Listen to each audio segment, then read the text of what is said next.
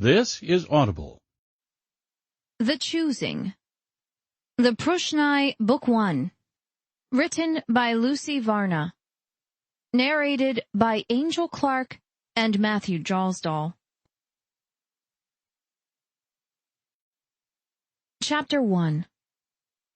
The last customer of the day left as the sun sank behind the adobe building across the cobblestone street.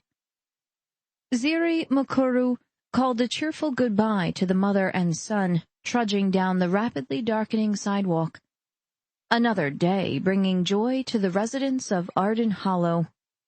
Ziri might not have figured out what she wanted out of life, but at least she was helping others find their purpose. She shuttered the windows against the night and re-entered the shop, closing the solid wooden door behind herself without bothering to lock it. Bookends was located on Arden Hollow's main thoroughfare, tucked into a tiny nook between a bakery and a toy store. The cluttered interior, protected by thick brick walls, offered a welcome respite from the warmth of the growing season's sun. Ziri picked her way through the bookcases, loaded with books of every kind, replacing knickknacks and straightening shelves as she went. It was honest work, keeping shop, and a sight more pleasurable than some tasks she'd performed growing up. She nudged a stuffed unka, a mythical bird, into the children's area with her toe and righted a brightly colored, child-sized chair. She could be working on her uncle's farm, mucking stalls, or overseeing one of the huge machines he used to plow, plant, and reap the foods he grew. Or she could be digging clay out of the swampy banks of the Wayanada River on the other side of town and turning it into stoneware under the watchful eye of the master potter. She could, at that very moment, be deep in the belly of the Wayanada's dam, repairing one of the turbines that helped power Arden Hollow. She'd taken a turn in all of those positions and others, some more than once, and none had ever seemed quite right. Here, at least, among the books she loved so dearly, she'd found a use for the skills she'd managed to cultivate under her parents' careful tutelage. The love of a good story, a kind smile for every customer, and the patience to stand by while old Inger Kavan dug her peepers out of a frayed pocket and studied the back of every book of poetry in Bookends. "What are you up to, Ziri?" Ziri followed the shopkeeper's voice to the back room, where Mag Ephra sat at a rickety metal table, her fingers flashing across the glowing screen of her computer. Mag was a small woman, thin and frail, with huge green eyes blinking out from behind wire-rimmed peepers. Her hair was short and iron gray, and curled in a wild halo around her wrinkled face. Mag leveled a stern gaze at Ziri over the top of her peepers. "Chasing off customers, are we?" Ziri grinned and propped against the door's frame. The cool plaster was smooth against her shoulder. "Workday's over, Mag. Did you get lost in the accounts again?" "I did not, young missy," Mag retorted tartly. "And I know very well what time it is, too. Scamper home now, and don't be late on the morrow." Ziri rolled her eyes as she turned around. "I never am. Go home soon yourself, Mag, and no pints on the way there." Mag's cackle echoed in the small room. Ziri smiled to herself and gathered her bag from under the front counter. Mag could be a tough mistress, but she was always the fair one. The day Ziri had applied for the assistant's job, Mag's green eyes had peered out from behind her peepers as if she could see right through Ziri. "Haven't found your place yet, have you, missy?" she'd asked, and Ziri had said the only thing she could have. "No, mistress, but it might be here." Mag had hired her on the spot, and Ziri had found a quiet contentment in the elderly woman's company. She slipped out the front door, locked it behind herself, and set off at a brisk pace down the sidewalk, her linen skirt swishing with each step. Everyone she passed smiled and greeted her. and she returned their greetings in kind. Arden Hollow was a small town on the edge of the Brula Mountains, a jagged chain dividing Terce's western continent nearly in half.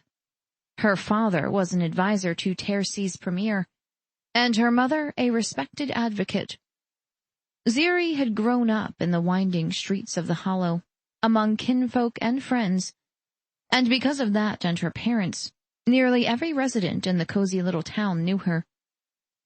The sky was full dark by the time she made it to the snug cottage she called home, her path lit by softly glowing street lamps. It was located on her parents' estate, close enough to the main house for frequent visits, far enough away to maintain a semblance of privacy. A small yard crammed with a colorful assortment of flowers, vegetables, and dwarf fruit trees separated the cottage from the street. Ziri strode along the rock-lined walkway through lush greenery and paused on the stoop. She glanced up at the first stars winking into the night sky. No moons dotted the black expanse, though shadows drifted across the stars, obscuring their light in brief spurts. Rain later, if they were lucky.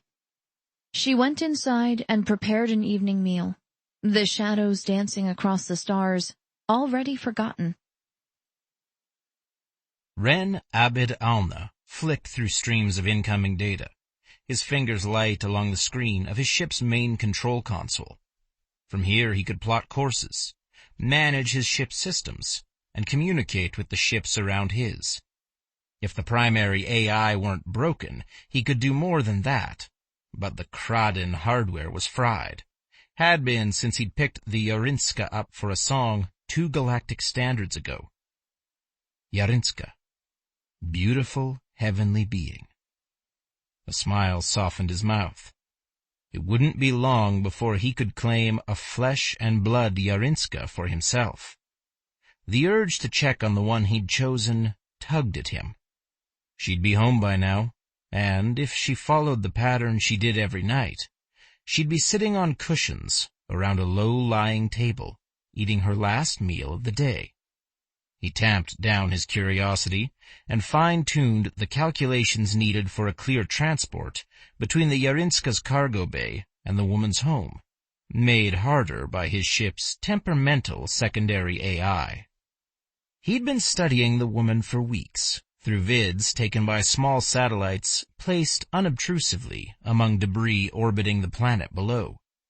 Her oval face was lovely, saved from perfect beauty by her nose, a shade too large. Her eyes tilted at the corners, and her narrow mouth twitched into a friendly smile as often as not. Her limbs were strong and supple, her body slender, kept that way by long walks between her home and the nearby village. She was intelligent, judging by the printed documents she carried with her wherever she went, and good with her hands.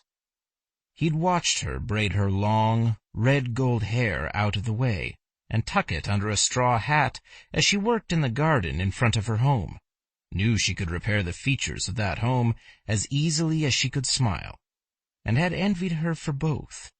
His Yarinska would make a fitting wife for the adopted son of a minor clan leader among the Pruxnae, and Ren would cherish her for the home she'd help him make among the stars.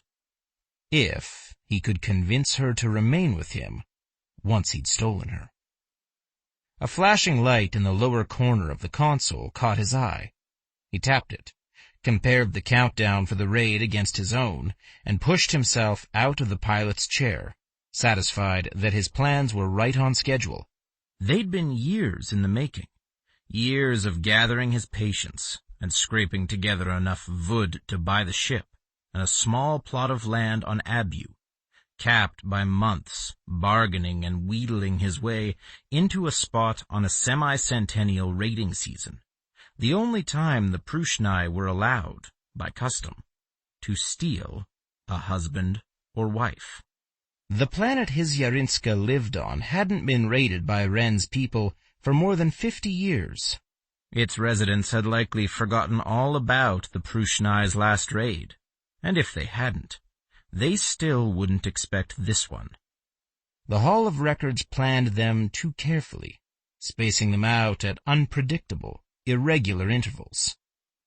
All the better. Surprise left most unprepared for the devastating swiftness of the raids, making it easy for the Pruxnae to take what they'd come for without bloodshed. The price of bloodshed could be measured not only in the lives destroyed and the resentment such actions garnered, but in a loss of future opportunities for trade and the occasional good-natured raid. Nobody wanted either of those, least of all Ren. He'd seen enough bloodshed to last him a lifetime. He ran through his calculations a final time, then slid the pad of his index finger along the console, shutting the main view screen off. His armor and weapons were at the ready, along with a bag of transport chips and a handful of sturdy cargo boxes. The rooms he'd set aside for her were clean and empty. His bed was freshly made, and the Arinska was as orderly as he could make it. Everything was in place, awaiting her presence. Ren closed his eyes and brought the woman's face to mind. Her wide-set eyes, the slight upturn of her long nose, the ever-present smile. An excitement thrummed through him. At last, he'd have a wife. With her by his side, he could take his rightful place among the clan that had given him a home. With her, he'd no longer be the orphaned slave his second father had rescued from a sweeper's derelict junker, half-starved and mostly wild. With her, the loneliness etched into his heart would ease, and he could be whole again. She'd see to that, and he'd never forget it. He stalked through the narrow corridors of his ship, toward the cargo bay, and the life he'd been dreaming of for 17 galactic standards. Ziri settled onto the thin mattress of her sleeping pallet, book in hand. Onu's Tears was a collection of myths and legends written for prepubescent children. Several would make good storytime readings. She had to narrow the possibilities down to a handful and discuss them with Mag first. But Ziri could already envision the children's faces as they heard the age-old tales for the first time during Bookend's regular storytime. A whooshing pop came from the outer room, startling her into fumbling the book and losing her place. By all that was holy, what was that? She glanced through the open doorway of her bedroom into the living area. A one-room space containing a tidy kitchen, her eating table, and shelving crammed with plants, books, and framed vids. Had she forgotten to turn the burner off after cooking her meal? She mentally retraced her steps since coming home from Bookends, and frowned. No, she'd turned it off, she was sure. But what else could have made that noise? A scuffed footfall sounded on the floor outside her bedroom, and her heart froze in her chest, more from shock than fear. Who in Arden Hollow would enter her home without calling out first? She never locked the door, had no need to unless she was visiting her parents, and then only did so to keep wild animals out. Visitors were always welcome, but nobody entered without a greeting. A series of low clicks, evenly spaced several moments apart, spurred her curiosity. Whoever it was, or more likely whatever, was up to something. Probably a Gari, and that's what she got for leaving her windows open to the night sky.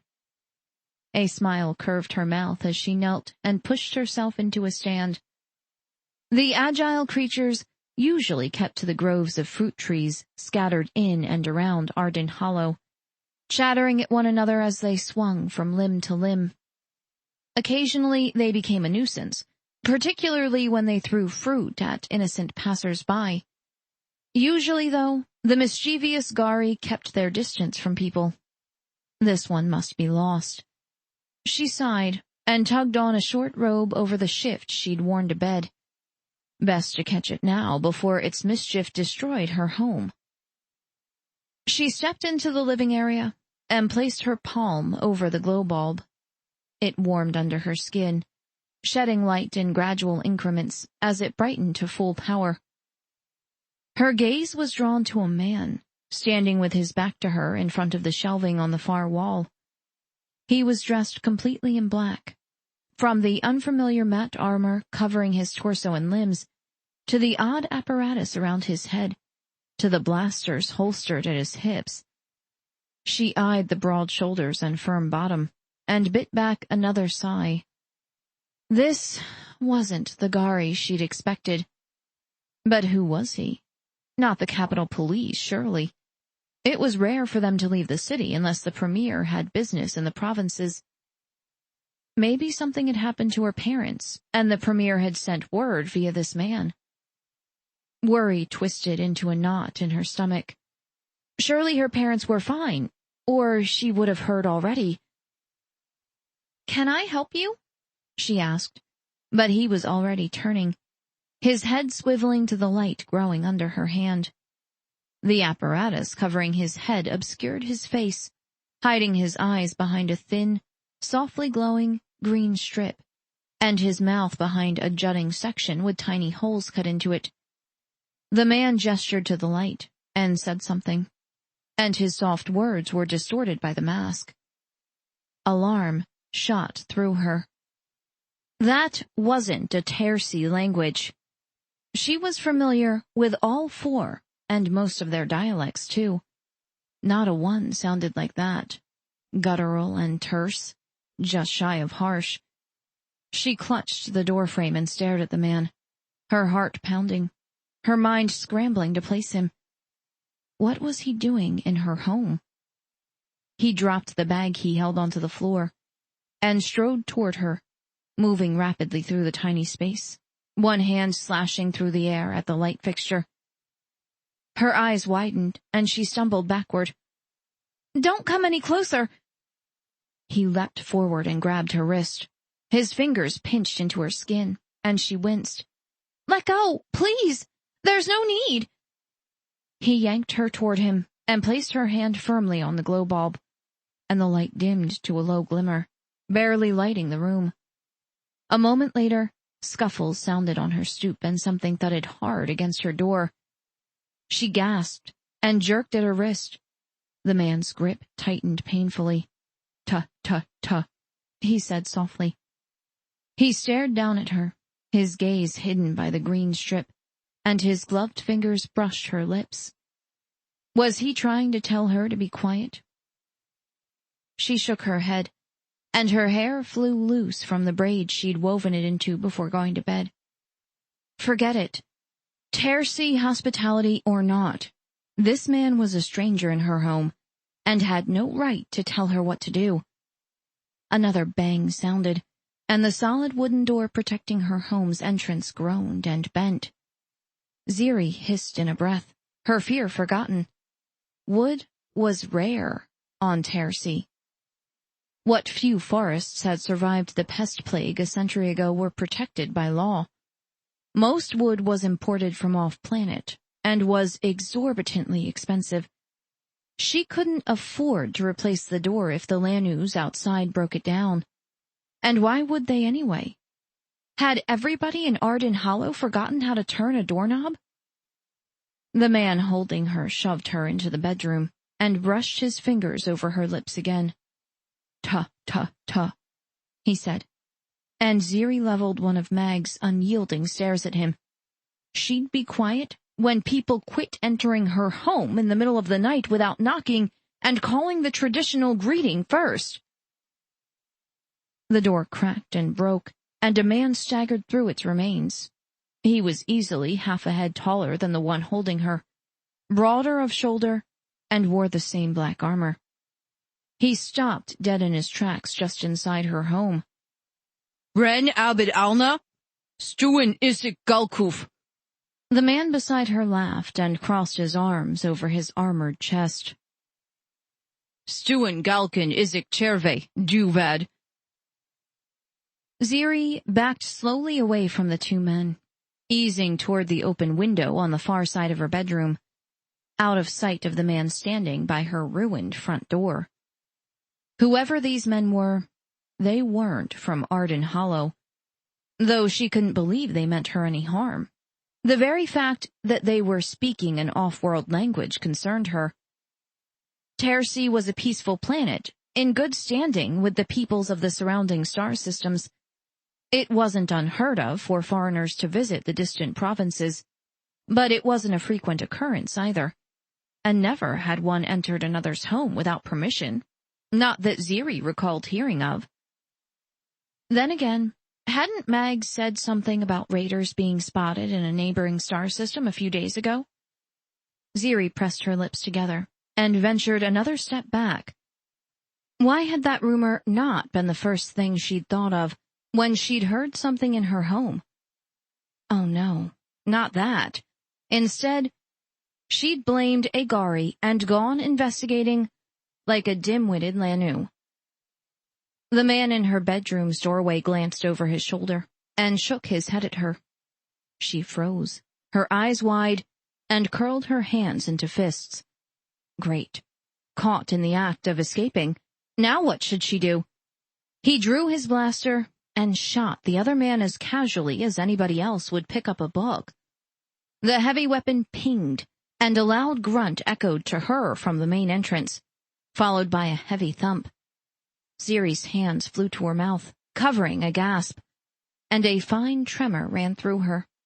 He'd shot somebody, had killed another man in her home.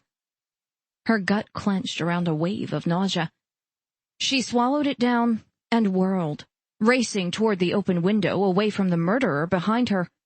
She had to get out, had to warn somebody, had to leave before he shot her too. Rapid footsteps came from behind her. Almost there, almost. She stumbled into the wall and shoved the shutters back just as a hard arm slid around her waist, pinned her arms in place, and jerked her away from the window. She bucked and screamed, and his hand covered her mouth, cutting the sound off, and dug into the soft skin of her face. She squirmed and kicked, struggling to escape the firm grip of the man holding her. Every blow bounced off his armor. Every single one. It cut into her back, bruised her heels, and protected him from the fury of her blows. She screamed into his hand and redoubled her efforts. He couldn't have her. She had to escape, had to get away from this off-worlder and the dead body lying on the floor of her home. The man's breath whistled through his head apparatus next to her ear. He dragged her into the living room and dumped her on the floor by the body, then bent over, hands on knees, shoulders heaving. She scrambled away from him, put her back to the wall by the door, and wrapped her arms around her knees. "Why are you doing this?" Her voice hitched on a sob.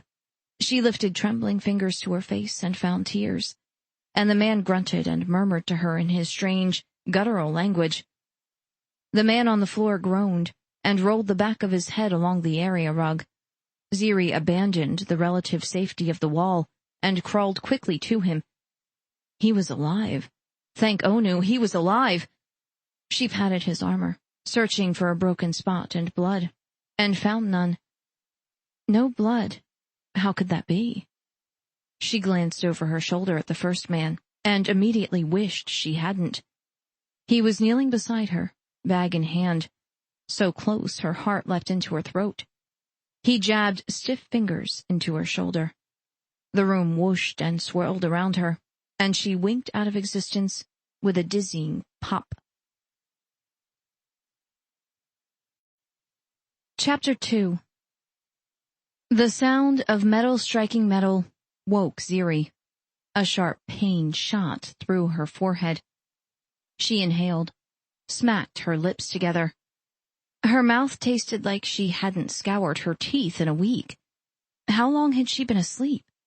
Surely not that long. If she was late by even a fraction of a sun's pace, Mag would come by and rouse her, and scold her the whole time. Ziri was never late, though. She always woke exactly when she was supposed to, spent precisely half a sun's pace in her garden, then had a hearty meal of home-grown produce as she read through the morning's news. She'd done that for the entire 3 galactic standards she'd worked for Mag. only varying her routine on non-work days. A boring, predictable routine, but it got her through. She rolled onto her side and was stopped short. Something was holding her wrists in place above her head. A familiar voice murmured to her from nearby, the words strange and awkward, and a memory rushed in. Reading Onu's tears, finding a stranger in her home, the urgent fear pushing her to get away from him, and then passing out as reality melted around her and disappeared. She slit her eyes open. The world was blurry, distorted. She blinked once, then again, clearing her vision, and gradually, her surroundings swam into focus. A man stood on the other side of the room, his back to her as he shrugged out of matte black armor. Was this the man who'd taken her? His head apparatus was gone, revealing straight, shoulder-length black hair, but his size seemed a good match. A tendril of her earlier fear returned. Maybe this time she could get away. Maybe this time she could find help somewhere, somehow. She jerked her arms downward. Something firm bit into the skin around her wrists, and her stomach twisted and dipped. He'd bound her. By all that was holy, what would she do now? The man glanced over his shoulder, and her breath caught in her throat. His face was tanned, the features starkly beautiful, in spite of 2 scars marring his skin. One along the high ridge of his left cheekbone, the other bisecting the flat plane of his right cheek. His eyes were nearly as black as his hair, under thick, straight eyebrows. His nose was long and slightly crooked. But his mouth? She swallowed and jerked her gaze away from the sensual curves of his lips. That was not the hard mouth of a would-be murderer. It was a kind mouth, a sweet mouth. Shouldn't it be bitter and cruel, a perfect match for his dastardly behavior? His expression softened as he walked gracefully toward her. He sat down next to her on the edge of what appeared to be a raised sleeping pallet. The mattress shifted under his weight, jarring her balance. She rolled away from him and stared up at the flat, gray, metal ceiling. Ren. Without the distortion of his armored face mask, his voice was low and smooth. She turned her face toward the equally gray wall. I don't know if you can understand me, but please let me go, she said, as evenly as she could manage without the panic rising within her. My parents will reward you. We have money and jewels, things a man of your sort would want. If you'll just please let me contact my parents and have them bring a reward here. The mattress shifted again, and fabric rustled. He stretched out beside her, his larger body warm along her nearly bare skin, even through his clothing. Her breath rushed out of her. What was he doing? Ren. His hand touched her stomach briefly, then was gone. Ren, he said again, and exasperation got the better of her. She peered at him around one of her arms, pinned in place by whatever he'd used to bind her hands together. I don't know what Ren means, she gritted out. He touched long, well-formed fingers to his chest and said, Ren, then placed his hand on her stomach. Understanding dawned, and Ziri scowled. Maybe you should have gotten my name before you kidnapped me. That would have been nice. Hello, I'm Ren. I've entered your home without permission or the proper greeting, and I let another man tear up your very expensive wooden door, a door that was an heirloom, mind you. That cottage was built around the door, not the other way around, and it's been standing for nearly a century without so much as a rough knock hitting its surface, and then you and that Lanu come along. My father will be so upset when he sees what the two of you did. Tears clogged her throat, cutting off her diatribe. Her father would probably be a good deal more upset when he realized she was gone. Wren stroked her stomach. "Tuh, tuh, tuh," he murmured, and she snapped. What right did this man have to tell her to be quiet after he'd shot somebody and kidnapped her and chained her to his bed? "I will not ta ta ta!" She sucked in a breath and yanked at the chains holding her, wiggling as far away from him as she could without hitting the cold wall. "Let me go now, and I won't find your blaster and leave you lying on the floor wounded." Wren rolled onto her and straddled her legs, one hand braced on the mattress, the other holding her wrists in place. He shook his head, and his mouth thinned into a hard line.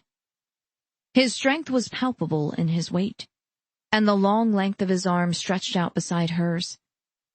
He was bigger and stronger, and Onu help her, she was completely at his mercy.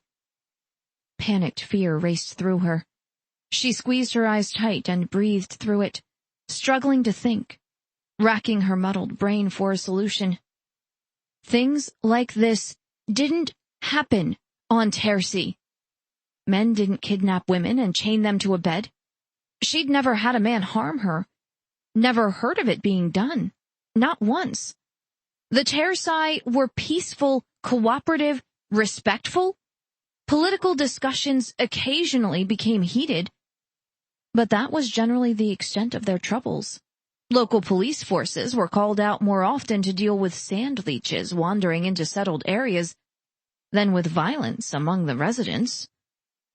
Wren's arm brushed along hers. Something clicked, and the pressure around one of her wrists ceased. Ziri blinked at him, surprised. He'd let her go? He'd really let her go? And this might be her only chance at escape? She arched her hips up and scissored her legs, trying to throw him off of her, and clawed at the manacle holding her other wrist. Her fingers fumbled along the smooth surface. Why hadn't she looked at it earlier and at least figured out where the release mechanism was? He dropped his weight onto her, crushing her breath out, and she twisted underneath him. "Tuh, tuh, tuh," he said in a gentle chide. He caught her free arm and forced it into the manacle, clicking it into place around her wrist. She sobbed out of breath and sagged limply into the mattress. "No, please no." He murmured soft words to her and gently dried the tears off of her cheeks. And then he released her again, and on they went. Him releasing her, her struggling to get free, and him binding her again until her breath panted out of her chest and her strength was sapped and exhaustion seeped into every muscle of her body. At last, she closed her eyes and gave up. She couldn't get free. Couldn't escape with one wrist still bound above her head and his weight pinning her to the sleeping pallet. Why did he tease her with freedom? Why wouldn't he just let her go? He eased off of her, and her skin chilled with the loss of his solid warmth. The manacle slipped off her left wrist, but she was too tired to care. What good would it do to fight him? He'd already proven he'd win. She'd just have to find another way to escape, hopefully before he did anything she'd regret. He brought her arm down slowly and draped it across her stomach. She groaned. Her arm muscles were stiff and achy and sore, and blood tingled painfully into her numb hands. She flexed her fingers, winced. This was worse than the season she'd spent digging clay for the master potter. At least then, she'd had a hot bath to look forward to at the end of each day. Here, wherever here was with its stark walls and meager furnishings, seemed too primitive to have running water, let alone a large bathing area, assuming Wren allowed her to use them in the first place.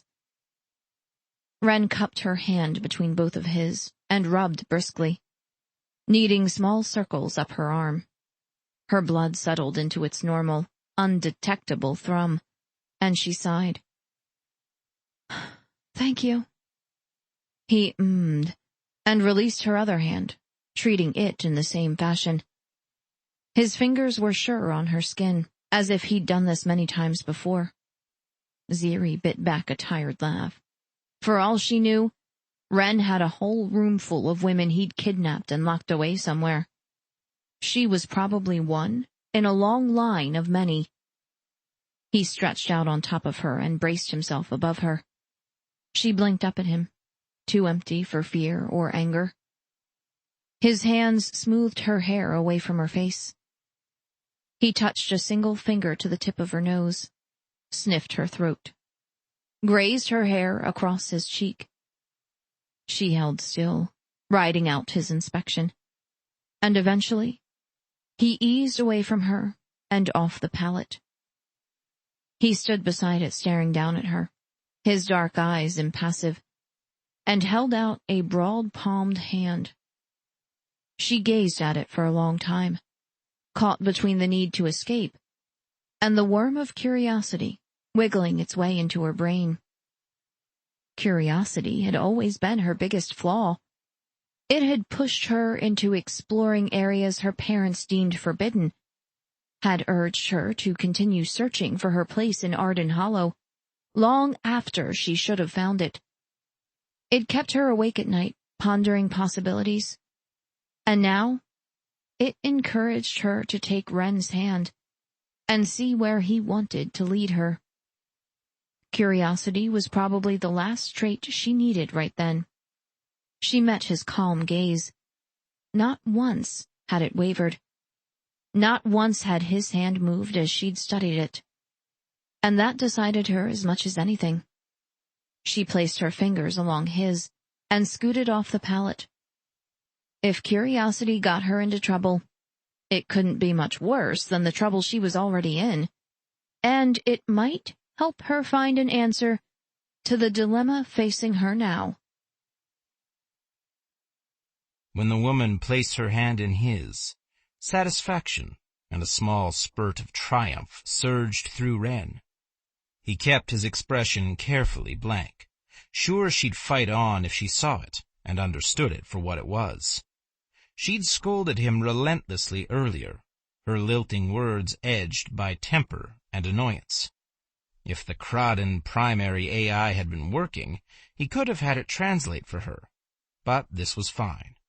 Without it, they'd be forced to learn each other. And in the end, that learning would bind them more completely together. She was so soft. As he'd lain on top of her, waiting out her struggles, he'd faced his own struggle, trying to rein his body in, groping for the patience Garrod had taught him. "Gentle her to you, son," Ren's second father had said. "Never force her, unless she's in danger. She'll forgive you for taking her if you're good to her, but you'll never sway her to your side if you harm her." Ren had taken that advice to heart. He grasped her hand gently, careful not to bruise her, and helped her stand. She swayed and her knees buckled, and he steadied her with a firm grip on her elbow. The jump from her home to the cargo bay had knocked her out. Not unusual the first time somebody transported through space-time that way. It took practice to navigate the jump successfully, even in a ship the size of the Yarinska, with inertial dampers fully operational. She'd learn, but not now. Now she needed to understand where she was, and some of the whys. As soon as she pushed away from him, he led her into the head, a tiny room off his sleeping quarters, where she could tend to her hygiene and personal needs. He showed her where to relieve herself, and how to use the narrow sink, flip the switches on for the shower. She stuck a testing hand under the thin stream of lukewarm water trickling out of the shower head, and relief flashed across her expression. She whirled toward him, and, her eyes hard and determined, pointed to her teeth. He nearly grinned. Not even a day in captivity, and she was making demands. She'd do well among the Pruxnae. He showed her how to clean her teeth, and left her in the efficiently planned head, giving her what privacy he could. Though he'd set aside 2 rooms for her use, one for her plants, and the other for the personal items he'd scavenged from her home. They'd be sleeping together, and, until she officially accepted him, spending most of their time training for the rigors of the choosing. While he waited, he stripped off the rest of his gear and stored it in a wall unit, along with his weapons. As soon as he'd finished retrieving what he could from her home, he jumped away from her planet and hid in the Urinska in a deep crater of a barren moon in another star system. He'd opted for a slower journey back to Abu, though it meant skirting more well-known travel routes once they returned to familiar space. It also meant making the journey alone, but he'd expected that. A battleship had accompanied the umlek or so of personal ships to the outskirts of the system where the woman's planet was located. That was the only protection the men and women seeking spouses would get. Once a mate had been captured, it was up to the individual to sort it out and find their own way back home. A throat cleared behind him. Ren glanced over his shoulder. The woman was standing in the doorway between his sleeping quarters and the head, holding a wet cloth in her hand. She lifted it and shrugged. He jerked his chin toward the laundry chute set into the wall, hidden by a panel. She studied it carefully, then tapped the upper right-hand corner. The panel popped open. She peered inside, dropped the cloth into the dark trough, and pushed the panel shut. Something close to pride rose in him. She was intelligent, as he'd suspected, and unafraid of the newness of her situation. Not accepting, no. He'd recognized the gleam in her eye when he'd finally let her go. She'd try to escape the first chance she got, and for that, he couldn't blame her. Hopefully, by the time that opportunity arrived, she'd no longer want to leave him. He touched his chest. Ren. She glanced away, and her fingers tangled together at her waist. A shuddering sigh escaped her. Ziri, she said softly. She touched her chest above the bodice of her thin gown. Ziri Mokuru. Ziri, a beautiful name, like her, lyrical and sweet. Ren Abid Alna. Her lips formed the words soundlessly. He held his hand out and waited patiently while she decided whether or not to accept it. The choice was hers. She could fight him during their journey, or she could make peace with it and accept him. His reaction would be the same either way, and in the end, she'd still be his. She placed her hand in his, and he did smile then. Her answering smile wavered and disappeared. It was a start, though, a promising one. He closed his hand around hers and led her out of their sleeping quarters. Chapter 3. The bedroom door opened into a narrow hallway. Its walls the same gray metal as Ren's bedchamber and bathing area. Ziri stepped over the door jamb behind Ren. Her hand held firmly in his larger, rougher one. Up close, his size was intimidating. The top of her head barely reached his chin, and she was tall for a Tersai. He'd taken off all of his armor while she'd been cleaning her teeth and face, and now wore a skin-tight black shirt and matching breeches, both covering him from neck to wrist and ankle, outlining every firm line of his body. His muscles bunched and flexed under the thin material, and left no doubt in her mind as to his strength. His clothing also revealed the thick length of his manhood. She'd imagined that when he'd been on top of her. Hoped he wouldn't undress and force her to accept his maleness inside her. But why else was she here? What other reason could a man so obviously in his prime have to kidnap a woman from her home and chain her to his bed.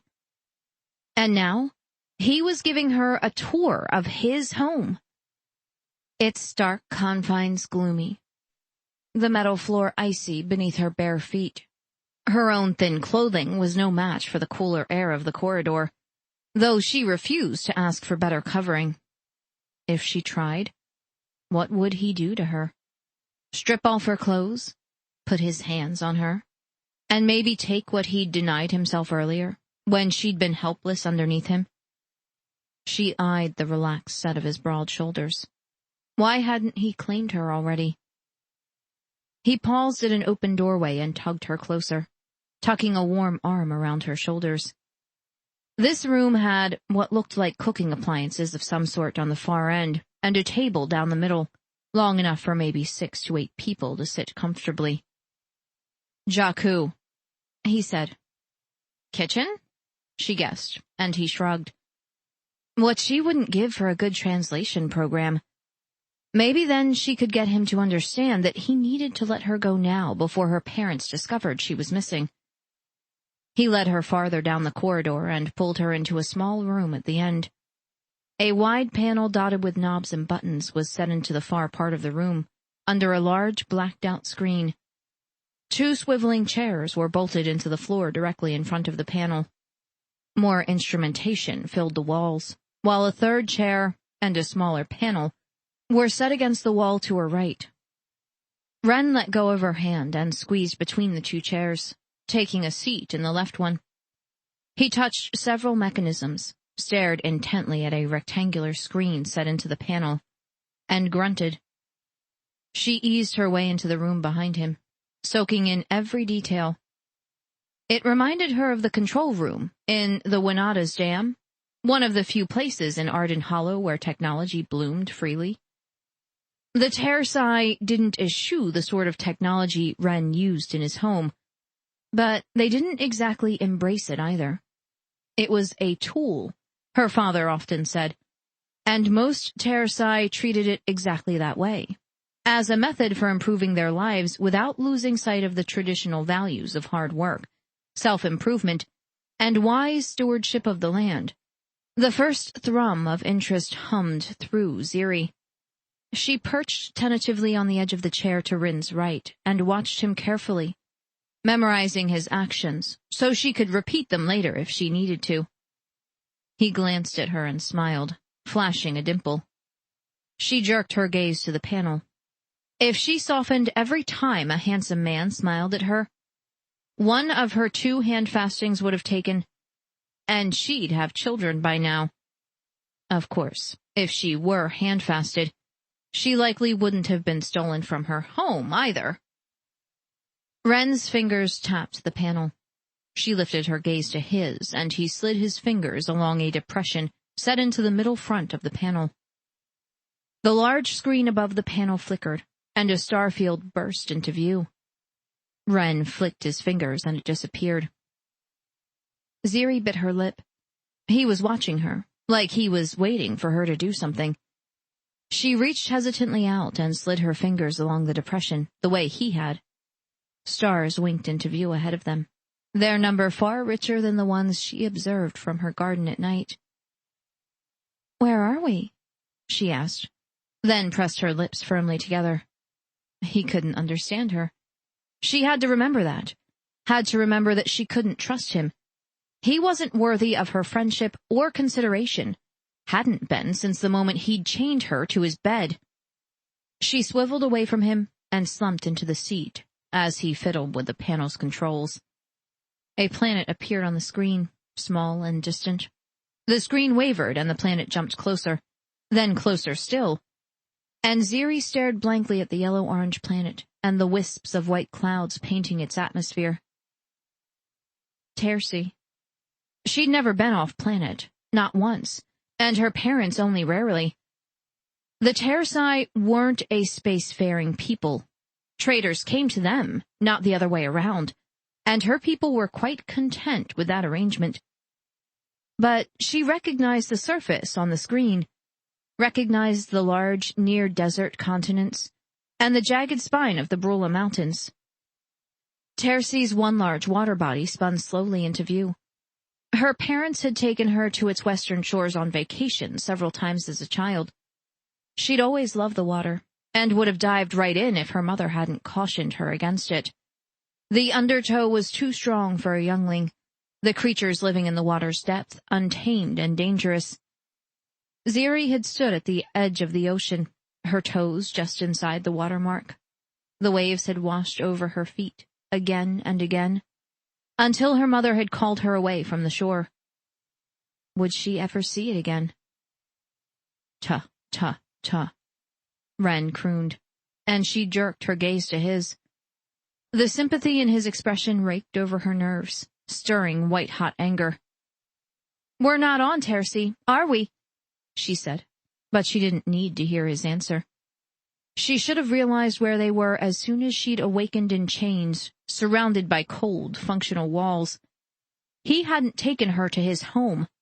He'd taken her to his spaceship, and now they were flying away to parts unknown while her home, her life, slowly receded behind them. She stood slowly and stared down at him. Her hands knotted into fists, anger cold and hard in her gut. There was no escaping him now, nowhere to run, likely nowhere to hide where he couldn't easily find her. He could do whatever he wanted to her, and she couldn't do a thing about it. Ziri pivoted on her heel and retraced her steps back to his sleeping quarters. If that was her fate, better to get it over with now and deal with the consequences later. And there would be consequences. She'd see to it, even if she died bringing him to justice for what he was about to do to her. Ziri's quiet footsteps faded down the corridor. Wren scrubbed his hands over his face. That look she'd pinned on him. She'd understood what the magnified planet on the view screen meant. Something like betrayal had flashed across her expression, followed swiftly by resignation and a fierce, bitter fury. If he could have had her another way? No. This was his people's way, and he was honor-bound to follow it. Now he had to help her understand why. Patience, Garrett had counseled, and Alna had pulled him aside later, adding, "Give her something of her own, Wren. Give her a part of yourself no other could ever hold." There was time for that, after he'd returned her possessions to her, and maybe earned some of her trust. Time for her to learn what kind of man he was. Wren input coordinates for the next jump, checked their surroundings one last time, and set up a series of alarms, then left the bridge. He detoured by the cargo bay, and sorted through the boxes containing the items he'd taken from her home, selecting a clean dress as a peace offering. His hand brushed over the slender book he'd found in her sleep chamber, and, on impulse, he tucked it under his arm. She was lying on the bed facing the wall when he entered their quarters. Her knees were curled up, and her arms hugged her middle. Goosebumps covered her exposed skin, and he frowned. He was used to the Yarinska's cooler air, and seldom gave it a second thought. But she was from a warm region, in the middle of its growing season. Why hadn't she said anything, or tried to find warmer clothing? He retrieved a blanket out of a wall storage unit, one Alna had woven for him when he'd reached manhood. It was the same color as Ziri's eyes, an odd blue-gray that reminded him of the shallow edges of the oceans on Abu. He draped the blanket over her still form, tucking it gently around her. She stiffened and buried her face in the pillow under her head, and his gaze was drawn to the chains still secured to the wall above the bed. Those would have to go, but not yet. Not until he was sure she wouldn't try to escape. "Ziri," he said, and hesitated. She wouldn't understand him, not a single word. Maybe she wouldn't even try to at this point. He crawled across the bed and laid the book and dress in front of her.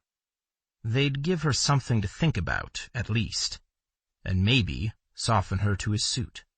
He took his time in the head, stripping down to his mid-thigh-length skivvies, preparing for bed, and ignored the slight rustle of fabric in the other room. When he finished, she was resting on her back, her fingertips skimming over the image on the front of the book he'd brought her. She glanced at him and paled, then rolled onto her side away from him, the book snug against her middle. Her shoulders hunched inward, and her knees nearly touched her chest. Wren raked his fingers through his hair. She was afraid of him, probably thought he'd hurt her. He didn't blame her, not after the way he'd taken her, but he hated seeing her like that. How could he put her fears to rest? He double-checked the volume of the room's alarms, then dimmed the lights and slipped under the covers behind her, creeping his way to her across the bed, little by little, trying not to startle her. He cupped her shoulder and rubbed gently, warming her even as she stiffened under his touch. Stubborn. Not a bad trait for a woman to have. He smiled and curled himself around her and buried his face in the long lengths of her hair. It smelled of sunshine and flowers and old paper. Gradually she relaxed into him and fell asleep, and he slid his arm around her waist under the book she clutched. She was so soft, so perfect, and soon she'd be his. Chapter 4. When Ziri woke up, Wren was gone, as was her dress, and the book he'd returned to her. She scrambled across the mattress, searching for them, and bit back a relieved sigh. The book rested on the floor beside the sleeping pallet. The dress was folded neatly on top of it. She sagged into the mattress and stared up at the depressingly gray ceiling of Wren's bedroom. He'd slept beside her for who knew how long without doing more than holding her. In an odd way, she was grateful. Without him, she would have been too cold to sleep, even under the heavy blanket he'd draped over her. She tucked it up to her chin now, listening carefully for his footsteps, or any noise that would tell her where he was, and heard nothing over the quiet throb of the engines. Her wits were coming back. She scrubbed a hand over her eyes. The day before, she'd missed so many details, things she never would have missed under normal circumstances. Like the engine's hum, or the composition of the walls and floor, or the minimalistic efficiency of Wren's living quarters. Things like two strange men in her home speaking a foreign language. Why hadn't she fled the moment she'd discovered Wren in the outer room of her home? A bitter laugh bubbled up and over, bursting out of her in a harsh bark of air. The trusting Tearsai. The nickname should have been a compliment. She'd always considered it so, right until Wren had kidnapped her. And since he had, and she had no idea why, she shouldn't linger in his sleeping pallet. She forced herself upright in spite of the slight ache in her head and the fatigue dogging her limbs, and stumbled into the bathing room. Why had he kidnapped her if he didn't want sex? It was becoming clear that intimacy of that nature wasn't his primary motivation. He could have forced her by now. When he'd laid down behind her the evening before, she'd waited for him to. Expected him to chain her hands and strip her down to her underwear and push himself into her unwilling body. Instead, he'd held her as his erection brushed across her bottom, an unstated threat he'd never made good on. He'd warmed her through and through, murmuring strange words to her in his low voice. And she, like the Lanu she was beginning to suspect herself of being, had fallen straight into sleep, as if he were a trusted lover and not the man who'd stolen her from her home. She relieved herself, washed her hands in the shallow sink, and frowned at her wan face in the tiny mirror affixed to the wall. He hadn't exactly stolen her. No, he'd knelt beside her, pressed his fingers into her shoulder, and she'd poofed into darkness while the world spun round and round. She touched her upper arm, searching for the method he'd used to bring her onto his spaceship, and spotted a tiny hole in her robe. So small, she never would have noticed it if she hadn't been looking for it. The outer door of Ren's bedroom whooshed open. He stepped inside in a dark gray coverall and peered solemnly at her through the bathing room's open doorway. Miengen dun arig, Ziri. Mieng... She huffed out a small laugh. I have no idea what that means. Miengen dun arig, he said, spacing each syllable out. He repeated the phrase once slowly, then again at a conversational speed. Miengen dun arig, Ziri. A greeting of some kind, maybe? Hello? Good morning? Glad to see you're still on the ship? Just to see how he'd react, she tried it.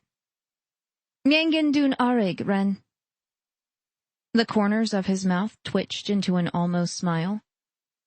Well, looked like she'd done exactly what he'd wanted her to. She scowled. That couldn't happen again. Not unless she could turn the tables on him and get him to do what she wanted, like take her home, or maybe feed her. She rubbed a hand over the gnawing emptiness in her stomach. Food first, then home. She nearly laughed. Good to see she had her priorities straight. He gestured her into his bedroom and pressed the heel of his palm against the upper right-hand corner of a rectangular panel set into the wall at the foot of the sleeping pallet. It popped open, as the one he'd shown her previously had. He swung the metal panel down, revealing inset shelving containing stacks of neatly folded clothing. Her gaze was drawn to her dress where it rested on Onu's tiers, folded in the same precise manner. Apparently, he hadn't brought her here to tend his spaceship either. He turned, holding out a thick black shirt, measuring it against her shoulders. She ran a hand down the fabric, surprised by its roughness. It wasn't woven, as the blanket he'd draped over her the night before was. The individual strands of thread were easily discernible as they twisted together, forming a sturdy fabric. He pulled out a thinner shirt, also long-sleeved, and a pair of finely woven black breeches with pockets running down the sides of the legs, and faced her with a determined glint in his black eyes. He tucked his fingers around the edge of her robe and tugged gently, and she had no trouble catching his meaning. It wasn't giving in to him if she wanted the same thing he did, was it? And she desperately wanted warmer clothing. Her nightgown and robe were far too thin for the spaceship's cool air. Even her dress was no match for the temperature. It had been crafted for wear during the warm growing season, not for the milder weather of Arden Hollow's short winter. He made the decision easy for her by settling himself near the doorway, back to her, legs wide spread, arms crossed over his broad chest, like he'd stand there all day if he needed to. She stripped out of her nightclothes as quickly as she could, wished briefly for clean underwear, and dressed in the too large clothing he'd given her. Thinner shirt first, then breeches, then the thick black shirt. She glanced down at herself and stifled a laugh. The shirt's sleeves hung well past her fingertips. The breeches' legs pulled onto the floor over her bare, dirty feet. But the fabric was doing its job protecting her from the spaceship's chill. Large, masculine hands snagged one of her arms and rolled the sleeves of the shirts up, bundling them together around her wrist. Ren shifted in front of her and tackled the other set of sleeves, his dark gaze focused on the task. "Thank you," she said, and he glanced up. Dark eyebrows arched. She shook her head. How could she explain her automatic gratitude? Politeness, courtesy, respect. Those were so ingrained she never thought about them. He knelt in front of her and lifted the hem of her shirts, checking the waistband of the pants as casually as Arden Hollow's seamstress might. Ziri hissed in a breath and held herself still, refusing to retreat or show fear. Ren ignored her and rummaged through another storage unit, finally handing her a long length of sturdy, flexible material she thought might be leather of some kind. He mimed putting it around his waist, and she sneered. Even a youngling knew what to do with a belt. While she threaded it through the loops of the breeches, he rummaged some more, then closed the storage units and knelt in front of her again, adjusting the hems of the breeches' legs. He handed her a pair of thick red and orange striped socks, watching avidly while she sat on the side of his bed and slipped her icy feet into them, and held out his hand. Time for more explorations, or maybe a meal? She slipped her hand into his and allowed him to lead her through his ship. His skin was warmer, she reasoned, and she was curious and hungry. The quickest way to appease her hunger was cooperation. That wasn't giving in either. It was shoring up her strength until the right opportunity presented itself. Thankfully, their destination was the kitchen area he'd shown her last evening. He urged her into one of the chairs around the table, sat down beside her at its head, and nudged a wooden bowl containing thin, colorful strips toward her. She stared at it, uncertain. Was this food? And if so, what kind? He picked up one of the strips and bit into it. She followed suit much more cautiously, selecting one carefully, sniffing it, touching it to her lips for a brief taste. When she was satisfied it was food, she gnawed off a tiny bite. The strip she'd picked, a dull, dark red, was tart on her tongue and chewy. Dried fruit, maybe? She finished that strip and selected another with equal care. This one bright yellow, and far sweeter than the red had been. Wren rose and puttered around the counter, holding appliances. A short while later, he set 2 steaming bowls down on the table, walked away again, and came back carrying a small crockery canister and a vacuum-sealed bag. He dropped into his seat and took her through each one. The crockery held a viscous liquid sweetener, the bag strips of salty dried meat, and the bowl a bland cooked cereal. He doused his cereal with the sweetener and stuck some of the meat and fruit into the edges. She followed suit, hoping his food wouldn't make her sick. She was too hungry to care. They ate in silence, her as quickly as politeness allowed, him watching her carefully around methodical bites. She forced herself to slow down, more out of an attempt to avoid an upset stomach than because she cared what he thought of her. She didn't, though her father, the former diplomat and now advisor to the premier, would caution her to be a good example of the best Tercy had to offer. She shook her head and scraped the last of the cereal from the bowl using the wide spoon Wren had given her. If Ludin Moko were to be kidnapped, no doubt he'd negotiate himself out of bondage and strike a trade deal at the same time, equally favorable to both sides, naturally. If her mother, the fearless Nalin Urum, were there, she would probably have already trussed her captor up and escaped. But Ziri wasn't her parents. She didn't have her father's tact or her mother's resourcefulness. She didn't have their determination or certainty. All she had was a full stomach, a children's book of myths, and what few wits she'd managed to scrape together since waking. They would have to do. After their breakfast, Wren gave Ziri a more thorough tour of the ship. He showed her the supply room with its hodgepodge of spare parts, bulk food containers that were too big for the galley, and assorted tools. The engine room was next, and here Ziri exhibited the same interest she'd shown last night on the bridge.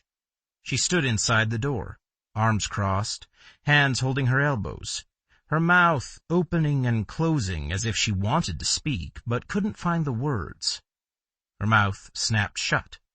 She leveled a disgruntled glare at him and stalked out of the room. He caught up with her halfway down the main corridor and guided her gently to the cargo bay and the storage containers holding her possessions. She froze in the doorway, her eyes fixed on the pots of flowers he'd retrieved from her home. Here he was less sure. Pruxnae custom dictated that a prospective bridegroom encourage his stolen bride to break all ties with her past, but he hadn't been able to.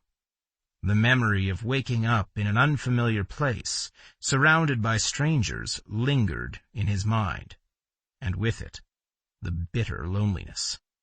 He'd give anything to have a memento of his parents, anything to have something other than the memory of their deaths filling his heart. How could he deny Ziri what he'd always yearned for? She knelt in front of the pots scattered across the bay, stroking spiky leaves, sniffing brightly colored blossoms. He flipped open the storage containers, then retrieved a cart. Maybe she'd see her things and draw some measure of comfort from them. When he returned, she was holding a slim, square object to her chest and swiping a sleeve across her eyes. He knelt beside her and cupped her shoulder. "What's wrong, Ziri?" She held out the object, an image of an older man and woman, her expression so bleak it hurt to see it. She pointed to the image and patted her chest, and a torrent of angry words poured out of her mouth. The language barrier didn't do a thing to hinder his understanding. She wanted to go home to her family, to the man whose hair was the same red gold as hers, and the woman wearing the same fiercely determined expression as Ziri. Not yet, though. She could contact her family after the choosing. Any sooner, and she'd find a way to leave him. Any sooner, and he'd never persuade her to stay and claim him. He'd had her in his care for less than a full standard day, and already he was convinced no other woman would do. If her intelligence and fearless acceptance of her situation hadn't done so, then the attraction he felt for her would have. Holding her had been sweet torture. They fit well together, warming one another in sleep, and he'd been content to curl around her, comforting her, reassuring her of his good intentions, even as his body clamored for more. That would come soon enough, once she learned to trust him. For now, it was enough to have her near. Her words wound down into a silence, broken by the harsh pants of her breath. Tears glittered on her cheeks. Separation from her family was necessary, but it was temporary. Crud and AI. With it, he could have explained the situation and spared her this grief. First chance he got, he'd pick up an auto-learner. Until then, he'd simply have to teach her what he could. He reached forward, intending to dry her face. She jerked back, her stare withering and cold. He left his hand hanging in the air, waiting for her to come to him, channeling the patience Garrett had counseled. Finally, she eased toward him and allowed his touch. Her skin was soft under his fingertips, supple, and she sighed, murmuring softly as he stroked away the remnants of her sorrow. When Ziri calmed, he directed her to help him load plants onto the cart, then showed her the Yarinska's greenhouse, such as it was, one of the rooms he'd cleared out for her. He was hopeless with plants, always had been, something Alna teased him relentlessly about. During long journeys he made do with dried fruits and vegetables, but there was no substitute for fresh. He'd brought along seeds, soil, and extra water, in the hopes of finding somebody like Ziri, with a talent for growing things and a willingness to take on the chore so they'd have fresh food to supplement their stores. Ziri wandered into the greenhouse, her gaze roving carefully over the long, covered tables running down the middle, the growing lights hanging from the ceiling, the shelving along one wall, complete with braces for tying down larger plants, and the hydroponics equipment along another. Wren had done his best to maintain the room, and now was glad for it. Later, he'd help her bolt down her plants and protect the dirt from the occasional glitches in the Yarinska's artificial gravity systems. First, though, he wanted to give her another gift. They unloaded the plants, went back for a second round, then retrieved one of the storage crates and hauled it to the other room he'd set aside solely for her use. It had once served as officer quarters, but since he'd refitted the Yarinska to function with a minimal crew, he no longer needed it for that. He did what he could to help Ziri understand that this space was hers, by hauling her books and clothing back and helping her arrange them in the storage units embedded in the walls. She unrolled her sleeping mat in a corner, and he bit back a laugh. He had no intention of allowing her to sleep alone, especially with only a reed mat and a thin mattress to protect her from the Yarinska's frigid floor. She'd figure that out. Eventually. Once she was settled in, he prepared a light midday meal. As with the first meal he'd made her, she refused nothing, and ate with the zest of somebody who appreciated the nourishment she was offered. She surprised him by helping him clean up afterward. More surprising were her attempts at learning his language. She pointed to various objects and repeated their names as he spoke them.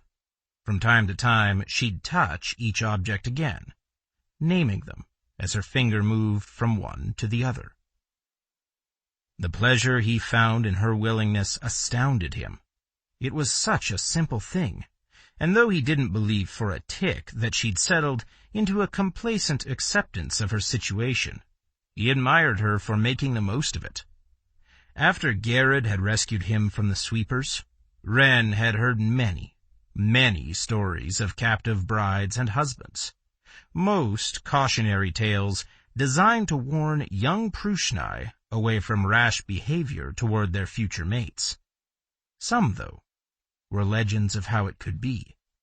Fairy tales, he'd always thought. And then he'd seen Ziri, and realized that all along he'd hoped for exactly that kind of mating, with a woman who'd recognize him as he'd recognized her. He fully expected her to try to escape, would be disappointed if she didn't. She seemed too spirited to accept her situation so easily, but she also seemed quick-witted enough to understand that cooperation would offer more opportunities than resistance. At least, he hoped she was. Chapter 5. After the midday meal, Wren escorted Ziri to the room housing her plants, showed her how to use the comm, and left her there. She poked her head out of the room's door and watched him walk down the corridor like he didn't have a single care to worry over, leaving her unfettered and unsupervised, apparently to do as she pleased. This had to be the strangest kidnapping on record. She shook her head and turned her attention to the room itself. It was maybe 3 times her height in width and 4 in length, and here, at least, she knew exactly what to do. She pushed the sleeves of her borrowed shirts up to her elbows and maneuvered the potted plants Wren had taken from her home out of the main walkway. Thankfully, he'd brought the 3 smaller ones from her kitchen, too. Each held a hodgepodge of precious herbs gathered from across Terrace and from nearby star systems. She would have hated losing those in her absence, with no one there to care for them. A pang of sorrow stole her breath. She swiped the back of one hand across her forehead and forced it away. Wren seemed like a kind man, or at least a gentle one. If she could learn to communicate with him, maybe she could get him to see reason. Or maybe she could learn why he'd taken her, and negotiate with him as her father would. Neither was a perfect plan, but they seemed preferable to a prolonged fight. At least this way she could be productive, and fill her time with meaningful work. If he chained her again, she'd be stuck on his soft sleeping pallet, staring at 4 stark walls, a temptation he'd surely surrender to eventually. She rummaged through the cabinets and stumbled across tiny paper packets. She shook several, and the contents rattled. Seeds, maybe? The writing was unfamiliar, and, inconveniently enough, none contained pictures of the fully grown plants as a guide, so she couldn't be sure. She sighed and replaced the packets, then nosed through bottles of unfamiliar liquids, paper packages of odd-smelling crumbs, and an assortment of tools and miscellaneous items needed for growing and maintaining healthy vegetation. Maybe this was the reason he'd taken her. Maybe he'd strolled by her house, seen the yard, and decided he needed her to grow his food. She snorted out a laugh. What a ridiculous idea. The sex slave notion had more merit. Would have if he'd acted on it. Ziri slammed the cabinet door shut and scowled at it. She was thankful he hadn't forced her. But if he had, at least then she'd know what he wanted, and wouldn't be playing an endless guessing game. After a full sun's pace spent exploring every nook and cranny of the room, Ziri tracked Ren down, hoping to somehow talk him into helping her secure her plants, and maybe even mime the contents of the seed packages. Which should at least be entertaining. How did one mime salad greens anyway? And fertilizer? That should be a fun one. She was still smiling when she found him in the instrument panel room. She rapped lightly on the inside wall. Ren? He swiveled around, an almost smile curving his lips, and gestured her forward. She squeezed through the two chairs and perched on the edge of the empty one, studying his hands as they flitted across the array of knobs and buttons and depressions. What was he doing? He tapped her knee and scooted back in his chair, watching her expectantly. Right. Follow the leader. His favorite game. She wiggled backwards, seating herself fully, and strapped herself into the chair. He tapped on the panel under the depression that turned the view screen on, placed her hand there when she didn't move quickly enough. Obligingly, she slid her fingers over it, then gaped at the uncovered view. Light bisected the screen, revealing a powder-gray curved surface on the right half, matched by an equally curved surface on the left that was thrown into deep shadow. Were they inside something? A tunnel, maybe. Ren caught her attention and pointed to a toggle. He gripped it lightly and moved it slowly, and as he did, the view on the screen shifted, scanning upward along the curved wall. The edge came into view, and above it, a field of stars. Not a tunnel, then, or if it was a tunnel, they were near its opening. He let go of the toggle and jerked his chin at it.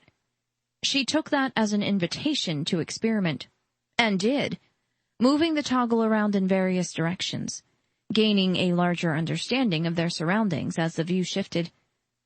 The ship jolted, startling her into letting go of the toggle.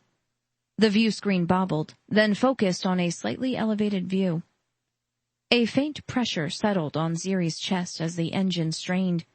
Their thrum vibrated through her feet and upper legs. She inhaled slowly and clutched the arms of her chair. Ren's left hand pressed a lever steadily upward along the panel. With his right hand, he flicked switches. The view screen focused on a light gray pockmarked surface. It receded slowly and became a moon, and the images she'd seen clicked into place in her mind. The ship had been sitting at the bottom of a large crater, and now it was resuming its journey. He tapped her knee again and exhaled, gesturing for her to do the same. As soon as she had, he popped his hand down on the panel, and the world swirled around her. Not again, she thought, but it was too late. She popped into darkness, cursing Ren Abed Alna the whole way down. Ziri came to with a groan. Gentle hands pressed her into a soft surface, and a familiar voice murmured to her. She pushed Ren's hands away and squinted at him through narrowed eyelids. "Would you stop doing that? Whatever it is?" His lips twitched and a mischievous humor lit his dark eyes. "Oh, go ahead and grin like a Lanu," she said. "That handsome mug won't get you far with me." He unfastened the straps holding him into his seat, stood, and held a hand out to her in his "come on, I've got something to show you" way. She undid her own straps and slid out of the seat, took his hand, and let him help her up. Because she was dizzy. Not because she was beginning to find a strange comfort in the way he held her hand. Of course she didn't. He kidnapped her. That he was handsome didn't make the act less atrocious. That he held her gently as if he treasured her touch didn't pardon his actions.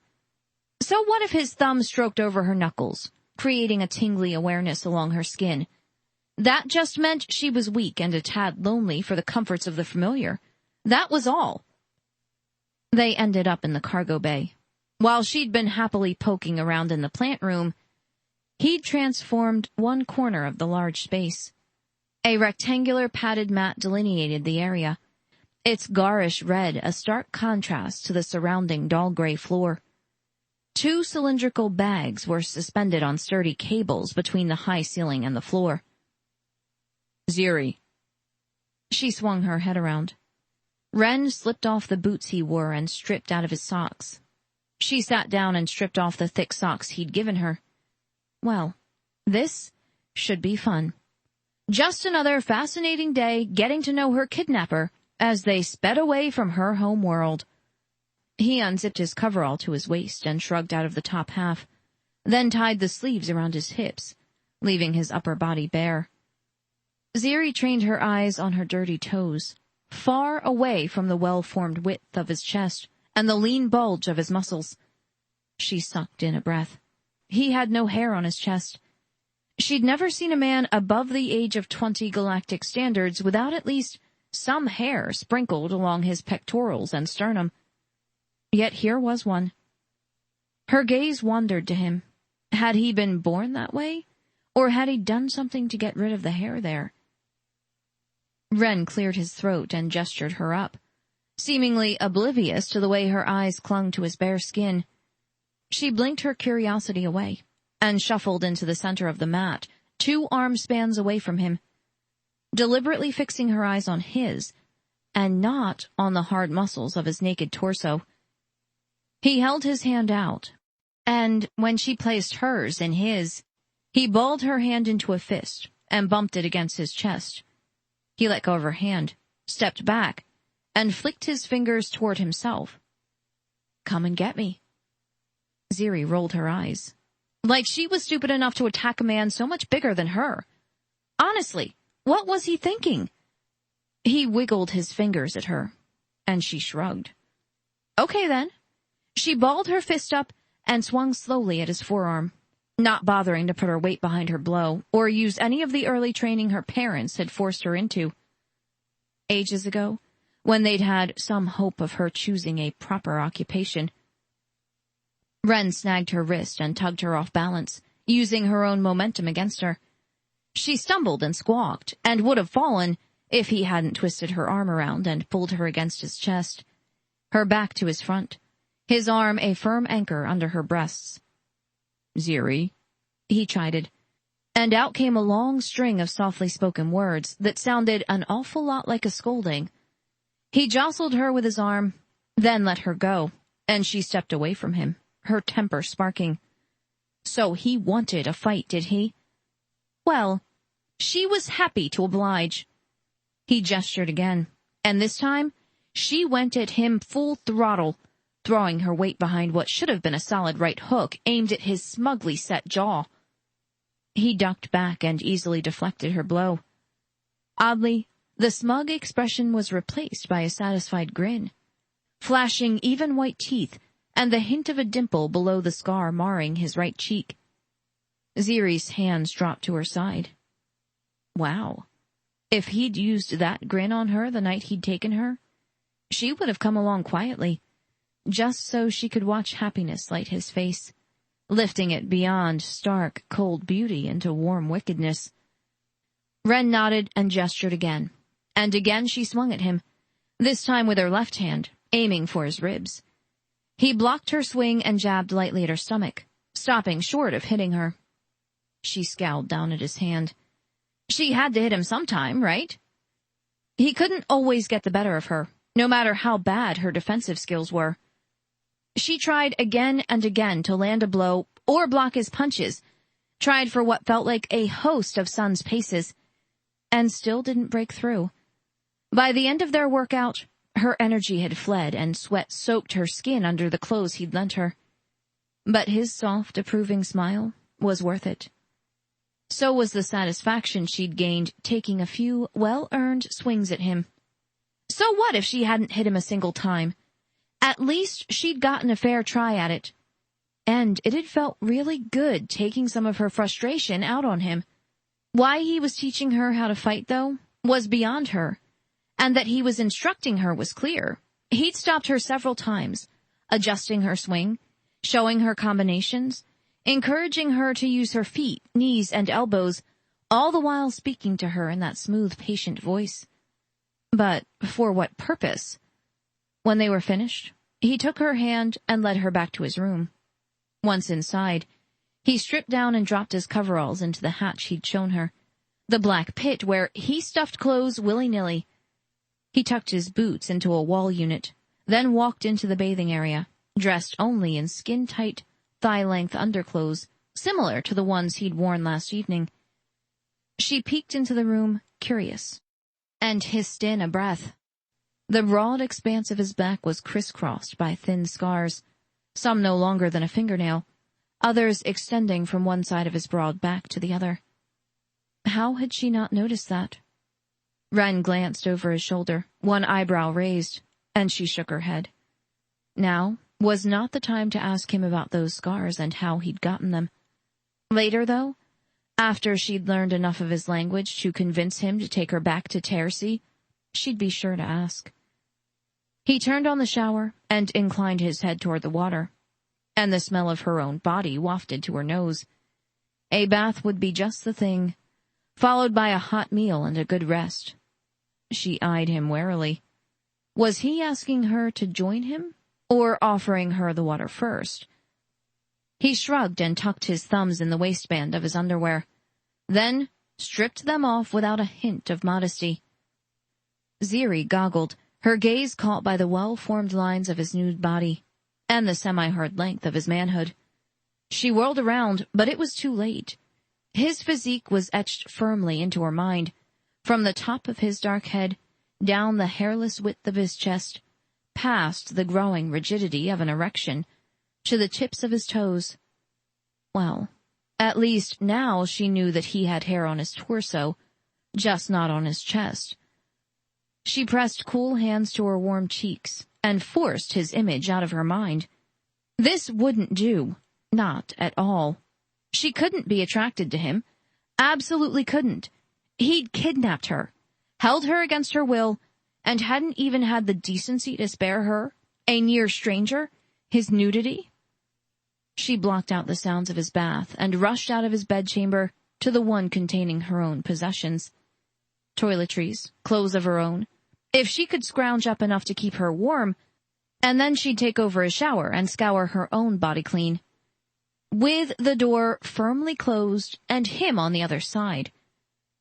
Her heart skipped into an erratic beat, and she scolded it into calming.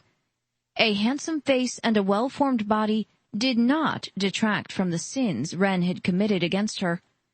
She'd do well to remember that, instead of lingering over his attractive form. Chapter 6.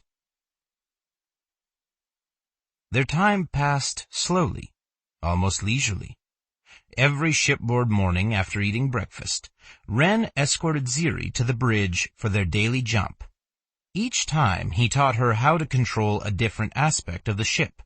She was a quick study, absorbing his lessons almost as fast as he could teach them.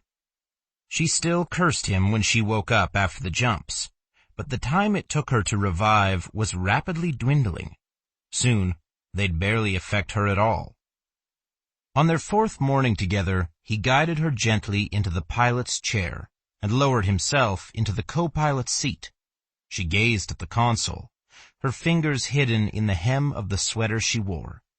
His sweater, knit by his own hands out of wool sheared from Garrett's flock of Molnog. The docile creatures were a nuisance to tend. Ren couldn't walk by without one humping a mating dance on his leg. He'd started his own flock anyway.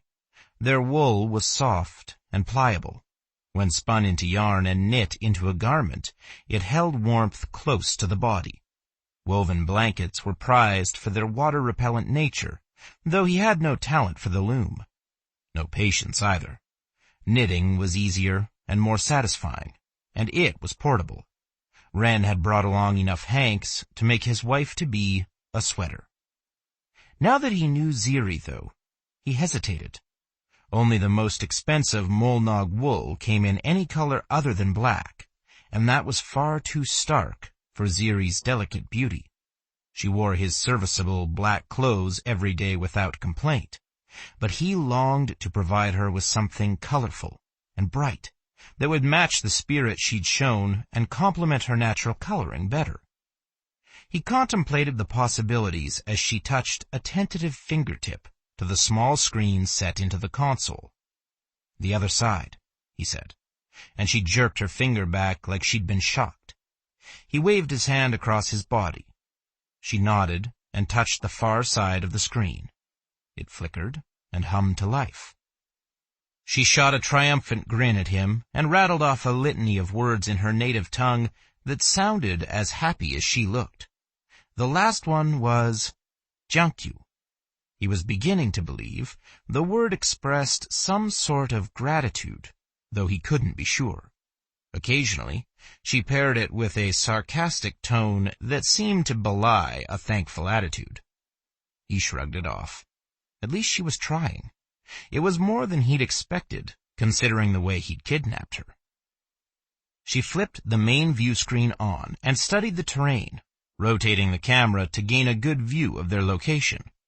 He'd opted to set them down on a terraformed moon. Originally established as a colony some 200 galactic standards ago, the human population had eventually dwindled and disappeared as the residents fled for less isolated residences on worlds not so frequently attacked by sweepers. What remained were herds of domesticated animals gone wild among acres and acres of lush greenery. Ziri zoomed in on a grove of what looked like fruit trees and peered at the view screen. She pointed at them and chattered, glancing between him and the view screen as she did. "No," he said. She scowled and jabbed her finger at the trees. "Jakul." He nodded. Yes, that fruit would be really good to eat, but did she honestly believe he trusted her not to run once he let her off the ship? He wasn't in a hurry to return to Abu. On the other hand, he didn't want to spend days tracking her through the thick undergrowth covering the moon's surface, not with the choosing so close, and her a long way from being able to compete effectively. She slumped into her chair and crossed her arms under her breasts, her lightly tanned features set in a mutinous glare. He buckled himself in and stared at her expectantly. Eventually, she huffed and rolled her eyes, but she buckled in.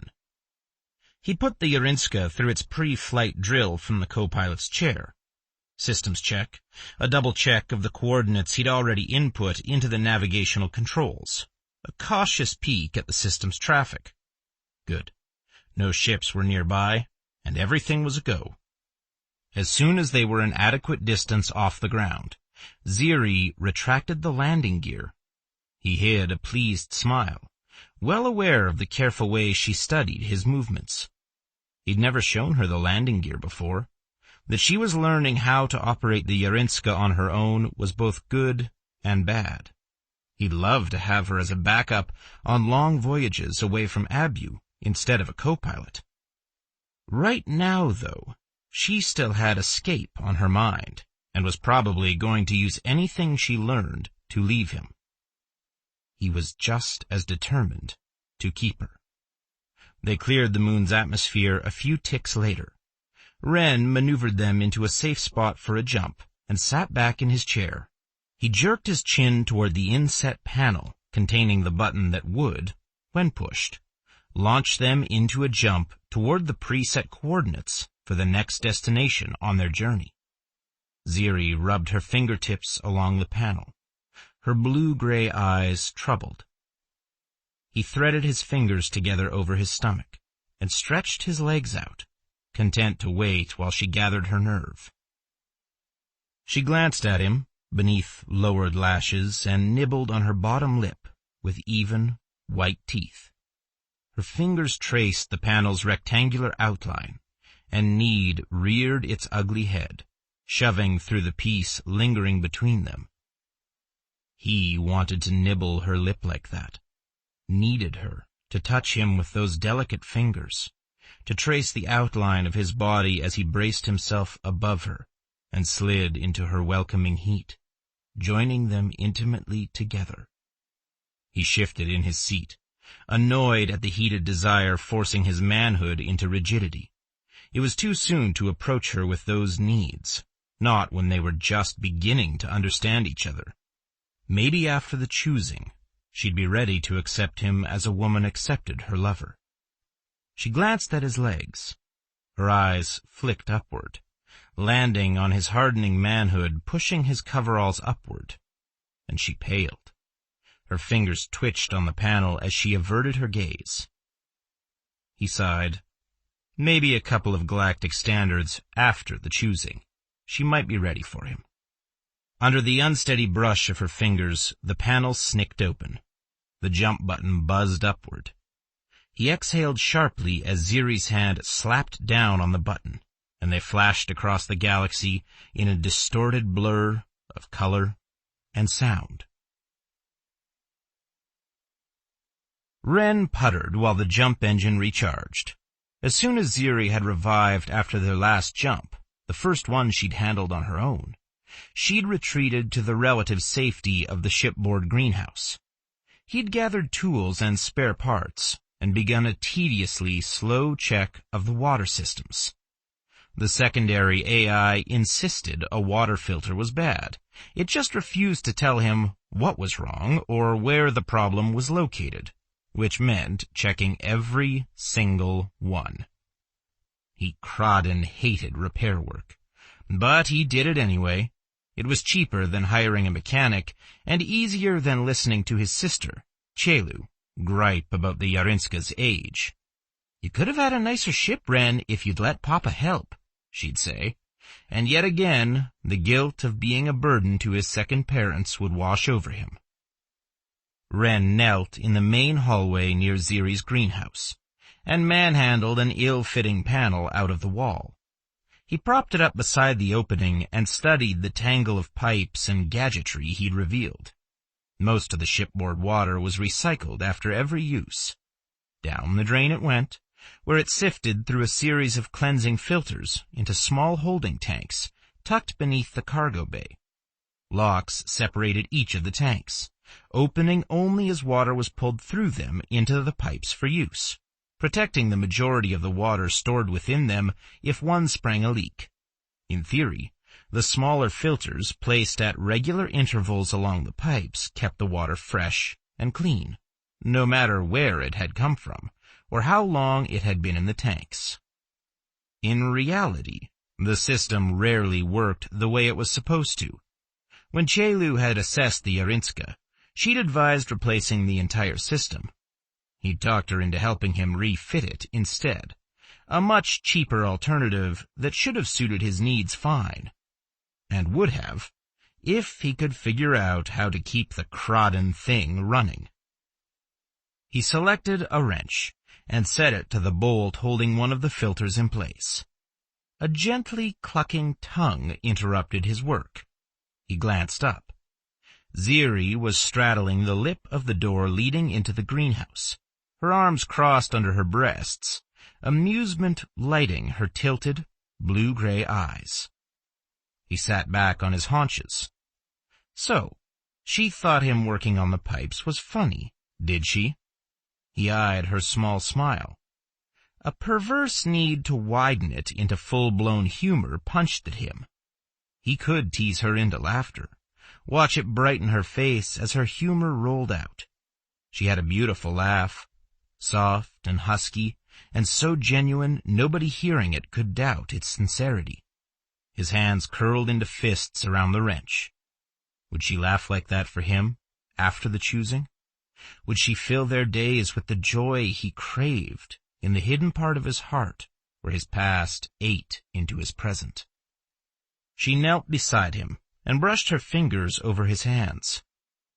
"Ren," she said, followed by a spate of soft-spoken words that sounded so much like an apology, his heart twisted in his chest. She hadn't done anything wrong, not at all. Her smile held a rightness he hoped to see every day. He loosened his grip on the wrench. She took it from him and shooed him out of the way, then studied the Yarinska's internal workings. She faced him and tapped a finger on the filter, raising a single eyebrow. He nodded and settled his back against the far wall. What could it hurt to let her try? He'd seen for himself how good she was with her hands, back when he'd been searching for the perfect woman to capture as his future bride. Her knack for fixing things around her home had been a bonus, as far as he was concerned, though he'd never hoped to turn that aspect of the Yarinska over to her. Didn't Chelu complain all the time that such work should be left for men, and dumb ones at that? He was pretty sure she was insulting him in particular when she tacked on that last bit. It was rude, yes, and not exactly true. He was intelligent enough, just not where mechanics was concerned. He'd managed to keep her out of trouble when they were growing up, hadn't he? Ziri ran her hands lightly over the exposed section of the water system, flipping switches, tapping pipes. She placed her free hand on the edge of the panel and set the wrench against the bolt he'd been about to turn. Down her hand went, torquing the wrench, loosening the bolt. She grunted and shifted her stance, spreading her knees farther apart as she worked the bolt off. Her bottom wiggled every time she moved. Ren's gaze dropped to the gentle curves of her hips and the full cheeks of her ass, clearly outlined by her pants. His pants, too loose at her waist and a little too snug around her hips. She wiggled again, and the heat pooling in his groin morphed into a raging flame of need. He stifled a groan and raised one leg, placing his foot flat on the floor, knee bent, in the futile hope of hiding his erection from Ziri's keen-eyed gaze. The last thing he needed was her running from him again, her face pale and tense, like she expected him to wrestle her to the floor on the spot and thrust himself into her. He jerked his eyes away from temptation and focused on the plain, gray wall to the left of her hand. A tick later, the wiggling stopped, and a grinning Ziri swiveled toward him, filter in hand. He shook his head, hoping she'd understand, and was unsurprised when she shrugged and began screwing off parts, checking each one before laying it out on the floor in what appeared to his untrained eye to be a random manner. She hummed every once in a while, like she'd found something interesting. Halfway in, she paused, her mouth twisted into a thoughtful scowl. Very carefully, she shifted her grip and held the filter aloft solely by her fingertips, tilted toward Ren. He peeked inside and sighed. A wriggling mass of tiny, white life forms filled what should have been a tightly packed layer of carbon particles. Frinworms. A whole Crawdon infestation of them. How they'd gotten there he hadn't a clue, but if he didn't eradicate them now, they'd eat through the carbon in every filter, and Chelu would get her wish. He'd have to scrap the water system and start all over again, just when he'd found Ziri and needed the wood for the bride price. He cursed under his breath. They'd have to shut the water system down, the whole thing, which meant cold rations and no shower for either of them, until they pulled every carbon-based filter out and irradiated them. Replacing them would be better, but he didn't have enough spare filters for that. He took the infested filter from Ziri and patted her shoulder. "Thank you." Her lips parted, and her eyes widened. "Welcome," she said solemnly. "You're welcome," he corrected gently. "You're welcome," she repeated, slurring the unfamiliar words. A slow smile curved her mouth upward. She pushed the disassembled filter parts toward him, picked up the spare he'd brought along, and turned back to her work, humming as she broke it down with quick, efficient twists of her graceful hands, and inspected each section carefully. He pushed himself upright and stuffed the parts for the bad filter into a spare tote, holding the section containing the frinworms in one hand. The lot would go into an airtight container until he could incinerate them. In the meantime, he had work to do. Work that would go much more quickly now that Ziri's capable hands were helping. Chapter 7. The next day, Ziri awakened surrounded by Ren's warm bulk. The night before, after a day spent checking every single water filter on the entire ship, she'd been too tired to put up her usual protest and bed down on her sleeping mat in the room he'd given her. What good would it do anyway? Every time she laid down for the night on the cold floor of his ship, Ren hauled her effortlessly into his arms, carried her to his own bedchamber, and cuddled around her like he never intended to let her go. She was beginning to enjoy sleeping with him, and that wouldn't do it all. Instead of enjoying his company and helping him repair his ship, she should be planning an escape, or at least learning more of his language, so she could insist he return her to Tercy. He'd thanked her in her own language the previous day. Pleasure rippled through her, and she hid a grin in her pillow. So what if he'd mangled the word a little? At least he'd tried. Why, she had no idea. But that was true of everything Ren did. Why had he kidnapped her? Not for sex. Though he reacted to her presence often enough, he'd never so much as placed a wrong hand on her. Not for food, either. She'd pointed out a grove of papaw trees to him yesterday, only to have him shake his head in that way he had of telling her absolutely not, without saying a single word. Stubborn man. He didn't need her to pick up after him. Didn't need her for so many other things most men wanted women for. He was teaching her how to fight, readily shared information on how to operate his ship, and cared for her as if she were a treasured member of his family, not a woman he'd stolen off an unfamiliar world. She sighed and settled into his embrace, content to remain surrounded by his warmth for a while longer.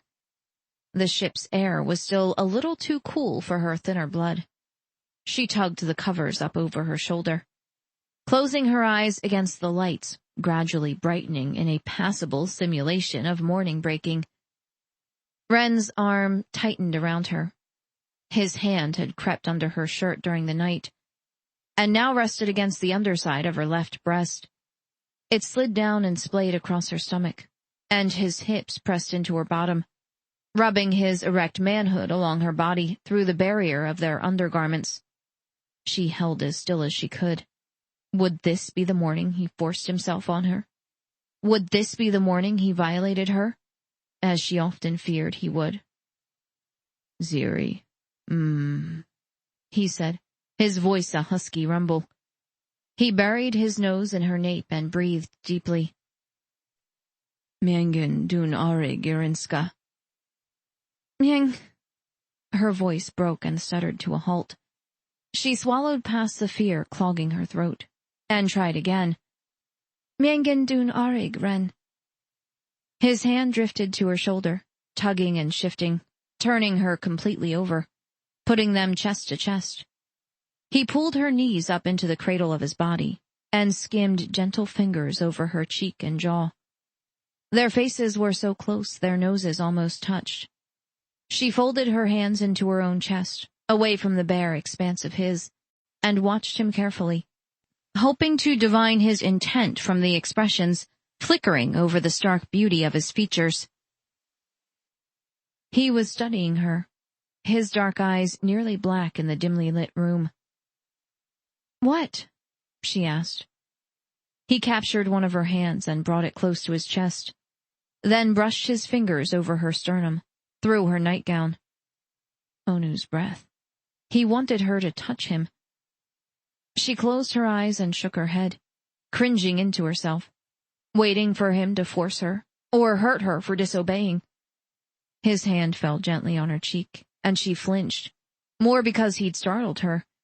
It hadn't hurt. The mattress shifted under Ren's weight. Ziri risked peeping at him through one barely open eye.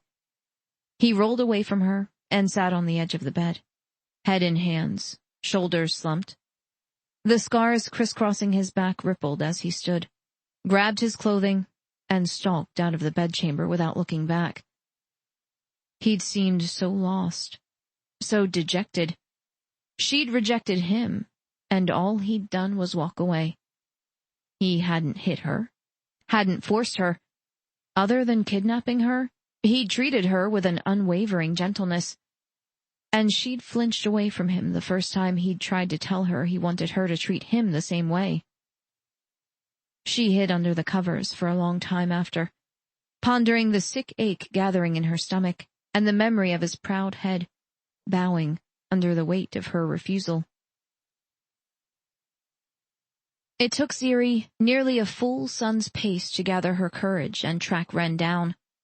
She dawdled in his bedchamber, straightening the bed covers, readying herself for the day, and generally found every excuse she could to avoid facing him. Yes, he'd kidnapped her and taken her away from her home. Yes, he'd chained her so she wouldn't escape. But he'd never so much as raised his voice to her. And he'd let her go, hadn't he? He'd filled her belly when she was hungry, clothed her in his own clothes. A sigh ripped out of her throat. She wanted to go home. The yearning existed as a fierce ache lodged deep in her heart, ready to burst out on the flimsiest excuse. She wanted him to take her back to Tercy, yes, but that was no excuse for treating him poorly while they were stuck together. Where was that trust the Tercy were so famous for now? Couldn't she extend a little to Ren? At least, as long as he earned it. Her rumbling belly forced her out of the room into the ship at large. She stopped by the kitchen and was both disappointed and relieved that he wasn't there, though he had been. The bowl he used for his daily ration of bland cereal was upside down on a towel covering the counter next to the sink. Another bowl sat on the table in front of the chair she normally sat in during meals. A twinge of guilt poked at her. Why did he have to be so thoughtful? Ziri grabbed a handful of fruit leather and stuck one strip in her mouth as she hurried toward the ship's command center. She poked her head through the open doorway. Ren occupied the right-hand chair at the front. His hands danced over the control panel as gracefully as those of a wind organ player. He was powering up the ship's main engine, the one that, as far as she could tell, moved them through the galaxy every day in short, dizzying spurts. The view screen shimmered to life, and Ziri frowned. That was her job, wasn't it? Why hadn't he waited for her? She slipped into the room and perched on the edge of the other chair, studiously avoiding his gaze as she manipulated the ship's outside cameras, scanning their surroundings. Another moon, this one as dull and lifeless as the first one he'd shown her. She sighed and chewed on a second strip of fruit leather. He should have found a planet with plants on it. At least, then she'd have something to stare at. He reached across her and slid open the panel covering the button she'd irreverently named Buzz. She tucked the fruit leather into a clean pocket of her cargo pants and slid back in the seat, buckling in without his usual reminder. Ziri. She sighed and reluctantly met his gaze. His expression was flat, empty, so unlike the way he'd started to look at her, with tender warmth and mild humor, as if it pleased him to watch her. He jerked his chin at Buzz. Dutifully, she exhaled and punched the button, and succumbed to the whirling darkness rising up to meet her. A hand pressed tightly against her mouth, and another around her nape. Ziri's eyes flew open as she struggled against the hard strength of the person holding her captive. "Ta, ta, ta," a familiar voice whispered next to her ear, and Ziri relaxed, her gaze seeking Ren's automatically. He eased back, gradually releasing his hold on her, and nodded toward the view screen. They were floating in space in the middle of a junkyard of abandoned ships of all makes and sizes. One rotated slowly around, and its command center, an oddly shaped bump on the top of the ship, slid into view. For some reason Ziri couldn't fathom, dread shivered down her spine. Ren smoothed her hair away from her face. His features were pinched and pale under his native tan, and a faint tremor ran through his hands. He leaned close and brushed his lips over her ear. Belnian. She shook her head. That was a word she didn't know yet, and she wished he hadn't shared it with her now. Whatever these Belnian were, Ren was afraid of them. And if he was afraid, she had a feeling she should be terrified. He touched his forehead to hers, holding her still with the hand he'd curled around her nape. His breaths were rapid and light and feathered over her mouth in warm puffs. What was so bad it had scared the normally unflappable Ren, the man who'd boldly kidnapped her from her own home and shot another man in the doing without even flinching?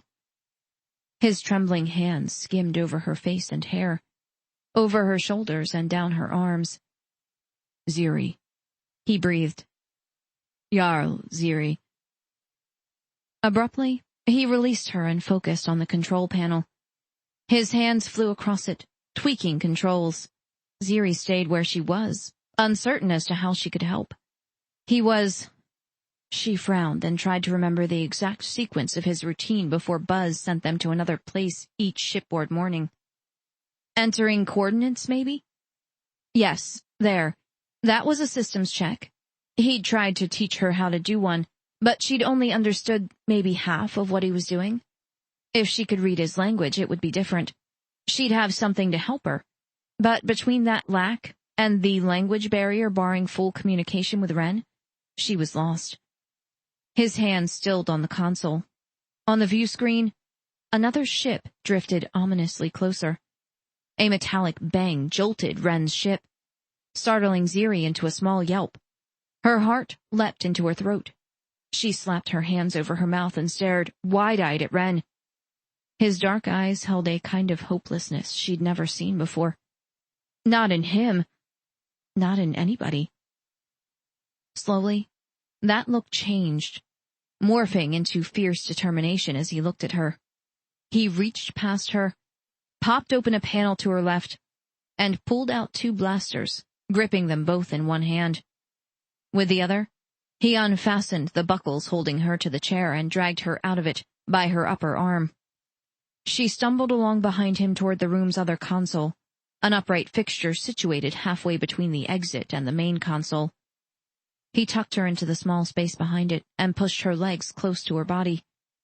From where she sat, she'd be hidden from the view of anybody entering the room, at least for a few paces. She crouched there, watching him uncertainly as he adjusted the blaster settings. He raised it in front of her, touched the trigger mechanism, and mimed movement away from the other end of the weapon. That she understood.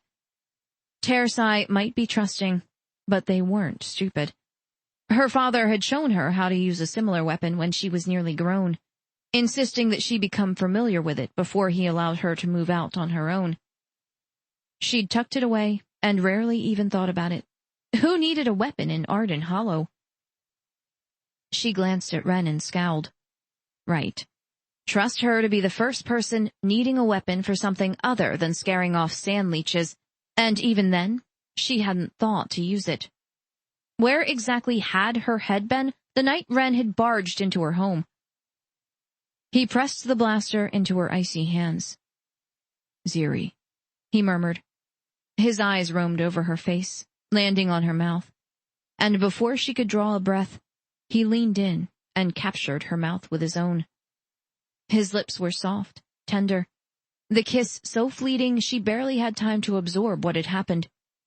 He drew back, pressed a lingering kiss to her forehead, then pushed himself away from her, blaster in hand. At the doorway, he paused and turned toward her. With a single nod, he stepped through the doorway and was gone. The door snicked shut. A red light flashed intermittently on the panel next to it. Ziri clutched the blaster and stared after Ren. She should have shot him, should have tried to escape. Should have done anything besides sit there and let him kiss her. But no. She was a Lanu, a stinking, unca-brained Lanu without the sense Onu had given Agari. Something on the view screen moved, drawing Ziri's attention to the ship drifting ever closer to Ren's. The muscles tightened around her spine in a reflexive shiver.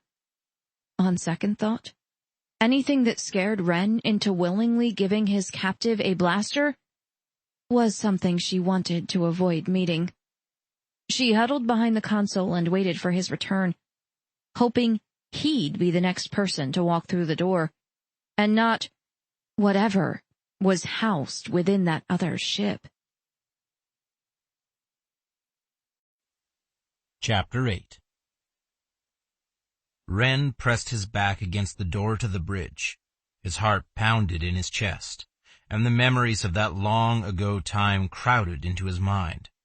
The swiftness of his parents' deaths, the terror of being captured by merciless aliens, the slash of metal tentacles whipping down across his back, and, Tjornen help him, the ever-present stench. Sweepers. They'd jumped into a crawdon nest of sweepers. How that had happened was beyond him. Jump points were supposed to be clean. They were supposed to be checked on a routine basis by the inhabitants of nearby systems, and guarded against the very situation he and Ziri had jumped into. The Yarinska jolted as another ship attempted to lock onto her airlock. Likely the first jolt had been a near miss. Sweepers weren't known for their ability to maneuver their junkers in close quarters.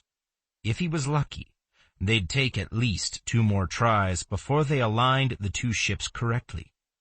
If he was really lucky, the jolting was caused by 2 ships jockeying for position. It meant more sweepers, but it also meant each ship's crew would be more preoccupied fighting the other for salvage rights, and less concerned with him picking them off one at a time.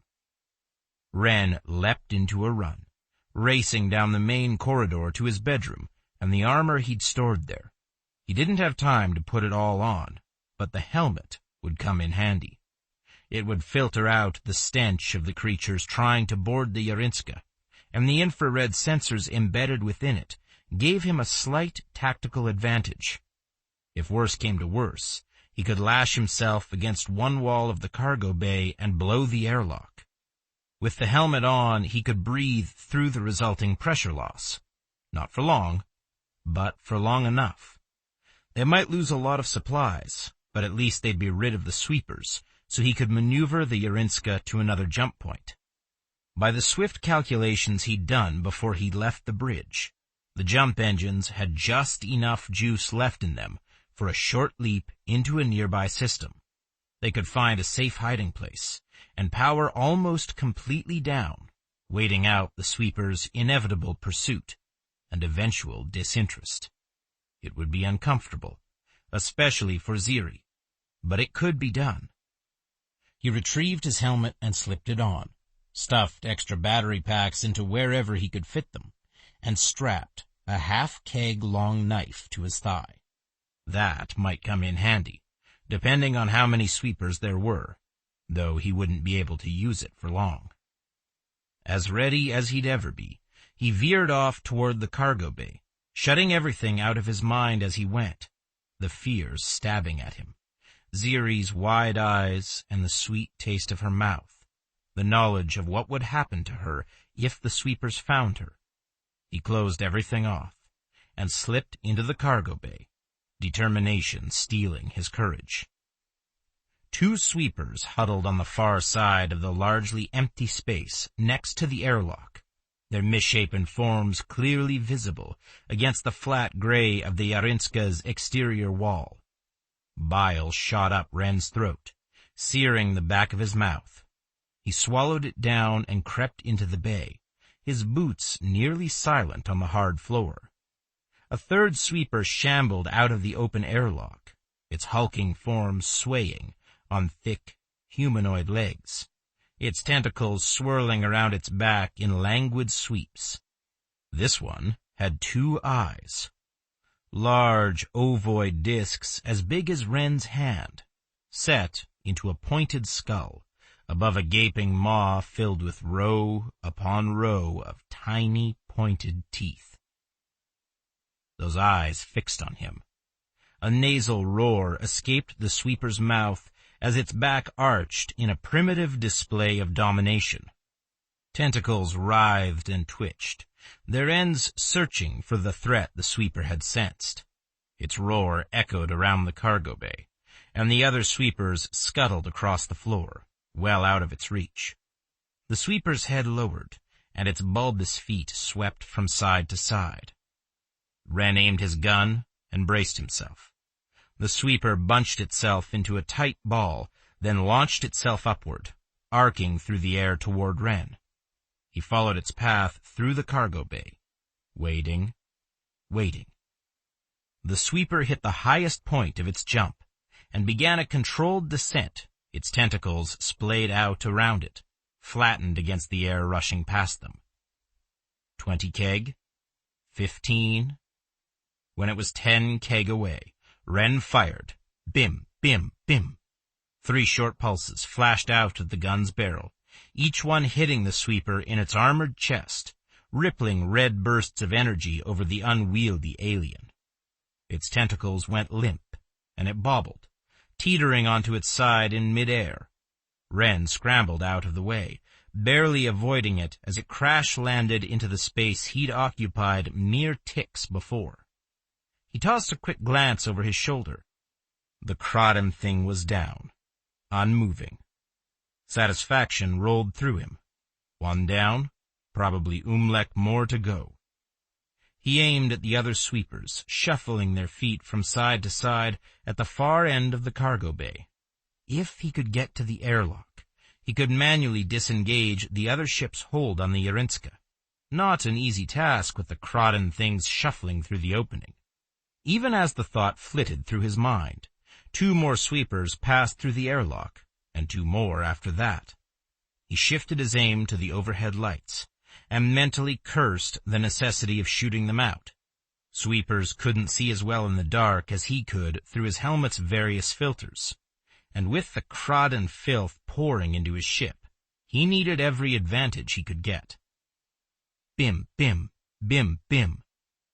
The cargo bay went dark, in a spray of sparks and falling plastine. The sweeper's roars filled the air, rebounding against the metal walls into a shrieking cacophony. Wren hunkered down next to the door, leading into the ship proper, infrared on, weapon tuned to full power, and bided his time. Sooner or later, they'd figure out where he was, and when they did, he'd be ready for them. The silence in the control room was absolute. Ziri held her hand over her mouth, muffling the sobs startled out of her every time Wren's ship jolted under whatever was happening around them. Her horrified gaze was caught by the real-time images on the view screen. Long ropes shot out of the other ship, bounced off of Wren's, and were retracted, then shot out again. They made no sound. Not like the wrenching metal-on-metal grind, ripping through Wren's ship every time something jolted it. A second ship rotated and fired blue-tinged bursts of light at the first ship. The long ropes retracted and stayed put, as the first ship shot bright orange balls of fire at the second ship. Back and forth they went, firing on one another without seeming to do enough damage for either to blow up or turn tail and run. A third ship entered the fray, only a portion of its hull visible on the view screen. And then a fourth, each one as uniquely built as the last. Not one of the other ships looked like it would make it halfway across the star system, let alone from one to the next. Ziri's hold relaxed on the blaster as she inhaled a shuddering breath. Wren was somewhere on the ship in who knew what kind of trouble. And she was here, hiding like a child. What could she do, though? She didn't even know what they were up against, and had no idea how to help him. Her eyes fell on the control panel. She might not know how to help, but she did know how to gain information. She peeped around the edge of the console. The door was firmly shut. The red light on the panel beside it held steady. She gripped the blaster in one hand and pushed herself upright, balancing on shaky legs with one side pressed against the secondary console. The fourth ship peeled away, replaced almost immediately by a flattened sphere streaked brown. Rust, maybe? She shook her head, staggered toward the main control panel, and flopped into the chair on the left. A quick peek at the view screen and her heart nosedived into her gut. The first ship had managed to clear a space around itself. Those long ropes were shooting towards Ren's ship again. Grappling hooks, she'd bet. And that wasn't such a great thing for her and Ren. "Onu's breath," she muttered. "Why didn't he teach me the rest of the systems?" A flat, masculine voice said, "Renig Yen." Ziri yelped and whirled around, searching for the intruder, and the blaster slid out of her lap and clanged onto the floor. The room was empty around her. She sank into the chair and pressed a trembling hand over her pounding heart. "Get a grip, Ziri, and stop imagining things." "Prenig Yen." Her heart leapt into her throat. She twisted around, scrutinizing the tiniest shadow in the control room, and said, "Who's there?" "Yarinska Intelligista Artifig Dokin." Yarinska? Where had she heard that word before? From Ren, maybe? And where was the voice coming from? She peered under the console, searched the ceiling, and saw nothing out of the ordinary. "What's Yarinska?" "Prenig Nyen." She huffed out a breath and slumped into the chair. The view screen showed yet another ship challenging the first ship's dominance, but at least the grappling hooks were nowhere in sight. "What does Prenig Nyen mean?" "Request denied," the voice said promptly. Ziri sat straight up. "You can understand me?" "Who?" "Yes," she translated. Ren said it infrequently, but it was one word of his language she knew. "Can you speak Tersai Basic?" "Nai." She scowled at the console. Now, that word, Ren had no trouble telling her. "Wait, you can understand what I'm saying, but you can't speak to me." "Prenig Nyen 9." "Why do you keep saying that?" Silence pressed in around her. She toggled the view screen. Gradually, it zoomed out, encompassing an ever wider view. 1 spaceship, 4, 7.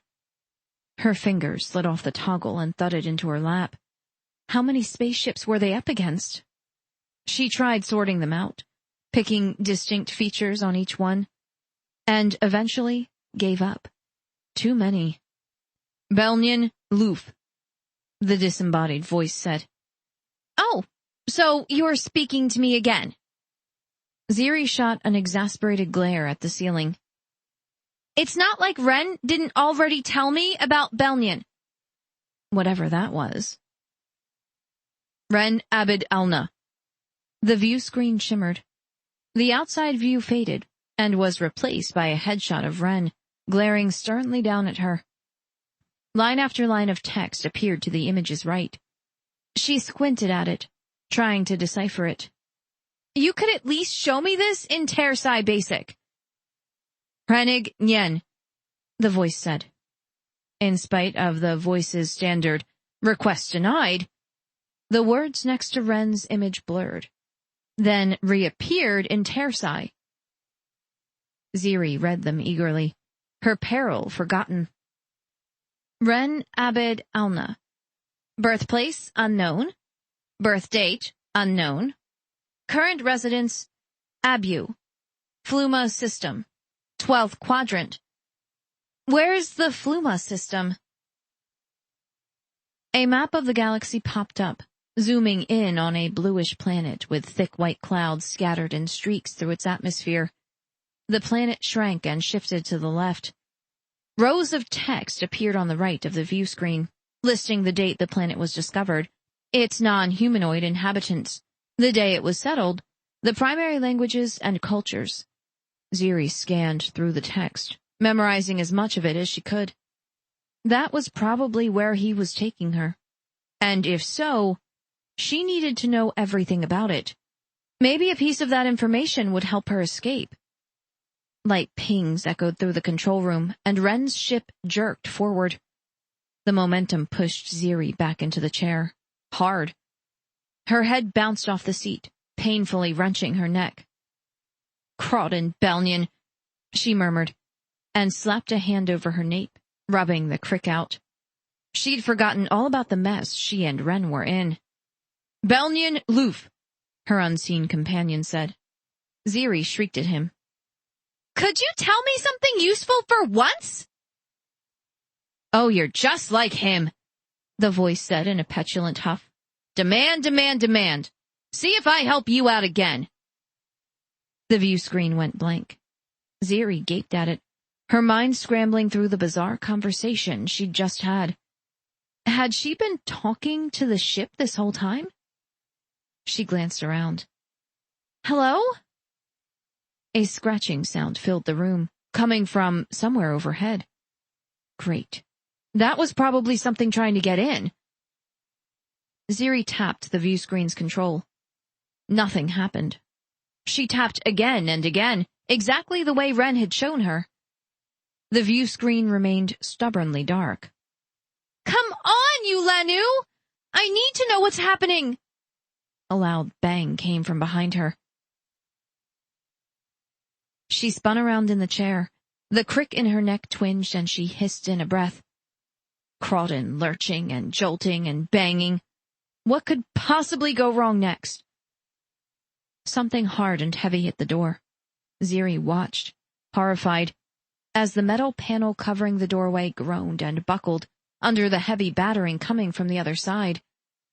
Soon, it would crumple, and she'd be at the mercy of whatever was on the other side. Belnion. Ren had said in a voice so thin, the memory alone raised goosebumps along her skin. She scrambled for the blaster, falling to the floor in a desperate search, and grasped it just as the door cracked down the middle in a jagged rip. Metal things inserted themselves into the opening, pushing it apart one shallow hand's breadth at a time.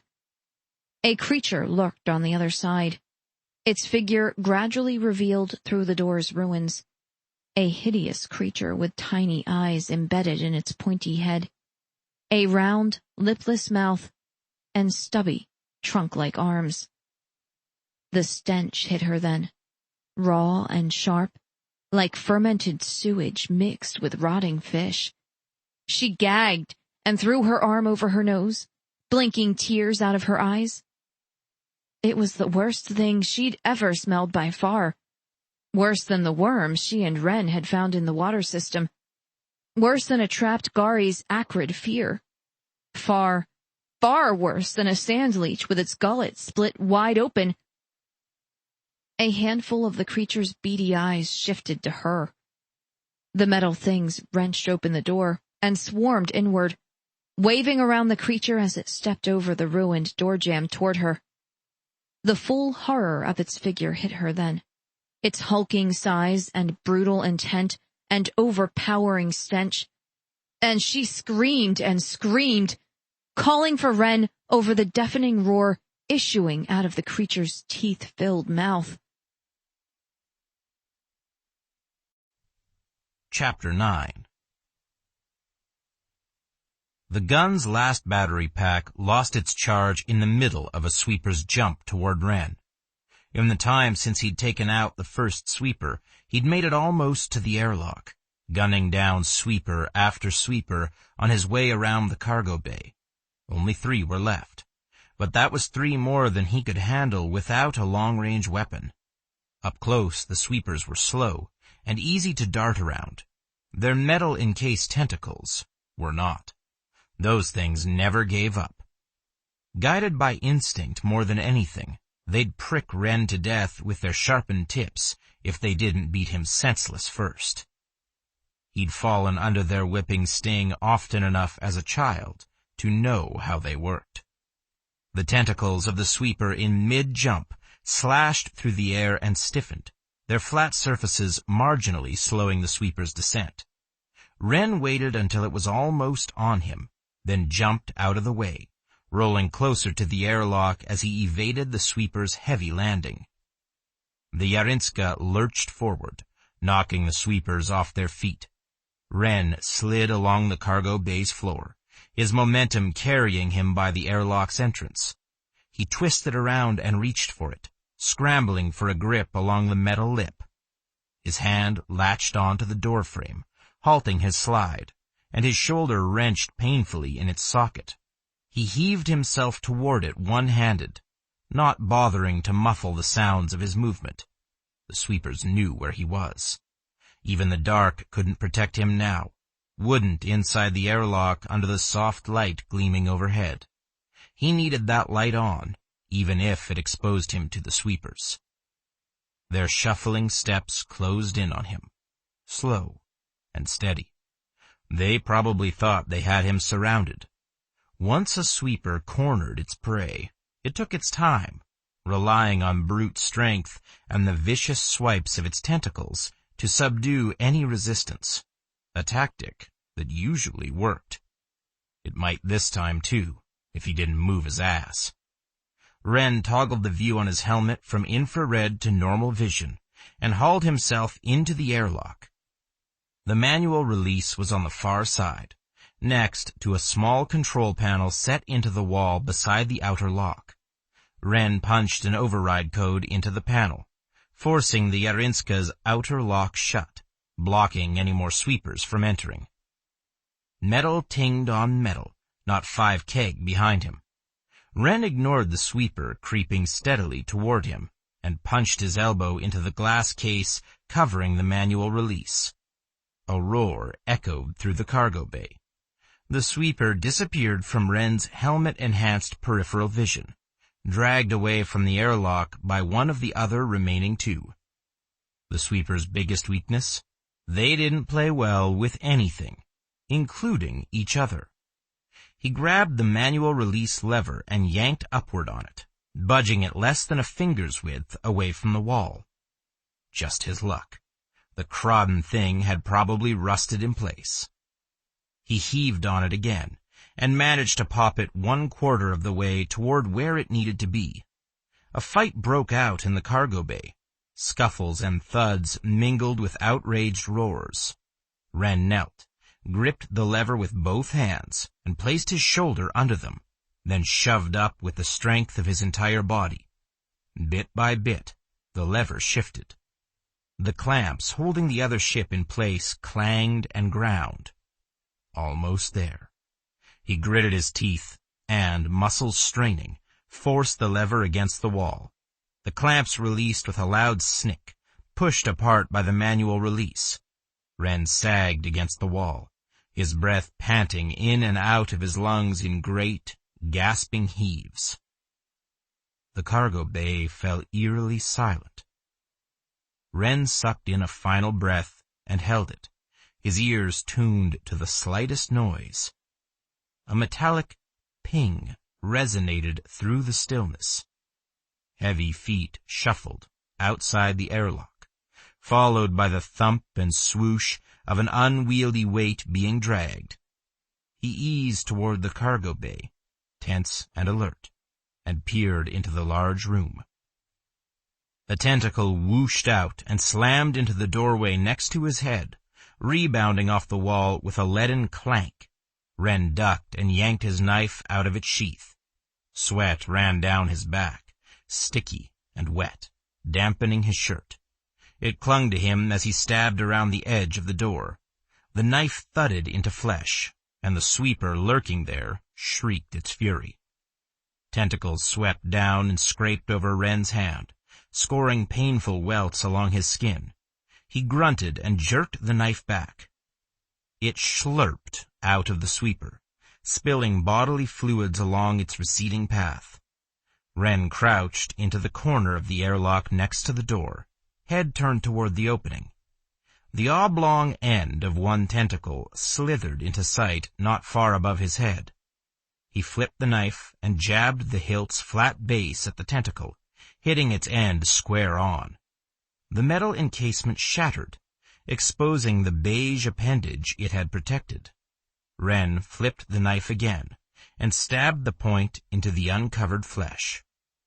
Outside, the sweeper thudded into the cargo bay's floor, emitting formless, high-pitched groans. Ren grinned. Tentacles, the name he'd coined for the sweeper's long sexual organs when he was a frightened 7-year-old, and had no idea they were the aliens' equivalent of penises. He scrambled out of the airlock, sprawled next to the fallen sweeper, and slit into its spongy midsection, digging through layers of fat and tissue to its 8-chambered heart. He set the edge of his knife against the palpitating organ and sawed through it, sometimes narrowly avoiding the tentacles flailing frantically around the dying sweeper, sometimes not. One persistent metal-coated organ slapped across his back. He hissed and tightened his grip on the knife, refusing to yield. The Crawdon organ was as tough as a tanned hide. He gritted his teeth and clenched the knife in both hands, yanking it up and down as tentacles whipped around him and fluids spurted in arcs over his hands, covering him with the sweeper's blood. One tentacle slashed sideways into Ren's ribs, slicing clear to the bone. He grunted and lost his grip on the knife as it reared back for another strike. He scuttled backward, one hand on the wound, the other fumbling for purchase along the floor, working with his booted feet in a barely coordinated effort to put as much distance between him and it as he could. The tentacle whistled down and clanked into the floor, missing his right leg by a hair. With a final shove, Ren scrambled out of its reach, his eyes trained warily on the tentacle's diminishing swishes. The sweeper was down and near death, but there was still at least one more on the ship. Ren glanced around, searching for it in the cargo bay's darkened space. With a muttered curse, he toggled his helmet's infrared sensors on and searched again. Nothing moved in the cargo bay. Heat signatures were scattered around the floor, slowly dimming as the remains of the sweepers he'd killed cooled. Ren scrambled to his feet and staggered toward the entrance to the rest of the ship. He needed another blaster. That was the best way to take down a sweeper, or the best way he had available. He wouldn't survive another close encounter, not with the wound over his ribs throbbing and blood dripping down his side. Blackness pricked at the edge of his vision, and he swayed. He couldn't pass out. Ziri needed him. Sweet Ziri. He shook off the dizziness and forced his feet to carry him into the main corridor. Something banged on the other side of the ship, and Ren's heart wadded into a dull knot in his chest. That had sounded an awful lot like a sweeper trying to pound its way into a locked room. Adrenaline surged through him.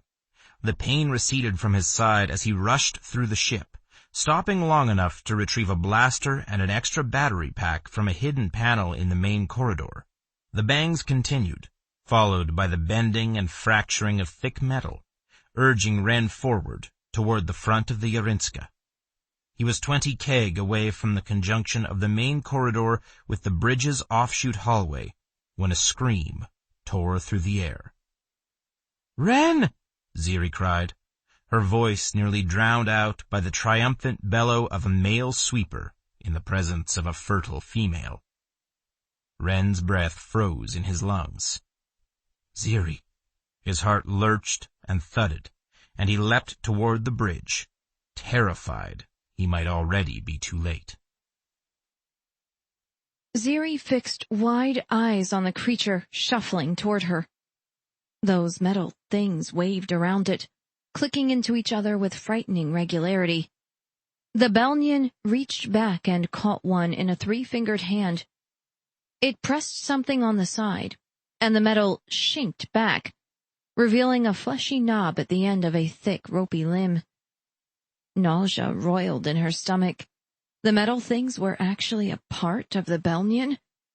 But why was it showing her one? The Belnian shuffled closer.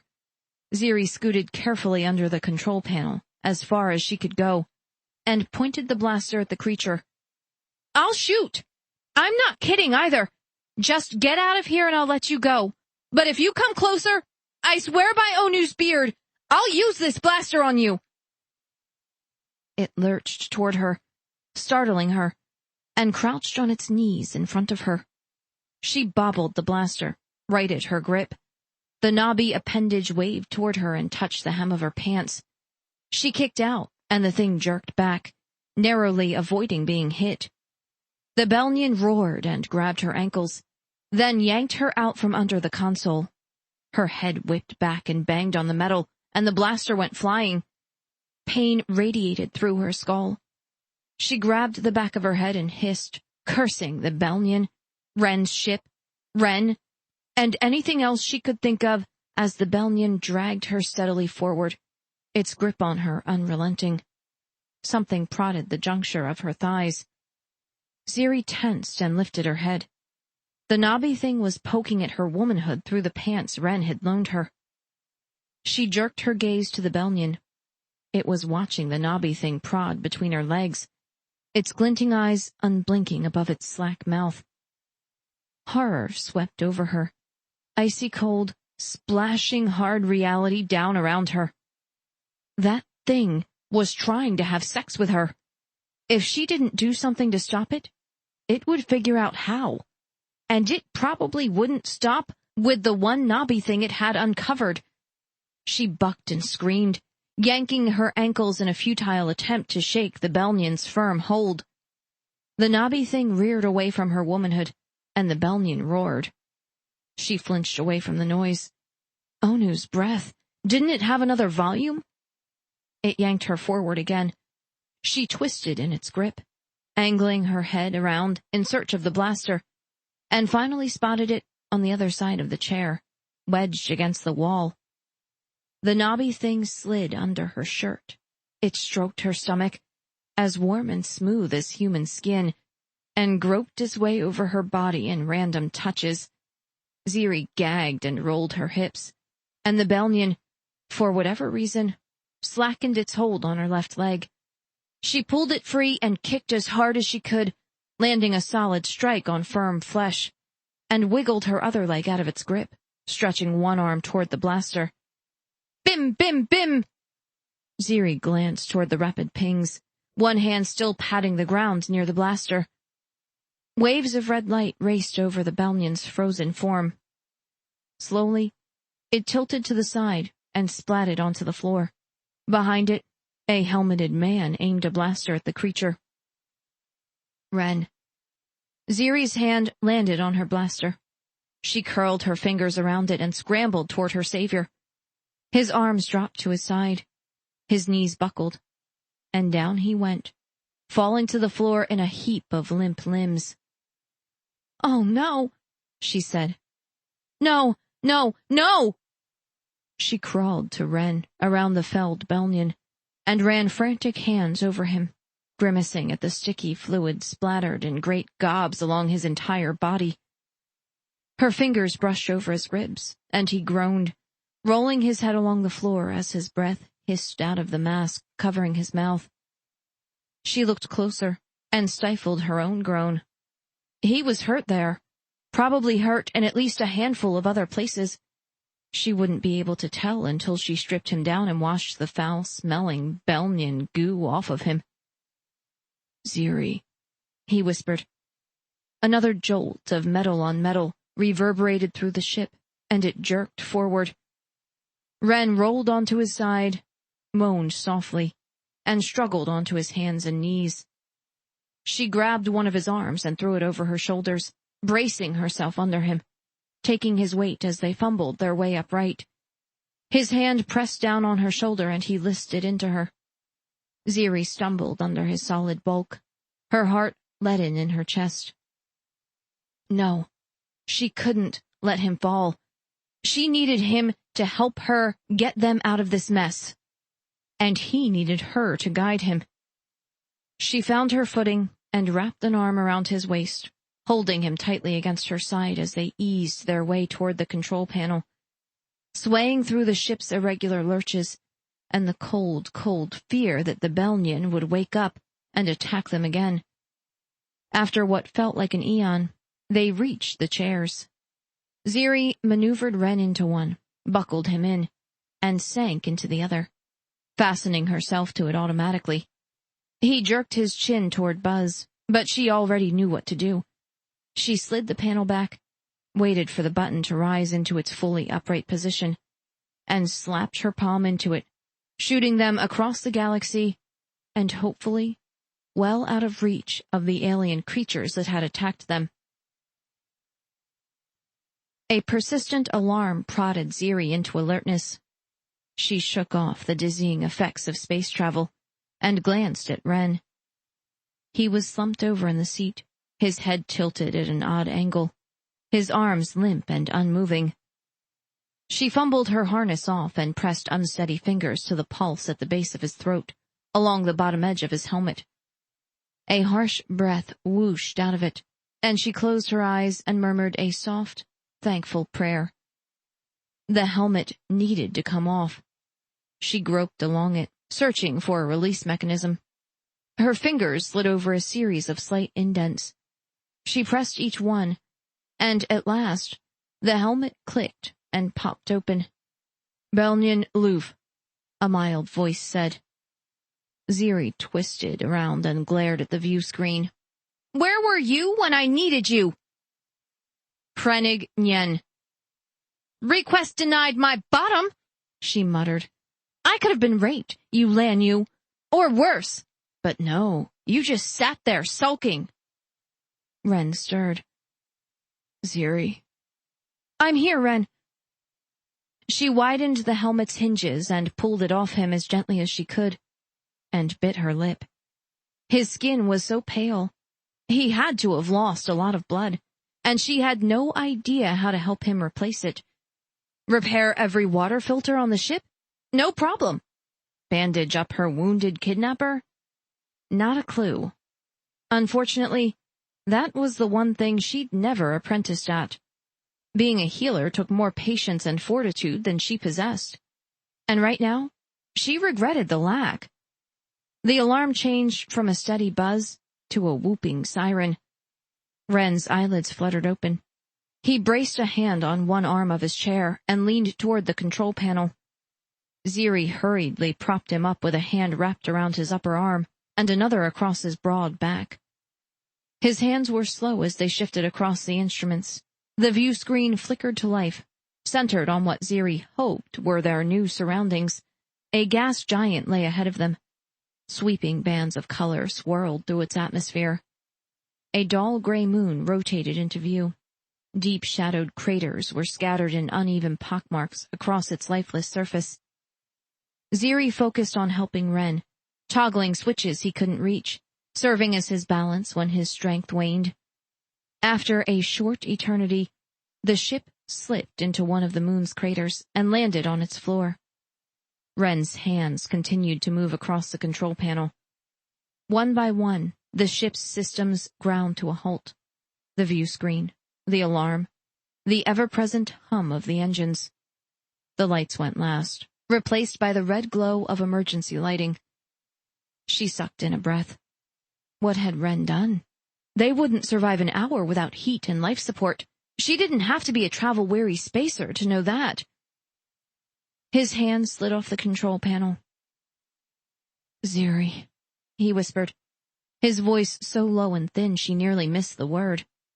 He draped an arm around her shoulders, leaning into her. She braced her feet and heaved him upright, hauling him out of the control room toward the one place she knew would help him. Not a medical bay.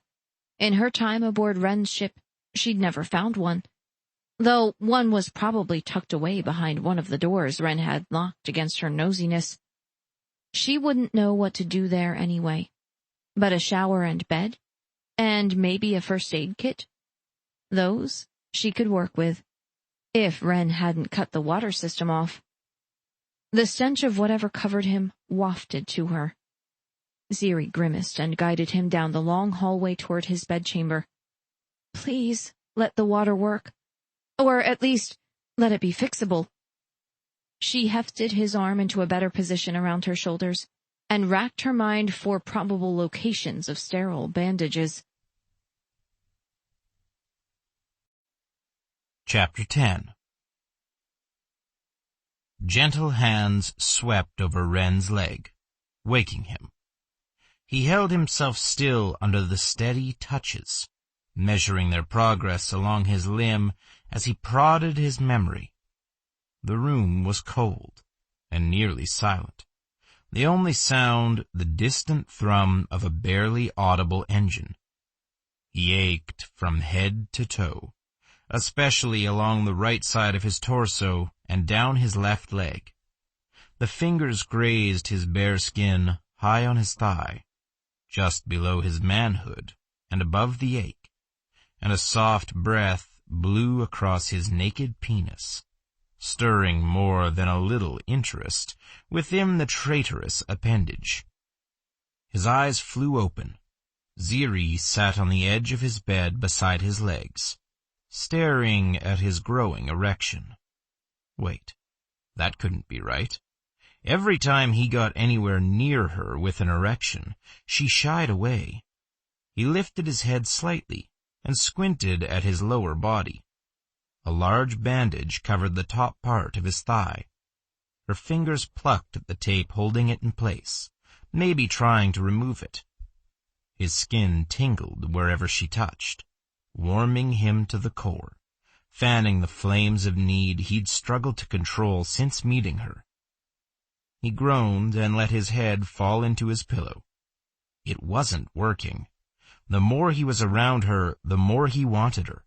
Even now, with his body so stiff and sore, he wasn't sure he could move. It roared to life, demanding her touch. Air stirred around his stomach, and the bed shifted. Ziri tucked the covers under his arms and smiled wanly. "Good morning, Wren." Dark shadows under her eyes marred the fragile paleness of her smooth skin.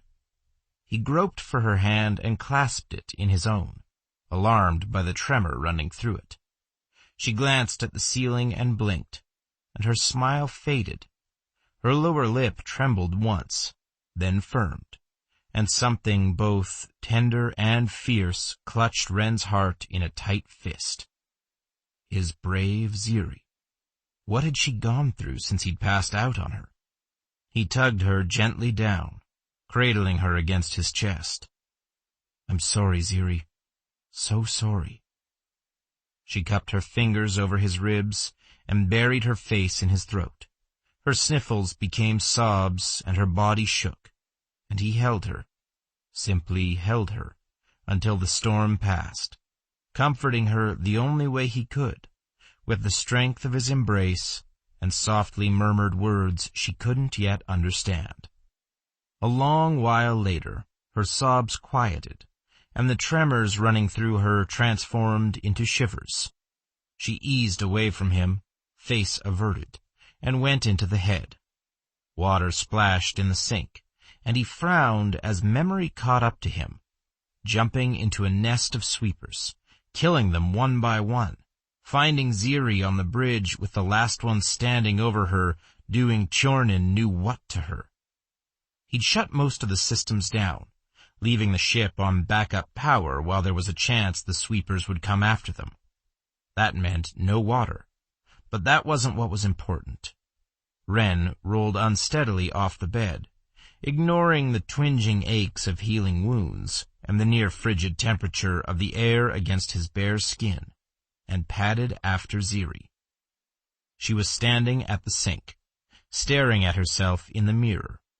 Her gaze swung around, meeting his evenly, and he frowned. Her skin was blotchy, her eyes puffy. That wouldn't do, not at all. He'd only seen her cry once, on the night he'd taken her.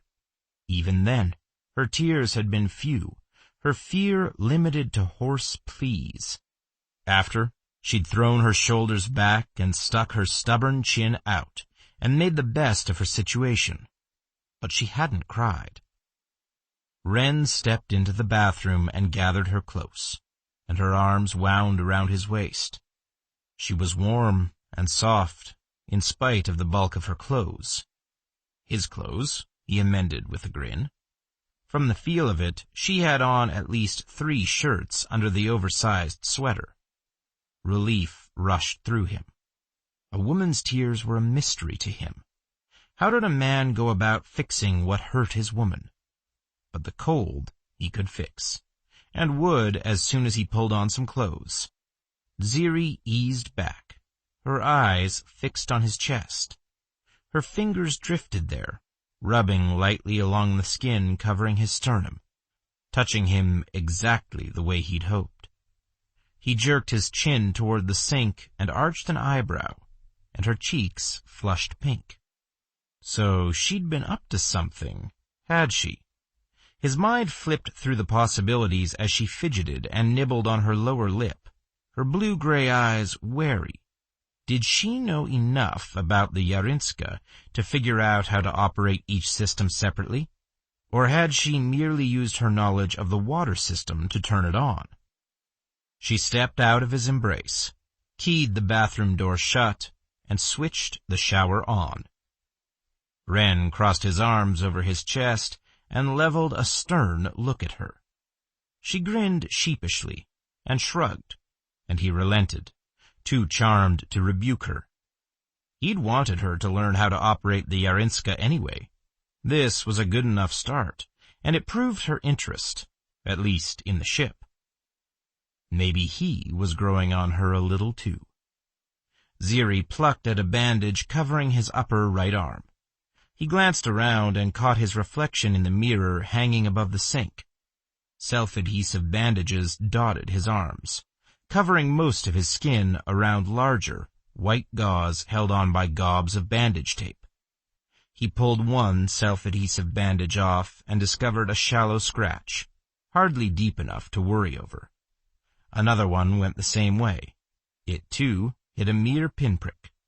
One by one he pulled off bandages, revealing cuts and scrapes so minor he never would have noticed them, let alone bothered to tend them.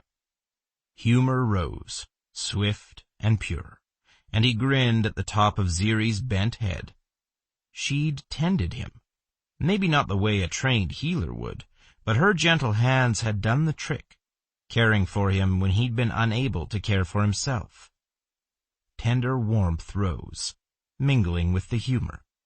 She'd stripped off his soiled and torn clothing, cleaned him somehow, and bandaged his wounds. From the looks of him, she'd used nearly every one he'd had on hand, and then some. He made a mental note to check the first aid supplies and restock them as soon as they found a decent trading post. A price he'd willingly pay, in exchange for knowing she'd cared enough to try.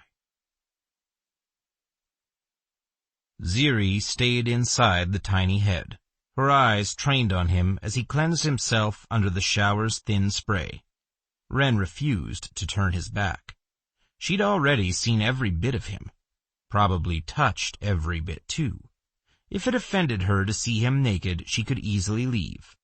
Instead, she leaned a shoulder against the wall and watched him bathe, a worried frown furrowing her brow. He was glad for the company, and not solely because his limbs were shaky and alarmingly weak. How long had he been out, anyway? He shook the question off and scrubbed his skin, removing the last of the sweeper's stench. They had a lot of work to do. The sweepers' bodies needed to be removed from the Yarinska before they started to rot. The places where their bodies had been would have to be scrubbed down with the strongest cleaning agent he could find. He needed to assess the damage the sweepers had inflicted, and at the very least make sure it was safe to restore full, system-wide power to the ship. Chances were good they'd need repairs of some kind, and for that they'd have to find a trading post or repair station, depending on what kind of damage the sweepers had done to the Yarinska. He forced his aching body into movement, toweling off with Ziri's help, not because he needed it. She offered, and no man in his right mind would turn down having her hands stroking over his bare skin. Ren was a long way from being out of his mind. She ignored his inevitable erection, insisted on helping him dress, and he let her, simply for the pleasure of having her soft hands on him. He ducked into the galley on the way to the bridge, then changed his mind. The hunger gnawing at his belly would have to wait. He'd never keep food down while surrounded by sweepers' stench. Ziri followed him to the bridge, her smaller feet scuffing quietly against the floor. He stepped across the threshold of the broken door and faltered to a halt. The sweeper that had attacked her was gone, along with most of its stench. Ren whirled and stared at Ziri, and pointed toward the place where it should have been. Understanding spread across her lovely features. She smiled shyly and took his hand, twining her chilled fingers with his, and his worry disappeared as if it had never been. She was touching him, voluntarily, openly. Tjornen's hammer, had there ever been anything so sweet as Ziri's bare skin on his? They wended their way through the ship to the cargo bay, and Ren glanced around, astounded. The sweepers had been dragged to the airlock and piled haphazardly near its entrance. The airlock itself was shut. The floors had been scrubbed reasonably clean, and most of the mess the sweepers had made as they'd bumbled around in the dark searching for him had been tidied. His gut sank slowly to his knees. He had a feeling he'd been out at least a full day, maybe 2, and during that time Ziri had worked herself into the ground. He shook his head. It didn't matter, not now, though he'd never let her do that again, not on her own. Still, she'd done the best she could with the sweeper's remains. He'd finished the job while she took a well-earned rest. First, though, he owed her a decent meal in a warm ship. He tugged her into a hug. Junk you. She leaned back and grinned up at him, her eyes twinkling, her nose reddened by the cold. You're welcome, she said, followed by a long spate of words in her native language. He smiled, content to have her lyrical voice washing over him for as long as she needed him to listen. Later they went to the bridge, and he walked her through a systems check. The secondary AI was being more cooperative than usual, so he asked it to assess the hull while he searched for a nearby trading post. The closest one was 3 systems away, an easy jump by any standard. Ren scanned for a net connection, scowled at the low signal strength. They weren't that far from civilization. Maybe the radiation emitted by the gas giant was interfering with the signal. He pondered the problem for a tick, well aware of Ziri studying him from her seat in the pilot's chair, and finally settled for the ship's onboard knowledge base, pulling it up on the main view screen for her benefit. The trading post was located on Lodum, the 4th planet of the Ursine system, the center of which was a yellow dwarf edging toward the end of its natural lifespan. There was a somewhat reputable repair station in orbit around the planet, and a landing zone on the planet's surface. The trading post had a slightly seedier reputation, far worse than its host city, but it appeared to be large enough to resupply nearly anything they needed, including self-adhesive bandages. Ren smiled as he searched for the jump point nearest Lodem and plotted a course, then pulled up the secondary AI's damage assessment. His smile faded.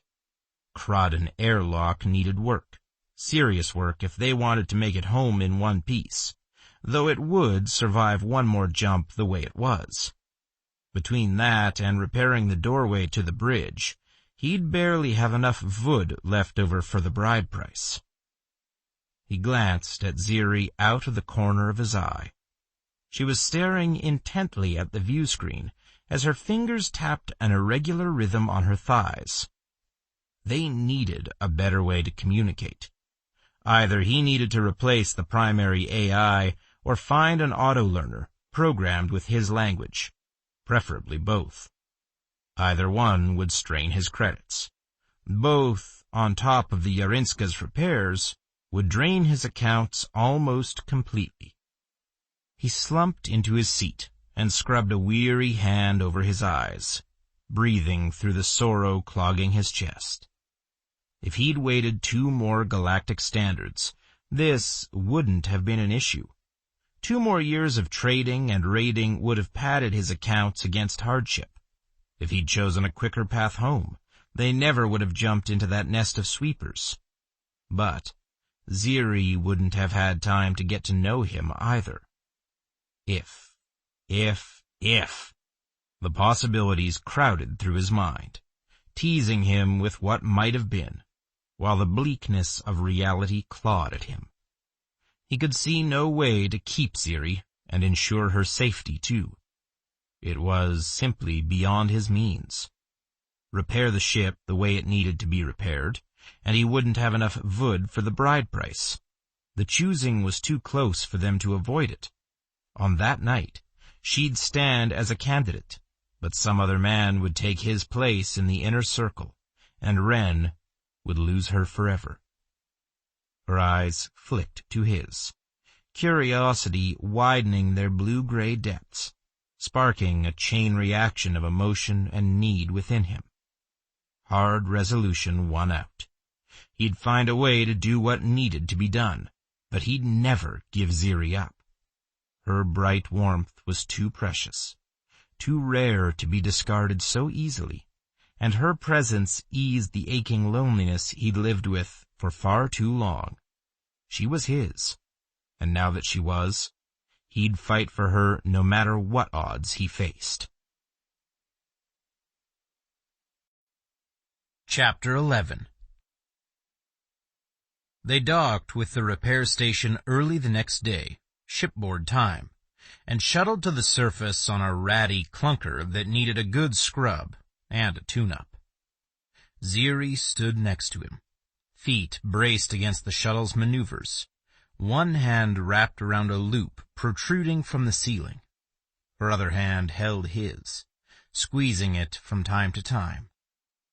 As soon as she'd learned she'd be going with him planetside, she'd thrown her arms around his neck and laughed, her eyes round and bright under her delicately arched eyebrows. If she'd blinked since then, he hadn't caught it. She stared around the filthy shuttle pod as if it were the most interesting thing she'd ever seen. Nothing deterred her curiosity. Not the mutant glaring at her from across the shuttle, or the shuttle's rough landing, or the layer upon layer of clothes he'd dressed her in, covering every bit of her body, except the strip of her face around her expressive eyes. He'd earned a glare for that, and enough angry words to turn his amusement into a disgruntled sigh. She was Pruxnae now, and no Pruxnae, male or female, young or old, went out among strangers with her features showing.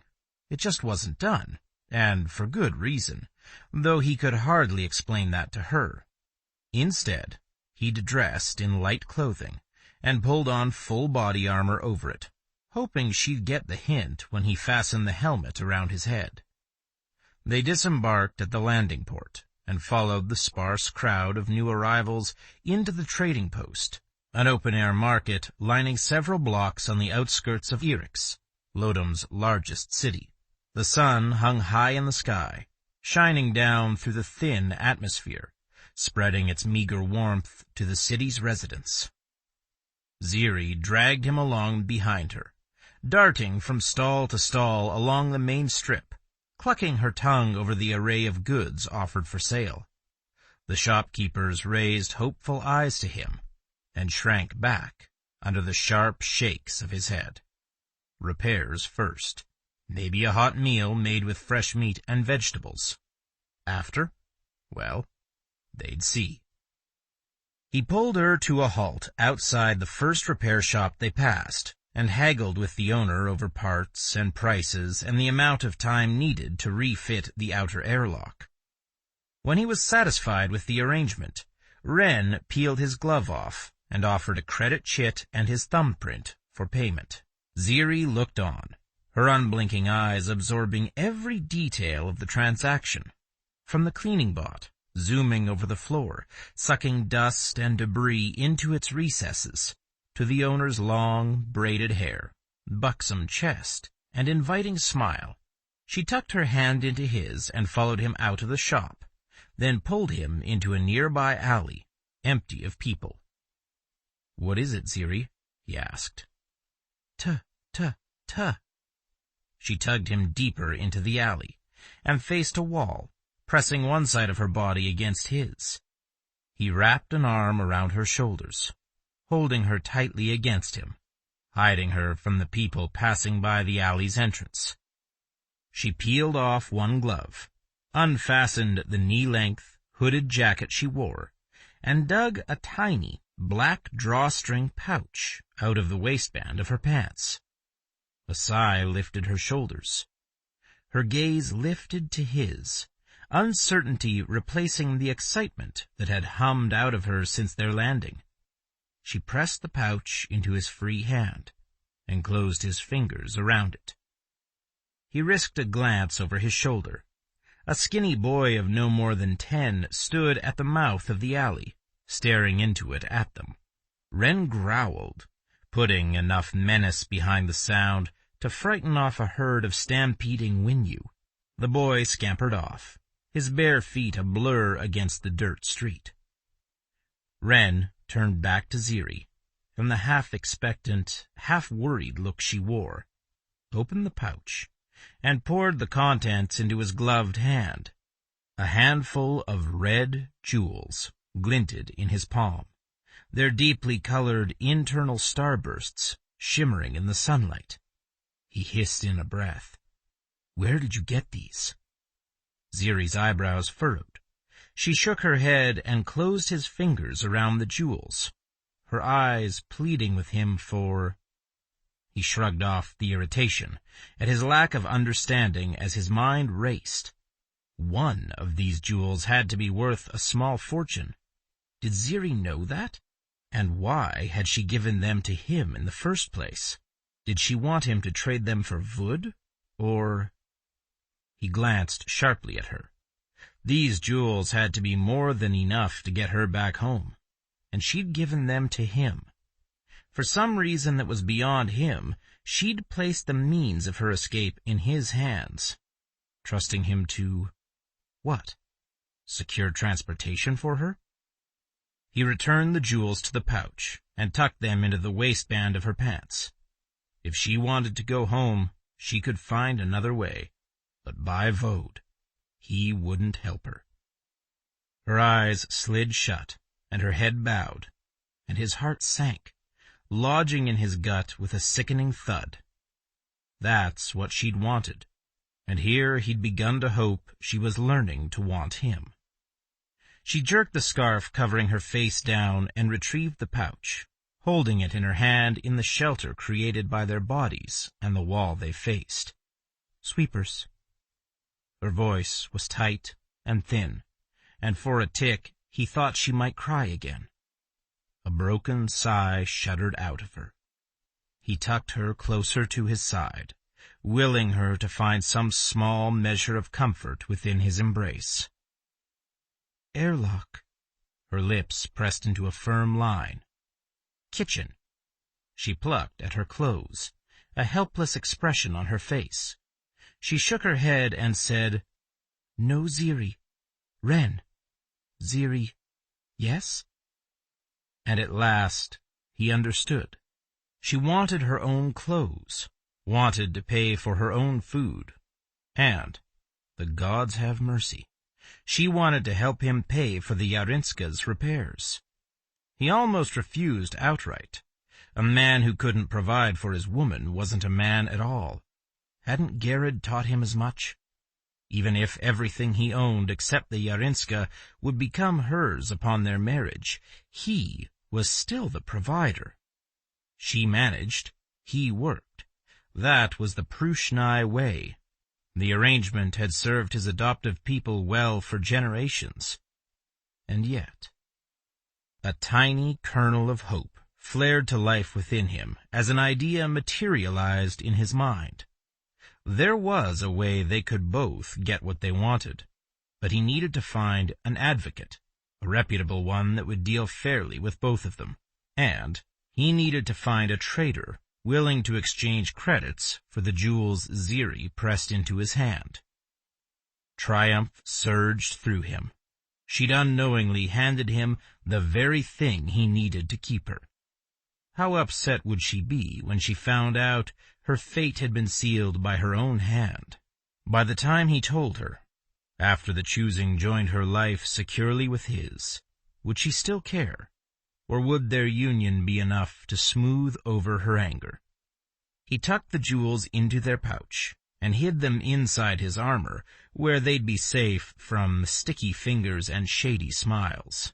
He claimed her hand with his, and led her into the hustle and bustle of Eric's trading post, his satisfied grin hidden behind the dark anonymity of his helmet. The scurrying throng of the alien city's midday residents fascinated Ziri. She held on to Ren with one hand as they passed through it, her eyes roaming over a stall holding bolts of brightly colored fabric, another displaying finely made jewelry, and a third where feathered creatures with viciously sharp talons gazed regally through the wooden slats of their cages. Were they for eating or gaming? Ren hurried her past the stall. She twisted around in time to see the stall's owner yank one of the creatures out and wring its neck. Ziri wrinkled her nose. Definitely for eating, then. She'd never been off Tercy before, and rarely wandered into the larger cities there, except to visit her parents or for shopping. Arden Hollow, with its slower pace and friendly faces, had always suited her just fine. Still, when she did travel, she enjoyed it, savoring the different customs and cultures mingling in the streets around her. Even on Tercy, where the 4 major cultures varied only slightly one from the other. This place was little different. True, the variety of faces ranged farther. Humans, mutants, and aliens walked shoulder by shoulder, rarely sending a cross-eyed glance at one another, in spite of the differences separating their species. But the haggle of buyers and shopkeepers, the bold splashes of color, the mixture of sounds foreign and familiar, those were very much the same as the markets she'd enjoyed back home. The urge to go shopping had tempted her, so much so that she'd given half her stash of gullet stones to Ren. Some for repairs and stores, yes, but some so she could purchase a memento of this wonderful place. A keepsake to add to the small collection housed on a shelf in her living room. Her father had always told her that if she found herself in need, she should exchange the stones for local money or credits, whatever worked best to keep her safe. She'd always scoffed. Gullet stones were of little value on Tercy, hardly worth the trouble of slitting open the sand leeches they were found in. They were beautiful, though. Over time, Ziri had collected enough of the smaller stones to have a choker made out of them. Ren hadn't snagged it when he'd raided her home, but he had taken the framed vids of her family where she'd hidden a handful of thumbnail-sized gullet stones for safekeeping. She might scoff at her father's advice, but she wasn't foolish enough to completely ignore it. Those were supposed to be her emergency fund, in case she ever had to flee Tercy. Kidnapping didn't count as fleeing. That didn't negate the need for warm clothing, a healthier variety of food, and a safe ship. She hadn't understood a word of the reports Ren had gotten detailing the damage the Belnian had done to his ship. She'd seen his face afterward, though. That grim, hopeless look. And she'd seen the airlock. The best way to get back home was to make sure the ship flying them held together. That's the only reason she'd offered him so many gullet stones. Certainly not because she was coming to enjoy his smiles, and absolutely not because she was beginning to care about him. That wouldn't do at all. The scarf around her face slipped down a notch. Ziri tugged it back up over her nose and held it there with one gloved hand. Covering oneself must be a religious custom among Ren's people. It was the only reason she could think of for his insistence. She'd complied, afraid he'd confine her to his ship if she didn't, and was glad she had. Otherwise, she might have missed the sights and sounds and smells of this lovely market. Ren stopped in front of a tiny shop nestled between a bookseller and some kind of eatery, tucked the hood of her coat more firmly over her head, and patted his chest, murmuring softly in his guttural language. She nodded. Him doing the talking was fine with her. It's not like she could communicate with anybody anyway, even if she wanted to. She hadn't once caught a familiar word among the many languages spoken around her. The interior of the shop was crowded with what most people would consider junk.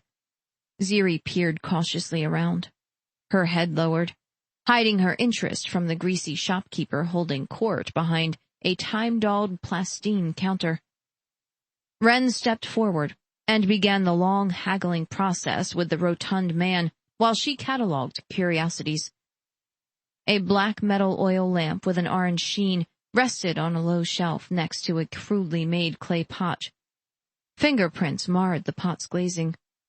Ziri nearly clucked, remembering her promise to Ren only after her tongue had already touched the roof of her mouth. If the master potter in Arden Hollow saw that, he'd smash it to the ground and stand scowling over the maker as a new pot was thrown and formed on the potter's wheel. Farther down, a four-legged creature fashioned of delicately wrought silver metal reared on its hind legs. A single pointed horn protruded from its forehead. Oh, that would make a lovely keepsake. Her foot twitched in the heavy boot Ren had forced her into. Ziri reluctantly stifled her impulse to examine the fragile sculpture up close and heaved a silent sigh. Following Ren's lead was harder than she'd thought it would be. When was the last time she'd reined in her natural instinct for somebody else? At work, sure. Bookends was Mag's, and there the shopkeeper ruled supreme. But in her personal life? Not since she was a child scampering about her parents' knees. Ziri cut a side-eyed glance at Ren from beneath the hood's shadow. His voice was hard, and his words lacked the familiar roughness of his native language. Galactic Basic, maybe? She'd never learned. Her parents had. Then again, they used it on a regular basis, thanks to her father's position with Terces Premier. The shopkeeper's words acquired an oily tone. Ren leaned slightly forward, menace emanating from every line of his armored form, backed up by the blaster strapped to his hips. He held out his hand, and the shopkeeper, somewhat grudgingly, it seemed, placed a credit chit into the gloved palm. Ren nodded, tucked the chit away, and guided Ziri out of the shop with a firm hand on her back. They twisted through the streets, strolling around stalls Ziri distinctly remembered passing by on their way into the market. She frowned at Ren's broad back. She'd hoped they'd have time for some decent shopping before they returned to his ship. But how could she communicate that with her limited grasp of his language?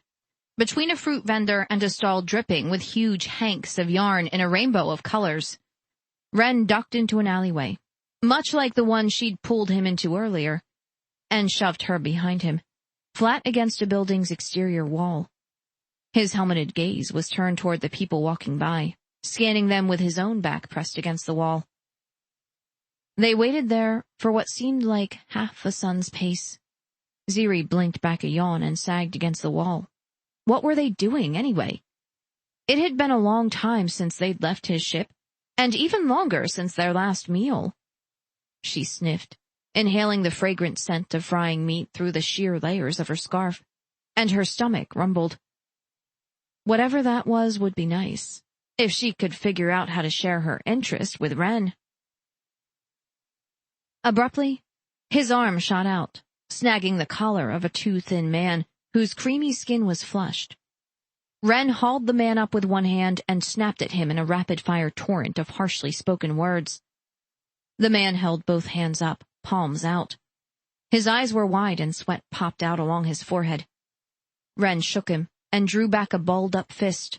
The man's words became high-pitched and urgent, and his hands waved back and forth in increasingly fast spurts. Ziri crossed her arms over her chest as the scene played out, both amused and appalled. Drama on her first visit off-world. She really had to remember every detail so she could tell Mag about it. Her boss would get a hoot out of the whole thing. Come to think of it, Mag would love to hear every bit of Ziri's adventures, kidnapping, Belnian, and all. Just to see what would happen, Ziri said, "Ren!" His head jerked around. She mined clubbing the man, and Ren snorted. He shook the other man by the collar as he muttered a long string of words.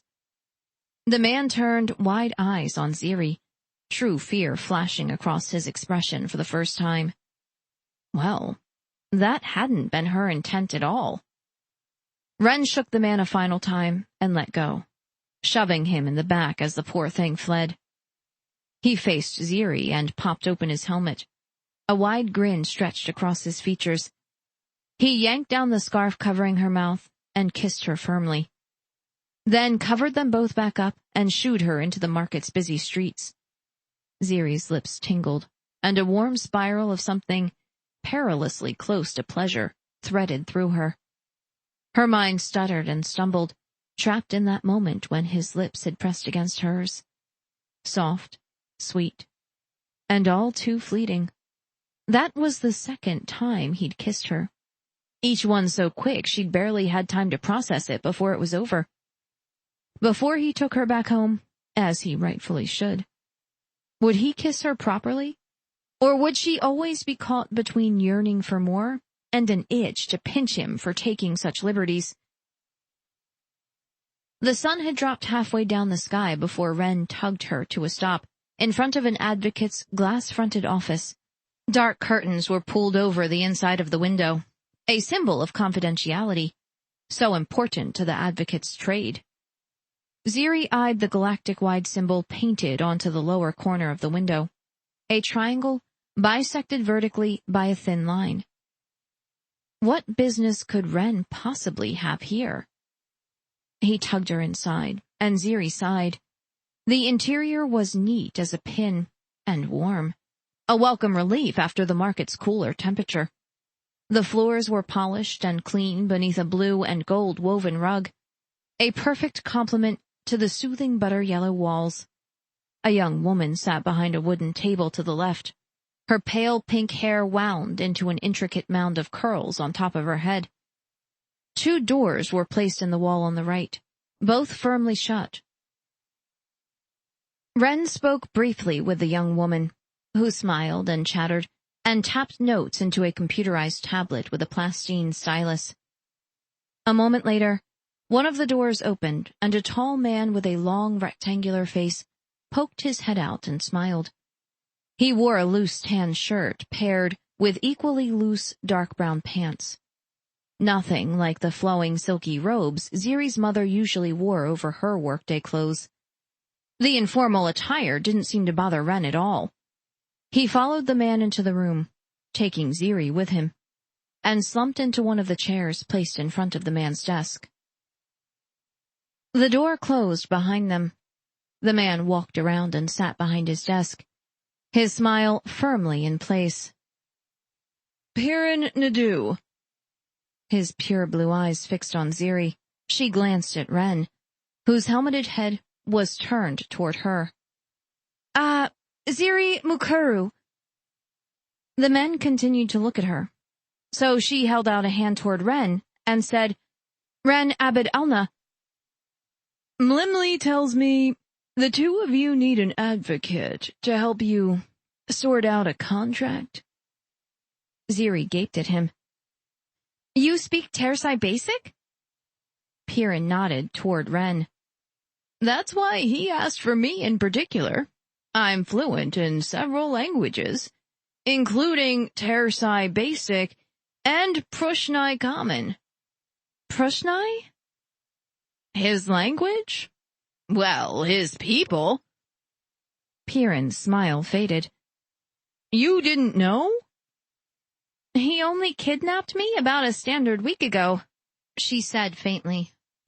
Piran tapped a finger against his lips, completely failing to hide the smile growing there. Ah, well, I suppose you have no idea what's happening to you then. Ziri sank into the remaining chair. You don't seem upset that I was kidnapped. Piran lifted one shoulder in a quick shrug. The Pruxnae are an odd bunch. Every once in a while, they get it into their heads to get married. A bit of a problem, since most of their females die at birth, or soon after. So they, what, steal women? Sometimes, yes. Piran glanced between her and Ren. That's not going to be a problem here, is it? You mean him kidnapping me? Ziri glared at Piran. No, that's not much of a problem, except for the fact that he forcibly removed me from my home when I really was doing just fine there. Ziri, Ren said, his voice even and firm. Ta. She whipped her head around, pinning that glare on him. I will not be quiet, you unca-brained Lanu! If I might. Piran placed a tablet near the edge of his desk and pointed to the screen. This is the reason the two of you are here. Mr. Abid Alna wishes to deed 49% of his interest in a spaceship called the Urinska, and a like share of future profits derived from the ship's usage over to you in exchange for 500,000 credits. The anger bled out of Ziri. I don't have 500,000 credits. According to this, you have closer to 2 million. Ziri yanked the tablet forward and peered at the information displayed on it. The top half of the screen held a tiny image of the Urinska, along with serial numbers, registration, and ownership data. Her ID image occupied the lower left-hand quadrant. Her bank account information appeared to its right, public records only, but it clearly showed a tally nearly 2 million credits higher than her balance should have been. Ziri pushed the tablet across the desk toward Piran. I don't understand. He shifted toward Ren and held a softly spoken conversation with him, punctuated by ahs and ohs and ahas on the advocate's part. After a while, Piran faced Ziri. Well, that's a very honorable Pruxnae you have there. He says you gave him a handful of jewels. Apparently, he traded two for around 1.9 million credits. Ziri's lips parted. 1.9 million?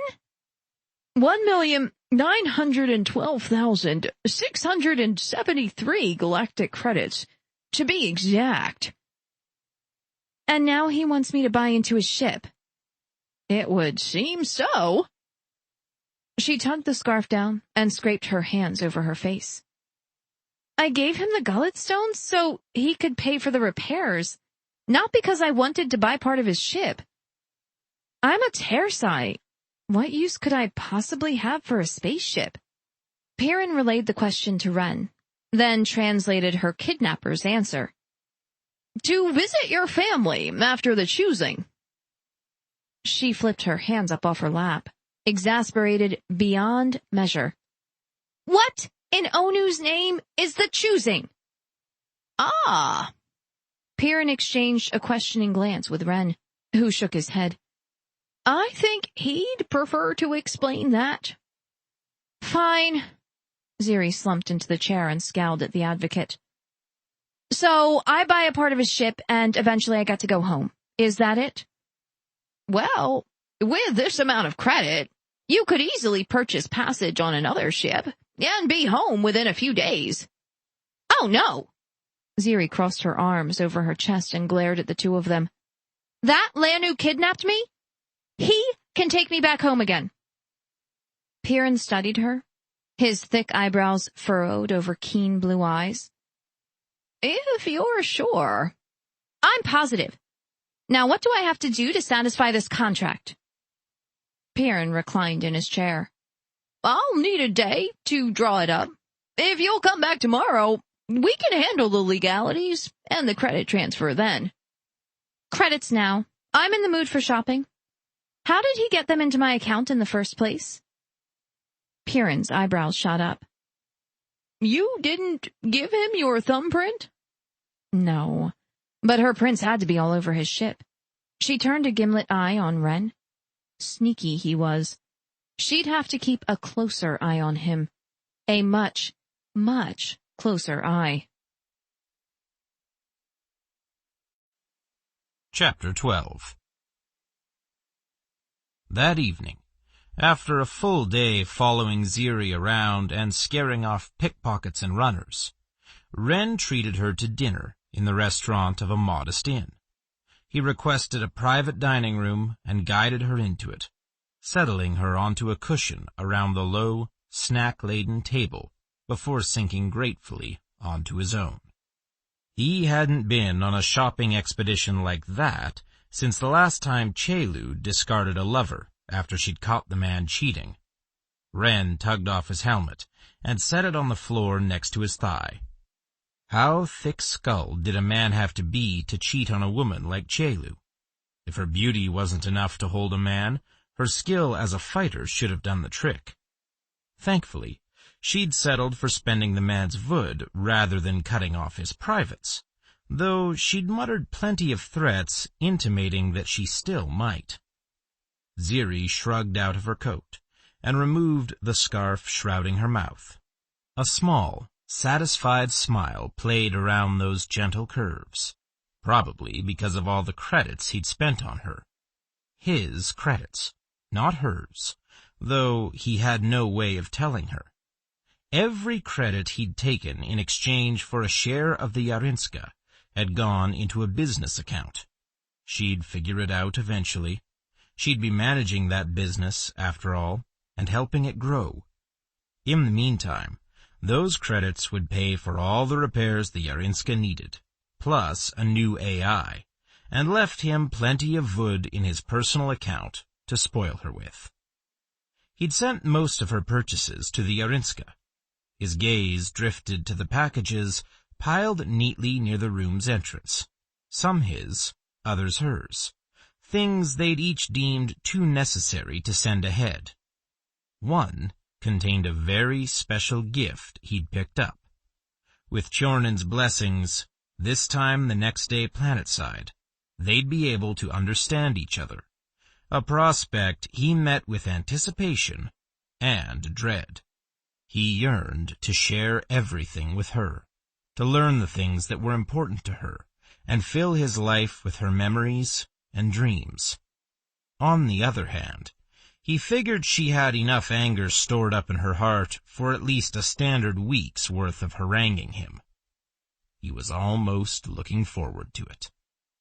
A serving boy brought them tall, fluted glasses of a slushy green drink laced with mint and the local spirit, a favorite among travel-weary spacers.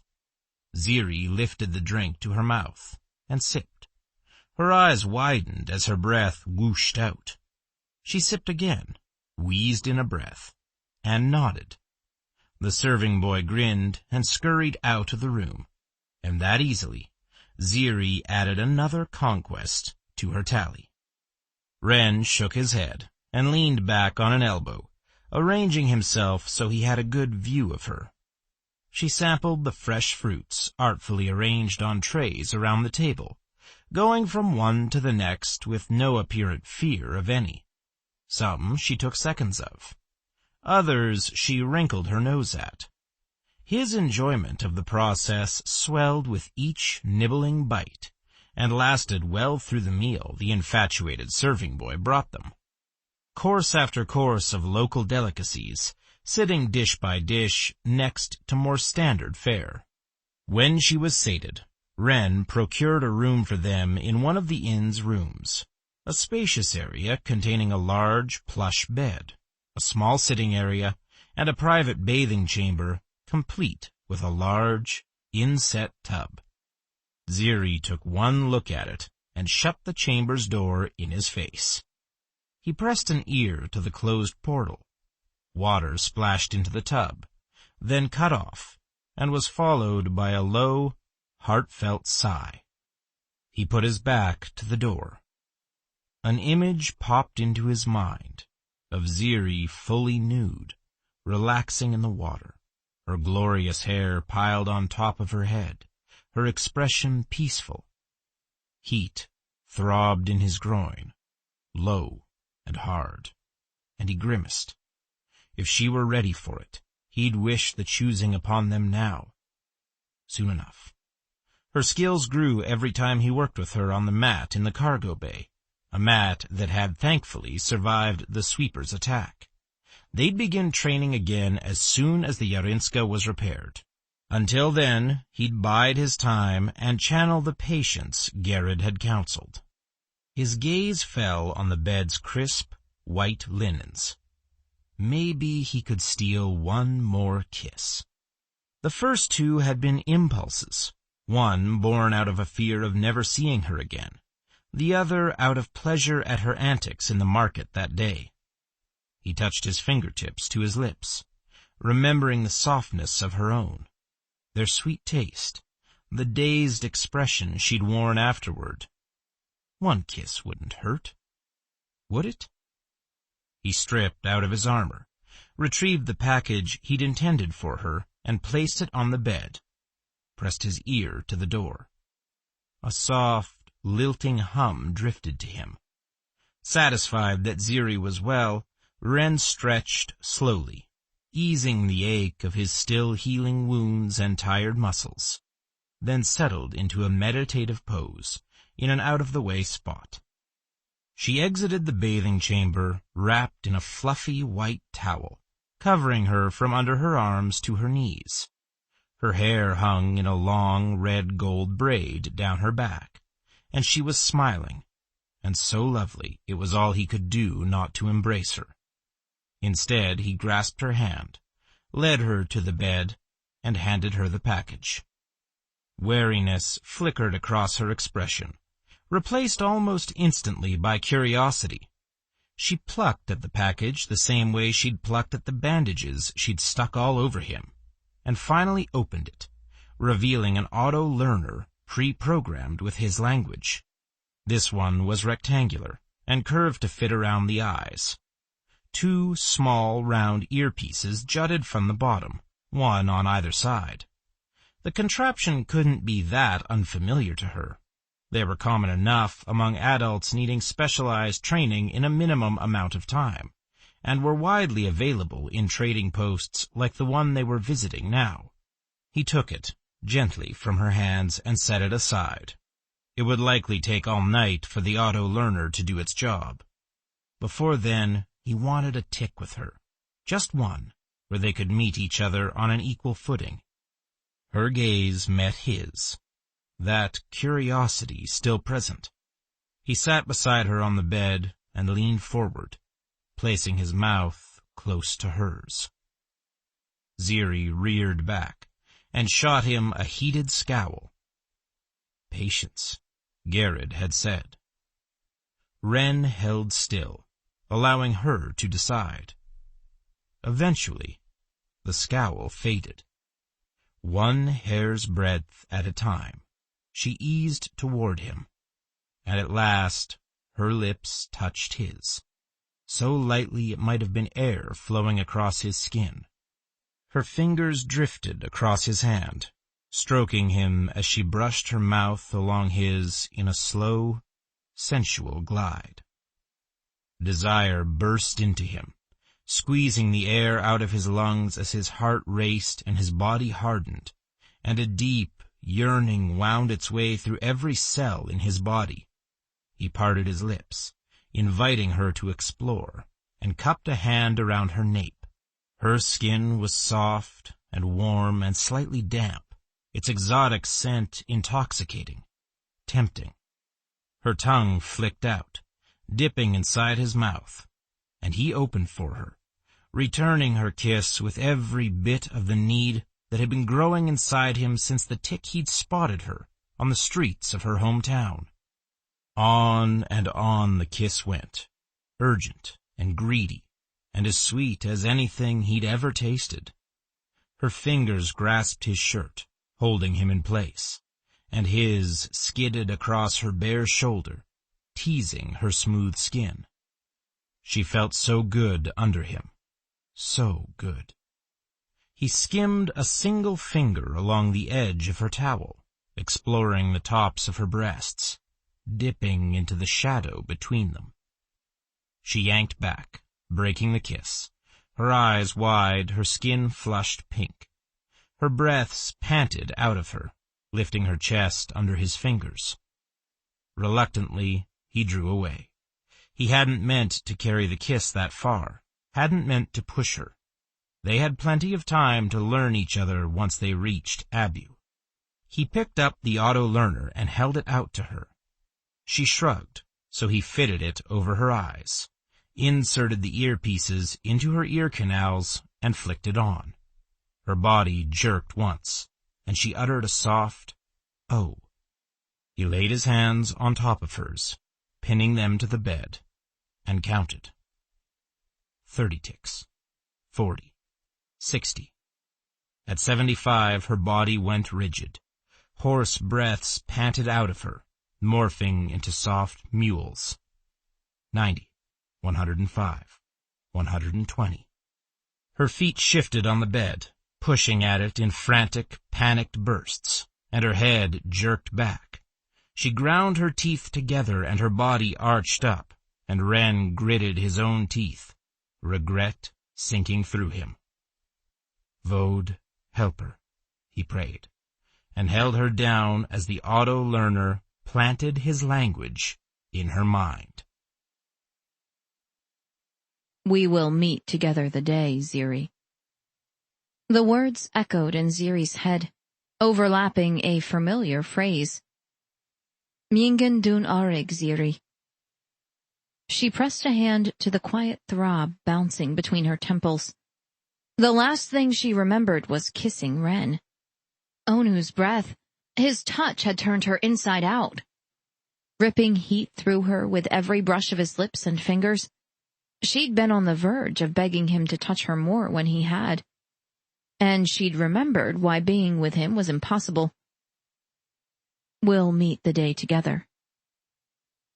Mingen dun arig. She hissed in a breath. Did he have to keep talking to her? Maybe she'd gotten a little too used to their odd mode of communication, shrugs and smiles, and her repeating the names of objects around them in his language.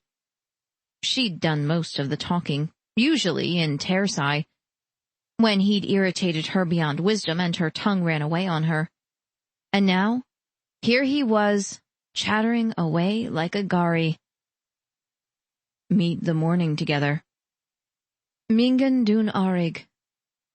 There it was again. That odd echo.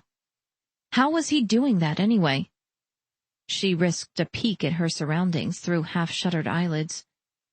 Ren's handsome face swam into focus above her. The heat of his body warmed her from chest to feet, and a hard length pressed into the juncture of her thighs. She closed her eyes. How had she ended up naked, in bed with Ren? In bed she could understand. Since kidnapping her, he hadn't let her sleep alone, not once, and she'd continued the habit when he'd been injured, as much out of concern as a need for his warmth. But naked? Good morning, Ziri. This time, there was no echo. The pain in her head flashed hard, then dimmed, and Ziri gasped. Are you okay? I'm fine, she said. Well, better anyway. What happened?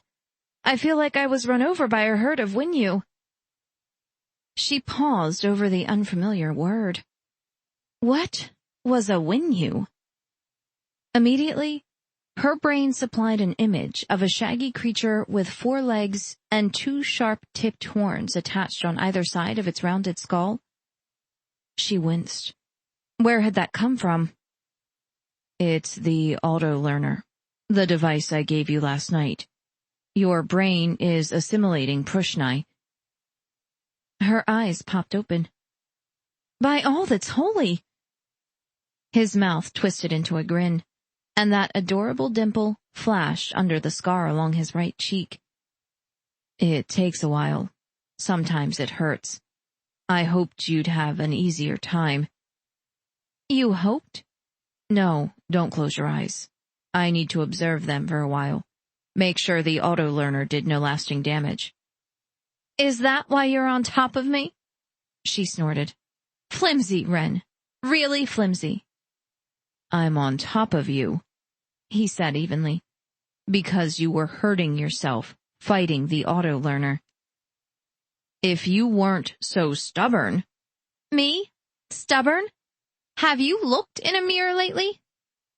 I think the auto-learner worked a little too well, he muttered. How's your head? She prodded one temple gingerly. Mostly okay. How's your jaw? A small V appeared between his eyebrows. Fine. Why? Remember that, because the next time you kidnap me, or land us in the middle of a bunch of crazy aliens, or put a weird device on my head, I'm going to punch you. He shook his head, and his straight black hair shimmied around his firm jaw. She tucked it behind his ears and discovered 2 thin braids, one on either side of his head. What's this? A custom on Pruxnae, more common during wartime. She threaded one braid between her fingers. His hair was silky and finer than she would have thought. She held a strand out and let it go, watching as it slid into place, its ends brushing the top of his shoulder. He shifted above her. Don't stop. The husky note in his voice startled her, and awareness of their exact position finally caught up with her. I think I'm okay now. He dipped his head and sniffed her throat.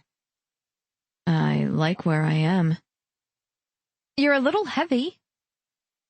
He sighed. Okay, sorry. He braced himself on his forearms above her and caught her gaze. Good morning, Ziri. Good morning, Ren. Now, will you get off me? One more thing, he murmured. He kissed her mouth gently, then eased off her, put his back to her, and walked toward clothing stacked neatly on top of a chase.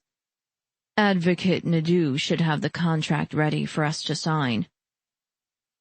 Ziri tucked the covers under her chin and rolled onto her side, the better to admire Ren's nude figure. The wicked thought brought a smile to her mouth. She folded an arm beneath her head and studied the long length of his body. So finely made. When will your ship be ready? Maybe today. Probably not, though. So, then you can take me home, right? We're going home. Relief flickered through her. Persuading him to take her back to Tersai hadn't been nearly as hard as she'd thought it would be. Is there a place where I can contact my parents and let them know I'm okay? He chose pants, a shirt, and underwear, and padded back to the bed. Ziri's gaze raked over his muscled chest and flat stomach, and landed on his manhood, jutting proudly away from the juncture of his thighs. The head was broad and ruddy, the shaft thick, the hair around it as black as the hair on his head. She sucked her bottom lip between her teeth. What would it feel like to have him inside her, pleasing her as only a man could? Would he take his time, loving every bit of her in a slow symphony of heat? Or would it be fast and hard, and heart-poundingly beautiful? Desire stabbed at her, pulling between her legs in a sharp flood of warmth, and her knees reflexively curled toward her stomach. Oh no. No, no, no. She couldn't have sex with Ren. Hadn't she already decided that when she'd woken up with his firm nudity pressing her into the bed, his weight deliciously unyielding above her? Not yet, he said, and she jerked her gaze to his face. A soft smile hovered on his mouth. He shimmied into underwear, slipped a hand into the waistband, and adjusted that long length. She forced her mind away from an image of him stroking himself and her watching, ignoring the heat slinking through her blood. Why not? It's not time. He shrugged on a black, long-sleeved, form-fitting shirt. Hungry? Starved? And she was. Her stomach was eating a hole in her abdomen. Can we go shopping again? Ziri. He huffed out a breath. Didn't you get enough of that yesterday? We didn't see the whole market yesterday, and I saw you eyeing a few things too. She clasped her hands together under her chin and batted her eyelashes at him. Please. He tugged on pants and, without bothering to fasten them, crawled onto the bed and stretched out beside her. I want you to be careful with your credits. Umba sent a man after us yesterday, trying to figure out where we were staying, so he could steal your credits back. She abandoned her playful pose. That was why you grabbed that man in the alley? He was a runner, a street thief. Umba is not to be trusted, so be careful with your credits. It isn't wise to flash them around the way we did yesterday, buying out half of every stall we crossed. It was only a quarter of every stall, she murmured. I'm sorry. He smoothed a hand over her head and cupped her nape. Don't be. You deserved a fun day. I was happy to be able to give it to you. Her heart melted, just a little, though she couldn't resist poking at him. Those were my credits making us happy. No, he said firmly. Your credits went into the Urinska. My credits made you happy. She didn't see the distinction, but if he insisted, what would it hurt to humor him? He'd been kind. After everything they'd been through together, it was enough. Let me make you happy today. That yarn stall we were at? Did you want to buy some for somebody back home? His hand tightened around her nape. I wanted to buy some for you. You seem to like my sweaters and socks well enough. I hope to make you some too. Something that fits better. Her eyes widened. Most men on Tercy didn't fiddle with handicrafts. Some, yes, but mostly they strayed toward metalworking or driftwood or, like the master potter, clay. Very few bothered with fabric crafts. You made those? Truly? Yes. He glanced over his shoulder at the packages and bags piled beside the door. I have a measuring string. If you have the patience to wait for me to knit a garment. Yes, please. Thank you so much. She pounced on him and pecked kisses across his stunned face, ending with a firm smooch on his lovely mouth. I can't wait to see what you make me. She hopped off the bed and bounced into the bathroom, humming under her breath, not caring a wink that she'd just given him a peek at her fully nude body. Chapter 13. It took 2 more days for the Yarinska's repairs to be completed. After their one night at the inn, they spent the rest of their nights shipboard. They'd jettisoned the sweeper's remains before arriving at Lodem, but the alien's stench tended to linger. The crew making the repairs had somehow found a way to rid the Yarinska of the smell. Ziri had seemed particularly relieved. She refused to discuss what had happened on the bridge that day, saying only that she was fine, and repeating her threat to punch him if he ever took her near another sweeper again. It was a threat he took seriously, and not out of fear of her anger. They'd be traveling along more frequently used jump points for the rest of their journey. He had no wish to expose her to the hardship of life on the fringes of civilized space any more than he had to, and they could train just as easily on Abu as they could on the Yarinska, maybe more so. Alna would insist on helping, once she got to know Ziri. He watched her now as she haggled with the yarn merchant. During the days, they wandered through Erix's streets, visiting the trading zone as often as not. This was their third visit to this particular stall. Once Ziri had learned of his skill, she'd insisted on buying enough yarn for an umlek of sweaters, as many pairs of socks, and at least 2 shawls. He frowned and counted again. No, 3 shawls.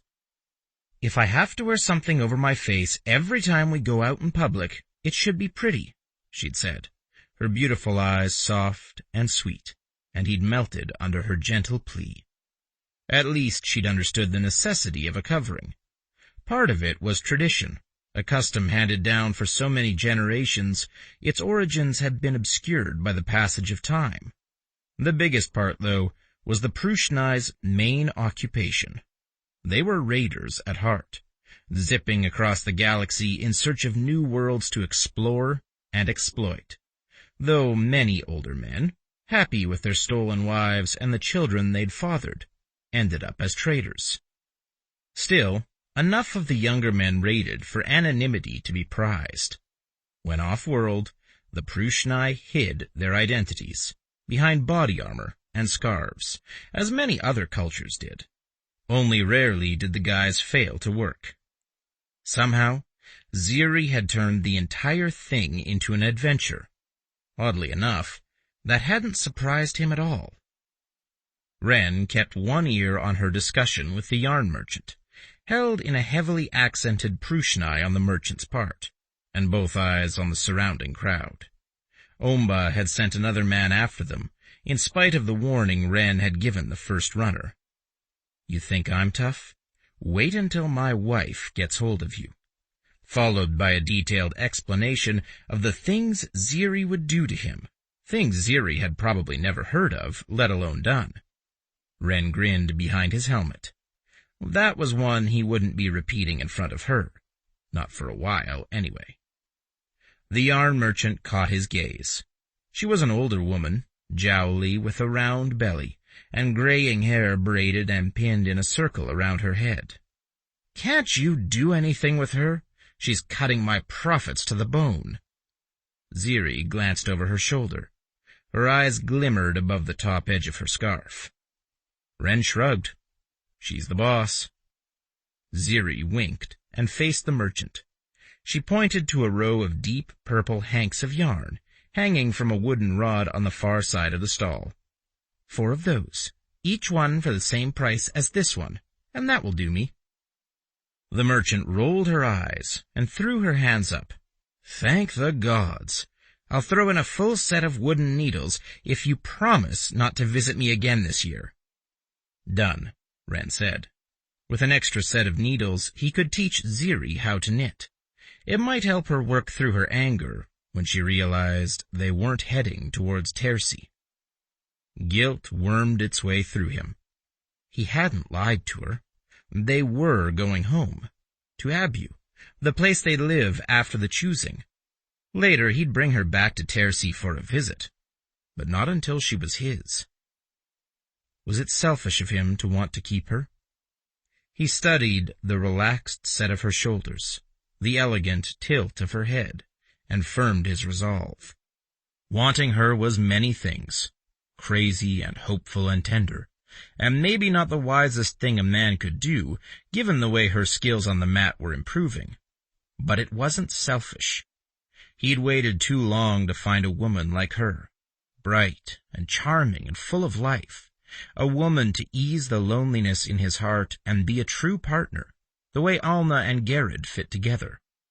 Letting Ziri go, knowing he could have that kind of life with her? No, he couldn't do that. Not when he needed her a little more every day. And she him, he hoped. She bounced around.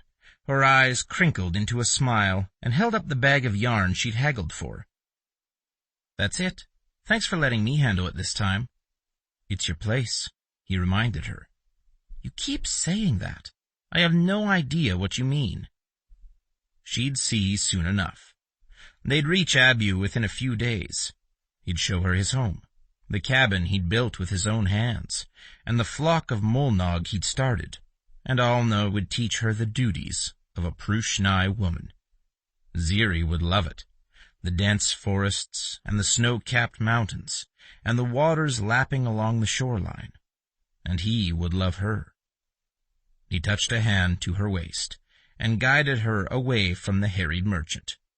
"We'll be leaving tonight." Her smile brightened the gleam in her blue-gray eyes. "Could we stop by that inn and get those icy green drinks again?"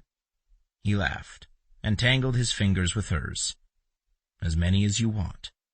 And in his mind, he tacked on the one word he longed to call her: wife. That night, Ziri readied for bed with a light heart. Their time on Lodom had been fun. She stuck her head out of the bathroom door. No, the head, she reminded herself, since they were on a ship, and said, "That was my first time on another planet." Ren glanced up and humor sparkled in his dark eyes.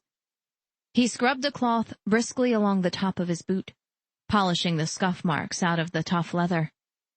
"Did you like it?" "I loved it.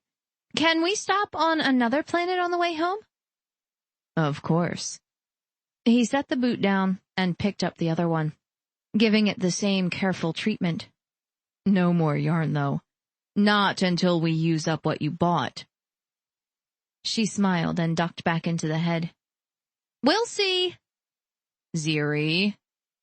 "We only have so much space," she thought, and her smile widened into a grin when he added, "We only have so much space."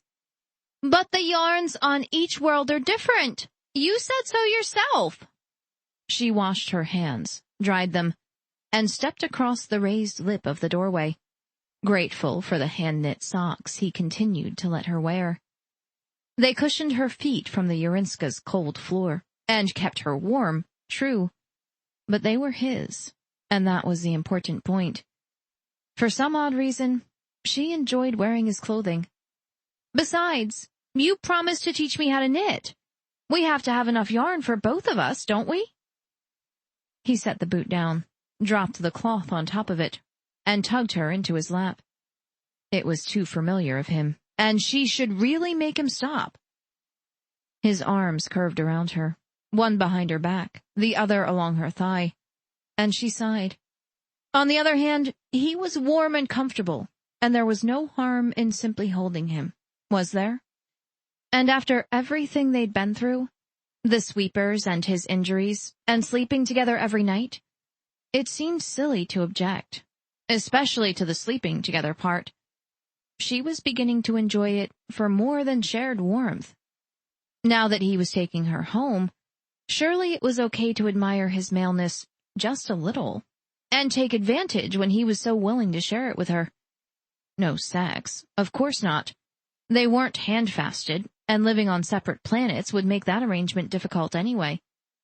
But she didn't see a thing wrong with cuddling as long as he kept his hands to himself. Mostly. He rubbed his chin across the top of her head, a habit he'd developed over the past few days. "We have enough yarn to keep both of us occupied for a full season. Where will we put more?" "In my room. There's still a little space there." "Not a lot, but some." Ren had encouraged her to purchase warmer clothing, and it had taken up a lot of the remaining storage there. Why she'd need it was beyond her. Tercy was too warm for most of the items he'd picked out for her. "How much longer until we reach Tercy?" He tensed. "A while. We're stopping by Abu first." "Your planet? Is it on the way?" "It's closer. We have some business there." "And then we can go to Tercy." At his short nod, She relaxed and rested her head on his shoulder. I'd like to see your world. I'd like to see every world. That's kind of a funny thing for Tersai. We're not really known for wanting to leave our homes. And she had been content there. She yawned and closed her eyes. Now, she was content roaming the galaxy with Ren, at least until he took her back home. I really want to let my family know I'm okay. Soon, he murmured. You've been patient there. I've been too excited to worry a lot. To think, I might have missed all this if you hadn't kidnapped me. She snuggled into him, enjoying the feel of his smooth skin beneath her cheek. Not that you were right to do that, and I'm still not happy you stole me, by the way. And my door. Somebody's going to fix that. But everything else, learning about your ship, and visiting Eric's, and learning how to knit. She yawned. His hand circled slowly along her hip. The motion so soothing, it was sending her right into sleep. You didn't really steal me for a wife, the way Advocate Nadu said, did you? His hand stilled. What would you think if I said yes? I'd think you were crazy. But it's okay. I kind of like you anyway. Wait. She tilted her head and caught his gaze. We're not already joined in some weird Pruxnae custom I don't know about, are we? The corner of his mouth tilted up. Not yet. There's no yet here, Ren. And no more kidnapping either. Promise me. Of course. You gave in too easily. I don't need to kidnap anybody else, he said simply. How did you kidnap me anyway? Tercy's planetary defenses are pretty good. His arms tightened around her. You can't have all my secrets. Ready for bed? Yes. Can I fly the ship tomorrow? You can. He kissed her forehead. For somebody who's so eager to get home, you seem to like space a lot. I really do, she marveled. Even the sweeper attack hadn't dimmed her pleasure in it. Now that she'd found her place on the Urinska, she was learning to pilot the ship, and Ren let her tinker wherever she wanted to, and she had her plans, though she still couldn't read the seed packages. Different auto-learner, Ren had explained, and Ziri had let that one pass. No more auto-learners for her. It's not that I didn't like Tercy. I did. It was my home and I knew everybody, and my parents are there, and I really want to go back. But this? Being able to visit all these worlds instead of just reading about them? It's fantastic. I didn't even know about Lodom until you brought me here. Wait until you see Abu. Endless blue skies. Water everywhere. The mountains make the one on Tercy look tame. And there's snow where we live, half the year round at least. A winter world? She murmured. Now she knew why he'd insisted on warmer clothing. Tell me a story, Ren. About growing up there? Tell me about the snow. He tucked her under the covers, dimmed the lights, and curved his body around hers in the bed. And for a long time after, his low voice related tale after tale of his childhood among the snowy forests of his home. Chapter 14. 4 standard days later, Ren guided the Arinska into orbit around Abu. Ziri sat beside him in the co-pilot's chair, manipulating the view screen, her eyes wide, her lips parted. It's so beautiful, Ren. The reverence in her voice echoed the emotion gripping his heart. Abu had saved him in so many ways.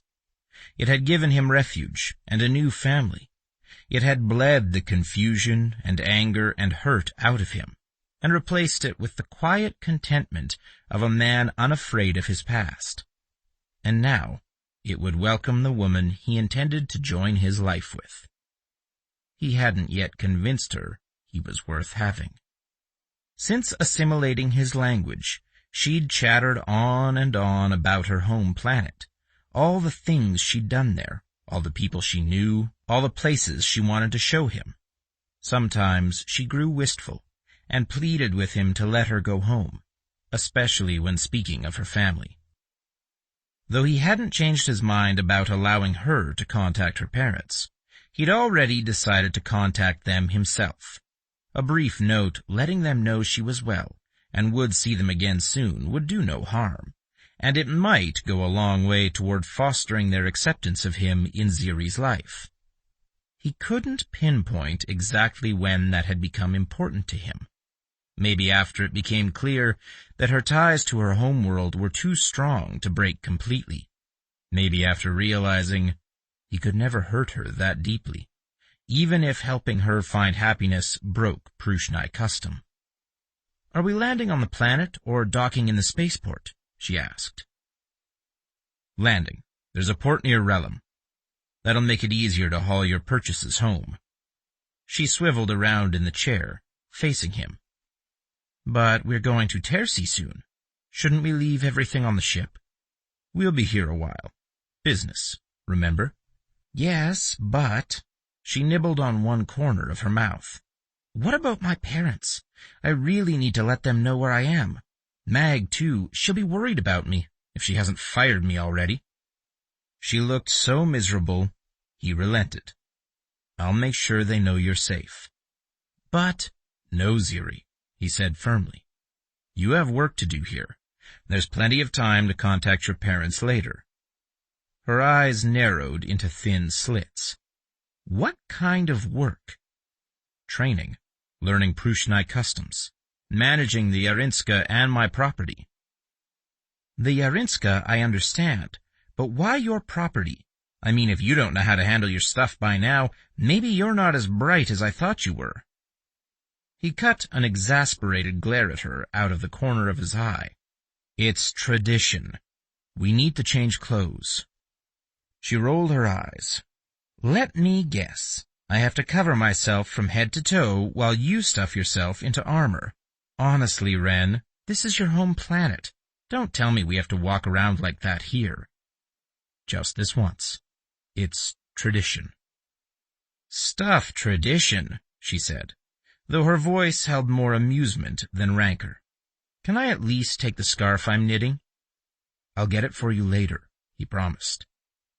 He coaxed her into their quarters and slipped on thinner clothing and armor, while she dressed in warmer clothes and gathered her hooded coat and a face scarf. He retrieved the chains he'd used on her that first night and handed them to her. "Why are you giving me these?" she asked. "So I can lead you through Relum. They're a symbol of your status." The color leached from her skin. "As a slave?" she whispered. "As a candidate for the choosing." Advocate Nadu mentioned that. She eyed the chains warily. "Is that why you kidnapped me?" "Yes." He wrapped his arms around her and held her lightly against his armored chest. "Don't worry, Ziri. You'll do fine." "But what is it?" "Alna will explain. She's been through it before. She can help you finish preparing." Her voice dropped so low he nearly missed her next words. "Will it hurt?" "I can't promise it won't. Sometimes candidates end up with scrapes and bruises. Usually nothing serious, though." He stroked her back, massaging away the tension in her shoulders. "I promised not to knowingly put you in any more dangerous situations, didn't I? Can't you trust me to keep you out of one now?" "I don't know. I still haven't forgiven you for the sweepers, or the kidnapping, or the auto-learner, not to mention Amba." He kissed the top of her head. "Being with me isn't that bad." "No," she sighed and leaned into him. "Sometimes I think if you hadn't kidnapped me, we might have been friends." "We can still be friends." He hoped so, anyway. If he'd learned anything from observing the couples he knew, it was how important friendship was to a lasting relationship. He wanted his and Ziri's to last a long, long time. Kiss me now, before we go planet-side. We won't get to again until the choosing. She lifted her face to his. I'm sure you'll find a way. You're a little sneaky. He captured her mouth with his, cutting off her words, and poured every bit of his hope and hunger into the kiss. She rose onto her toes and blossomed for him. His Ziri, so sweet, so full of life, and he accepted everything she gave him, every slide of her lips across his, every tentative foray of her tongue into his mouth, everything. And it was so good, so right.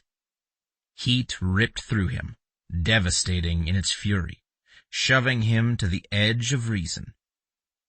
He forced himself to gentle the kiss, forced himself to give her up, and stored the memory of her taste in his heart to tide him over during the long days ahead. Ready?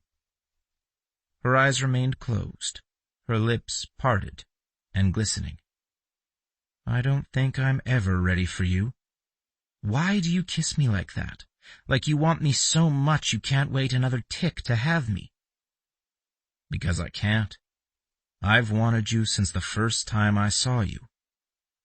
Her eyes flew open and met his. Truly. Is it so hard to believe? I've been handfasted twice. You told me. They didn't want me. Those men aren't me, he said gently. Her lips pressed together. You're taking me back to Tercy. That doesn't mean I'm leaving you there. Maybe I want you to. Maybe you'll change your mind. Especially with him helping her along. Alna's waiting the evening meal for us.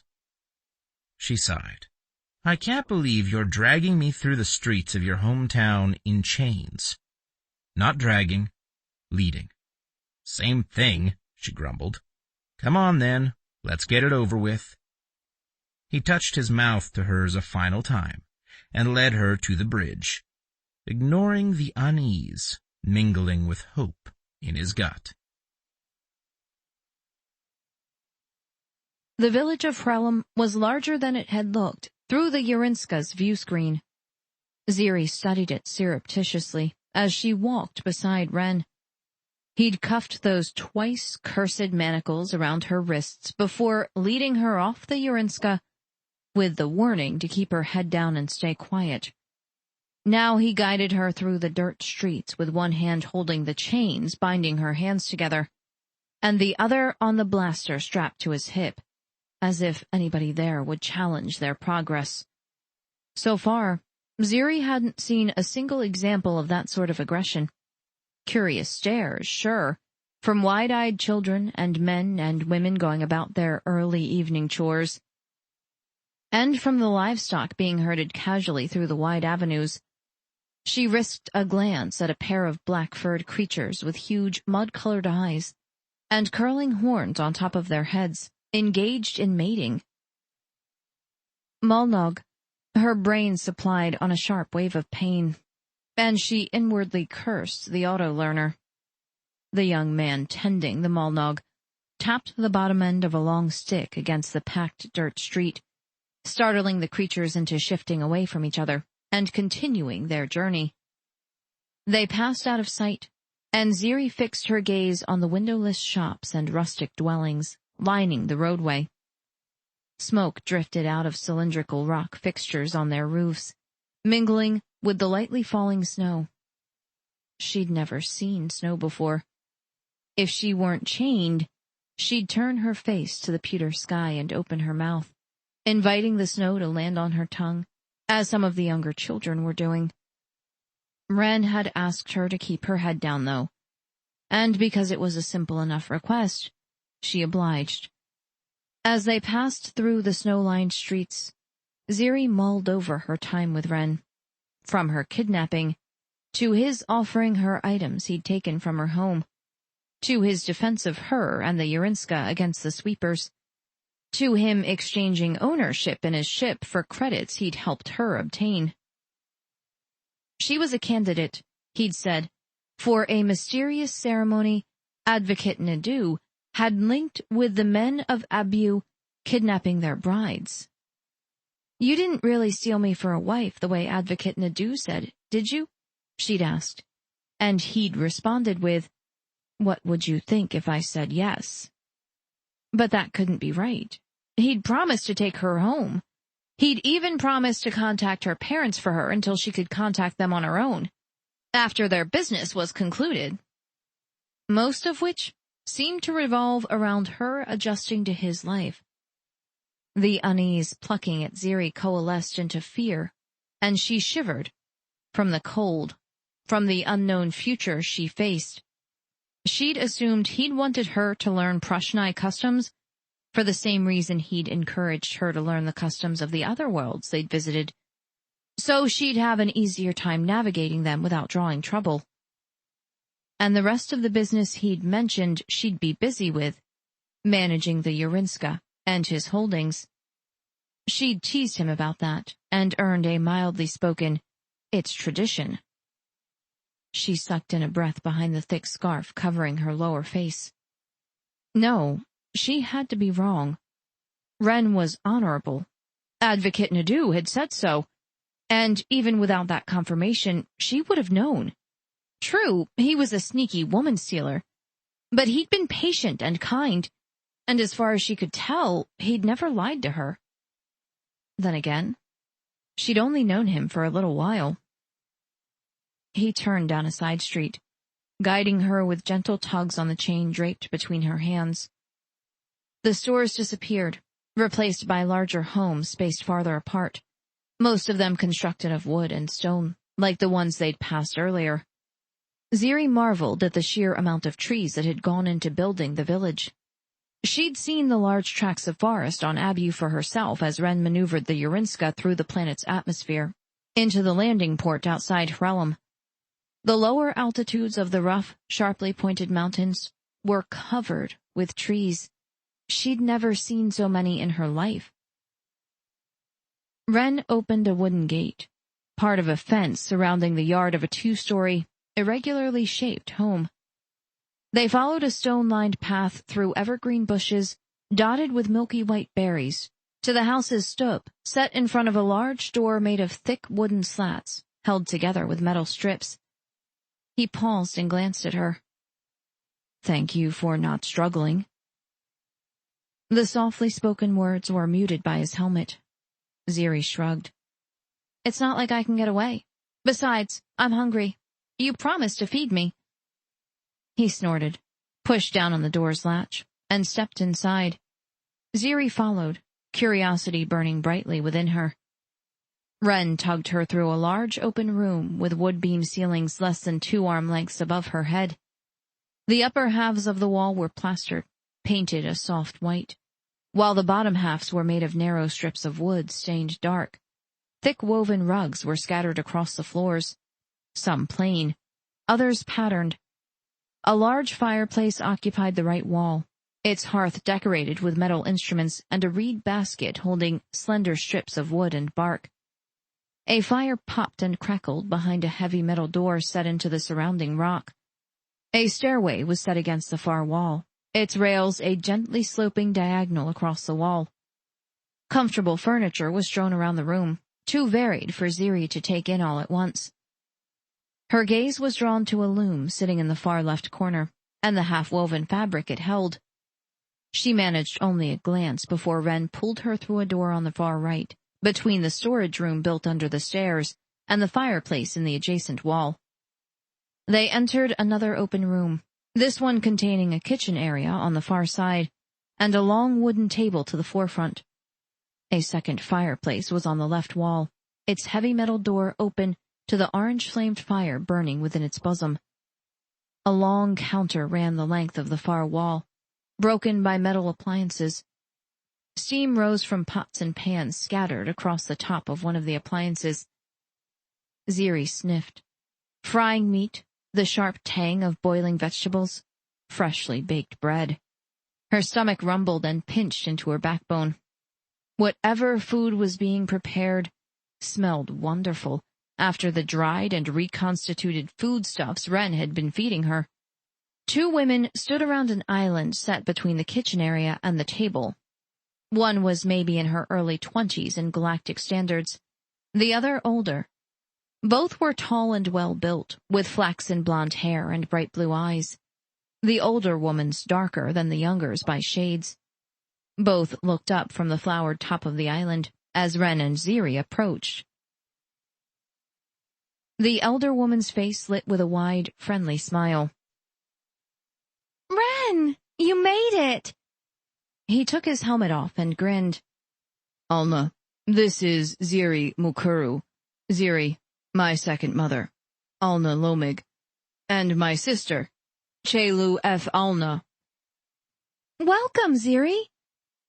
Alna rounded the counter, brushing flour off her hands as she walked. She wore dark pants beneath a gray, thigh-length tunic the same color as the leaden sky, both fashioned out of sturdy, homespun fabric. "You should have insisted he take the chains off as soon as you came in." "He asked me not to speak." Chelu's upper lip curled into a sneer. "And you complied? How obedient of you." Ren shot Chelu a sharp glance. "Ziri has spirit, when she needs it.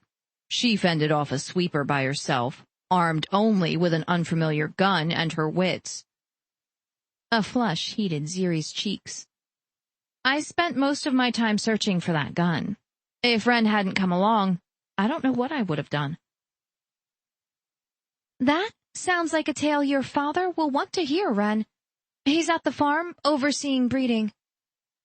"Malnog." Alna shook her head and tisked. "Better him than me." Ren handed Alna his helmet and thumbed the locks on the manacles, then removed them from Ziri's wrists. "I'll be doing that tomorrow." Ziri slipped her hood off and unwound the scarf from around her face. "I suppose you want me to help?" "You'll not help on your first full day here."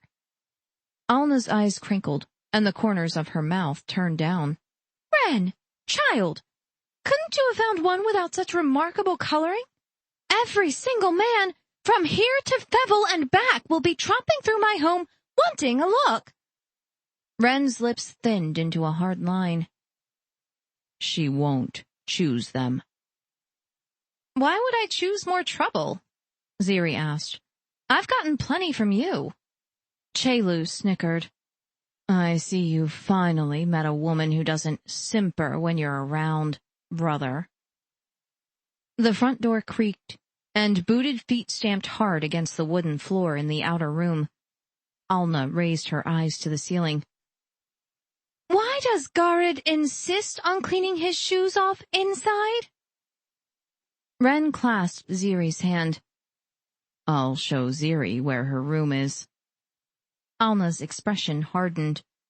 "Hands to yourself, Ren. She'll have her space to choose in her own way." "She'll have her space." He agreed mildly. His hand tightened on Ziri's. "We'll be back as soon as she's settled in." Alna shook her head, and Chelu snickered again. Ren led Ziri back the way they'd come. He stopped in the first room and introduced her to his second father, Garid ab Einif Inig Alna, a barrel-chested man with laughing blue eyes. Shoulder-length brown hair shot through with gray, and a fuzzy beard. "Biungar will be here soon with your things, Ziri." Garid smacked her on the shoulder with a beefy hand, sending her staggering into Ren. "Good boy he is. We'll feed him up and send him on his way. But not before we have a tail." "Ziri has one for you," Alna said from the doorway. "Now take your boots off, or you'll be cleaning the floors on the morrow instead of visiting council." Garid hunched his shoulders and grinned sheepishly at Ziri. "She always catches me when I've done wrong." Ziri lowered her voice and leaned closer. Don't stomp your feet so hard when you come in. I bet it gives you away every time. He waggled his eyebrows. But then she couldn't catch me, and there'd be no lovely cuddling afterward to make it up to her. Ziri pressed her lips together, containing a laugh. That would be a shame. It'll be a shame if we miss the meal.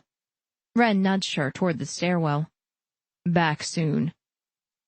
The stairs ended in an open hallway running the length of the house.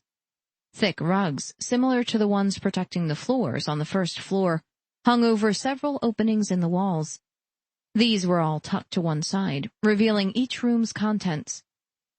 Ren pointed out the common bathroom, and which rooms belonged to his parents and Chelu, then urged her into a room containing a large, freestanding bed, a tall piece of furniture with 2 firmly shut doors, and another piece of furniture with 4 drawers stacked one on top of the other.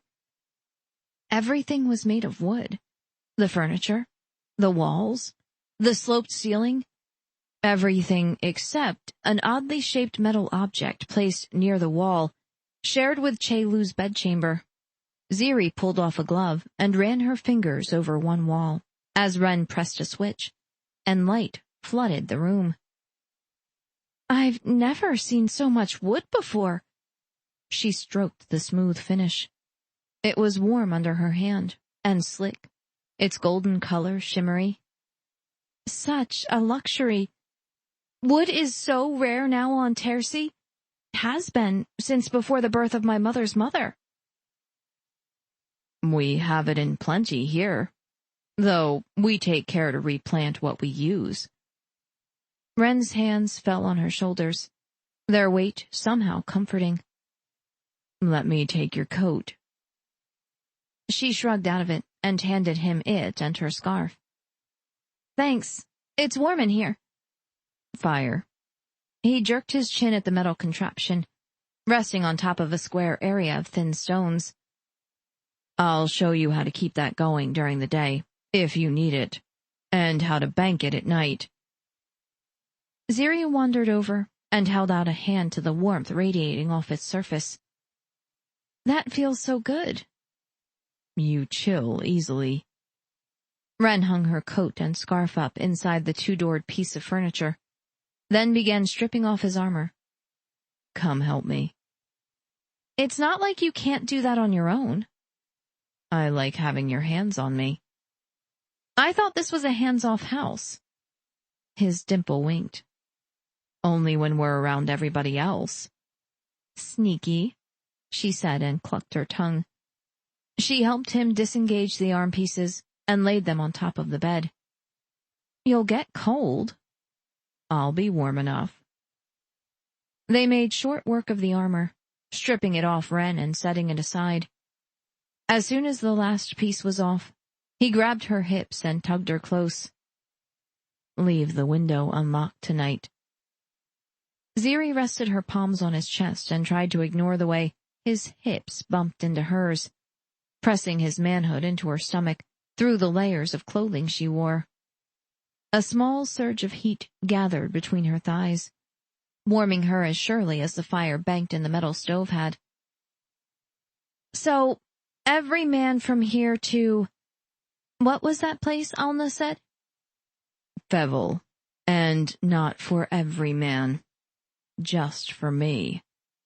He nuzzled the juncture of her neck and shoulder. Let me sneak into your bed tonight and keep you warm. Keep me warm, huh? His mouth found her skin and he licked. Ziri's breath caught in her throat. What are you doing? Keeping you warm.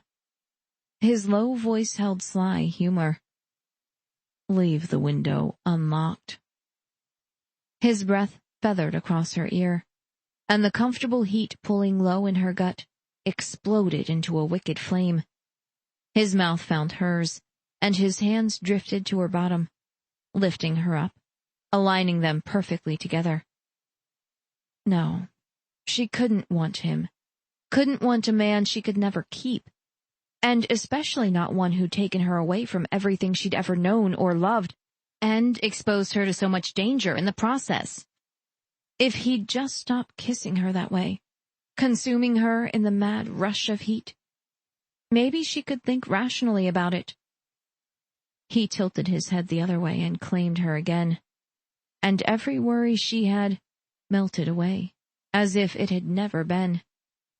She kissed him back, clinging to him as the storm of passion rose over them, sheltering them from anything that could possibly come between them. Chapter 15. Supper was boisterous, filled with laughter and the kind of food that kept a man full for hours afterward. They ate at the tables in the kitchen, Gerid at one end, Alna at the other, Chelu next to Bjungar on one side, Ren and Ziri across from them on the other. Bjungar's grey eyes landed on Ziri so often, Gerid cuffed him on the back of the head, a pointed reminder not to stare. Ren couldn't blame his young cousin. Ziri was beautiful, her smile sweet whenever it touched on the boy, far sweeter than it ever had been for him.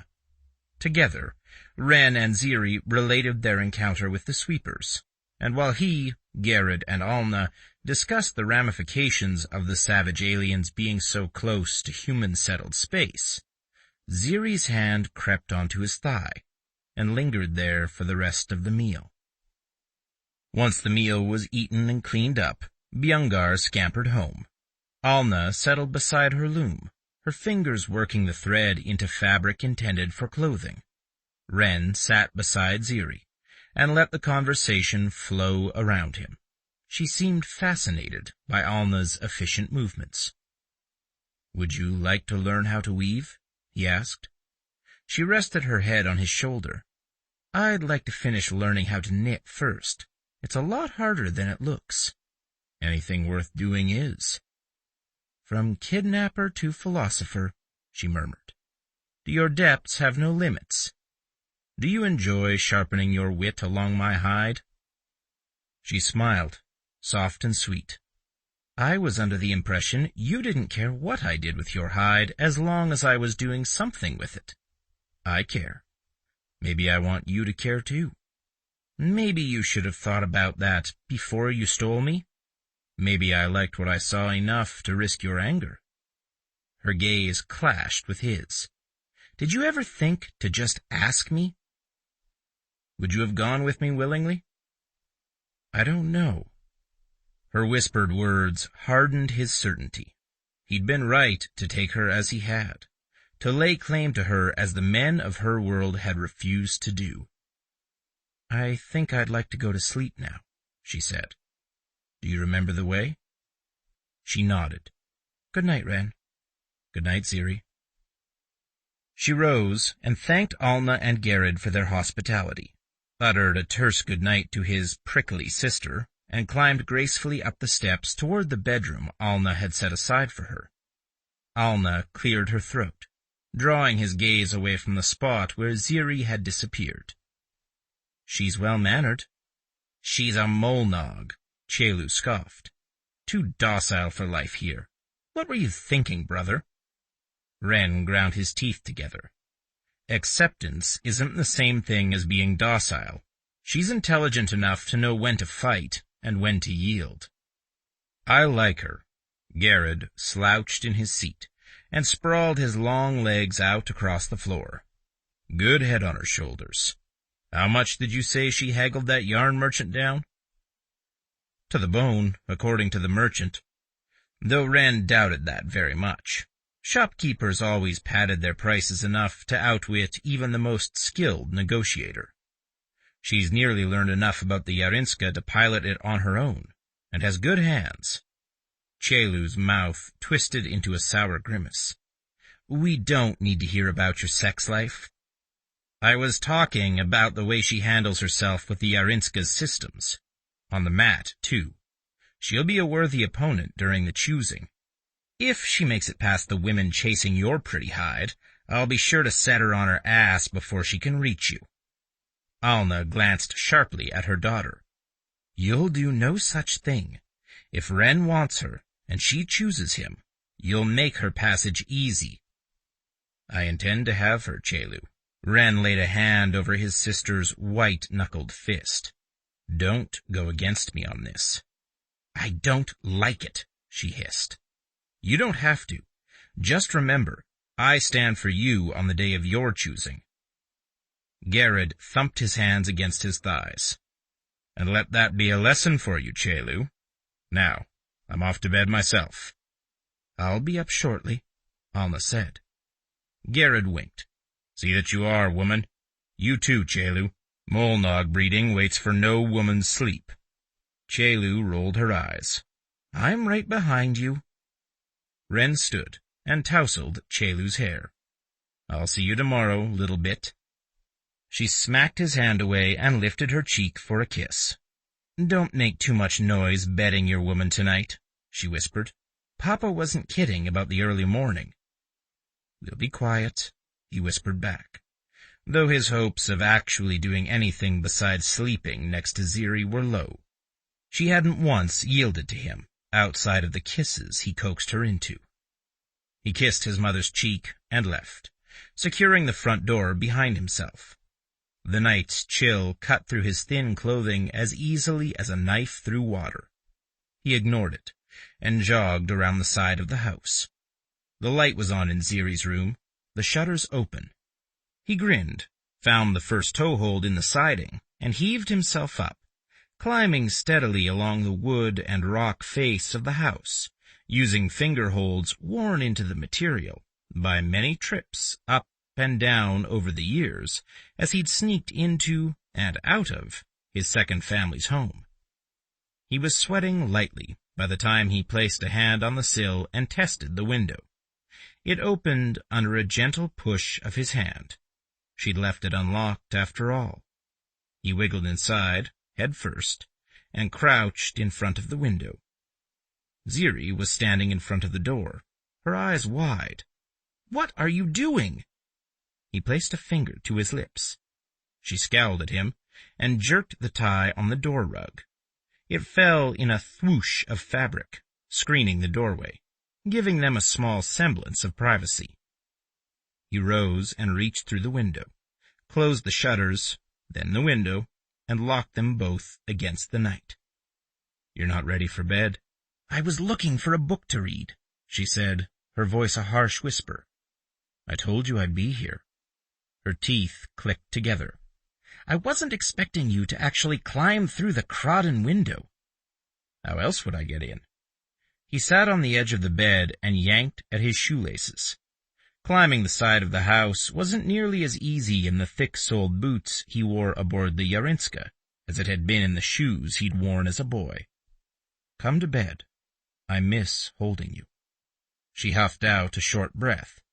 You've been holding me all day, first on the ship and then in this very room. How much more holding do you think I need? A lot. He shrugged his shirt off, folded it, and set it on the floor next to his boots. Don't make me beg. As if, she muttered. They finished readying for bed, him swiftly, her at a slower pace. He slipped into it nude, followed her movements around the room as she put her clothes away and cut off the light, plunging them into a thick darkness, and held the covers up for her. She crawled in and put her back to him.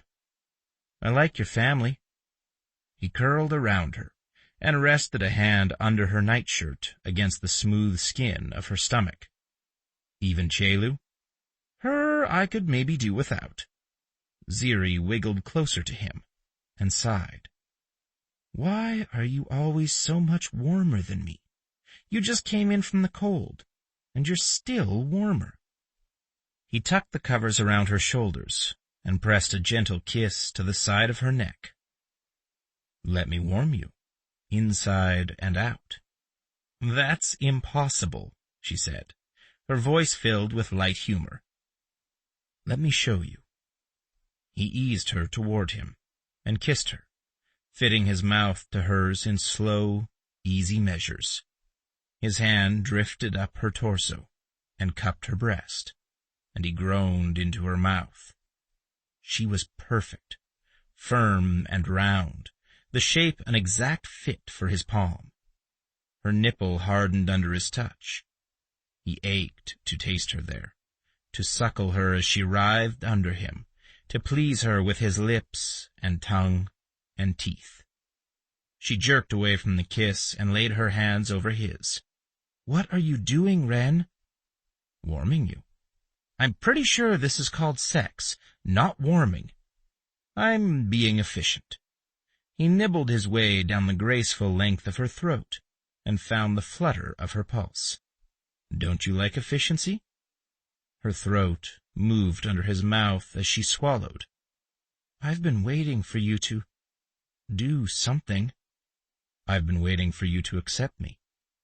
"You think I have?" "Not entirely. I hope you're comfortable enough with me to speak your mind."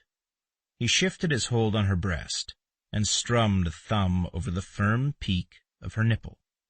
"You can say no whenever you want. I'll stop." Her hands gripped his in a fierce hold. "Promise?" "I swear. Don't be afraid, Ziri. I won't hurt you. Not like that." "I know," she said softly. "I've known that for a while." "Then let me touch you. Let me please you." Her hands fell away from his. One skimmed over his arm and down his back. "Can I touch you too?" Relief sighed out of him. "Anything you want." "Anything?" "Yes." "Then kiss me, Ren. Kiss me the way you did that first time, like you'll never want another woman again." He claimed her mouth in a clamoring rush of heat, and savored the small victory patience had won him. Ren's mouth moved across Ziri's, firm and beautiful, and so tempting. She opened for him, giving everything he demanded of her with gentle flicks of his tongue and the steady pressure of his lips along hers. His hand drifted across her chest, his touch feather light, and he cupped her other breast, teasing the nipple into a tight bud. The warmth gathering in her loins exploded into an inferno of desire and need. It had been so long since a man had touched her, so long since she'd allowed herself the freedom to explore the pleasure shared between a man and a woman. She pushed her worries about Ren, and the reason he'd brought her to Abu, aside. Those could wait for another day.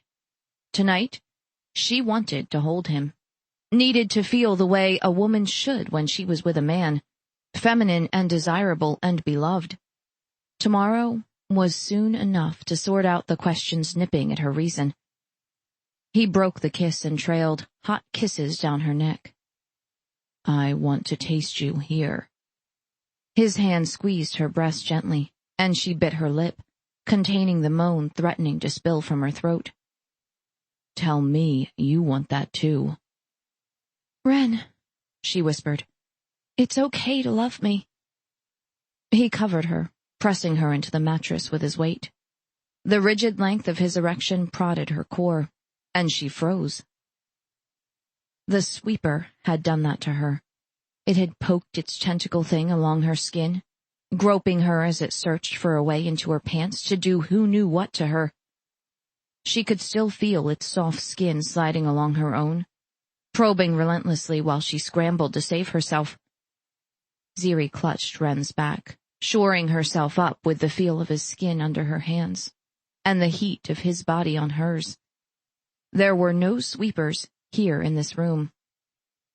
It was just her and Ren, two people on the verge of truly caring about each other.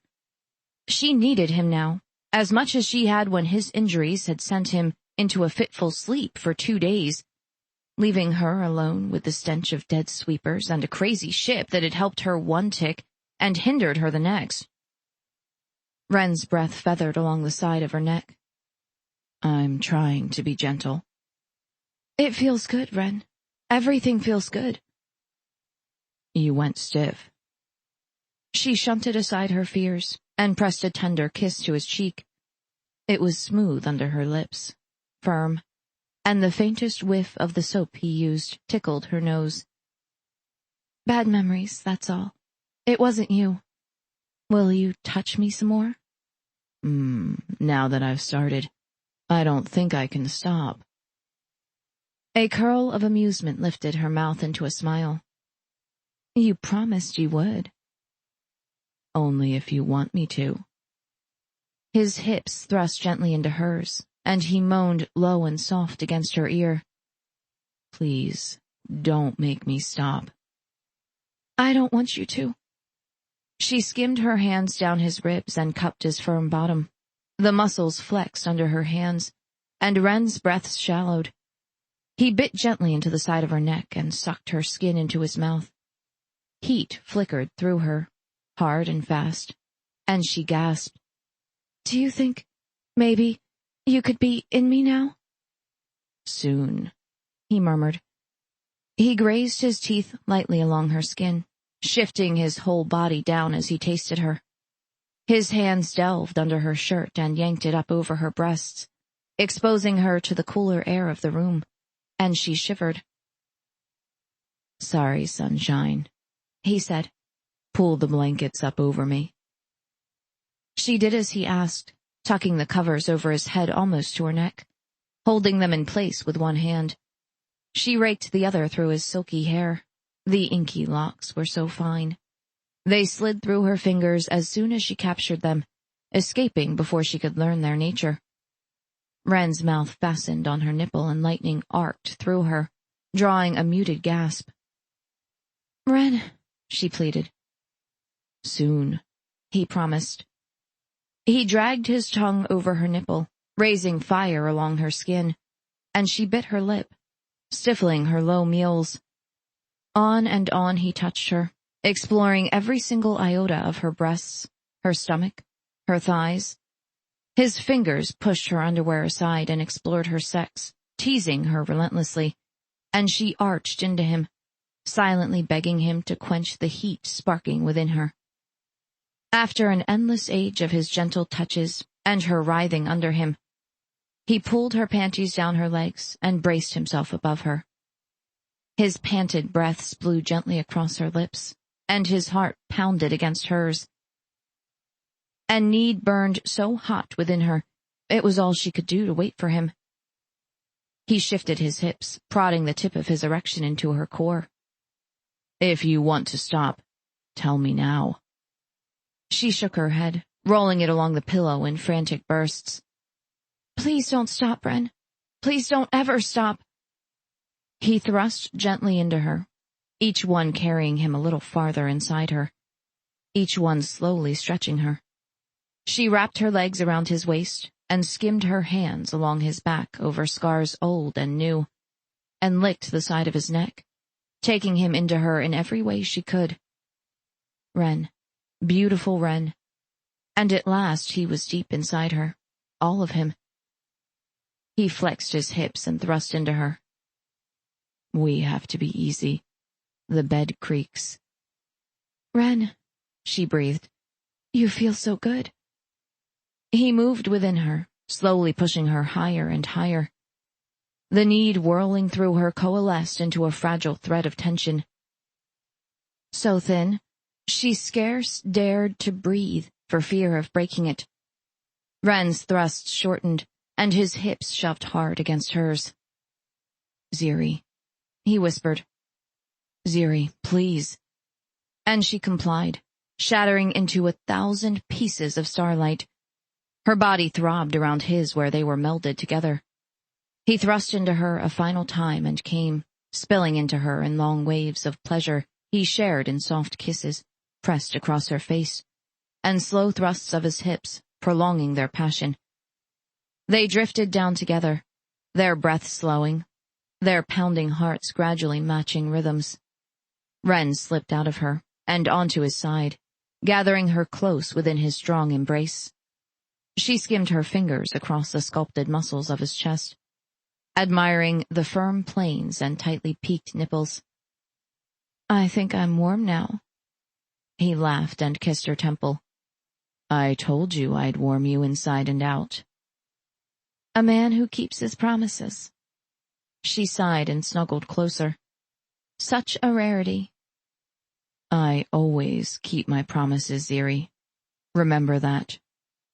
I will, she whispered, and drifted into sleep. Chapter 16. Ziri bounced down the stairs of Garid and Alna's home, humming an old Tersi folk song under her breath. She'd awakened that morning alone to a toasty room and a slight soreness between her thighs. Ren had loved her again after that first glorious time, and she'd reveled in every tick of his touch. To think, she'd had to be kidnapped to experience such fulfilling sex. Her previous 2 unions had been awkward and stilted in the bedchamber, probably why they'd failed. Maybe if she'd been able to find men who could ignore her social position, as the only daughter of such respected and well-placed parents, it would have been different. Or maybe the fault was in the restlessness she'd always felt, in her inability to settle on what she wanted out of life. None of these things mattered to Ren. She hopped down the last few steps and skidded to a halt. An unfamiliar man was sitting on the long couch she and Ren had shared the night before. He had shoulder-length, dark blonde hair and a neatly trimmed beard clinging to a firm jaw under serious eyes and a straight nose, and wore a thick black sweater, the loose homespun pants the people of Frelum favored, and sturdy boots. He stood and nodded toward her. Lady Ziri. She placed one hand on the newel and assumed her best company smile. I'm Ziri. I'm Inul, Lady Ziri. Inul ab Aud. Lady Alna said I could wait here in hopes of persuading you to interview me. If you don't mind my asking, why am I interviewing you? For the choosing. Inul held a hand out to her, palm up, offering her a small, round disc. I've brought you a list of my holdings, bearing the seal of Chil Sigun. King Leader? Her mind supplied, thankfully without the pain usually accompanying an unfamiliar Pruxnae term. Sigun is a cousin on my father's side.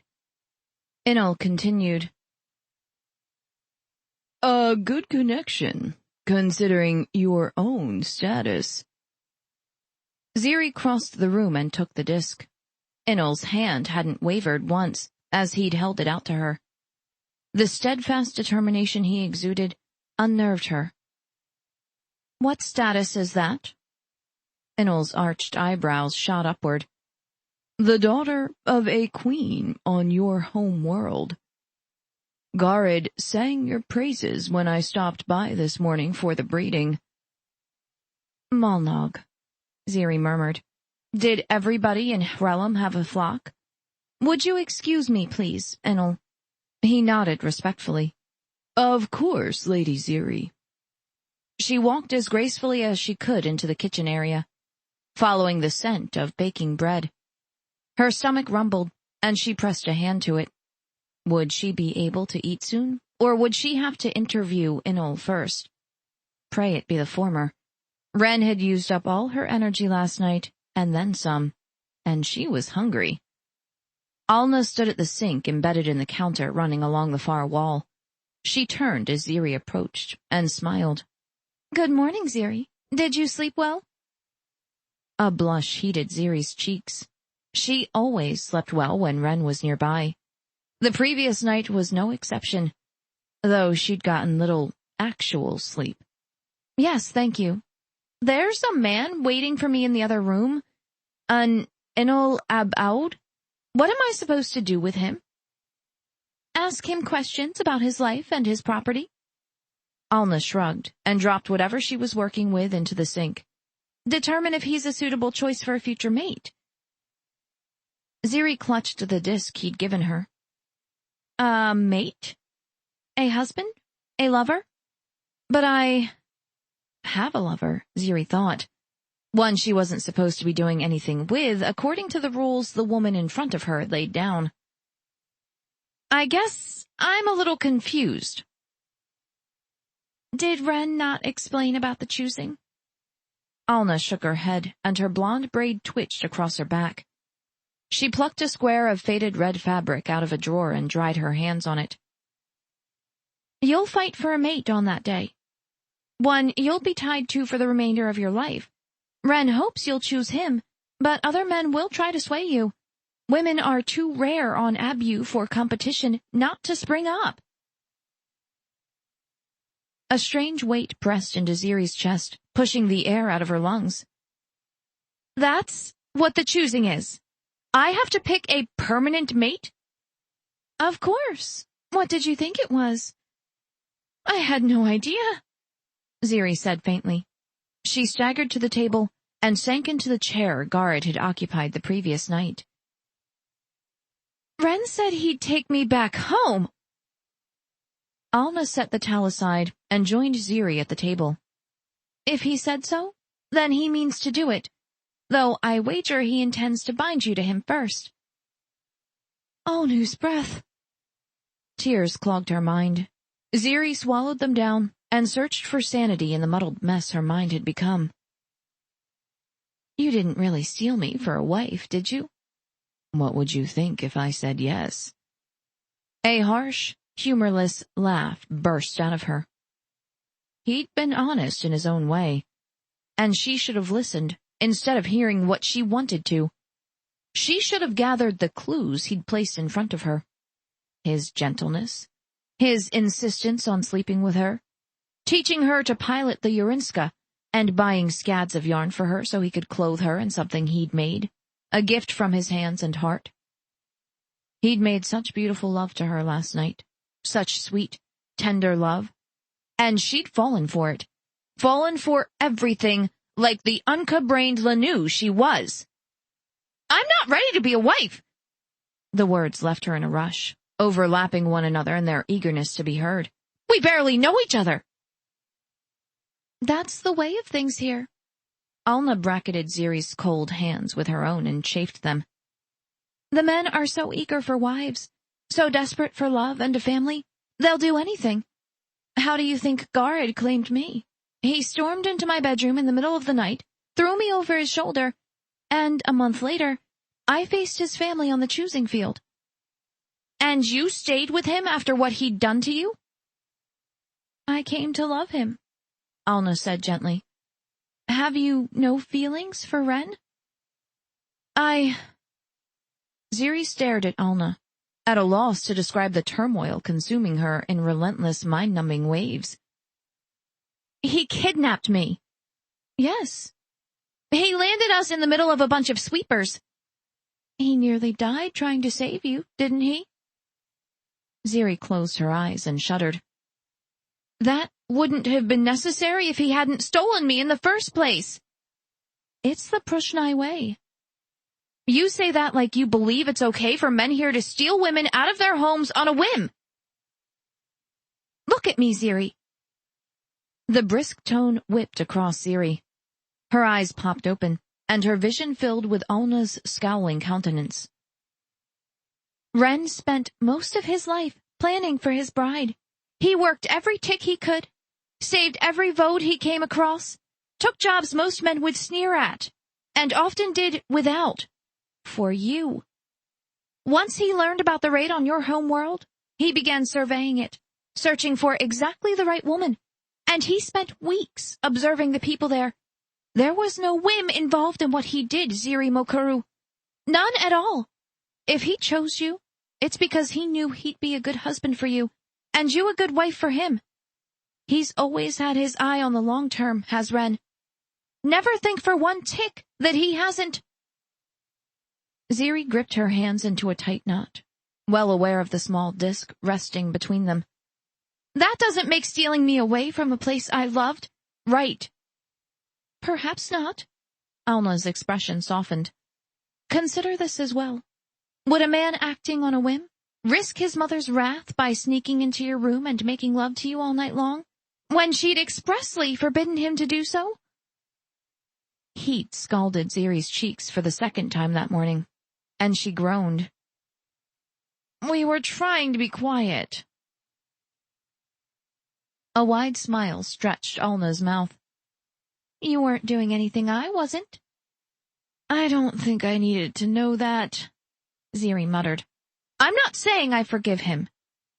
Time will take care of that. You sound so certain. Experience is a good teacher. Ziri lowered her voice. What about Inul? What should I do? Speak to him. Give him a fair hearing, as you would any other suitor. Take care not to encourage him beyond that. I guess inviting him to eat with me would be encouragement. That it would. Ziri sighed. I was afraid you were going to say that. I'll ready a meal for you. He won't be the only one to drop by, though we'll need to find time for training once the day warms. I can't believe I have to fight to keep the man who kidnapped me. Ziri slipped her hands out of Alna's and laid Enel's disc on the table. Is there any way I can go back home without choosing a mate? No, Ziri, Alna said softly. Women are too precious here. If Ren can't find a way to persuade you to claim him, you'll be forced to go through the choosing again and again until a husband is found for you. You'll never be allowed to leave without one. Ziri swallowed the bitterness clinging to her throat. So I'm stuck with Ren? You can choose Ren, Alna corrected. And you can have a good life with him, unless you allow pride and anger to consume you. Is that really how you want to live your life? Clinging to the past, when you could have a good future with a man who'll cherish you every day the gods give him? It wasn't how Ziri had imagined living. She'd always thought she'd find a man who'd give her children during the hand fasting. A small part of her might have longed to find a man who'd want to sign a lifelong contract with her, the way her parents had done. But it was so rare on Terci, she'd never let herself hope for it. Ren was offering that to her, if she could make it through whatever obstacles she faced during the choosing. Her heart wasn't quite ready to forgive him for the harm he'd placed her in, though. In spite of that, she vowed to ponder Alna's words, as she would the wise words of her own absent mother. She rose and pressed a kiss to Alna's smooth cheek. I'd better go interview Inul now and get it over with. Take your time. I'll fix a meal for you and we can talk some more. Alna's blue eyes sparkled. I have plenty of hair-raising tales of Ren's youth to share. Ziri mustered an answering smile. Will all the men from here to Fevil really stop by for an interview? If Guard's telling everyone you're a princess, I imagine so. Ziri winced. You heard that? Very clearly. Go. Correct Inul if you can. He's a good man and deserves the truth. Ziri ambled to the door. She hesitated there and glanced over her shoulder at Alna. Thank you for explaining. You're welcome, daughter. Ziri acknowledged the acceptance with a brief nod, threw her shoulders back, and marched into the outer room where Inul sat, patiently awaiting her return. Ren strode through the streets of Frelum, a stuffed tote slung over one shoulder, another in his hand. In his eagerness to join Ziri the night before, he'd neglected to provide for her welfare during the time she'd stay with his second parents, beyond the single overnight bag Bjungar had carried there. That morning, after waking early and sneaking out her window, he'd gone to the home he'd built in anticipation of winning a wife, prepared himself for the day ahead, and gathered enough clothing to last her from then through the day of the choosing. He'd tucked the scarf she was knitting into a side pocket, and grinned over the lopsided garment. She'd get the hang of it, if she practiced hard enough, and he didn't mind teaching her. It gave them something in common, and served as another tie binding them together. She'd welcomed him into her bed last night, and into her body, without the reserve she'd cloaked herself in since he'd found her. He kicked his boots against the rock stoop of Garrod and Alna's house, knocking the snow and grime off. Maybe she'd found enough pleasure in his touch to welcome him again that night. He entered the house, and spotted Ziri speaking with Enel ab Aud. Wren's grin slipped away. Already the men were lining up, trying to tempt Ziri away from him. Her gaze swung to his, and instead of the warm pleasure he'd hoped to find there, her eyes were dull and impersonal. What had happened in the short time he'd been gone to cause such a radical change? He placed the bags containing her clothing on the floor, next to the front door, and nodded brusquely. "How are you, Enel?" Enel rose to his full height, a good head above Wren's own. "Well enough. I heard you were looking for a ram to cover your flock." "That I am. You have one?" "Selling one, if you're interested. He's young and randy. Might be a handful, but you're welcome to take a look." "I'd appreciate it." Wren jerked his chin toward the back room. "I'll be in there when you and Ziri are finished." Enel nodded and resumed his seat. Ziri's gaze skittered away from Wren's, and the happiness that had accompanied him home and back faded into resignation. So, that was the way of it then. She'd figured out she could do better than an orphaned slave with a small holding on the outskirts of Munad province. Enel's holdings were at least 3 times larger.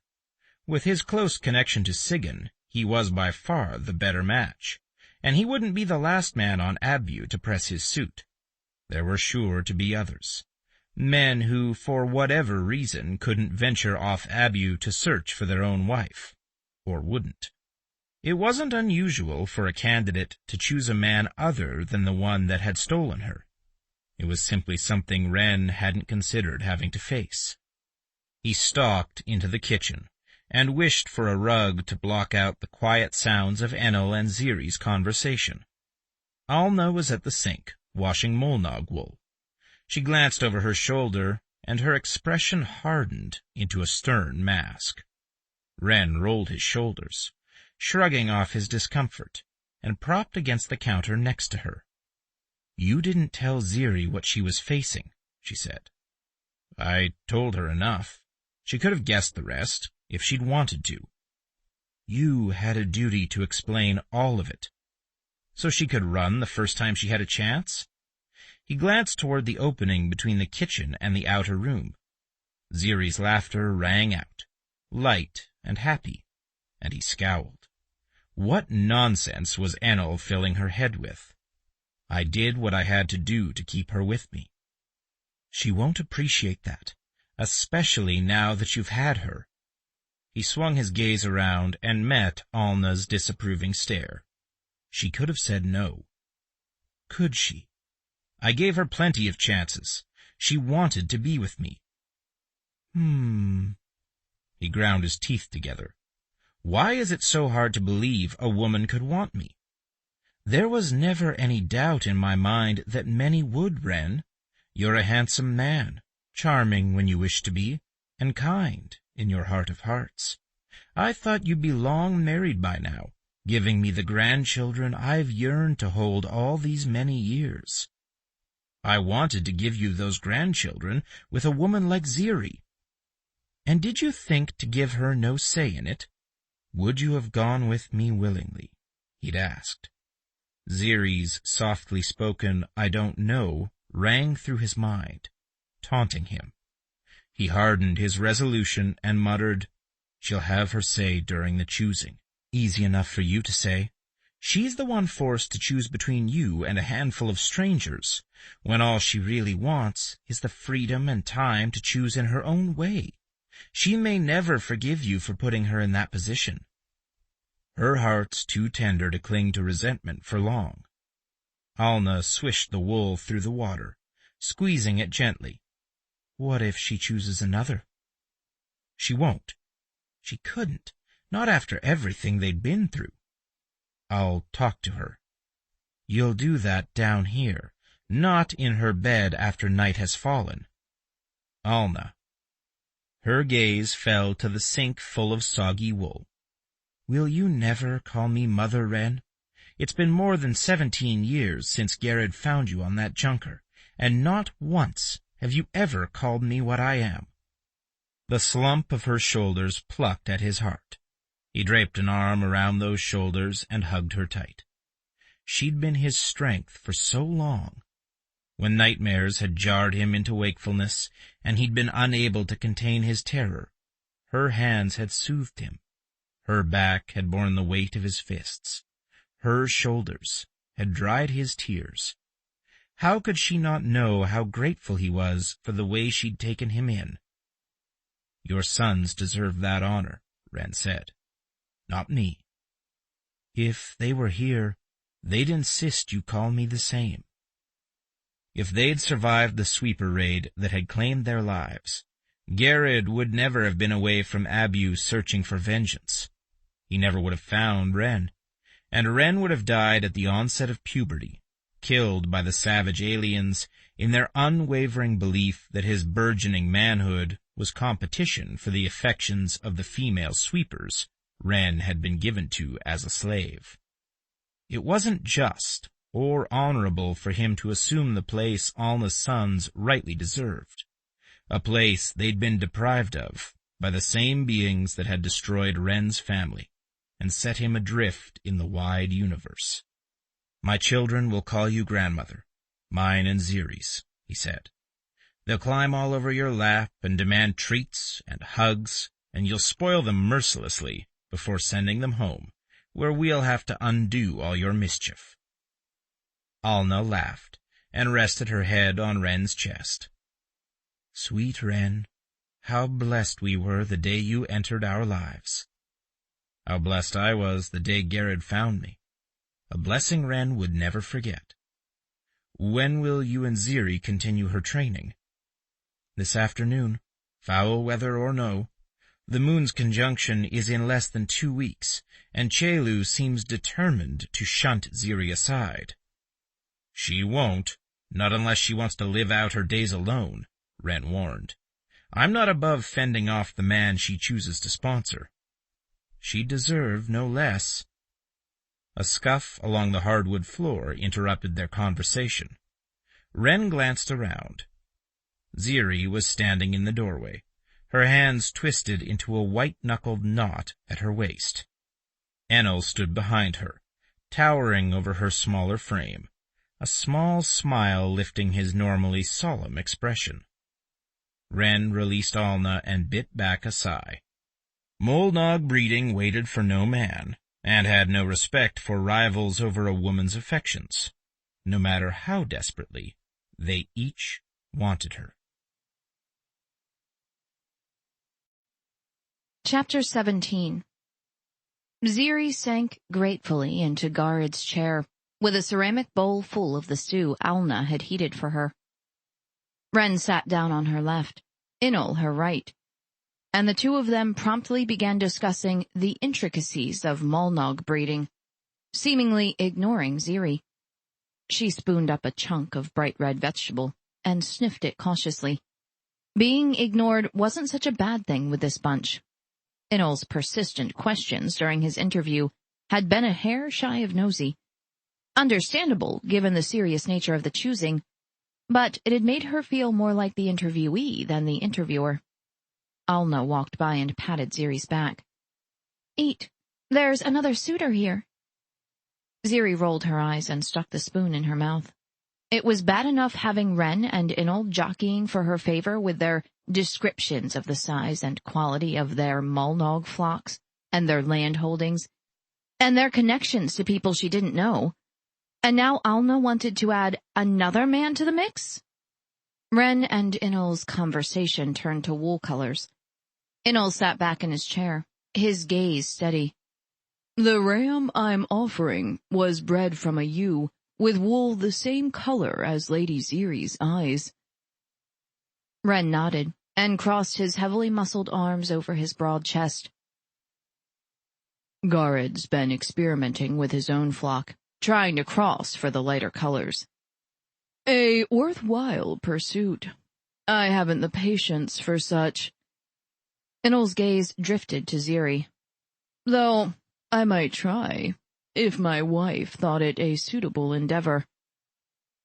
Ziri poked a portion of meat under the surface of her stew with the tip of her spoon and ignored the not-so-subtle reference to her fate after the choosing.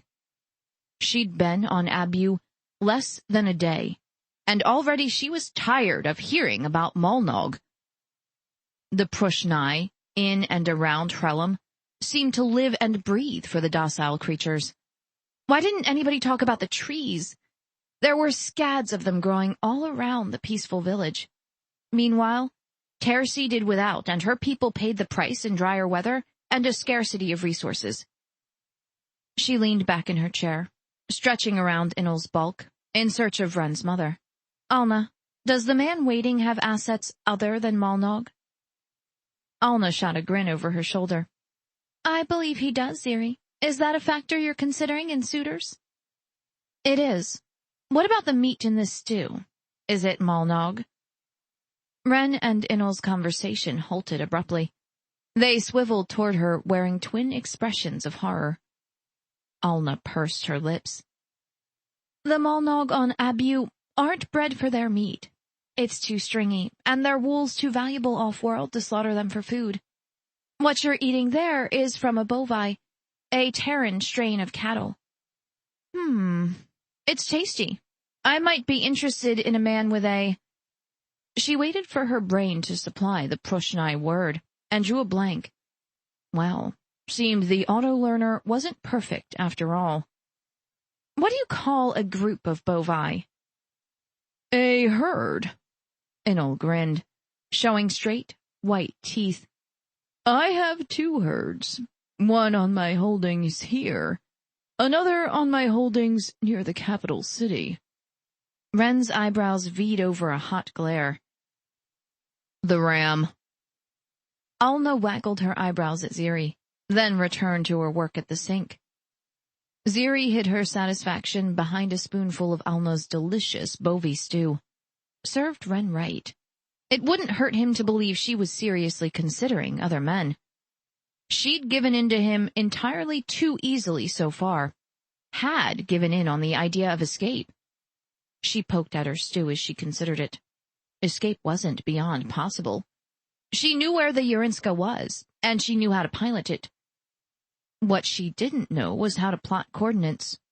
Would the new AI Wren had installed be able to do that if she could point it in the right direction? Was she really ready to leave Abu and the people she was coming to know? And what if she jumped into a nest of sweepers? She shuddered and dropped her spoon into the nearly empty bowl. She'd never survive that alone. Wouldn't have the first time if Wren hadn't dragged himself across the ship and rescued her. A heavy rap hit the front door. Ziri sighed. Probably another suitor. After that would come training, and the evening meal spent across the table from a scowling Chelu. And after that, Wren would undoubtedly want to sneak into her bed. One thing at a time. She pushed her empty bowl away and went to answer the front door.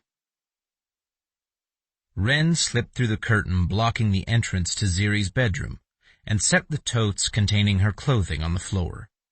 The room was dark, lit by the light of Abu's moons shining through the unshuttered window and the dying flames of the fire flickering through the opening on the cast-iron stove. He chose a stick of wood and stuffed it into the stove, then shuttered the window against the cold. "Wren?" Ziri asked softly. He groped his way around the bed and sat down beside her. "I'm here." "How was Enel's ram?" "I thought you weren't interested in Molnog." It seemed the safest topic. Wren stifled a sigh. "It's healthy. It's dam, too. Her wool is as Enel described, the exact shade of your eyes. Would you like a flock of Molnog with that color wool?" "It's not my decision." "It could be."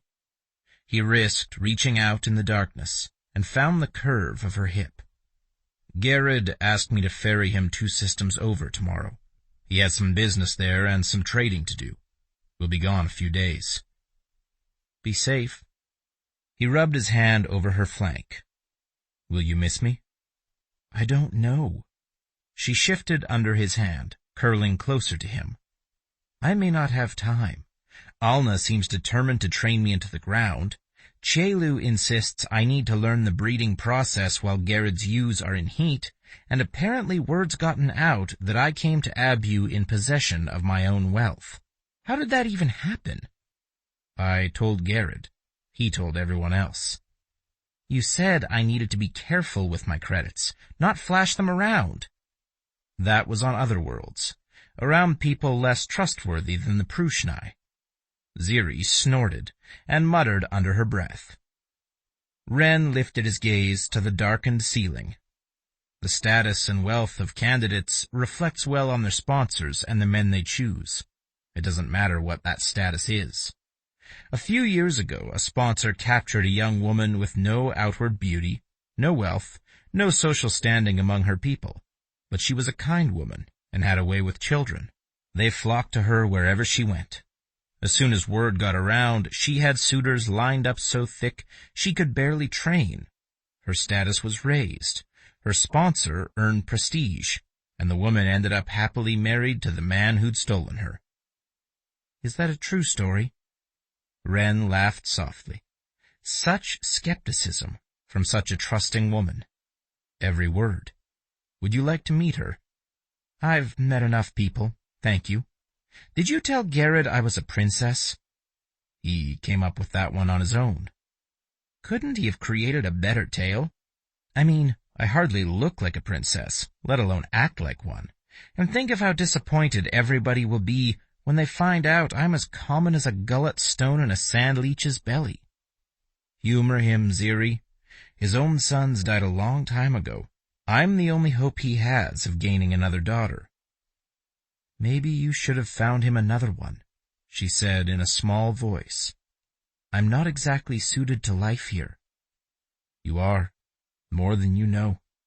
Alna said you turned away an oomlek of men without them even knowing you were rejecting them. Not many women could be so kind-hearted. I just couldn't hurt them. Maybe Chelu's right.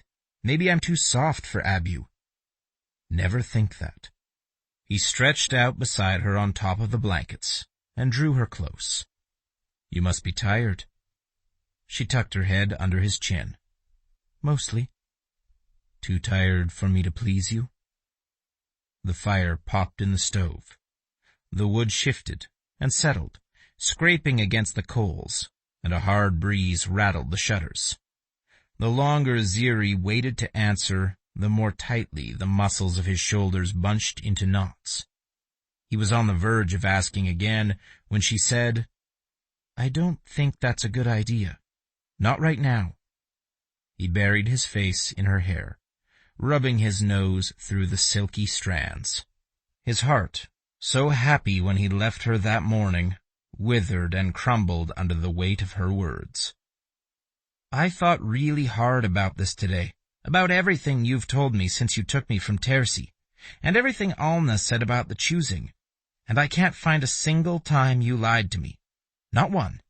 I still feel betrayed, Ren, like you were holding out a promise you never intended to keep, and it... Her voice grew thin and strained. I really want to go home. I'm taking you home, once the choosing's done. After that, we can go back any time you want, as long as we can cover the travel costs. That's not what I wanted. You know that.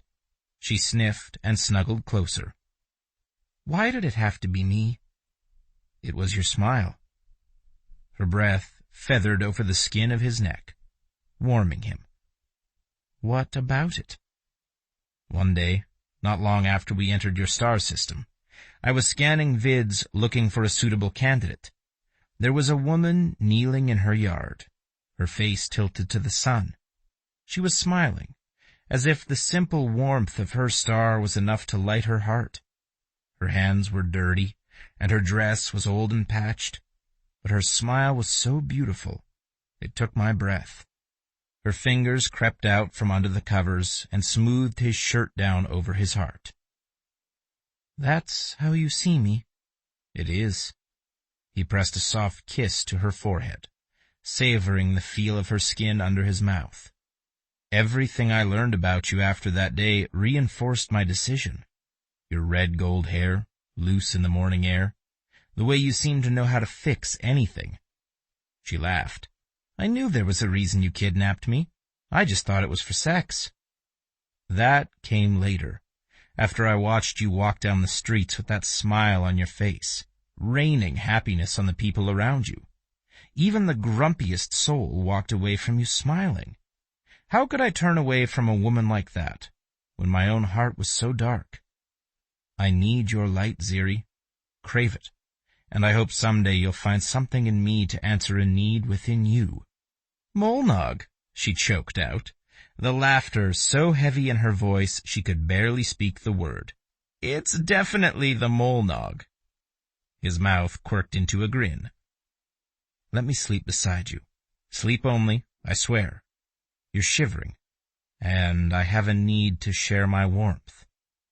Her laughter died slowly. Just for tonight. After that, we renegotiate. When I come back, he promised. When you come back, she said. Hurry, please. It's really cold under here. He rolled away from her and stripped down, then crawled into the bed beside her, and cradled her smaller body in the shelter of his warmth. She clutched the arm he wrapped around her waist to her chest and yawned. Ren? Yes, Ziri? I like your smile too. The tiniest ray of hope blossomed inside him. He buried his face in her hair and closed his eyes, content to hold her through the long night. Chapter 18. Snow fluttered to the ground in ever faster sputters. Ziri cast a wary eye at the gray clouds accumulating in the sky above Alna's backyard. You know, when Ren first told me about Abu, he said the sky was blue. So far, all I've seen are clouds. Are you sure there's a sky up there? Alna lowered the insulated cup of hot herbal tea she was sipping. Wait until summer. When the snow begins to melt and the sun warms the air, you'll see your blue sky then. Huh. I'll take your word for it. Alna set her cup on a nearby stone table, used, she'd explained, for drying fruit and herbs and other outdoor work. Ready? Ziri shrugged the stiffness out of her shoulders. Every afternoon, she and Alna escaped the press of suitors and indoor chores, and trained in the flat yard behind Alna and Gared's house. The clothing Ren had pressed on her during their trip from Tersi protected Ziri from most of the cold and wet. It did nothing to impede Alna's blows. The older woman unleashed them with the same fierce dedication she applied to every chore she tackled. Ziri had yet to break through Alna's guard. Chelu would be worse. Everyone said so. Several suitors had even used that as a bargaining chip. One had bluntly added, Should you choose me, Lady Ziri, my female kin will graciously give way during the choosing. You'll have no such consideration from the hard-hearted Chelu. Do you really want to suffer her wrath when you don't have to? The back door squeaked open behind them. Ziri glanced over her shoulder and bit back a sigh. Chelu bounded down the steps toward them, wearing an unfastened knee-length leather jacket over a tunic and pants, both black. Her bright blue eyes fell on Ziri, and her mouth twisted into a sneer. Practicing, are we? Alna moved to stand beside Ziri. You shouldn't be here, not while we're training. I came to see if the Outworlder wants to visit Ren's homestead with me. He sent word asking me to check on his home. Said he and Papa would be delayed a few more days. Bjungar's been tending the Molnog. Ren's and ours both. Chelu shrugged. Ren wants me to walk through, make sure everything's secured. Check behind Bjungar. We'll be back before dark. Ziri bit the inside of her cheek. She hadn't said she'd go, and had no reason to outside of curiosity. Her beloved plants were here. She had enough clothing and yarn to last a while. And her curiosity had gotten her into enough trouble recently to curb it, at least temporarily. She was on the verge of telling Chelu no when Alna spoke. I'll expect the two of you for the evening meal then. And no bickering! Chaylu's upper lip curled into a sneer. No promises.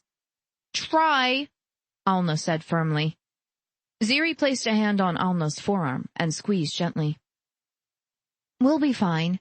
I need to visit Ren's anyway, just to be thorough. I should know what I'm getting into, shouldn't I? Chaylu snorted, and Alna cut a hard-eyed stare at her daughter. Behave! No matter how hard she tried, Ziri couldn't believe Ren's sister had it in her to behave. She followed Chaylu through the house, into the street beyond, and stopped short. A hover car was parked along the curb. There'd been plenty of similar vehicles in the small port outside Hrelm, and a few inside, but this was the first one she'd seen in use since entering the peaceful village. Chaylu strode through the gate and climbed inside. Come on, softy. I don't have all day. Ziri scowled. I'm not soft. Scared of machinery? Hardly. Ziri edged through the gate and around the hover car, and boosted herself inside, fastening the door securely behind her. I assumed only the most wealthy own them. We are the most wealthy. Around here, anyhow. Papa's the chieftain of this province. Mama's a good manager. Chaylu shrugged and punched the ignition. The hovercar's engine purred to life. Nothing like the churl, but we do okay. But Ren is... Ziri pursed her lips together. Nothing she'd learned about Ren had led her to believe he was wealthy. Comfortable, maybe, but hardly rich.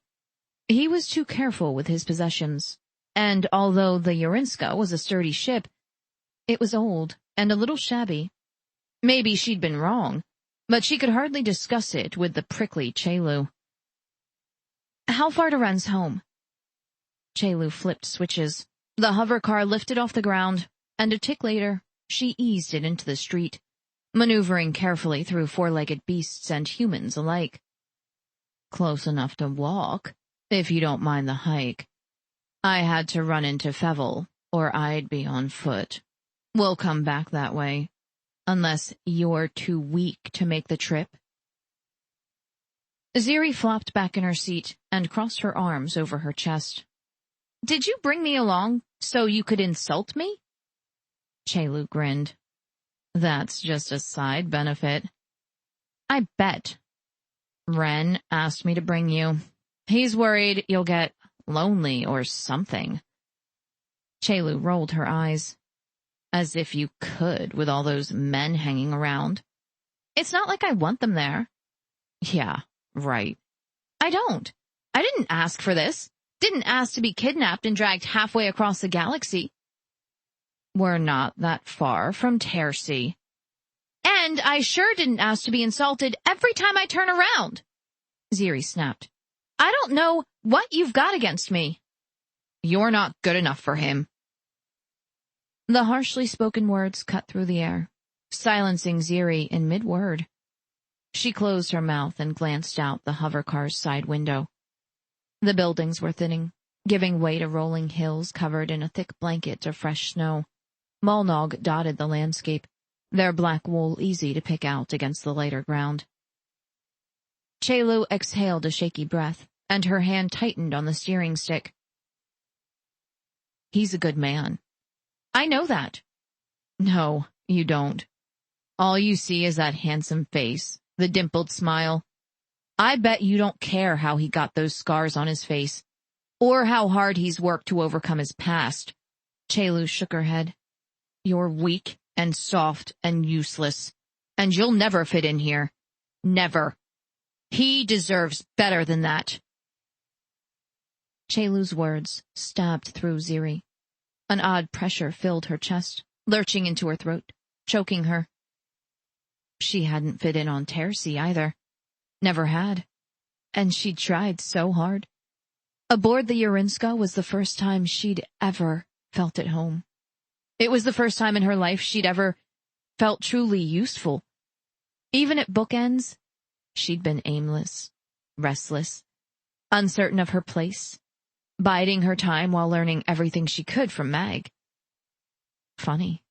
She'd thought she'd found her place there, and would have kept on thinking that if Ren hadn't stolen her away and shown her something so much better.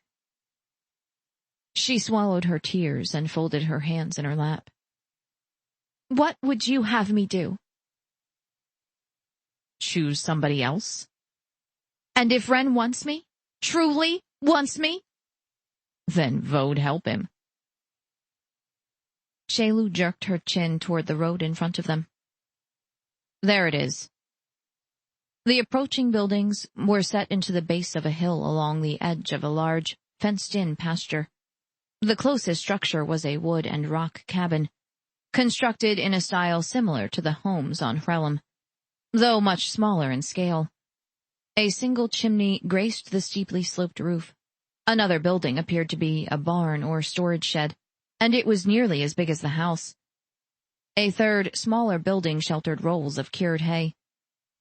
Shaylu parked the hovercar near the cabin and switched it off. Come on, then. Time's a-wasting. They exited the vehicle and trudged through accumulated layers of snow and ice to the cabin's entrance. Shaylu knocked the snow off her boots and unlocked the front door, leading Ziri inside. Careful with your feet. He's still working on it. Ziri shut the door and studied the room they were in. It was much more spacious than she'd thought it would be, given the structure's size. Like Alna and Gared's home, everything was made of wood. The floors, the walls, the ceilings, everything except the large rock fireplace set into the far wall. A comfortable sitting area was to her right, a kitchen area to the left. The two were separated by a long, sturdy wooden table surrounded by high-backed chairs on three sides.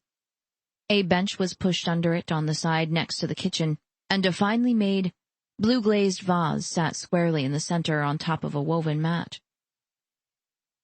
It's lovely, Ziri murmured, and it was. Exactly as she'd expected it to be. Shaylu snorted. Should be, for all the work he's put into it. Come on, need to check the back. Ziri followed Shaylu through an arched doorway, set into the far wall to the right of the fireplace. They entered a short hallway. Another arched doorway was on the left, and yet another was at the far end, both tightly closed. Shaylu toggled the switch on the wall and light flooded the space. She slipped through the door on the left. Ziri peeked through it to the room beyond. A large wooden bed sat in the middle of the room, along the wall to the right, facing a width of carefully set stones, the backside of the fireplace in the great room. It was the only piece of furniture in the room, though it wasn't the room's only contents. 3 storage crates were stacked on top of one another against the far wall between 2 doors. 3 of the ones Ren had packed her things in when he'd kidnapped her. She wandered through the room behind Shaylu and ran a hand along the side of one crate. He really had intended to keep her, hadn't he? Why else would he bring her personal belongings into his home? Shaylu stuck her head into one of the doors and grunted. Bathroom. Waste of space, if you ask me. Ziri bit her tongue. Being on the wrong end of Shaylu's temper once that day was enough. She peeked into the other door and discovered a closet, half filled with both her and Ren's clothing, neatly stacked on shelves, or hung from a wooden rod running the length of one wall. Done here, Shaylu said. Ziri whirled, facing the other woman. I'd like to see the rest of the property, if we have time. A shrewd gleam lighted Shaylu's blue eyes. I just bet you would. Ziri lifted her chin and stared Ren's sister down. Alna advised me to measure every candidate carefully. I owe Ren the same consideration I'd give another man, more even. He's been very kind. She bit the words off and pivoted on her heel. Onu's breath. It was useless trying to explain anything to the hard-headed Shaylu. Better to expend her energy learning more about Ren and the home he'd built in anticipation of gaining a wife. In anticipation of gaining Ziri. She stiffened her spine. Ren was a good man, as good as any she'd met on Abu and he'd chosen her out of the thousands of unattached women living on Tercy. She wouldn't dismiss him out of hand simply because his sister wanted another for him. Though how Ziri would make it past Chelu on the choosing field, she had no idea. And the lack of knowing worried a hole in her gut through their inspection of Ren's property and all the way back to Hrelm. Ren propped his back against the wall of the meeting room and stifled a sigh. Garrod had dragged him 2 systems away in the middle of Ren's courtship of Ziri. Important business, his second father had insisted. Instead, they'd spent 3 days trading social niceties with Demorian dignitaries. How's the family?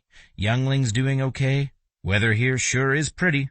And on until Ren was ready to punch the next person instigating that kind of irritating small talk. What was wrong with getting to the point and moving on? Not a thing as far as he could see. But no, when he'd suggested just such a tactic, Garrod had leveled a steady gaze on him and said, "Patience, son." Ren had a feeling Garrod was talking about more than the trade deals he was negotiating. Since creeping out of Ziri's bed, all Ren wanted to do was return there, hold her close, make love to her until she gave in and agreed to pick him during the choosing. He rubbed his palm over the sweet ache swelling inside his chest. Ziri, his forever. A man would be lucky to have such a woman by his side. A colorfully clothed aide strolled up, pushing a refreshment cart, and offered Ren a beverage. Ren waved the youngling away. The Domor were an alien humanoid species. Unlike the Sweepers, they were peaceful, intelligent, thoughtful. They maintained a stabilizing presence in that region of the galaxy, in part through trade, at other times through a technology far more advanced than most of the human cultures, scattered throughout the 12th quadrant. Their biggest flaw was their endless fascination with ritual. Every time Garrod visited Domor, their hosts insisted on observing not only their own protocols, but Abuian ones too, extending what should have been a day-long meeting into a week's worth of bureaucratic displays. The aide walked by again, and cut an abnormally forward glance toward Ren out of its wide, slit-pupil eyes.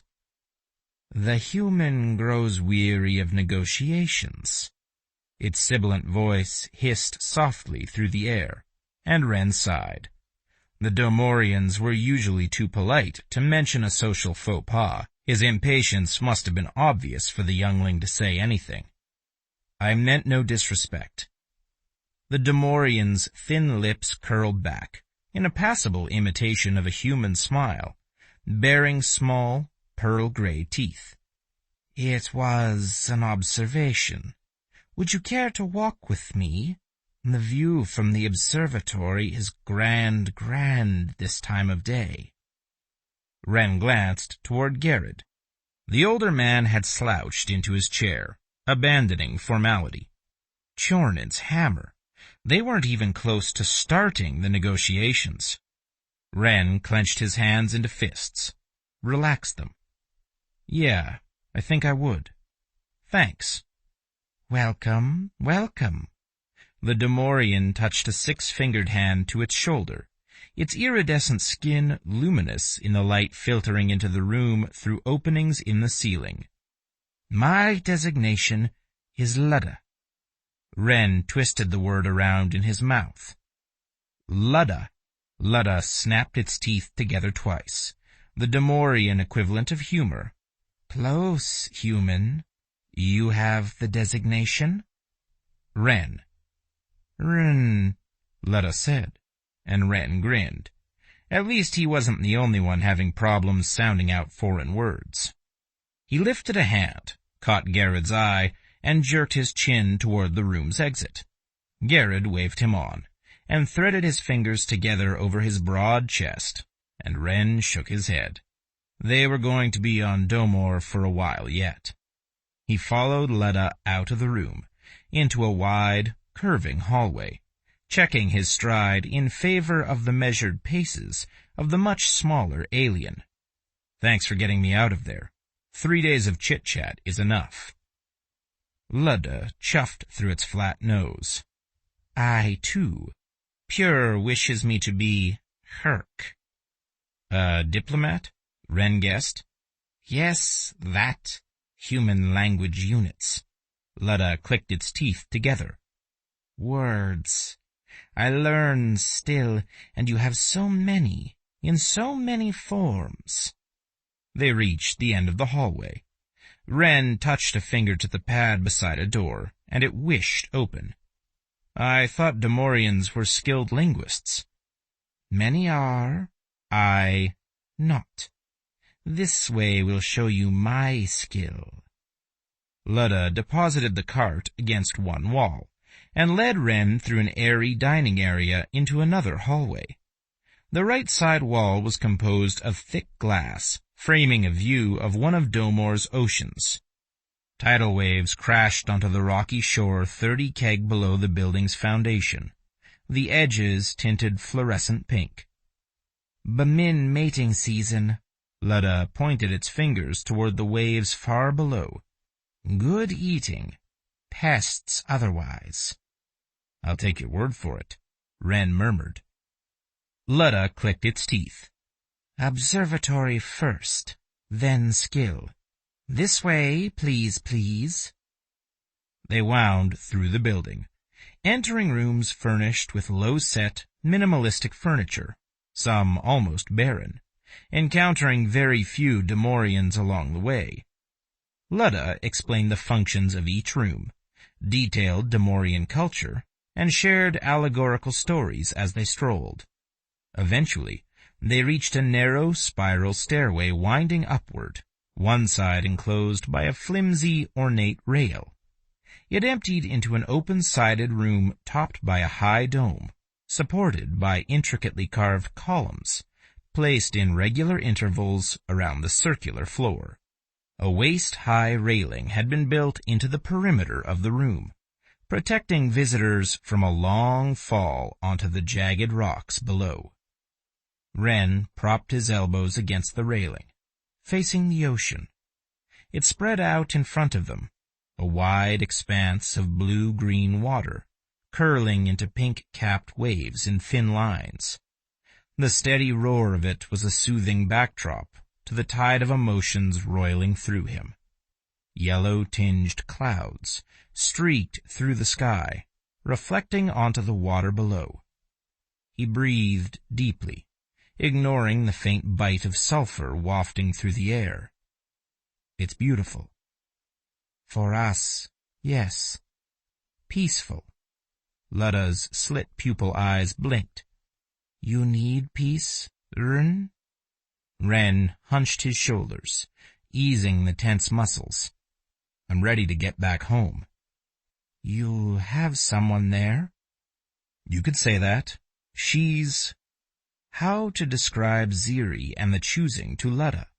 The Pruxnae custom was an odd one, even among humans, and far different from the Demorians' mating rituals. I hope she'll be my mate soon. Herc. I mate soon as well. Happy, happy. Ludda clicked its teeth. Pure wishes the connections my mate brings to the nest. I wish the mating. Wren laughed. Yeah, I kinda do too. I guess it's a universal thing. Truth, truth. Come, skill show. They wended back through the building past the common rooms, into what looked like private living quarters. Ludda guided Wren past those, into a narrow stairwell leading downward, ending in a cramped workspace. Crude wooden shelves lined the walls above a low, narrow counter, running the length of 3 sides of the pentagonal room. A wide variety of tools were jumbled together across every surface, among shimmery-sided pots, bowls, and spheres. Ludda pressed its hand into an indentation in the wall at the foot of the stairs, and the dimly lit area gradually lightened. It pointed its fingers at the area. My skill. Your workspace. Wren edged into the room and peered closely at a vase glazed in swirling shades of deep red. "It's beautiful. How do you get the colors to do that?" Lutta clicked its teeth together. "Careful, careful. I have something for you, a mate day gift." It glided into the room and stretched its thin body, retrieving a dull black sphere from an upper shelf. "Hold your hands out and think only of your mate. This you do?" Wren exhaled a slow breath. "Yes, I can do that." He extended his hands, palms up. Lutta placed the sphere in Wren's hands, bent them around the cool material, and cupped its fragile hands over his. "Close eyes and think. Yes?" Wren closed his eyes, and thought of Ziri the first time he'd seen her through a satellite vid, standing on the street of her hometown, her face lifted to the sun, her smile generously bestowed on one and all as she passed by, the way she rolled her beautiful blue-gray eyes when he irritated her, the soft protests she'd uttered when he left her bed the last time. The tension bled from his shoulders, slowly replaced by the warmth of her smile, the mischief sparkling in her eyes, the silkiness of her skin against his. The sphere grew hot between his palms, and his eyes popped open. Lutta was swaying gently back and forth, humming softly, deep in its throat. The sphere cooled abruptly, and Lutta's lashless eyelids fluttered. "It is done. See what your mate brings you." Lutta's hands fell away, and Wren opened his on the now colorfully swirled surface. Blues and grays mingled with soft greens, and the occasional thin slice of red. What happened? Imprinting. Herc? Emotion? Lutta chuffed a breath through its flat nose. What you feel when you think of your mate. This is what she means to you. It's just like her. Wren tapped his thumb against a wide streak, the exact shade of Ziri's eyes. This one especially. The color of peace, Lutta declared. It seems you have had it all along, carried in your... It rattled off a long series of hissing glissandos and clicks. The human word escapes me. The place where emotion lives? The heart, Wren murmured. Was Lutta trying to say that Wren loved Ziri? Could he really, after knowing her for such a short time? Or was it just that all his hopes of a good future balanced on the outcome of the choosing and her decision then? Lutta bowed slightly and touched the tips of its fingers to its wide forehead. Peace, peace, Wren of Abu. May your mating bring many spawns and happy, happy hearts. Wren clasped the sphere carefully and bowed. Thank you, Lutta. I hope your mating is good too. Blessings many. Lutta clicked its teeth together. We enjoy the matings, yes? Wren laughed. Yeah, I think we will. They wandered back to the meeting space and rejoined Garrett and Pure. Their talks had finally progressed to actual negotiations, and Wren settled into his station against a wall, thankful he could go home soon to Abu and the peace Ziri promised. Chapter 19. 3 days remained until the choosing. Ziri swirled Malnog wool slowly through water, cleaning it the way Alna had taught her in the long hours since Wren and Garrett had left. She'd become an expert at a lot of things while her captor was away. Peeling alien vegetables, discussing the relative merits of raising the docile creatures as opposed to other land uses, fending off the never-ending stream of suitors traipsing through Alna's home. The one thing she hadn't yet mastered was defeating Wren's mother in their daily combat trials. It seemed like the harder Ziri tried, the worse she failed. And the worse she failed, the harder the sick knot in her gut twisted. She had no hope of bypassing the stubborn Chelu on the choosing field. Not one. Ziri picked debris out of the wool and discarded it on the wooden bucket set on the floor beside the kitchen sink. What did it matter, anyway? She hadn't decided if she wanted to try for Ren, or whether she should. In fact, she had no idea what she'd do when that day came. If she'd sit stubbornly at the start line and refuse to participate, or if she'd try for another man. Inul was a regular visitor, and though she tried not to encourage him, it was clear he was growing fond of her. If she felt anything for him outside of a warm friendship, maybe she'd consider trying for him at the choosing. But she didn't. Not a thing. Not even when he'd hesitantly pressed his lips to hers the night before on his way home. She bent at the waist and rested her forehead on one forearm.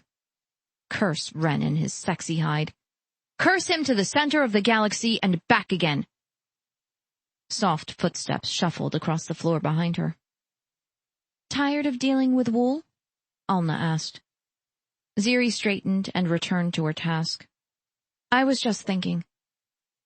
Alna rested her hip behind the edge of the sink beside Ziri and tucked a stray strand of blonde hair behind her ear. Are you sure? You seem tired. I'm having a hard time sleeping, Ziri admitted, and the knot twisting her gut jetted into her throat, choking her.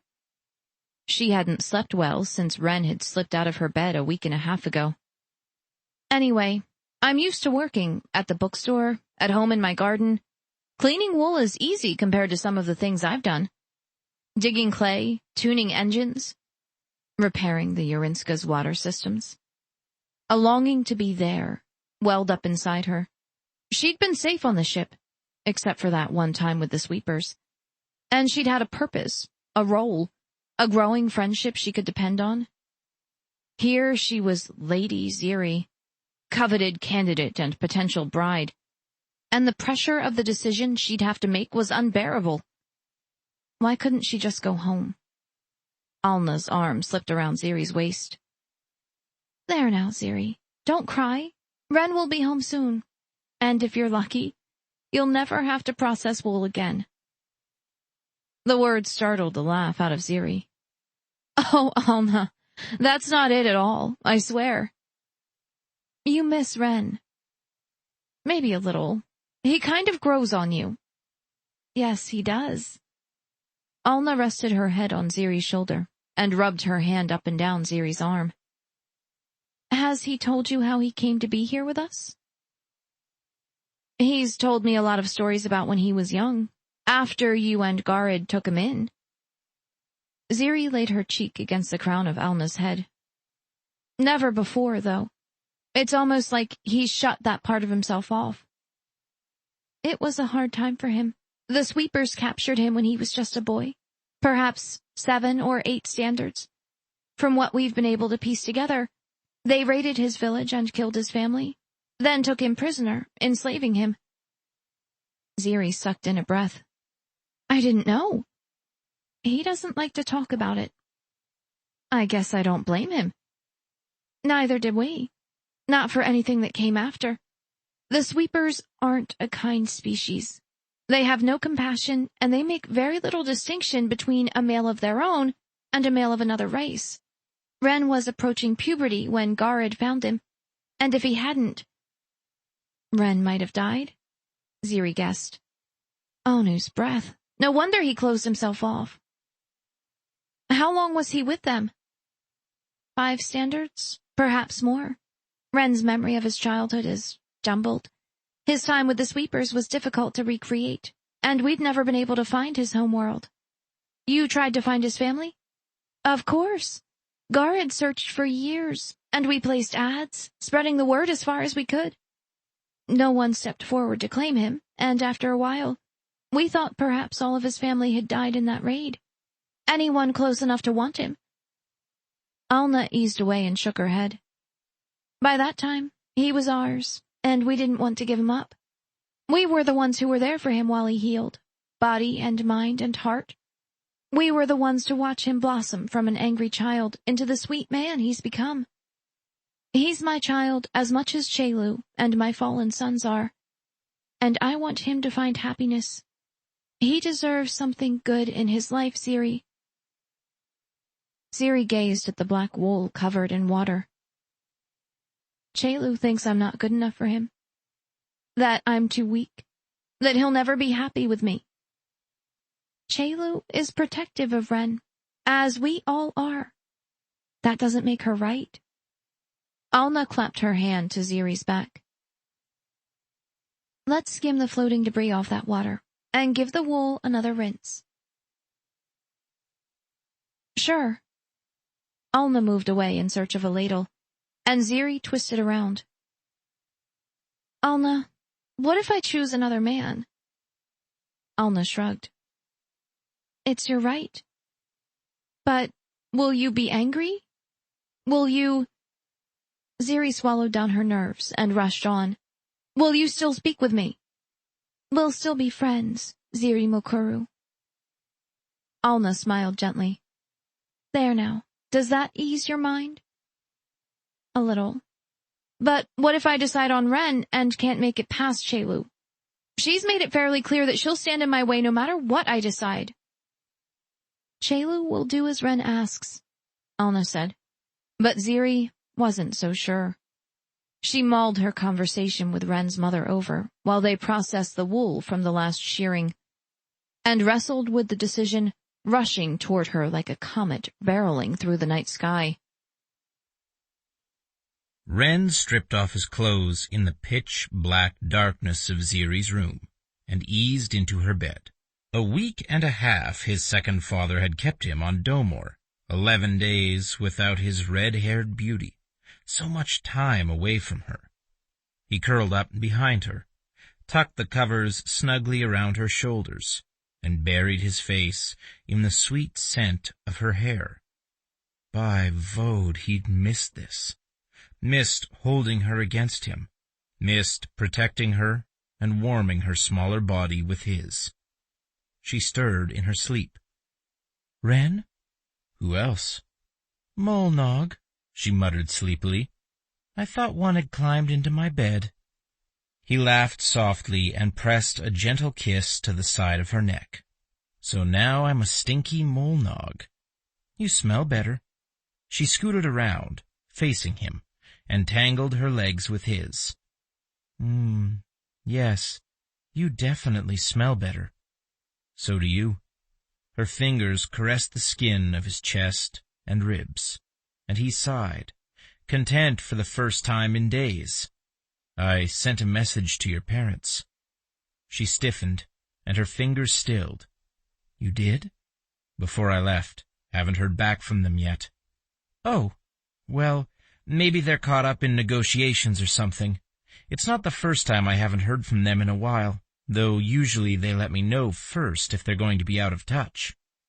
They probably tried to before they realized you were gone. Don't worry, I'm sure they're fine. She snorted. Oh, you're sure, are you? I refuse for it to be otherwise, he said firmly.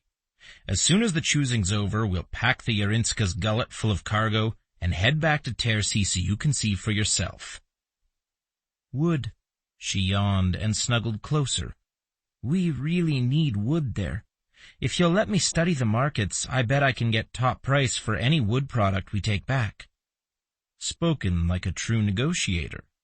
Spoken like a woman with an interest in the profit, she retorted. She rubbed her foot up and down his leg. I know how attached you Rayla are to your Molnog, but we could set up a regular trade between Abu and Tersi for wood, if anybody's willing. I'm sure some will be. He weighed the pressure in his heart against caution. Enel owns a large wooded tract. He told me. I'll ask him about it tomorrow when he drops by. He's here a lot, then? Nearly every day. Her hand drifted down to his hip, and her fingers dug into the flesh there. He kissed me last night. A rough anger ripped through Ren. Chornen's hammer, the man had nerve. How dare he lay a hand on Ziri when Ren was so close to winning her heart? I wanted to know what it was like, kissing him, she said, and the anger died an abrupt death. His heart chilled, freezing inside his ribs, and his lungs refused to work through the iciness holding him in its grip. Ziri, he breathed. You want him? He's a good man. Yes, His mind went blank, the words lost in the storm of loss swirling inside him. I'll go now, leave you in peace. He tumbled out of her bed, the room's chill nothing compared to the cold numbing him inside and out. Garrod had kept him away too long, and now he'd lost Ziri to the kind-hearted widower. It was better for her. Enel had better connections, more wealth. He'd provide for her in a way Ren couldn't, and she'd be happy there. So happy. Wait, Ren, where are you going? I shouldn't be here. He bowed his head and rubbed the ache growing in his heart. If you need anything, have Alna fetch me. Ren, please, I thought we'd, talk, and... The covers rustled, and the mattress squeaked. I guess I thought we'd have more time together, now that you're back. The choosing's too close, Ziri, and Enel... He grabbed his clothes and boots, forced himself to draw an unsteady breath. I'll talk to you about the cargo after the choosing. No, Ren, wait!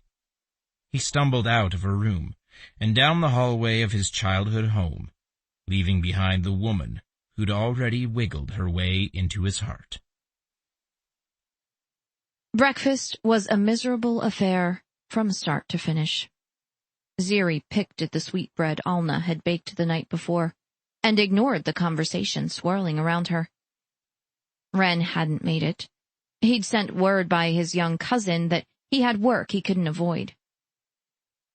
Bjungar sat across from Ziri, shoveling Winyu sausage into his mouth faster than he could chew it. His young gray eyes bounced around the table, absorbing every word of the conversation between the other adults. He had managed to make it to Alna's table, hadn't he?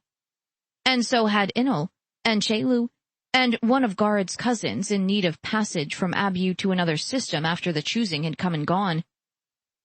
Everybody crowded around the meal, chattering in lively spurts about the upcoming ritual, the high price of space travel, and the shortage of Malnog wool in industrial areas south of Frelum. Ren should have been there to hear that. Everything they were discussing had an impact on his cargo business, but no, he'd been too busy to bother coming home. The way he'd been too busy last night to stay with her. Ziri's throat tightened, and she pushed her plate away. He'd brought her to Abu on the pretext of wanting her for a bride. How could he leave her now, when the choosing was nearly upon them? How could he abandon her like that? Just when she needed his friendship the most? Just when she needed his help sorting out her own feelings? Enel leaned toward her, brushing his massive shoulder against hers. Are you well, Lady Ziri? She sighed and blinked at the wood-beamed ceiling overhead. Can't you please call me Ziri? Just Ziri? You deserve the respect of a title. But I haven't earned that title and have no right to it. Her lips trembled. She firmed them into a hard line and pushed her need for Ren as far away as she could. Please, Enel. As you wish, Ziri. The pleasure warming his rough voice should have alarmed her. Since learning the nature of the choosing, she'd done her best not to encourage him. But now, what did it matter? Ren didn't want her anymore. She was stuck on Abu, dependent on the generosity of his parents for her support until she was allowed near a net terminal, and faced an uncertain future without the comfort of her family or the life she'd made before he'd stolen her away from Tercy. She stood abruptly, knocking back her chair. Please excuse me, I'm not feeling well. Alna stood, her even features drawn into a frown, but Ziri waved her away. This was something she had to deal with on her own. The way she'd dealt with the rejection of the men she'd handfasted with. Those hadn't taken either, had they? But with Ren? Ziri had thought it would be different. He'd been so kind to her, so gentle, and he'd seemed to want her, enough to make love to her, enough to give her hope. She spun on the ball of her foot and left, lurching into an unsteady run as soon as she was out of sight of the curious stares of Alna and Gared's guests. What had she done to make Ren change his mind? Had he discovered some flaw in her and decided she wasn't good enough? Or had her inability to find her place soured his heart, the way it had so many times before with other men? She clambered up the stairs and into her room, and buried her face in his pillow, her sorrow a raw lump surrounding the bruised beat of her heart. Chapter 20. The morning of the choosing dawned under a cloud-covered sky. Snow swirled down around Ren's cabin, the home he'd built when he'd still hoped finding a bride would be simple. For a while, he'd thought Ziri would be the woman he'd bring there, that she'd be the woman filling his bed at night and greeting him every morning, that she would carry his children and breathe joy into his lonely life. That hope had died a painful death 3 nights ago, and now he couldn't remotely imagine another woman taking her place. He picked a stack of her clothes up off the shelf in his closet and repacked them in a cargo container on top of the yarn they'd bought during the last part of their journey to Abu. She'd want her things after the choosing. Might as well get everything ready for her. If his closet seemed too empty without her clothes there, well, he'd get used to it. Gared stuck his head into the doorway of Ren's bedroom. "There you are, son. It's almost time." Ren cushioned the shimmery sphere Ludda had given him between the layers of Ziri's shirts, next to the gift he'd bought for her while he was on Domor, and closed the container. "I'm ready." "Packing for the trip to Tersi?" Ren shook his head. "Ziri told me she's choosing Enel today." Gared propped his back against the wall next to the door, his bushy eyebrows lowered. "She said it plain, did she?" "Plain enough. It'll be easier if I have everything ready for her." "You won't fight for her?" "It's her choice." "That it is, and yours too. You have the right to challenge Enel once the choosing's done." Ren shrugged on a thin jacket and fastened it up to his neck. "I won't go against her on this. She deserves a man she'll be happy with." "And you think Enel will give her that?" "What I think doesn't matter. Her heart's gone. Best I make peace with her decision." Ren brushed past Gared. His second father's hand shot out, catching Ren around his bicep, drawing him to a halt. "It's not like you to give up when you want something as bad as you want her." "I want her happiness more." Ren inhaled a shaky breath, released it slowly. "Seems like the only thing she's ever found with me is harm, so if being with another man is what she wants, I won't stand in her way." "All right, then." Gared patted Ren on the back, knocking him off balance. "She's a good woman. We'll be sorry to see her go." Ren's heart lurched in his chest. He had a feeling letting her go was the easiest part of it. After, he still had to live without her, and he suspected he'd regret it for the rest of his life. They took the hovercar to the choosing field on the outskirts of Hrelem. A crowd had already gathered around the outside of the circular area. The raid on Tersi had been only one of a handful that had taken place recently. Single men and women from across Abu had participated in raids on several planets, bringing back one or more candidates, waiting for the day Abu's moons aligned for the official ritual held on choosing fields across the planet. At least 30 candidates had been gathered by hopefuls living in the area surrounding Hrelem. They mingled inside the outer ring of the field, eyeing the hopefuls standing in its center. Ren spotted Ziri's red gold head huddled close to Alma's, and his heart twisted in his chest. He deliberately trudged his way along the snow-covered ground to the opposite side of the field, and pushed his way to the center from there, aligning himself in the inner ring with her position near the outer one. A large hand fell on Ren's shoulder, and Enel drew even with Ren. Ziri says you'll be hauling wood to her homeworld for trade after the choosing. Ziri, not Lady Ziri, as everybody had taken to calling her.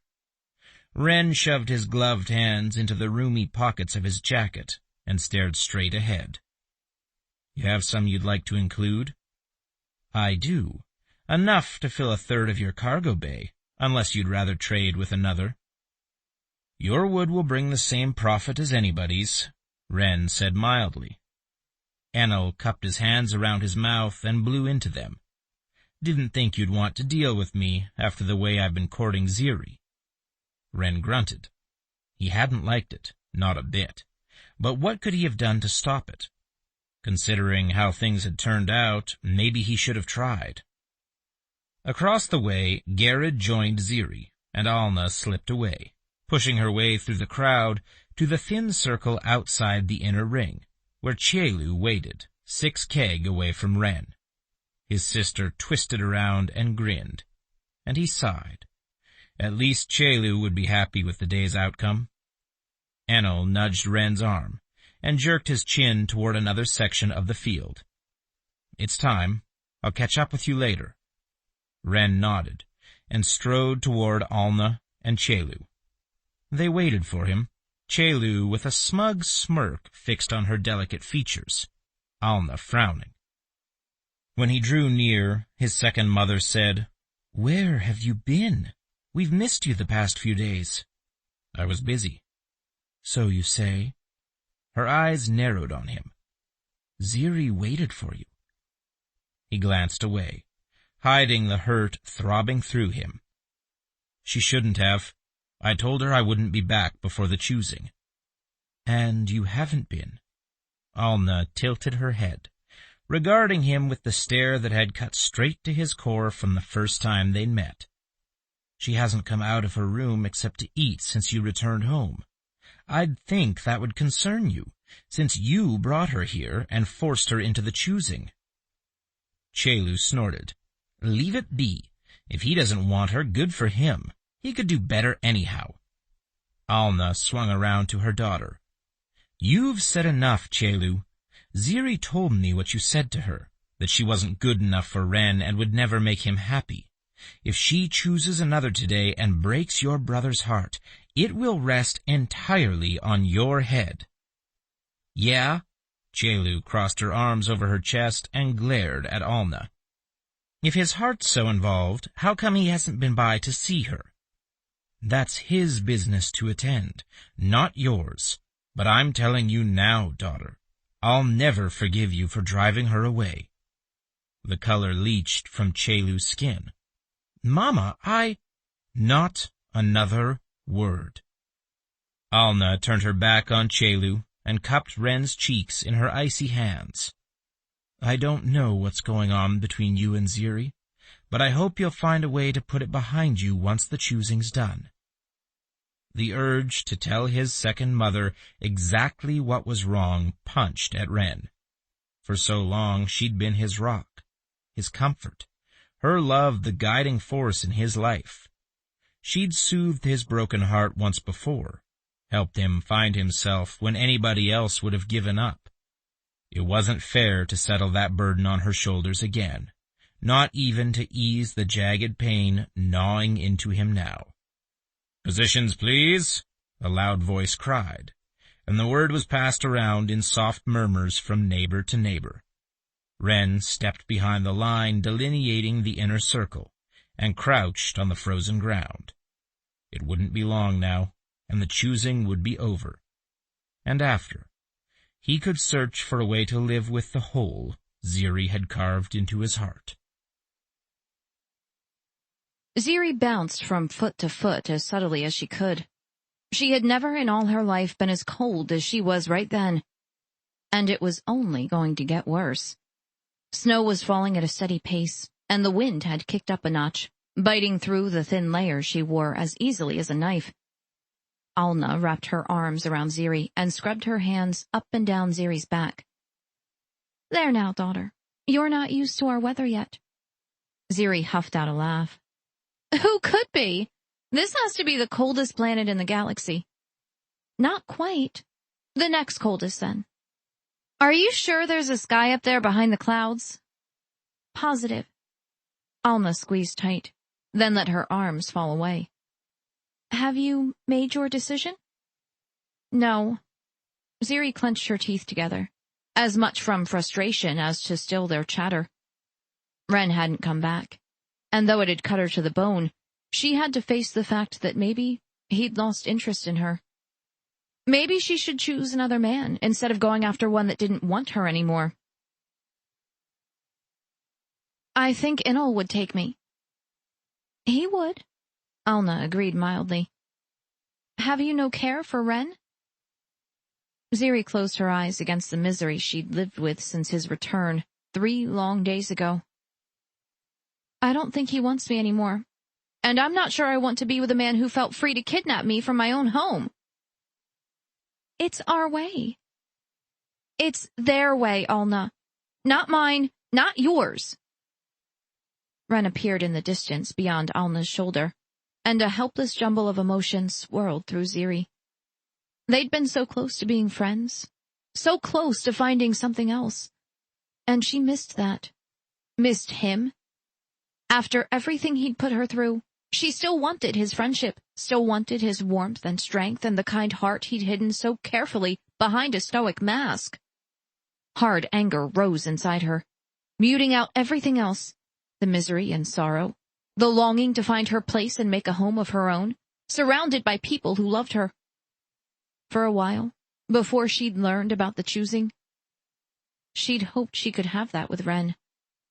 And then Alna had explained everything, and Ziri had been lost.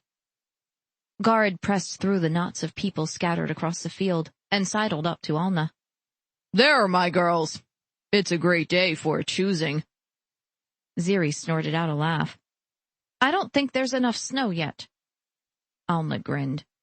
"And you were just complaining about the cold." "I didn't complain exactly. You have to admit it's pretty miserable out here." "Nonsense," Garrod said. "Perfect day. If we're lucky, we'll still have time to work with the Mulnog before the sun sets." Ziri's breath wheezed out of her. "Do you think about anything besides those twice-cursed animals?" He waggled his bushy eyebrows. "I've been known to ponder the love of a good woman a time or two."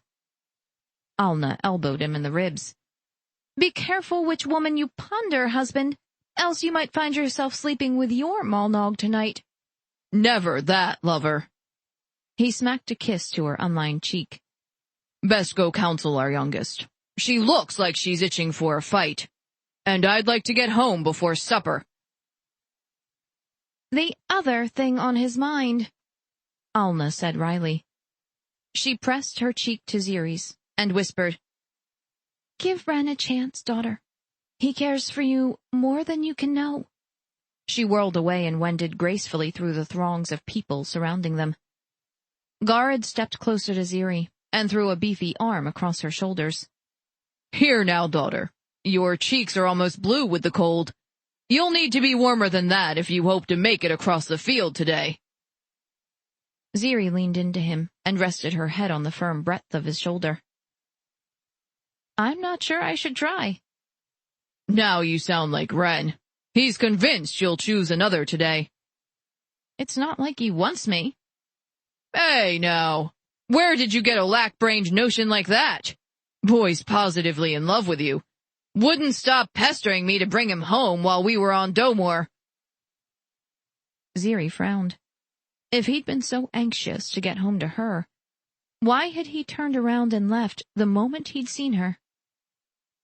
"Besides, you'll never be happy with Inul." "Who says I'll choose him?" "Ren, for one. But the important point here is Inul. The man's brain is crammed full of Molnog. You pick him, and you'll never have a tick's peace from the creatures. He has Bovi, too, and large tracts of forest under his control. That he does, but his heart is with his Molnog. Ren has a flock. But he also has that ship of his, and it's as important to him as anything. Gard cut a sly glance toward her. Do you think he would have given up half of it to just any old person he happened to come across? Maybe not. And maybe he'd been so desperate after the sweepers attacked, he would have done anything to fix the Urinska. I haven't decided what I want to do, Gard. Maybe I'll just sit here until the whole thing's over and hitch a ride back home on the next ship to pass through. I'll not let you, girl. We need women on Abu with your spunk and beauty. And by Vode, I want to have a woman like you as my daughter. Ren can find another. No, Ziri, he won't. This is his one shot, his one chance to find a bride. It'll take him years to accumulate the Vode to wiggle his way into another raid, not to mention scraping together enough for a bride price. Ziri stiffened. A bride price? Didn't he tell you? No, he didn't. Gard shrugged. Probably didn't think to. So what is it? The price he pays for taking you from your homeworld and bringing you here. As soon as the choosing ends, he'll open an account in your name and deposit the bride price into it. And that money will be yours to do with as you please. Ziri's eyes searched the field and settled on Ren in deep conversation with Alna and Chelu. What if I choose somebody else? It's still yours. A balance demanded by custom, in lieu of the life you could have had on your homeworld. Ziri shook her head. Wait, you mean he's actually paying me for kidnapping me? That's so strange. It's our way. Though, more and more, it's the man the candidate picks that pays the bride price. Gard said gently. A man's voice loudly urged everybody to take their positions. Gard's arm fell away from Ziri's shoulders. It's time. Remember now. Keep your head clear and on your goal. But I don't even know what that is. You will, when the time's right. He smiled and backed up 2 long paces, facing her with his back to the rest of his family. Fight hard, daughter, and remember what I said. She nodded, though she had no idea which part of their conversation he wanted her to remember. Was it the part about Inul's brain being full of Molnog, or was it everything Gard had said about Ren? A loud clanking noise rang out from the center of the circular field. Gard nodded solemnly as the crowd burst into loud cheers, egging on the mostly female candidates gathered in the outer ring. Find your heart, Ziri. She huffed out a laugh. Wasn't that what she'd been trying to do her whole life? Around her, candidates, mostly women and a few men, began pushing their way through the outer circle of family members toward the inner ring, where Ren waited. Ziri met Gard's gaze evenly. Will you let me pass? I'm the easiest of the lot, he said gently, and opened his arms to her. She launched herself into his embrace and buried her face in his broad chest. Oh, Gard, I don't know what to do. Yes, you do, dearest. His sigh puffed into the hair on the crown of her head. Yes, you do. She nodded and stepped back, sniffing away her tears. He shifted to the side, and she went around him. People were dashing across the open field, knocking each other out of the way, vying for the best positions at the front of the pack. Fights broke out among some of the women, and they were brutal. Ziri flinched away from a large blue-skinned woman, holding another to the ground, her fist raising and lowering in a perfect rhythm, as she beat the woman beneath her into submission. Ahead of Ziri, 2 women sprinted toward Alna and Chelu, and Ziri's breath caught in her throat. Ren. They'd spied his handsome face and were going after him. She took 2 running steps in his direction, then slowed. Is that what she wanted? Did she want to spend the rest of her life with a man whose affections for her had already faded? Another fight broke out to her left. Ziri glanced around, and her gaze was drawn not to the women writhing around in the snow, but to Inul. Strong, steadfast Inul. He was watching her calmly, waiting for her to make a decision, waiting for her to choose him. She stepped toward him and halted. Inul was a good man. She'd known that from the first.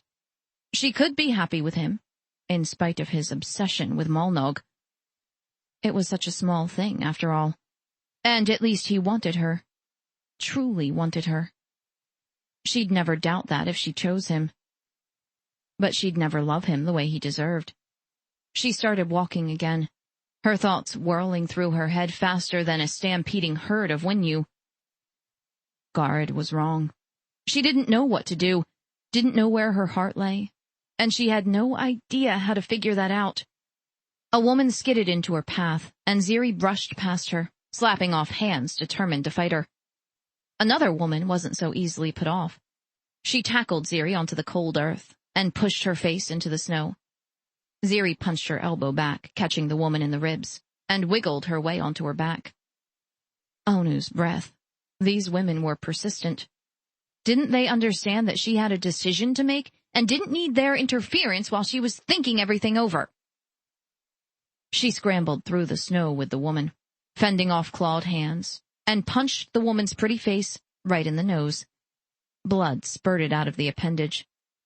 The woman curled away, moaning, and Ziri staggered to her feet, shaking off the throbbing pain in her knuckles. First thing she'd learned from Alna: never let the pain keep you down. A roar rippled through the crowd. Ziri spun around, heart in her throat. A man had made it into the inner ring, and hefted a laughing woman high against his chest. His mouth captured hers, and Ziri glanced sharply away, stung by the happiness the couple exuded. Somebody stumbled into her, and Ziri whirled, automatically punching out. Her balled-up fist caught the other woman in the shoulder, and Ziri growled, "Do I look like somebody you want to fight?" The woman raised calloused palms and backed away slowly, her ice-like eyes wide. "That's what I thought," Ziri groused. She pivoted on her heel and strode toward Ren, irritation spurring her into action. By the gods, he put her in this mess. Wasn't that the way their entire relationship had gone? First, he kidnapped her. Then, he'd chained her to his bed. Okay, so he'd brought her things with them. But that didn't make up for everything else. And the sweepers? That had been a mess on its own, and one rightly placed squarely on his head. What had he been thinking, jumping them into a nest of hostile aliens? A blue fist appeared out of nowhere and grazed Ziri's jaw, and agony burst through the bruised bone. She staggered to the side, searching for the fist's owner, and froze. The large blue-skinned woman grinned, flashing a jagged row of pointed teeth. Ziri's anger withered under that bloodthirsty stare. Onu's breath. And here she'd been worried about getting past Chelu. The woman's fist lashed out, and, without thinking, Ziri ducked to the side, barely avoiding the blow. The woman followed with a lightning-fast series of jabs. Ziri blocked most of them, grunted at the ones that broke through her defenses, and circled around as the woman closed in, her hammer-like fists pounding out in merciless waves. One caught Ziri in the stomach, knocking the breath out of her. She stumbled backward, and her feet skidded on the snowy ground. Panic shot through her. No, she couldn't fall. If she did, this woman would pounce on her and bludgeon her to death. She managed to find her footing, though her breath was long gone. The woman bared her teeth and lunged, and in a flash, calm settled over Ziri, and time slowed. Her breath rushed back in, filling her lungs with sweet air, and she sucked it in, setting her stance, biding her time as the woman moved ever closer. When the woman was almost on her, Ziri burst into action. She ducked under the woman's outstretched hands and plowed her shoulder into the woman's hard stomach muscles. Her arm slid around the woman's waist, and she lifted her opponent high with the force of her legs. As soon as the woman's feet left the ground, Ziri fell backward onto the hard earth, taking the woman with her, and landed on top of the blue behemoth. She scrambled to her feet and peered down at the woman on the ground. Her breath was knocked out, but it wouldn't keep her down for long. Ziri sighed. I would say I'm sorry for what I'm about to do, but I saw the way you beat that other woman. No thanks. And she arched her foot back and kicked the blue-skinned woman hard in the jaw. The woman went limp, and Ziri nodded, satisfied. At least that was one less thing she'd have to worry about. Behind her, Alna grunted, and Ziri whirled, homing in on Ren's mother. She and Chelu were engaged in a fight with the two women Ziri had seen racing toward them earlier. Without thinking, Ziri shot forward, sprinting across the remaining distance between her and them. She leapt onto the back of the woman fighting Alna and wrapped an arm around the woman's slender throat, squeezing hard, holding on as the woman staggered and clawed at Ziri's arm. Eventually, her struggles faltered, and she staggered slowly to the ground under Ziri's weight. Ziri dropped away and crouched on the ground, her gaze following Chelu's fight. Ziri, Alna said. Ziri swung her gaze toward the other woman. What is it? Alna beckoned her forward. Come on, Ziri, now's your chance. Ziri pushed herself off the ground. Her gaze sought out Ren, standing as still as a statue behind his mother. His expression was as cold as the air. His beautiful dark eyes so devoid of emotion, her heart cracked. Ziri! Alna hissed. What are you waiting for? I don't know what I want, Ziri murmured. But that wasn't right. She knew exactly what she wanted, just as she'd known exactly what to do to take the blue-skinned woman down. She'd stopped thinking and found her heart, just as Garid had counseled her to do. And she'd known. And now, what she wanted filled her with the same certainty as snow in winter. She wanted the friendship she and Ren had been building before he'd left her. She wanted to see if she could really love him the way a woman should love a man, and she wanted him to love her back. But was that what he wanted? Would he accept her if she crossed the line into the inner ring, or would he shun her again, as he had 3 nights ago? If she didn't try, she'd never know. Chelu swung her elbow across the jaw of the woman she was fighting, sending her spinning to the ground, and stepped back, shaking her arm. I don't know why people think they can get through me. You'll let me pass, Ziri said. Chelu jerked her gaze up and smirked. What makes you think that? Ziri waggled her thumb over her shoulder. Because I'm not afraid to do to you what I did to that blue-skinned woman. Alna covered a smile with a red-knuckled hand, and Chelu scowled. Let her pass, Ren said softly. She earned the right to choose. Chelu threw her hands up in the air. Fine, but when she breaks your heart, don't blame me. Ziri brushed past Ren's prickly sister. Alna stopped her and whispered. You're making the right decision, Ziri. I don't know if I am or not, Alna, but I have to try. Alna nodded and stepped aside, and Ziri faced Ren for the first time in days. I'll move on if you don't want me. Ren's sensual mouth turned down at the corners. I never said I didn't want you. You walked away from me. You said you wanted Inul. Ziri pressed numb hands to her eyes. I said I wanted to know what it would be like to kiss him. I wanted to see if I could love him. And could you? She shook her head. I've never felt for him even a sliver of what I feel for you. But you don't want me. Her hands fell to her side. I miss you, Ren. I miss our friendship. That's not the same thing as wanting me. No, it's not. but there was no guarantee I ever would. You knew that when you stole me from my home." He nodded solemnly. "I did." "And you were willing to take that risk?" "I was." "Then give me that chance now, Ren. Give me a chance to take a risk." His breath shuddered out of him. "If that's what you want."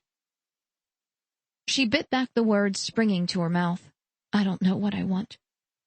But she did. She wanted to take a chance on Ren. Had wanted to all along. And now that chance was right in front of her, waiting for her to grab hold of it. She crossed the distance between them, stood on tiptoe, and pressed her lips to his in a gentle kiss. "I choose you, Ren." "So be it," he said, and misery clogged her throat. Never in her life had she ever thought gaining what she wanted would make her feel as awful as she did right then. Chapter 21. The dragon's tail was packed from wall to wall with the cheerful faces of Hrellam's residents, come to wish the candidates and their mates good fortune after the choosing's completion. Ren shouldered through the crowd toward the bar on the far side of the room, accepting congratulations and well-meant slaps on his back as he went. Ziri was close behind, her fingers tight around the hem of his jacket, her head bent under the weight of everybody's attention. She hadn't said a word since she'd chosen him, though that might have been due to the bruising blow another candidate had delivered to her jaw. Already, the skin there was purple and swollen, and had to ache. Maybe it was the cold, or maybe it was the excess of emotion, but he was numb from head to toe, too sore-hearted to care that she'd picked him, or worry what would happen when they were finally alone again. The people standing at the bar scooted aside, creating a spot for him there. He banged his palm on the worn wooden width dividing Bellin, the barkeep, from the alehouse's customers, and ordered a stout and a cup of Vode's blood. Ziri wedged herself into the narrow space between him and a rowdy Hrella, and tucked her hand into the crook of his arm. Her nose and cheeks were still red, and her fingers chilled him through the layers of her gloves and his clothing. He brushed his mouth against her ear, and caught a whiff of her fragrance, soft, womanly, inviting. "I've ordered something to warm you up." She nodded and glanced away. Had all her courage been used to topple the women standing between her and him on the choosing field? Bellin set a mug of stout and a cup of Vode's blood in front of Ren, then wandered away to help the next customer. Ziri's hand tightened on Ren's arm. "Should I pay?" "Bellin runs a tab for locals." "Oh." "Nobody expects you to do anything tonight, Ziri," he said gently. He picked up their drinks and handed the cup to her. "Drink this. You'll feel better." She sniffed it and wrinkled her nose. "What is it?" "Vode's blood." She jerked back and narrowed her eyes at him. "There's blood in here?" He bit back a laugh. "No blood. It's a hot tea." She sniffed the steam rising from the mug again. "Are you sure? It smells kind of odd." "Drink the tea, Ziri." He lifted his stout toward the table Alna and Garrod had commandeered. "Come on. They're waiting for us." He led her through the room, endured sly references to the night ahead, and settled into a chair next to Garrod. Ziri perched on the edge of a chair on his other side, and set her cup on the table, apparently fascinated by the warmth radiating out of it, judging by the way her eyes clung to it. Garrod slapped Ren on the back, knocking him into the table. "Was a good choosing. Our Ziri did well." "She did," Ren murmured. "I thought she'd never learn to fight." Alna clucked her tongue around a smile. "But she managed to take down the largest candidate there, and she wasn't the first to try." Ziri's shoulders hunched around her ears. I stopped thinking. Soon as I did, I knew what to do. Garrett swigged from his mug of ale, and dashed the back of his hand across his mustached mouth. So you took my advice. I just stopped thinking so hard. That's all, Ziri said softly. She took a tentative sip of her tea. Her breath whooshed out, and she turned accusing, blue-gray eyes on Ren. You said this was tea. Ren hid his smile behind his mug. It is, Ziri, with a little extra oomph. Is that what you call liquor on Abu? Alna laughed, and patted Ziri's forearm. There now, daughter. You're officially a Pruxnae, now that you've had a sip of our local spirits. What was I before, a Winyu's diced-up internal organ? She smacked the heel of her hand against her temple. Crud, an auto-learner. Next time I'm learning a language the old-fashioned way. Enel slid into the empty chair between Ziri and Alna. What are you doing the old-fashioned way? Ren's heart plummeted into his gut. Beside him, Ziri paled and huddled over her cup, her fingers stiff around the crockery. Enel, she said softly, Her lyrical voice faltered and broke, and Enel's rigid features softened. Did you think I'd hate you for not choosing me? I didn't know what to think. She peeked at him, then Ren, and dropped her gaze to her cup. Please don't be angry.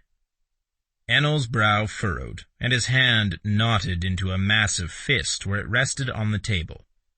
You did what you thought was right. I won't lie, I'm not happy about it, but I can't blame you for following your heart. Ziri hid her eyes behind one hand, and her lower lip trembled. Ren curved his own hands around his mug. Already, she regretted claiming him. Not even a full day after the choosing, and she wanted to be rid of him. Enel's hand unclenched, and he leaned back in his chair. Have you figured the cargo costs for my wood yet? Ziri inhaled a shuddering breath, and when she spoke, her voice was thin and strained. That depends on the travel time. Once I know how long it'll take, I can figure the costs as a percentage of the fair market value. Garrett propped his elbows on the table and gave Ziri an estimate of the time and number of jumps needed to go from Abu to Tersi. Ren casually eased away from the table, letting the conversation flow along without him. Alna's gaze met his over Garrett's head. She smiled and patted her heart, and he understood. She thought he'd be happy, now that he was one step closer to making Ziri his. But the emotion eluded him, edged out by the certainty that he was never going to hold Ziri's heart the way she held his. It was one of the longest nights Ziri had ever endured, on top of the hardest trial she'd ever faced. Her muscles ached and twinged, and her jaw hurt so much she could barely open it. Open it she did, though. The Urinska was half hers, and she was duty-bound to help it turn a profit. So she negotiated a percentage of the profits for hauling Inel's wood to Tersi, based on estimates of fuel and other shipboard costs, and on haggling for a deal when she and Ren got there. And she did the same when others stopped by their table. Between the cargo they were promised and the people needing passage off-world, Ziri was sure their trip was going to earn a tidy profit. She would have felt better about that if Ren weren't so indifferent to her. Since their kiss on the choosing field, he'd barely touched her. The hope she'd held that accepting him would mend their friendship withered in her heart. Was this what life for them would be like from then on? Him turning away, her always yearning for more? Hadn't she had enough of that before he'd swaggered his way into her life? They left the alehouse well after dark. Alna dropped a tipsy Garrett off at their house, then drove Ren and Ziri home in the hovercar. Ziri slumped herself on the seat and gave in to the exhaustion consuming her, only dimly aware of Alna and Ren's quiet conversation or their arrival at his house. She kissed Alna on the cheek and said goodbye, and trudged warily behind Ren through a fresh layer of snow. The cabin's interior was almost too warm after the frigid chill of the night air. Ziri unwrapped her scarf and hung it and her hat on top of a coat on a hook next to the front door. Ren squatted in front of the fireplace, still dressed for the outdoors, and stoked the dying embers into a lively blaze. "You don't have to do that on my account," she said softly. He closed the fireplace's metal door and stood, shrugging out of his coat as he crossed the room. "I'll be sleeping in here tonight. Besides, the house will get too cold without a fire." Her heart squeezed painfully in her chest. "You're not sleeping with me? But Ren, What exactly were they? Alna had said Ren would need to release his seed into Ziri 3 times before they were officially mated. But surely they were already considered a couple. She twisted her bruised fingers together and stared helplessly at him. "I thought we were together now." "Not quite." "Alna said we had to, 3 times. Do we have to do that first?" "We have a year and a day to take care of that." He hung his coat up and held a hand out to her. "I'll show you where you can sleep." She grasped his larger hand with hers and followed him to the bedroom she'd explored the day Chelu had brought her there. It was exactly the way she remembered it, right down to the cargo crates stacked against the far wall between the entrances to the bathroom and closet. She faltered to a stop and stared at them. They were locked tight. Beyond them, the space where her clothes had rested in the closet was empty. She released Ren's hand and plopped onto the edge of his bed. "You repacked my things." "I thought you were going to choose Inul." He shrugged and thumbed the lock on the top crate. It clicked open, and he raised the lid and rummaged through its contents. "There's hot water if you want to bathe." Her skin was sticky and her muscles burned. Both could use a good dose of hot water, if she could manage to undress. She untied her boots and pulled them off, wincing when the bruises she'd accumulated throbbed. Her ribs hurt something fierce. The blue-skinned woman had probably landed more blows than Ziri remembered. She stumbled past Ren into the bathroom, lifted the hem of her tunic, and stared at the mottled bruises dotting the skin stretched over her ribs. Yep, the blue-skinned woman had gotten her own during their skirmish. Ren crossed the threshold and jerked his chin toward her ribs. "Need help?" She let the fabric fall. If she told him the truth, that she could barely lift her arms and wasn't sure she could get her clothes off by herself, would he have pity on her and help her undress? Or would he walk away from her again? An odd pressure swelled inside her chest, filling her to the brim, shoving its way into her throat. Tears stung her eyes, and she whirled away from Ren, hiding them from him. She didn't want his pity. She didn't want him to look at her and see the weakling Chelu did. Not after fighting for him. Not after claiming him in spite of her reservations and his recent callous attitude. The bathroom door squeaked shut, and Ziri waited, hoping he'd speak, praying he'd touch her and make everything right between them, the way it had been before he'd left with Garid, and come back not wanting her anymore. The silence stretched thin, broken only by the jagged sounds of her breath, and finally, she turned. She was alone in the small room. A tear slipped down her cheek. She scrubbed the back of her hand over it and swallowed past the hopelessness clogging her throat.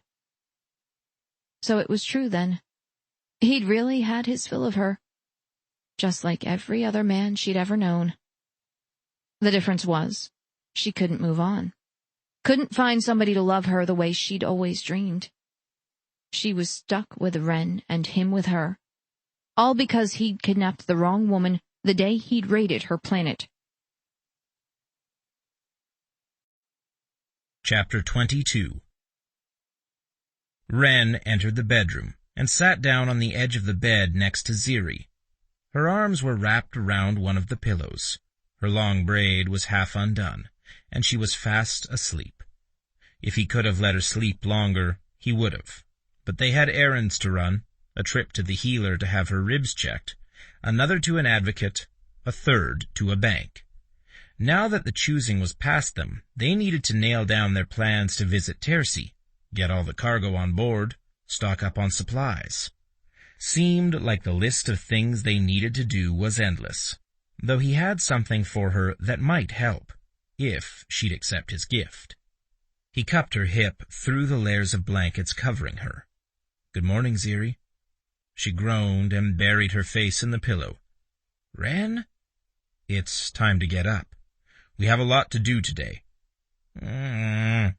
She flopped onto her back and winced. "Ow." "Still sore?" "Yes." "I've got something for that." Her eyes blinked open. "Not more Vode's blood." His mouth quirked into a smile in spite of himself. It wasn't that bad. Yes, it was. She snuggled into the blanket. "Give me a tick and I'll get dressed." "And how do you think you'll get dressed when you can't lift your arms?" Her mouth opened and closed, and her gaze drifted to a point over his left shoulder.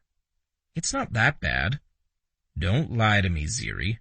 You still have mud in your hair." "I just couldn't do it last night, okay? It's not like I go around getting beat up every day, and it hurt." "I know," he said softly. "I'm sorry about that." "Yeah? Well..."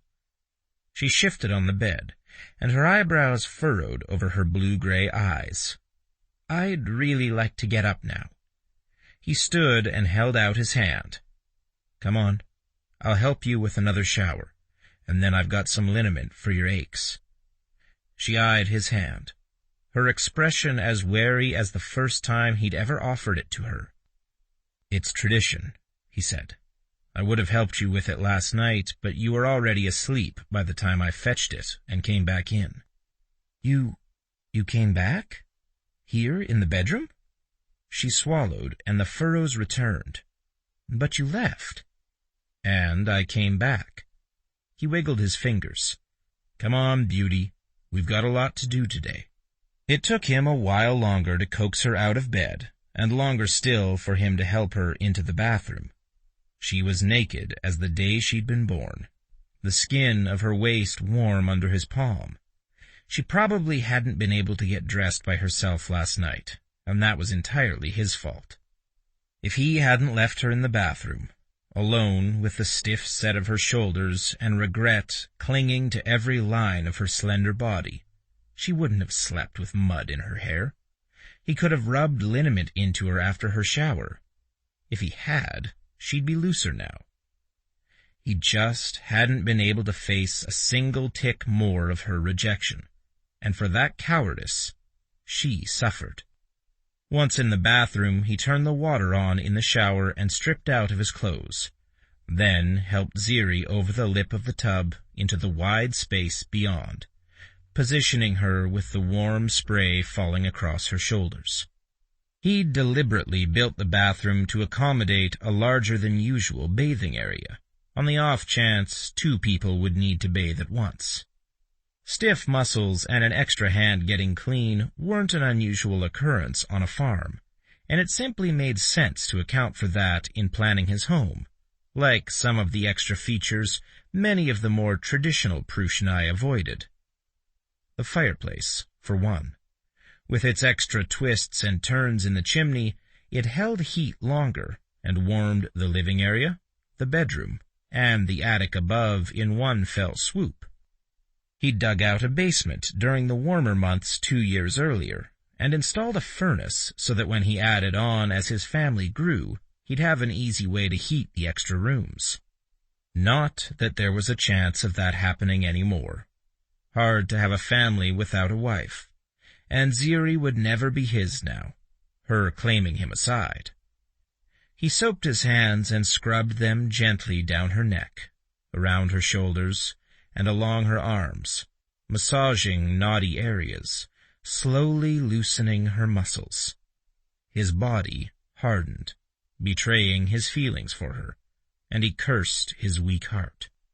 Her eyelids fluttered shut, and her head tilted back under the water, That feels good. You don't mind? Mind what? Me touching you. She peered at him through one narrowed eye. Why would I? He worked his fingers over the scrapes on her knuckles. She'd fought so hard at the choosing, been so brave, and she'd taken down a handful of women on her own. Pride surged through him, a pride he had no right to, but there it was. He was proud of her, his beautiful Ziri, so proud of the way she'd stuck out her chin and faced the other women, and his stubborn sister, head on. He finished with her hands and started on her torso, soaping her stomach from below her breasts to the juncture of her thighs. Can you lift your arms? She cupped her left hand over his right shoulder, then raised her right arm not even a half a keg, and hissed out a breath. Sort of. Ribs sore? They're the worst. Her arm fell to her side. That blue-skinned alien lit into me. She lit into everybody. He tugged her hand out and soaped under her arm, then eased it back down. You dealt with her well enough. Yes, well, I almost didn't. Still, it's over now. We can move on, and... She swallowed and leaned into the water. Everything will work out. Sure it would. Maybe not the way either one of them had planned, but it was going to work out in the end.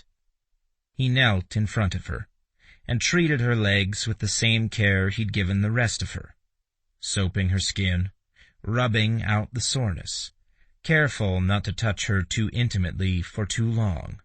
Not that it mattered. Heat throbbed through him anyway, pooling in his loins, tempting him to explore her smooth skin a little higher on her thighs. He reined himself in and washed her hair, and there he couldn't help himself. He threaded his fingers through the wet, silky strands, and enjoyed the little bit of herself she was willing to give. When he was finished washing her, he scrubbed himself down, helped her out of the tub, and dried them both off, her first. He wrapped her in a warm, thick towel, combed her hair out, and braided it loosely out of the way. Go on out and lay down on the bed. You'll want that towel under you. She nodded and went into the bedroom, and he followed, heading into the closet for clean clothes. When he came out a tick later, she'd settled under the covers again, resting on her stomach. He snagged the liniment from the bathroom and sat down on the edge of the bed. This has a strong odor, but it'll help. He pulled the covers down and worked the liniment into her flesh. As she relaxed under his touch, his mind drifted to the way she'd cared for him after the sweepers attacked the Yarinska, how she'd worked herself into exhaustion cleaning the decks, how she'd bandaged his wounds, covering every single one. She deserved a like consideration, though he wouldn't pepper her with bandages the way she had him, even if she needed one or two over the deeper cuts along her scraped knuckles.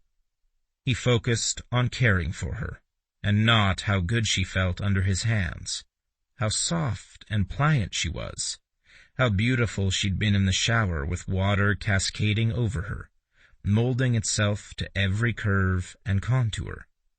He refused to give in to the heat working its way through his blood, the insistent need to claim her, to hold her, to press his mouth to hers and taste her again.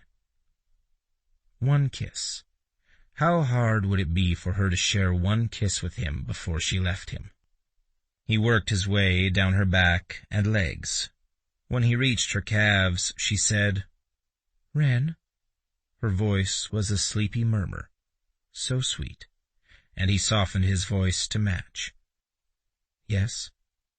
Maybe I could just stay here today? It's a long walk into Relum. I don't think I can make it." Who said we were walking? She hesitated for so long he thought she might have drifted into sleep. You walk everywhere. Everybody walks everywhere. I've only seen one hovercar in Relum, and it was Gerard and Alna's. We enjoy the fresh air. He rubbed his fingers along the tendons behind her ankles. I have a small car we can use today. In fact, I'd planned on it. We have a lot to do before we leave for your homeworld. She stiffened and pushed herself half off the bed, twisting around to meet his gaze. We're still going? I mean, I know we'd planned to, and I negotiated all those deals, but you just seem... She flopped into the mattress and buried her face in the pillow. When do you think we'll be ready to leave? He capped the liniment and set it on the nightstand, then stretched out beside her on the bed, one hand resting on her shoulder. I seem what? She shook her head. It's nothing. I just thought, I don't know, that maybe you'd changed your mind, like you did, She swallowed and sighed, and her fingers curled into the bottom sheet. Maybe I could get dressed now so we can go. If we're leaving soon, I'll need to visit the Yarinska and log in the cargo we're supposed to carry and the passengers needing rides and coordinate everything.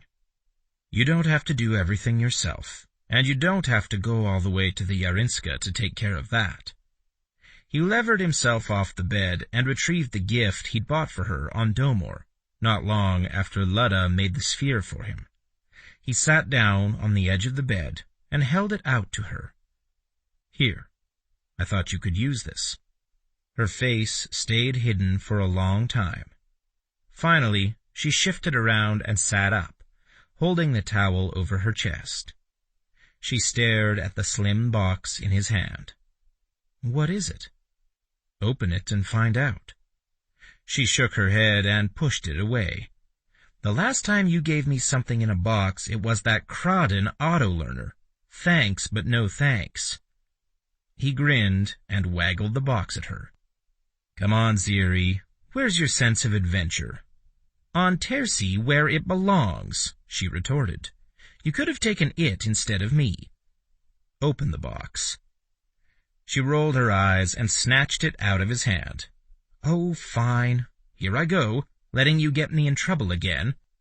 His heart flipped in his chest and sank to his knees. It's not that bad, being around me, is it? Her expression softened. No, I shouldn't have said that either, not like that. I didn't mean anything by it. Maybe she hadn't, and maybe her innate honesty shone best when she spoke bluntly. He nudged the box with one finger, and she popped it open and gasped. A computer! Oh, Ren, you got me a computer. It's just a tablet. Plenty of room for everything you need to do. It's wired into the net, and has a link to the Yarinska's primary and secondary AIs, so you can interact with the ship wherever you are. He cleared his throat, and tamped down the nerves rocketing through him. I thought you might want to try to contact your parents. Oh, Ren, this is the best present. I used to check the news every day and correspond with friends and family, and I was taking an ancient literature class. Her lower lip trembled, and she sniffed. I've missed that. I know, Ziri, and he wouldn't have kept her from it if not for the choosing. Ready to get dressed now? I thought we could go to the Dragon's Tail and eat breakfast. Her eyes widened. I knew you were going to try to feed me more of that nasty Vode's blood. He laughed, couldn't hold it back in the face of her teasing. No more Vode's blood, not unless you need it. So you say now. She set the computer aside and twisted her fingers into a knot in the hem of the towel covering her breasts. Thank you for the computer. It was a thoughtful gift. She leaned forward and touched a fleeting kiss to his mouth, then eased off the bed and padded across the hardwood floor toward her clothes, still packed away in the cargo crates. He touched his mouth. The skin tingled where she'd kissed him. He flicked his tongue out, tasting her, and tucked the gesture away in his heart of hearts, his disbelief riding even with his need to hold her to him as long as he could. Ziri wandered around Frelim's market district. waiting for Ren to finish his errand inside the village's lone bank. Or, rather, inside the store of the merchant that handled most of the locals' banking needs. Prelum wasn't large enough to support a bank on its own, Ren had explained. The merchant he was visiting, a sprightly gentleman named Nud, had long ago made arrangements with most of the major banks, so that the area's residents wouldn't have to travel all the way into Abu's capital to take care of such matters. It hadn't taken long to officially authorize Ren's access to her existing accounts, and not much longer for him to add her to his. That last had surprised her. She hadn't expected him to join himself with her in financial matters outside the Urinska. He'd been so distant with her, so aloof, even after the shower they'd shared, that it hadn't occurred to her that he still wanted her enough to entangle his life with hers. She paused in front of a window displaying bolts of fine woolen cloth in an array of somber colors. During that shower was another matter entirely. Then, he hadn't been able to hide his reaction to her. If she'd had the strength or the courage to touch him, she would have. But her heart had faltered. The next time, though, the very next time, she wouldn't hold herself back. She needed to know if he'd reacted to her personally, or if any woman's presence would have stirred him. She crossed her arms over her chest and pushed her fingers between her arms and ribs, bouncing on her feet to get her blood circulating. The only way she'd know if he really didn't want her would be to test him herself, and for that, she'd have to reach out to him. It would be worth the potential heartache if he really did want her. But if he didn't? She blew out a sigh and her breath frosted in the air. If he didn't want her, there was nothing she could do about it. She'd sealed her fate to him the moment she'd chosen him, and there was no turning back now.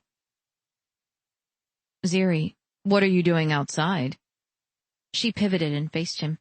He strode across the wide dirt street, a fierce scowl on his handsome face.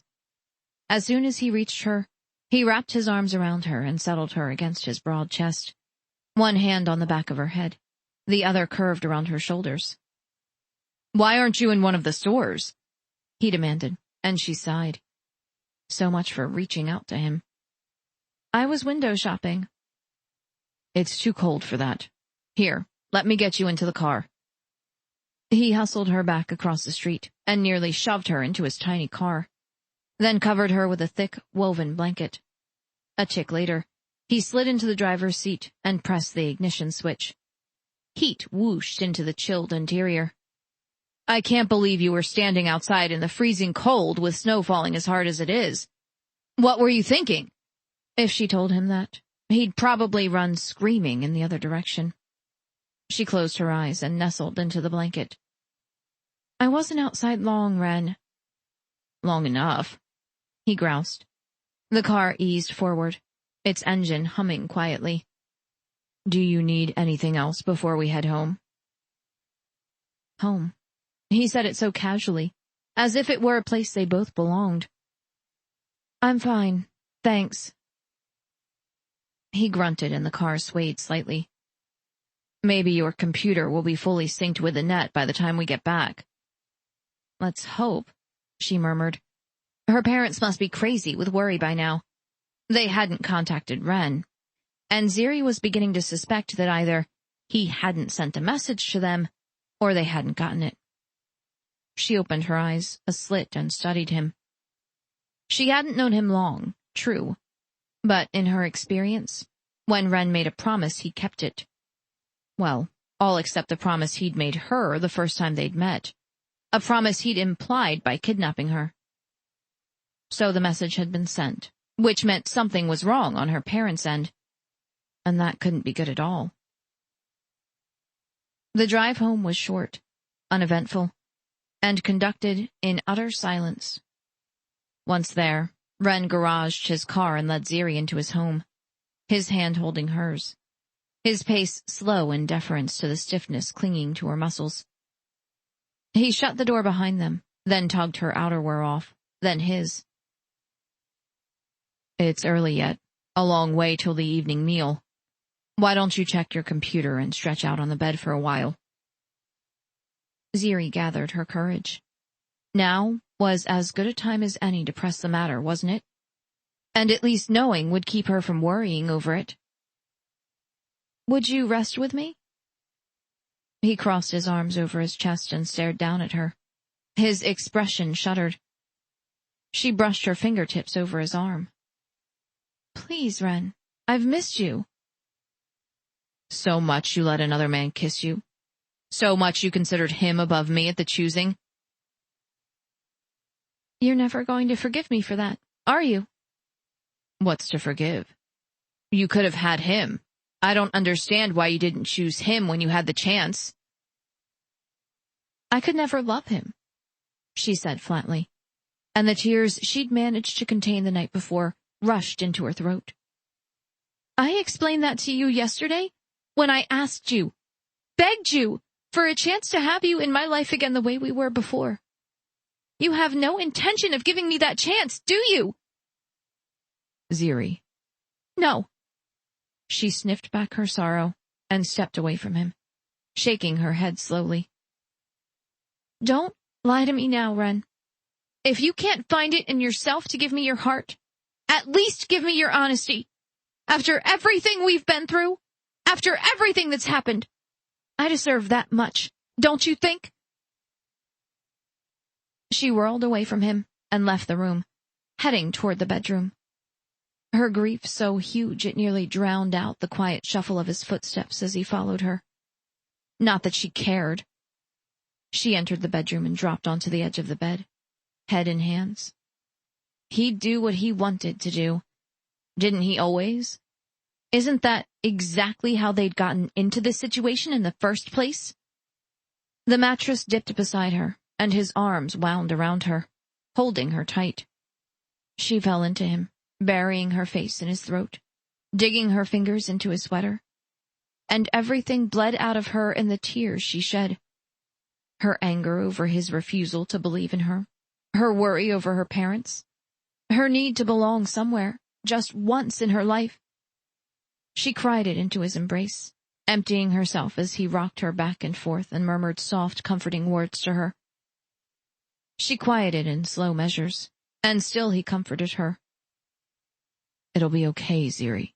I swear. I'll make it okay for you. She sniffed and stroked her cheek over the rough texture of his sweater. Don't push me away anymore, Ren. I can't stand it. I'll try, Beauty. I miss you. I know. I've missed you too. Then why did you stay away? Why did you leave me alone when I needed you? She sighed and relaxed her hold on his sweater. Never mind. It's not important now. If it's bothering you, it's important. He stroked a hand over her braid. You hurt me deeply the night you told me about Inul's kiss. It sounded like you wanted him. That you were seriously considering him. You might as well have slapped me. It hurt that much. I'm sorry, Ren. I didn't mean it like that, and I never meant to hurt you. I just thought you should know that he kissed me. I thought you'd give me a chance to explain, that we could talk it out and you'd laugh at my silliness and make love to me. And then I'd know that choosing you was the right thing to do. She slouched, too drained to relive the emotions that had tormented her since that night. I never thought I'd lose your friendship over a simple kiss. I should have listened, Ziri. And I'm sorry I didn't. He cupped her cheek and tilted her head toward him. I hated being apart from you. Hated holding myself back, when all I really want to do is love you. He bit the words off, and hope's fragile flame ignited in her heart. You love me? I want to, Ziri. So much. His mouth claimed hers in a sweet kiss, warming her to the depths of that bright flame. Get some rest. We've got plenty of time to talk about this later. Stay with me? As long as you need me. I have to check the Molnog before dark, though. She laughed. You, Frella, and your Malnog. He kissed her again, a swift touch of his lips to hers. I won't be long. Do what you have to, Ren. I'll be right here cursing that blue-skinned woman's gigantic fists. His mouth quirked into a half-smile as he left the room. Ziri undressed and snuggled under the covers. It would all work out. It really would.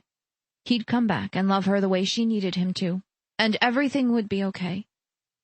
She closed her eyes and drifted into the first easy sleep she'd had in days.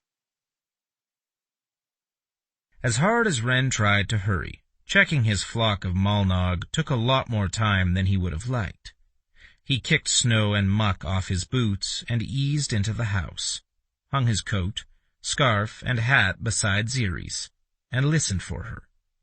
Wind whipped through the trees surrounding the cabin, and in the distance, Molnog gleed as they settled down for the night.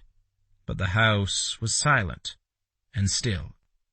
He shucked his boots at the door and tiptoed into the bedroom. Ziri was curled into a ball under the covers on his bed, sound asleep. Her red gold hair fanned across the pillow under her head, and even in the room's shadows, he could discern the dark circles under her eyes. She hadn't been sleeping well either, and that was entirely his fault. Why hadn't he listened to her the night he'd come home from Domor? Why had he been so quick to rush to judgment? Ziri had never struck him as the type of woman to kiss one man and sleep with another. He should have trusted her reasons, talked it over with her, gotten to the bottom of why she felt the need to let Enel kiss her in the first place. Maybe if he had, they could have avoided a lot of heartache between then and now, and neither one of them would be worried about winning the other's heart. He stripped to his skin and crept into bed beside her, wrapping himself around her, accepting her slight weight in his arms. It felt so good to hold her again, so good to be near her. He buried his face in her hair and breathed, taking her into his heart. It was already hers. There was no denying it, though he'd tried hard enough when she'd asked him. He'd have to tell her he loved her. Just not yet. Not until he knew she loved him too. She stirred in his arms and rolled into him. Ren? He nuzzled the side of her throat. Who else? She laughed softly. Is that always how you're going to wake me? I thought I might love you for a while, unless you're too sore. My ribs are still a little tender.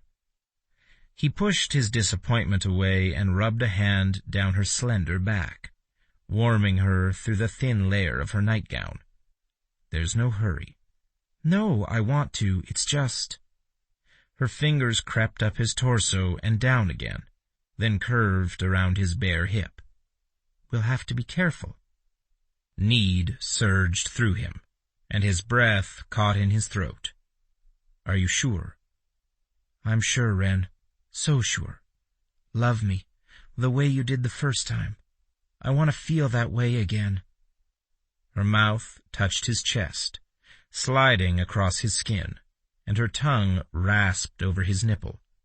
Pleasure sparked through him, swift and strong, and he hissed in a breath. Ziri, did I hurt you? He nearly laughed.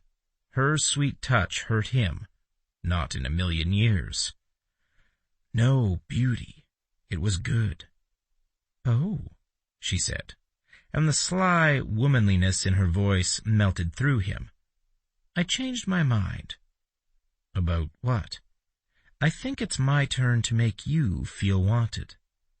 He tangled his fingers in her braid and tilted her face to his, mouths close together, breath mingling in the room's air. You already have. Ren? A sigh shuddered out of her. Thank you for listening. I should have done that a long time ago, Ziri. I'm sorry. Her fingers pressed against his mouth, silencing him. No more apologies. Not now.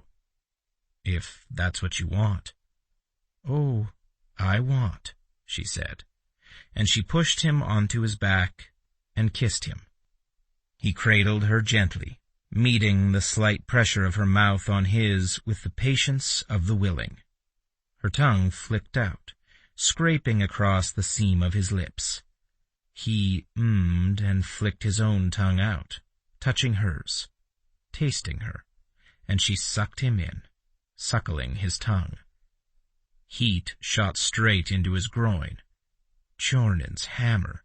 What would it feel like to have her pretty little mouth swallow his erection and tease him with her tongue and teeth, loving him until he spilled across her lips? Would she want to do that? Would she let him do that to her? She broke the kiss and nibbled across his jaw and down his throat, sucking the skin above his hammering pulse into her mouth. His hands fell to the mattress and dug into the sheet beneath them, and his body arched into hers. "Ziri," he panted, "what are you doing?" Her hand skimmed down his stomach and encircled him, squeezing gently. "Tasting you. Every single piece of you. Every—" He blew out a breath. "You don't have to." She laughed and scooted down, trailing kisses over his chest, licking, sucking, nipping his skin with her sharp, white teeth. Her hand slid up his erection, and her thumb rubbed across the moisture gathered on its tip, and his hips shot off the bed into her touch. "Alna said you had to spill into me. She didn't say where." "By Vod, Ziri, are you trying to kill me?" "No, Ren. I'm trying to love you." Love. His heart tripped over itself and thudded against his sternum. It was too much to hope for, too much to ask. But there she was, performing such an intimate act. He would never have asked it of her, no matter how much he wanted it. And he wanted her mouth and hands, her body, her mind, her sweet laughter and light. Her tongue flicked into his navel, in and out, mimicking the way he longed to love her, and he moaned as desire tautened his muscles and his skin tingled. Ziri. He wanted Ziri. Had since the day she'd turned her smiling face into the sun, and he'd decided to take her. And now she was so close to being his, it was almost a fact. 3 times he had to spill into her, and if what she said was true, the first time would be in her perfect mouth. Her fingernails scraped along the skin between his navel and his erection. "Do you like this?" His breath whooshed out of him. "Do you really need to ask?" She laughed again, and then her mouth skidded down his skin and engulfed him, sucking him into her sweet beauty. Her tongue laved the knob of his erection, teasing the slit at its head, and her fingers slid up and down the length of his shaft, harder, faster. He fought to keep his hips still, wanted so much to enjoy her touch as long as she wanted to taste him, but he was too close. The heat licking along his skin morphed into a raging inferno, consuming him so quickly he only had time to gasp her name before it broke over him and he came in her mouth.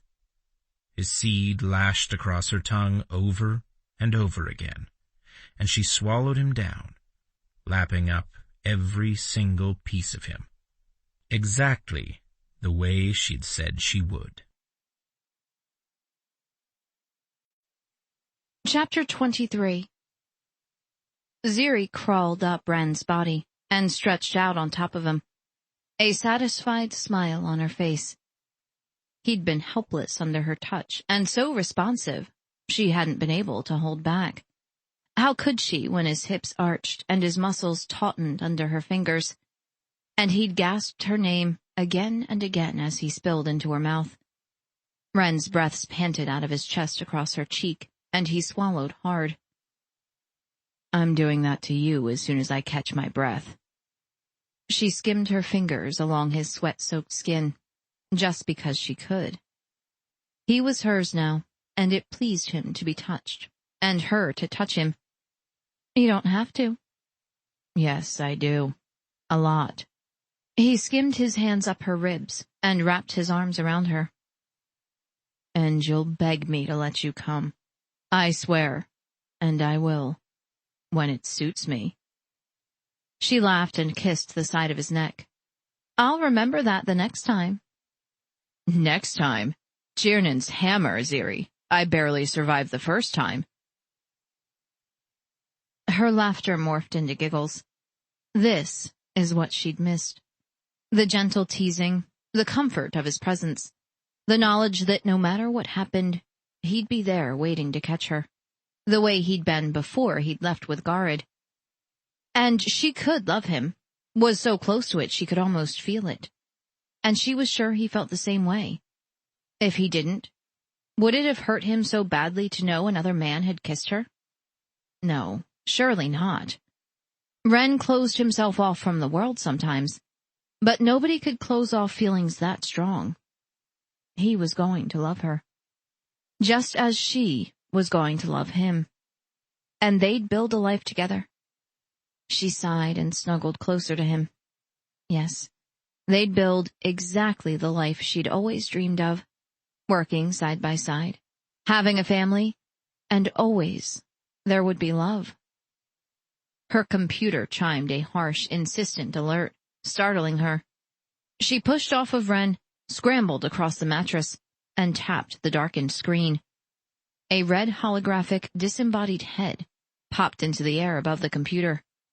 Though Ziri had never seen one in person before, its computerized form was easily recognizable to anybody who'd studied the history of humanity's spread across the galaxy.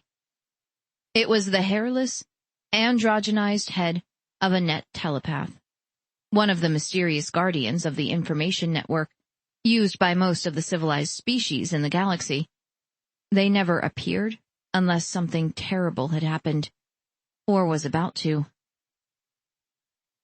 Ziri Mukuru, the head said, its digital voice flat and neutral. You are listed as missing, presumed dead. High priority alert. Contact Terci Prime immediately with your whereabouts or risk permanent disconnection from the network. The head wavered and popped out of existence, and Ziri's heart leapt into her throat. She tapped the screen again, zipping through information windows, and opened her mail. Message after message appeared on the tablet, from her parents, from relatives and friends, and a small letterbox scrolled across the lower portion of her screen. A news feed. Terci attacked.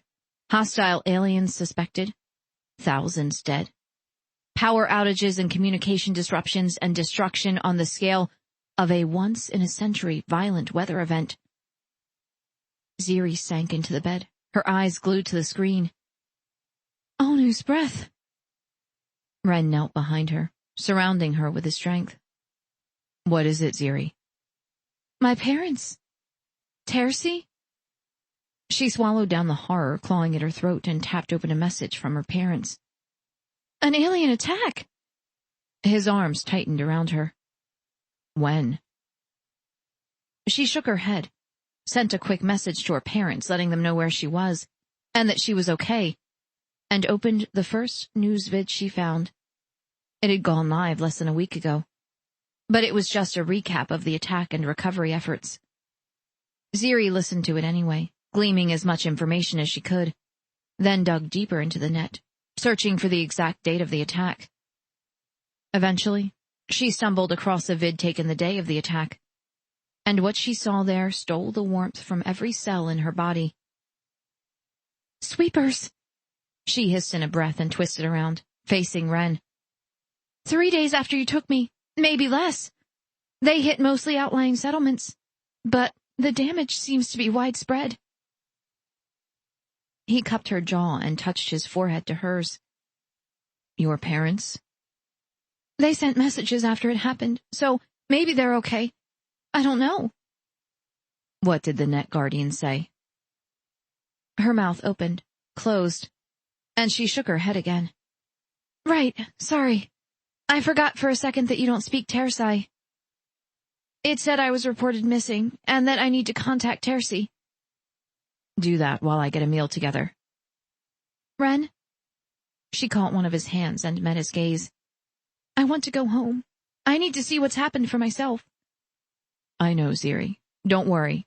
As soon as we eat, I'll clear the Urinska for takeoff. We can leave tonight. We can't leave yet. We haven't even had time to load the first piece of cargo. He turned his hand over and grasped hers, comforting her with his raw strength and the determination glittering in his dark eyes. It's more important for you to get back. We can take the cargo another trip. No, we need that cargo now. Not just for us, Ren. For Tersi. Her gaze slid to the newsfeed, looping into repeat on her computer. They'll need that wood to rebuild. He inhaled a sharp breath. It'll take at least 2 days to fill the hold, and another 4 or 5 days shipboard to make it there. I know, she said softly. I'll try to make direct connection with my parents. Let them know where I am, and when I'll be home. Her voice failed her, lost in the storm of sorrow rising out of the depths of her heart. Had Arden Hollow been hit? The nearby towns? Were her friends okay? Were Mag and Bookends and the Master Potter and... Ren bent and captured her mouth with his, kissing her gently. No worrying. There's nothing you can do until we get there. She nodded, accepted another kiss, clinging to him. He was right. Worrying wouldn't get her home faster. It wouldn't solve the problems Tersi faced, and it wouldn't reassure her parents of her safety. Ren dressed and slipped out of the room. And she set up a vidlink with her parents. Nobody answered on their end, but she refused to let it bother her. Maybe the satellites were still down, or maybe her parents were away from their connection to the net. She flipped through pre-programmed apps and options automatically set for her local language and home world, based on the setup information she'd provided. Thank Onu she'd taken the time to enter it into the computer before Ren had driven her into Hrelm that morning. Otherwise, the Net Guardian would never have tracked her down and forwarded the alert to her. And they would have arrived on Tersi, unprepared for the damage. She found the right net address, contacted Tersi's main diplomatic office with a message that she was alive and well, then copied the message and sent it to the primary planet-wide law enforcement agency, just in case. In spite of her intentions, worry knotted low in her gut, and a queasy ache roiled through her. What if her parents weren't okay? What if they'd automated the messages and something had happened since, and one of them was badly hurt? And Ren had tried to contact them too. Why hadn't they answered? She yanked on the first set of clothes her hands landed on, one of Ren's sweaters and a pair of work pants he'd scrounged for her, and carried her tablet into the cabin's main room. Ren was at the sink scrubbing vegetables, his broad shoulders encased in a near twin to the sweater she was wearing. Her heart thumped and her lower lip trembled. She didn't have to face this alone. With Ren by her side, she never had to face anything alone again. It took every bit of the 2 days Ren had thought it would to fill the Urinska's hold and ready it for departure. He and Ziri packed bags and slept on board, leaving the care of their home and farmstead to the capable hands of his second parents. Ziri contacted the passengers they'd originally agreed to ferry to other worlds on their journey to Tersi, and helped them make other arrangements for travel, while cargo was loaded and a fleet of mechanics gave the Urinska a pre-flight shakedown. As soon as Chelu found out about the attack on Tersi, she insisted on going with them.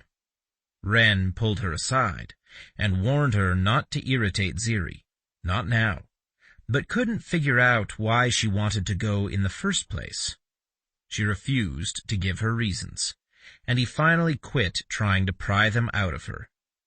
Others were more open. On the evening before their scheduled liftoff, Enel tracked Ren down at the spaceport outside Hrelm, travel bag in hand. He met Ren's hard gaze evenly. Sigyn asked me to represent Abu in trade negotiations. Ren flagged down a passing mechanic and handed the job of checking the Arinska's landing gear off to her, then pulled Enel aside. We could have handled that. We're looking to trade more than wood, Ren. Abu needs women, and soon, or the Pruxnae will die out. We're just not getting enough in the raids to keep pace with the number of boys born. Our population is starting to dwindle to a dangerous low. You know this. Enel shook his shaggy head and glanced away. I want another family. I want a wife to mother my son, and a chance at having daughters. I want my son to be able to find a wife born on Abu, not have to risk his life in a raid halfway across the galaxy. Ren fished a spare rag out of a pocket of his coveralls, and wiped grease and dirt off his hands. And you think you'll find these women on Terci? Their population was already unbalanced before the attack. Ziri told me so, how it was getting harder and harder for women to find mates.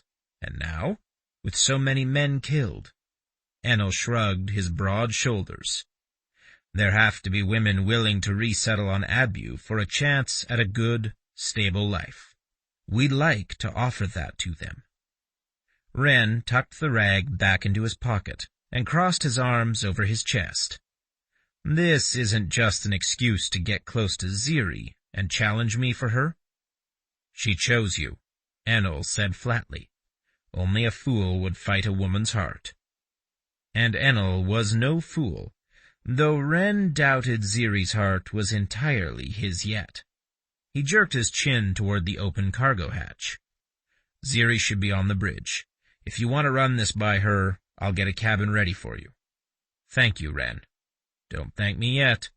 Ziri manages the Arinska now. You still have to persuade her. Enel nodded and entered the open hatch, winding around cargo pallets weighted down with lengths of raw wood and seasoned lumber. Ren followed at a slower pace, detoured through the living quarters, and selected a cabin for Enel's use, well away from Ren and Ziri's quarters. He checked the room's supplies, more to give Ziri and Enel time to hash out an agreement than anything. Ziri had already scrubbed 4 cabins down from top to bottom in a nervous burst of energy the day before. When he was satisfied he'd given them enough time, Ren headed toward the bridge and stepped through the open hatch. Ziri was sitting in the pilot's chair, her hands occupied with the scarf she was knitting. Enel sat next to her in the co-pilot's chair. They swiveled around when Ren entered, and their quiet conversation ground to a halt. Ren settled himself next to Ziri, one hip against the side of her chair. Will we be taking Enel along with us, beauty? Ziri stored her knitting in its bag, and turned a wavering smile on Ren. He and Chiral Sigyn have come up with a way to help both our peoples out. At the very least, I'd like to give them the opportunity to present it to the Premier. It's a good proposal. Solid, Enel said. The women have very little to lose. There'll be no choosing for them to train for. If they can't find a man within a reasonable amount of time, Sigyn has agreed to pay the bride price himself, and return them to Terci at his cost. They'll find husbands. Ziri's hands clenched into fists in her lap, and her voice held a hard note Ren seldom heard from her. There's more, though. I've gotten requests from the women who were taken from Terci the same day as me. They want us to check on their families, and 2 have requested that their families resettle on Abu, if they're willing. I'm trying to figure out how we can temporarily refit the cargo hold to accommodate them. Enel clapped his palms to his thighs and stood. I'll leave you to it then. If you need me for anything, Ziri, you know where to find me. She stood and kissed his bearded cheek. Thank you, Enel, for everything. He nodded and left, and Ziri sank into the pilot's chair. Wren dropped into the co-pilot's chair and clasped her chilled hands in his. It sounds like you've got a plan. The beginnings of one. She flipped her hands over and gripped his. Her fingertips dug into his skin, and her lower lip trembled. Thank you for not turning him away. It wasn't my place. Just as it hadn't been Wren's place to turn Ziri away from Enel during the choosing. The Yarinska is almost ready to go. We can probably make the first jump later tonight, after the evening meal. The sooner the better. I'm ready to be home. Something dark twisted through him. She was home, here on the Yarinska, in Hrelum with him and the family he'd found there. Would she ever think of them that way? Or would she always yearn to return to her life on Tersi? Have your parents contacted you yet? She shook her head, and her eyelids fluttered shut. I even sent a personal message to the Premier, but so far nothing. I keep hoping, though. Don't give up, Ziri. I won't. I can't. This is my family, Wren. My home. She sniffed and opened her eyes, and a tear streaked down her pale cheek. Why did the sweepers attack Tersi? We're a peaceful people, Wren, at war with nobody, content to stay home and mind our own business. What did we do to deserve a sweeper raid? Wren pulled her into his lap and wrapped his arms around her, holding her close. The sweepers have no logic or reason, Ziri. Trying to understand why they do anything is futile. That they attacked a planet worries me, though. They haven't been that bold in a very long time. She nestled her head into the crook of his neck. When you were a little boy, what was that, about 20 standards ago? About that. They've been fairly quiet since then, but now they're nesting near jump points and attacking peaceful planets for no apparent reason. There's more. She scooted around on his lap and opened the view screen. A map of the galaxy popped up and zoomed in on 4 adjacent quadrants. A string of red dots glowed onto the map, clustered into a rough arc. I've had the secondary AI working on gathering data from the net and mapping it. In the past few weeks, sweepers have attacked Umlek of planets and outposts. It doesn't seem like a coordinated effort, not that I can tell anyway, but there's a definite pattern. I wonder what it means, he murmured. No idea. I'll give this to the Premier when we reach Tersi. Let the politicians and military sort it out if they haven't already started working on it. A sound plan. Wren scooted her off his lap.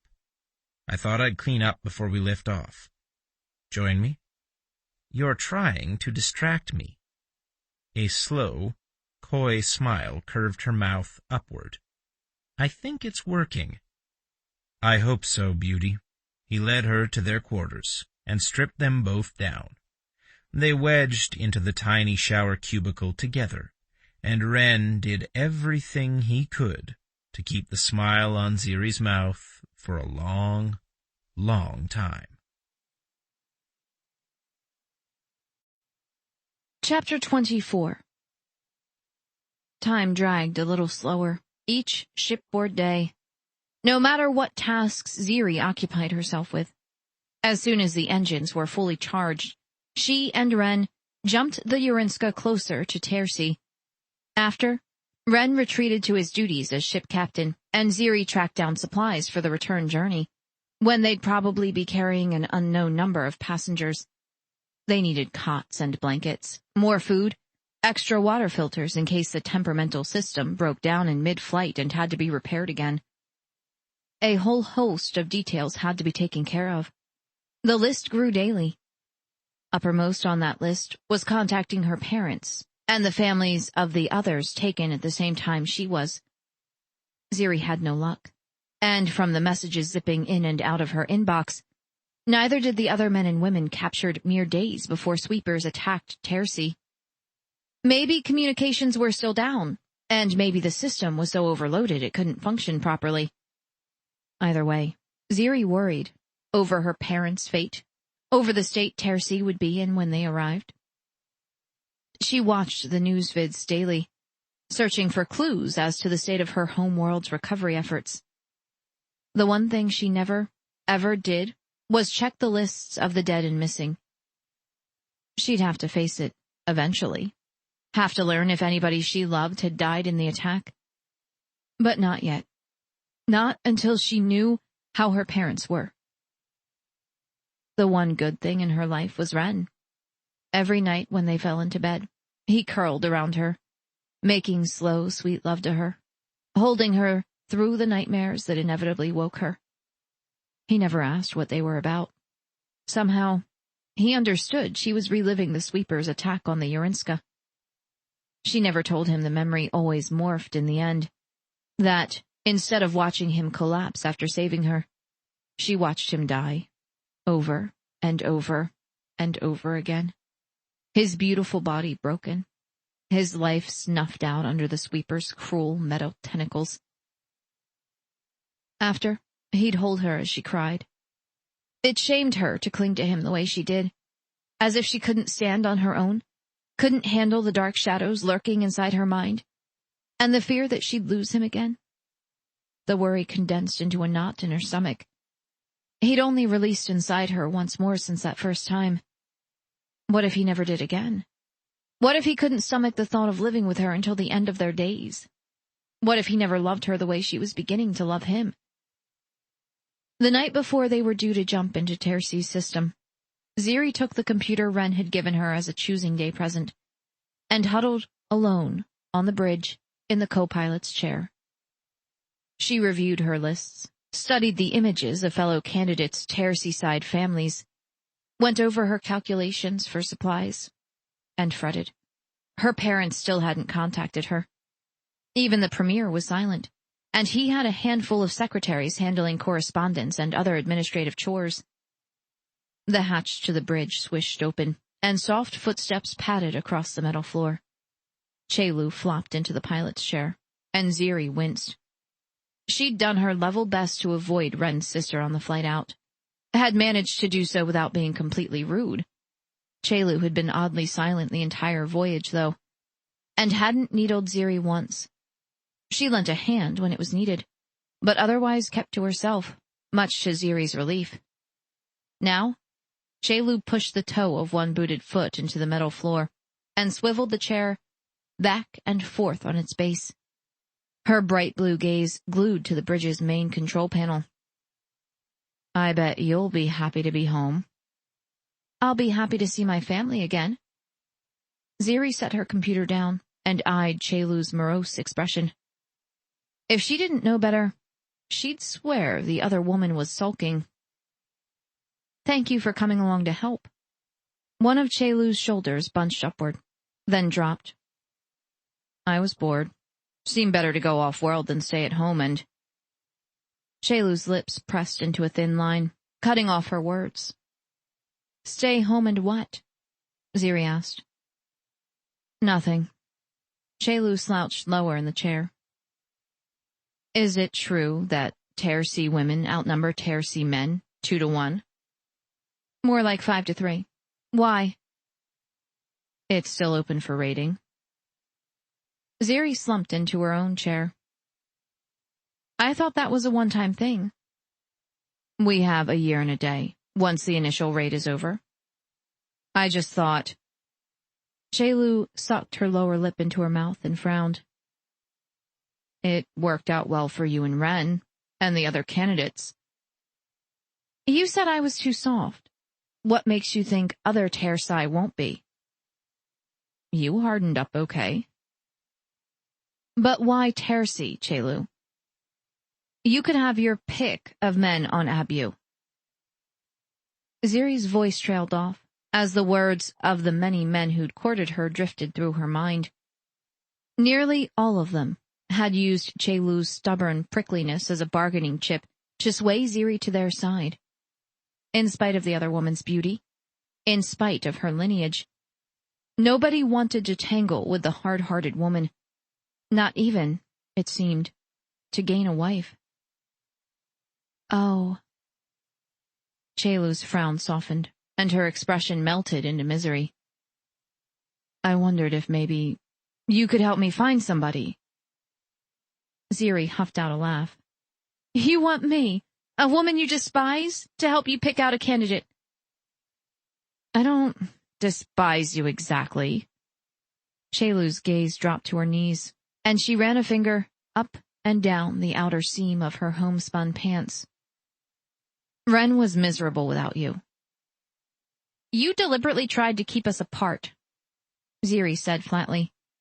You stood in my way at the choosing, and even before that, you threatened me and warned me off. What makes you think I'll help you now? Cheilu's pale blonde eyebrows snapped down over her blue eyes. She stood abruptly and pivoted on her heel, marching across the bridge. You're right. It was stupid of me to ask. But it wasn't Cheilu's temper that caught Ziri's eye. It was the loneliness etched into hunched shoulders and trembling fingers. Loneliness was an emotion Ziri knew well, and she couldn't stand to see it in another person. Not even Ren's callous sister. Wait, Cheilu. Maybe I can help. Cheilu paused and half turned toward Ziri. Forget it, Ziri. I'm sorry I bothered you. She slipped through the door, brushing past Ren on her way out. Ren stared after his sister. His beautiful mouth curved into a frown. Did you and Cheilu get into another fight? Ziri shook her head. She wanted me to help her find a candidate on Tersi. Ren twisted toward Ziri. Seriously? I'm afraid so. She was crying. Something terribly close to pity wormed its way through Ziri's heart. But that couldn't be right. Of all the people deserving her sympathy, Cheilu was the last person Ziri could think of that would need it. I'm sure she'll be fine. She always is, isn't she? Mostly, Ren murmured. He perched on the edge of the pilot's chair and rubbed his hands over Ziri's thighs, warming her through the tough work pants she'd borrowed from him. We'll be planetside by this time tomorrow. Any luck with your parents? They haven't responded to any of my messages. I think maybe the net is overloaded here, or not working right, or the communications satellites are down. She pressed the heels of her hands into her closed eyes.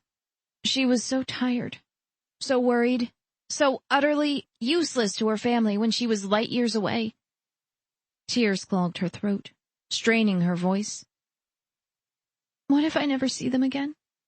What if something's happened and I don't even get a chance to say goodbye or tell them I love them?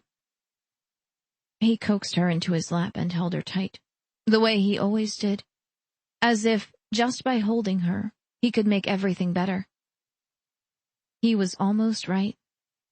Ziri nestled her face in the crook of his neck. Her problems didn't magically disappear when she was with Ren, but somehow, he made them easier to bear. We'll find them, Ziri, even if we have to chase a nest of sweepers across the galaxy. This, I swear. And she believed him. He'd rescued her from sweepers, hadn't he? Imagining him helping her do the same for her parents wasn't such a stretch. Let's go to bed, beauty. Tomorrow, we'll be so busy, we may not have time for sleep. She nodded, and still, even knowing she needed rest, she couldn't bring herself to let him go. Thank you for bringing me back. I promised I would. He cupped her jaw and strummed his thumb over her cheek. Before I even knew who you were, I promised myself I'd bring you back here. That I'd never let another person miss their family the way I do mine. To bed now, Ziri. You'll feel better in the morning. He scooted her off his lap and led her to their quarters, and they held each other through the long, shipboard night. They jumped into Tersi's system early the next shipboard morning, and settled into orbit around Tersi in mid-afternoon local time. Ren relayed a message to Terces' planetary defense force, letting them know the Yarinska was there on business, and was invited to land in a port outside the capital city. He asked for a redirect to the port closest to Ziri's home, and was surprised at how quickly an affirmative was relayed back. He tracked Ziri down in their quarters. She was sitting on the edge of the bed, dressed as a Pruxnae, her homespun woolen trousers tucked into knee-high boots. A short-sleeved tunic bared her arms from shoulder to wrist, and a thin jacket lay on the bed beside her, underneath an airy scarf. She glanced up and smiled wanly. "Almost ready." He knelt in front of her, between her feet, and cupped her pale face in his hands. It hurt so much to look at her, to touch her skin, for his heart to wobble and race every time he was around her, knowing she'd probably choose to stay on Terce. He could fight for her, force her to leave with him, but should he if she really didn't want to go? "We've been given permission to land near the coordinates where I found you," he said. "Arden Hollow." Her eyelids closed over a bleak hopelessness he'd never seen in her before. "It's going to be okay, isn't it, Ren?" He wished with all his heart that he could say yes, it would. Instead, he kissed her gently, savoring the sweet taste of her mouth while he still could. "Let me get dressed, and then I thought you might like to take charge of landing the ship." She nodded. "Thank you for bringing me back. I know you didn't have to." "I promised, Ziri." He shucked the coveralls he normally wore on board the Yarinska, and redressed in skin-tight underclothing. Ziri helped him with his armor, her hands trembling, her mouth not quite firm. On the way back to the bridge, he knocked on Chelu's door, and let her know they'd be landing soon, and asked her to relay the message to Enel. Ziri handled the landing well, hesitating only once or twice over the whens and hows of the procedure. As soon as the ship powered down, they headed toward the cargo bay. Chelu and Enel were waiting there, both covered from head to toe in Pruxnae fashion, only their eyes and hands visible under their clothing. Ren lowered the cargo hatch. When it was halfway down, he sighed and lifted his hands in the air. An umlek of security personnel were arranged in a half-circle around that section of the Yarinska, weapons pointed into the open hatch. Ziri stepped even with Ren, yanked her scarf down, exposing her face, and said in Pruxnae, "What's going on?" "Ziri Mokuru?" a man on the right asked. "Who wants to know?" Ren rolled his eyes behind his helmet and bit back a grin. There was his Ziri. The man replied in a short string of what Ren assumed was one of Terces' languages. Ziri glanced sideways at Ren. "I forgot for a minute where we were." "It's okay, beauty. See if you can figure out why they're trying to detain us." She nodded and spoke with the man. Halfway through the conversation, her hand shot out and gripped Ren's armor-plated arm. Not long after, the weapons were lowered, and the man Ziri had been speaking with stepped forward and waved Ren, Ziri, Chelu, and Enel out of the Yarinska. Ziri tucked her hand into Ren's and leaned close as they walked down the ramp. "They got my name off the Yarinska's registry and told my parents I was on board. That's what all the fuss was about. They know you're Pruxnae and thought you'd kidnapped me and were holding me hostage." He pressed his lips together. That's exactly what he'd done. If she'd told the security officers that, she could have gotten rid of him for good. "Your parents are here?" "On their way." Her fingers dug into Ren's hand through his glove. "They're okay, Ren. They're really okay." And now he'd have to meet them and explain why he'd taken their daughter off-world and forced her to choose a husband. His free hand bunched into a fist. That was going to be a difficult conversation. not that it mattered. If he had to do it over again, he'd still pick Ziri, and he'd still love her. Her parents were waiting inside the landing side door of a long, narrow building that served as the port's gateway into nearby towns. Ziri's father was a tall man, leanly built. His thin face was topped by a mop of unruly red-gold hair, and his light eyes regarded the approaching party coolly under thick, straight eyebrows. Her mother was a slightly older version of Ziri, the same height, the same oval face, the same determined chin. The biggest difference between their appearances was the color of her hair. Ziri's mother's was a black so deep it was almost blue. Her hand clutched her husband's, the same way Ziri's held Ren's, and her lower lip trembled once, then firmed into a thin line. Ziri drew Ren to a halt, and behind them Chelu and Enel's footsteps stopped. Her hand slipped out of Ren's, and she launched herself at her parents, one arm around each of them, her voice a tense murmur as she greeted them. Ziri's father's eyes rested on Ren, his stare unwavering, and Ren's heart sank. That conversation might be a lot harder than he'd thought. He popped his helmet open, removed it, and met the other man's gaze evenly. He'd done nothing he was ashamed of, and he refused to bow under the threatening weight of an angry father's glare. Ziri stepped back and gestured toward Ren, though she faced her parents. Her voice was a little lighter, her shoulders more relaxed, as she spoke with them in a long string of words ending with, "Ren Abed Alna." He gripped her elbow and corrected her gently. "Ren Abed Alna Enig Ziri."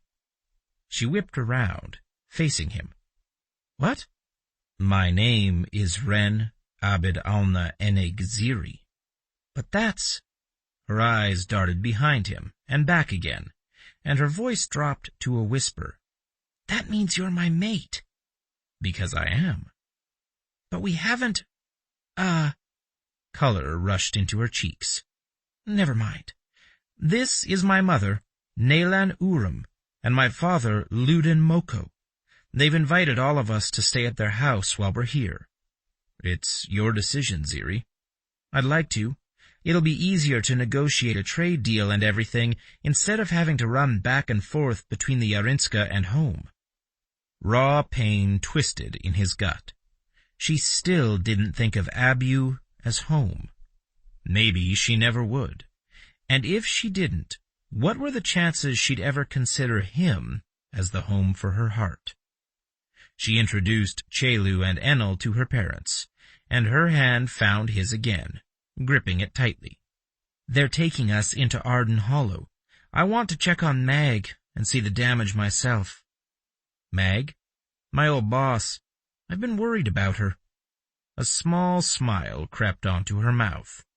"She's cranky and crotchety and the most honest soul I've ever met. You'll love her, and she'll adore you." All he wanted was for Ziri to adore him. He put his helmet on, adjusted the fit, and tucked Ziri close to his side, ignoring the sharp, downward twist of her father's eyebrows and the speculative gleam in her mother's dark eyes. Ziri's parents commandeered a port shuttle and driver. Ziri sat beside Ren, across from her parents, as the shuttle whirred along the road toward Arden Hollow, studying the passing landscape. It seemed like an age had passed since Ren had stolen her away from her home. And she missed it. The sun burned brightly in the sky, bathing the barren desert, flashing by in a golden glow. Twilight would fall soon, and after, a million bright stars would pop into the sky. Her father's relentless gaze speared through her. "You're mated to this man?" In the way of his people, yes. Or close enough, not that it mattered. She'd made promises of her own to Ren, and she intended to keep them. I'd like you to visit us on Abu as soon as you can. We have a little cabin there. Ren built it himself from the ground up. Seems a bit rushed. Ludin's sharp gaze pierced into Ren. Especially since he kidnapped you? Ziri managed a wobbly smile. It's their way. Other than that, he's treated me very well. I could have chosen to take another man as my life mate. That should tell you what kind of person he is. Nalin leaned forward and stretched her hand across the aisle toward Ziri. A good man? And a kind one. Ziri gripped her mother's fingers. That touch had always meant comfort, when nothing else had consoled her. Now, Ziri drew a quiet strength from the simple gesture. He saved my life not long after we left here. Sweepers. We jumped into a nest of them. They boarded the Urinska, made a huge mess out of everything, and he protected me. Nalin exchanged a pointed look with her husband. He may have done more than that, sweetling. Almost no one survived the sweeper raid in Arden Hollow. If he hadn't taken you when he did, well... Ziri's heart plummeted, and her head spun. Mag? Ludin shook his head and wrapped his hand around Nalin and Ziri's entwined fingers. I'm sorry, Ziri. We think she was killed in the first salvo. It was a mercy, Nalin said softly. Some of the women were taken, and others were... We found them later, dead in their homes. Nearly all had been... No. Ziri hissed the word out. I know what happened. Please don't say it. Ludin's grip tightened. Did they hurt you like that? She shook her head and swallowed down the bile, burning her throat raw. Ren found me before anything could happen. You speak of him so reverently, so gently, Nalin said. Do you love him that much? I made a promise to him. That's not an answer, sweetling. Ziri glanced at Ren. He'd put his helmet back on, hiding his expression, but his head was turned toward her. Did he have a translator tucked away in that circuitry of his armor? Could he understand her and her parents' conversation? I know, Mama. I wish I could give you a better one. They settled back into their seats. Ziri described the Urinska's cargo to her father, and promised to translate for him and Inul when the time came for negotiations. Her mother was very interested in the proposal Charles Sigun had proffered, offering refuge and a new life on Abu to the women displaced by the raids. The shuttle glided into Arden Hollow half a sun's pace later, whirring quietly through the empty streets. Though most of the buildings were intact, nearly all bore marks of the sweeper's presence. Black weapon residue radiated across adobe-sided buildings, forever marring the off-white surfaces. Doors were gone, windows broken out, and interior furnishings littered the yards they passed. The driver halted the shuttle outside Bookends. Ziri scrambled out and stared at her former workplace. The upper story where Mag had lived was completely gone. The walls' jagged edges jutted into the late afternoon sky, a silent testament to the woman they had failed to shield. Sorrow welled up and over, drowning out everything inside Ziri, and a tear streaked down her cheek. She stumbled to the open door, barely aware of Ren following close behind her, and the shushed footsteps of her parents along the stone-lined streets. The interior was a mess. Books were scattered across the store, their spines broken, their pages torn and dirt-smeared. Most of the shelves were overturned, and many had been broken. She ran a hand along one smooth panel, unable to mourn the loss of so much precious wood on top of Mag's death. What was an object, even one crafted from a rare and valuable material, compared to the life of a woman as good as Mag had been? Ziri picked her way through the debris and knelt in what had been the children's area. The stuffed animals had been torn into bits. The brightly painted child-sized chairs were smashed and disjointed. Nothing had been left untouched. Not a single blessed thing. And it hurt so much to know there was nothing she could have done to stop it. That nothing she did would ever bring Mag back. A swift tide of rage surged through her, washing away the sorrow, and she stood slowly. Sweepers had done this. They'd destroyed the only place she'd found acceptance on Tercy. They'd taken the life of a woman who'd loved Ziri as she had her own children, and they'd snuffed out the lives of countless others. Nothing had stood in their way then, but that didn't mean it couldn't in the future. Nobody could erase the past, but they could do something to stop the Sweepers from ever hurting anyone else again. Gentle hands cupped her shoulders and pulled her against hard armor. Ziri, Ren murmured, his soft voice muted by his helmet. I'm sorry. She placed a trembling hand over his and leaned into him. Ren had saved her in so many ways the night he'd kidnapped her. He'd given her a home on the Urinska and on Abu. He'd saved her from the Sweepers twice, and someday, maybe he'd give her the family she dreamed of having. They didn't love each other, not the way her parents did, but they were friends. That was a good start, wasn't it? She squared her shoulders and pushed away from him, keeping his hand in hers. We have a lot of work to do here, Ren. I know, love. Will you help me? Always. She nodded and led him outside, into the deserted streets of the place she'd once called home. One day, maybe Arden Hollow would be filled with the laughter of children, and the scuff of residents coming and going. She wanted a hand in its reconstruction. Profit or no, she wanted to watch the small village come to life, even though it was no longer her home, and never would be again. Chapter 25. It took days to negotiate trade deals and distribute the wood they'd brought where it would do the most good. Ziri spent most of that time huddled together with her father, Enel, Tercy's premier, and a handful of business owners, acting as a translator and an intermediary. Ren often accompanied her, Chelu in tow, providing Ziri and Enel with an unofficial security detail. She worked relentlessly, pushing herself to the limits of her strength, as if her efforts would undo the damage caused by the Sweepers in her absence. At night, she fell into bed so tired she barely had the energy to undress herself.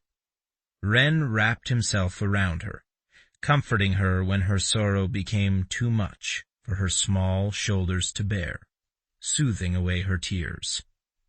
During the day he cared for her, making sure she ate even when she tried to wave away the food he brought for her, reminding her to stretch out her stiff muscles when she'd been sitting too long. And always, Luden Moko looked on, his light gaze fixed in a disapproving glare on Ren. Word got out quickly that they were willing to resettle displaced Tercy women on Abu. Inquiries trickled in, slowly over the first few days, then in a flood that quickly overwhelmed their ability to sort through everybody. Nalan set up a temporary office manned by volunteers and routed interested persons through it, sorting through the applications, searching for those with the greatest need and little or no family left on Tercy to aid them. Eventually, the candidates were narrowed down to nearly 2 umlek of women, some with children, and there Ren took over. With Chelu's help, and the Yarinska's primary AI acting as a translator, he helped the women pack up their few unscathed belongings and familiarized them with the ship, then made arrangements to buy supplies at a trading center a single jump away from Tersi's system. Those weren't the only Tersi interested in Abu. Soon he was also fielding requests to visit the men and women taken during the same raid when Ren had stolen Ziri. Tersi's communication systems had been heavily damaged during the sweeper raid, and so he relayed messages through the Yarinska's internal systems into the net on a near-daily basis. 8 days after their arrival, Ren laid a swaying Ziri into the room set aside for them in her parents' home. It was their last night on Tersi, for this visit anyway. The negotiations were settled. A trade deal had been hacked out, and the women and children they'd agreed to ferry to Abu for resettlement had already stowed their belongings on the Yarinska. The next morning, they would jump to the trade center and stock up for the journey home. And there, Ren's thoughts faltered. He hadn't been able to bring himself to ask Ziri if she was returning to Abu with him. The hope that she would was such a fragile thread coiled around his heart. He was afraid to prod it too hard, for fear of breaking it. He undressed Ziri, urged her into the shower with him, and scrubbed her from head to toe. As soon as he was finished, she wrapped her arms around his waist and rested her head on his chest. Ren rubbed his chin across the top of her hair. "Don't go to sleep yet, beauty." "I'm not," she murmured sleepily. "Just resting. You feel so good." So did she. He tightened his grip, melding her bare skin to his, savoring her softness. "Let me dry you off and put you to bed." "Not yet. Seems like it's been forever since I held you." "You held me last night," he said gently.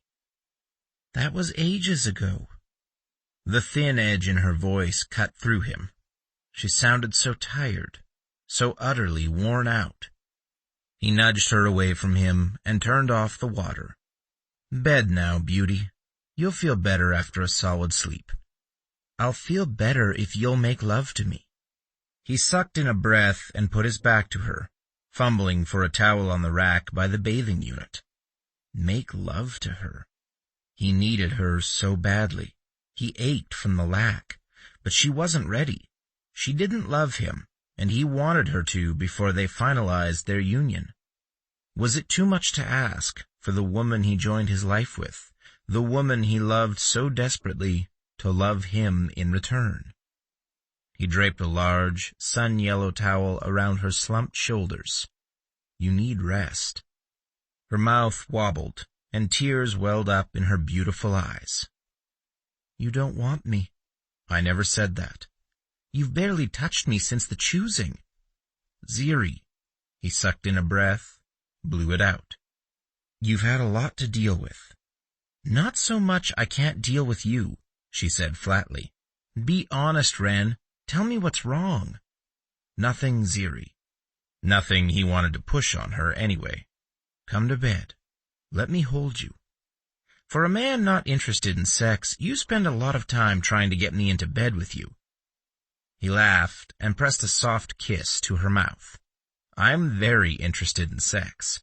That's why I keep trying to get you into bed. Do you remember the first few days you spent aboard the Yarinska? When you kept trying to sleep in your room, and I kept carrying you into ours." She twirled a fingertip over his chest in random circles. "I remember." "Do you remember me holding you all night long, touching you, gentling you to me? I wanted you then, so much.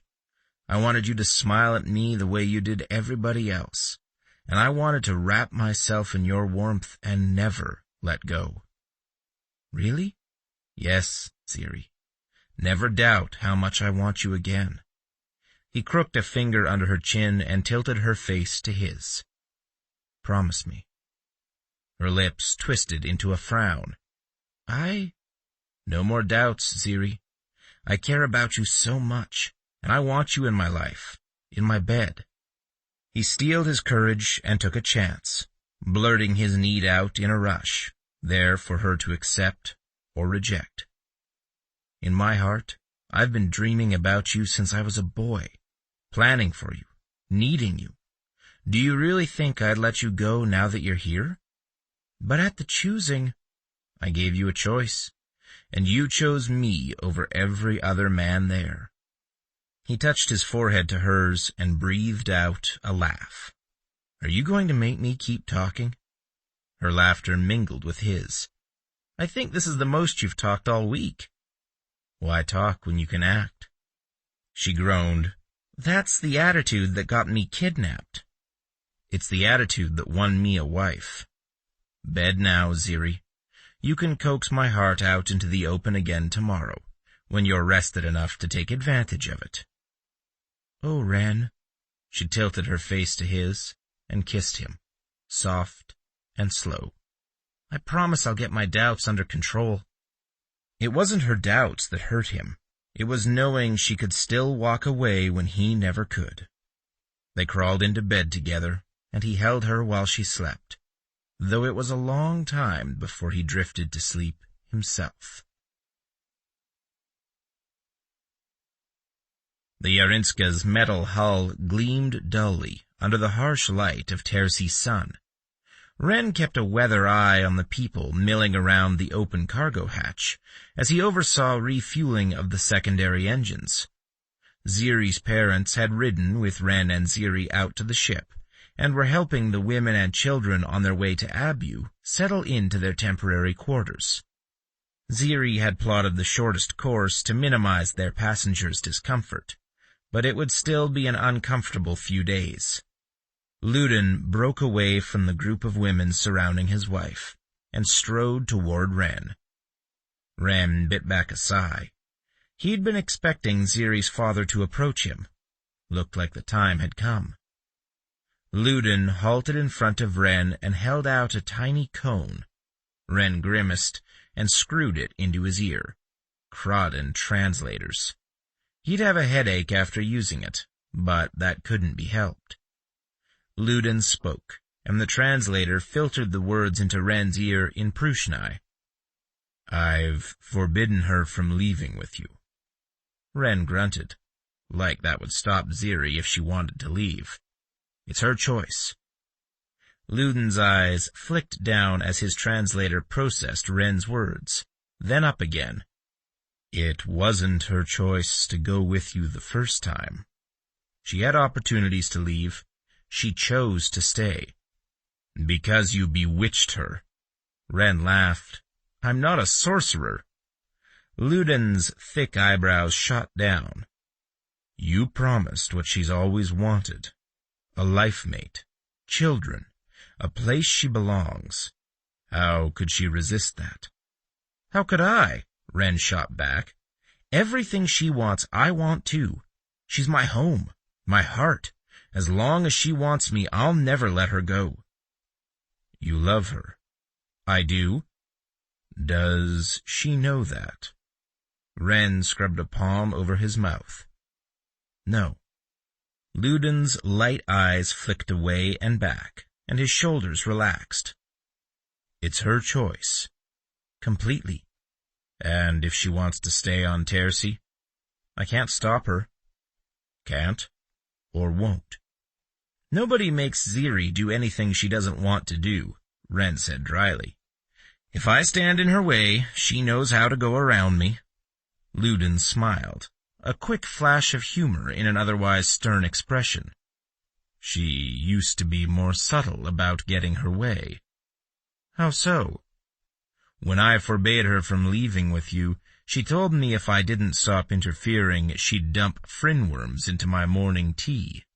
Ludin crossed his arms over his lean chest and twisted his mouth into a frown. I have no idea what a frinworm is, but I'm guessing it's not something I want in my tea. Ren grinned. Nasty, smelly maggots. Not good eating. I suspected as much. Ludin sighed. She's determined to go with you. I'm determined to keep her. If you hurt her, she knows how to take care of me. Ask her about the choosing and you'll see. she told me. Ludin murmured. I expect you to bring her back for regular visits. As often as we can. The Yarinska is half hers. She's learning how to pilot it, and she wants to see her homeworld set to rights. Good then. Ludin's arms dropped to his sides. You saved her when you took her. No, Ludin. She saved me. Treat her well. Always. Ren slipped the translator out of his ear and handed it back to Ludin. The other man pivoted on his heel and returned to his wife's side, speaking softly to her. A narrow hand slid into Ren's, and he twisted around. Ziri leaned her head against his arm, her gaze on her parents. I told him to leave you alone, she said. He's a worried father. I expected him to say something. She rubbed her cheek across the sleeve of his coverall, and her hand tightened in his. Do you really love me? He sucked in a sharp breath. You overheard us. Nearly every word. Why didn't you say something? I'm saying it now. She lifted onto her tiptoes and kissed his cheek. I'm going to start the pre-liftoff countdown, but I'll need your help to finish it. I'll be there soon. She nodded and let his hand go, and walked toward the open cargo hatch. Ziri. She stopped and half turned toward him. Yes? I really do. A smile bloomed on her lovely face, warming him from skin to heart. I'll see you on the bridge. She walked away, her long, even strides gliding across the port's tarmac. Her red gold braid swung back and forth across her back, a near match to the colors of the desert world she'd been born to. Ren returned to his work, replaying her smile in his mind, holding the promise of her heat close to his heart. Chapter 26. Ziri perched on the edge of the pilot's chair in the Urinska's bridge, grinning like an Unca-brained Lanu. Ren loved her. He really loved her, and he didn't want to let her go. She hummed an old Terci folk song under her breath as she ticked off pre-flight systems checks. Life support, engines, landing gear, weapons. She frowned at an anomaly in the plasma cannon, the only powerful weapon the Urinska possessed. It was only good for a handful of shots before its charge ran out. Its primary purpose was to clear the Urinska's path or deter the occasional pirate. Ren had warned her never to use it unless there was a dire emergency. But it couldn't be used at all if it wasn't charged. The Urinska's smaller, lighter weapons would be essentially useless without it. AI, why isn't the cannon fully charged? Belnian Loof. Ziri rolled her eyes. Crawdon secondary AI. Primary AI, why isn't the cannon fully charged? Belnian Loof. She tapped into the scanner, flipped it onto the view screen. No sweepers, just as she'd suspected. The secondary AI was acting up again. It reminded her of a temperamental toddler, sulking whenever it wasn't given enough attention. Primary AI, override the secondary AI, and run a diagnostic on the plasma cannon. That's not very nice, the secondary AI said. I'm not aiming for nice. I need to know what's wrong with the cannon. It's busy. Unbusy it. I need it fully charged before we jump. I wouldn't do that if I were you, the AI warned in a sing-songy voice. Ren stepped into the bridge and settled into the co-pilot's seat. How's the pre-flight check going? There's a problem with the plasma cannon. I'm trying to figure out what's going wrong so we can fix it before liftoff. She brought the weapons system up on the view screen, studied the system's monitor, and couldn't find a single reason why the cannon wasn't charging properly. Then again, she wasn't that familiar with the weapons yet. Secondary AI, what would you advise us not to do? Dead silence greeted her question. Ren glanced at Ziri. I thought it only hated me. If it hates you, it must loathe me. I can't ever get it to give me a straight answer. A light blinked on the system's monitor, indicating all weapons fully charged, and Ziri slumped into her seat. I think we might need to replace it. It kept telling me sweepers were nearby. And yes, I already checked. Tercy's system is clear, and there's no chatter on the emergency channels. Must be a glitch. When we get home, I'll have a team give it a good shakedown. I'll pay to watch that. Rin laughed. I bet. Are we ready to go? Almost. Signal ship wide. Warn our passengers we're about to lift off. She glanced at him out of the corners of her eyes. I'm not the captain. You're the pilot. Besides, I'm saving my words for you. Her heart thumped once, hard, and flipped over in her chest. Ren loved her, and he wasn't hiding it anymore. The knowledge was so precious to her, so dear she couldn't hide her reaction. She bounced out of her seat and kissed him firmly on the mouth, lingering as he hooked his hands on her hips and kissed her back. Ew. Ziri broke the kiss and glanced toward the open hatch to the bridge. Chelu hovered there, her pretty face twisted into a grimace. Can't the two of you keep your hands off each other in public? Ren tugged Ziri into his lap. We're conducting an important pre-flight systems check. Ziri snickered. Is that what we're doing? Yes. Ren jerked his chin toward his sister. I need you in the cargo bay, preparing our passengers for the jump. Chelu snorted. You're just trying to get rid of me so you can kiss her again. That too, Ren said mildly. Chelu shook her head and left as quietly as she'd entered. Ren brushed the backs of his fingers over Ziri's cheeks. Where were we, beauty? Right about here, she said, and claimed his mouth in a soft, welcoming kiss.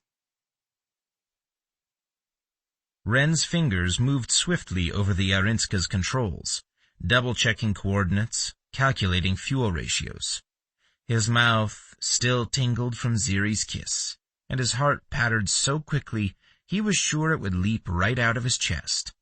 Tonight, he was going to press Ziri into their bed and make love to her so thoroughly her doubts would be washed away, never to appear again. Soon, he'd release his seed into her for the third time since the choosing, and she would forever after be his. His heart, his home, his family. He smiled as he finished his checks, then scooted back into his seat and buckled in. If they were blessed, his seed would take root in her womb. Their family would grow with their love, and neither of them would ever be alone again, searching for their place in the wide universe. Ziri tapped out her final commands and flipped the comm on. Brace for liftoff. She repeated the warning in Terci Basic, then buckled herself in. Ready, Captain. At your leisure, he said, and she grinned.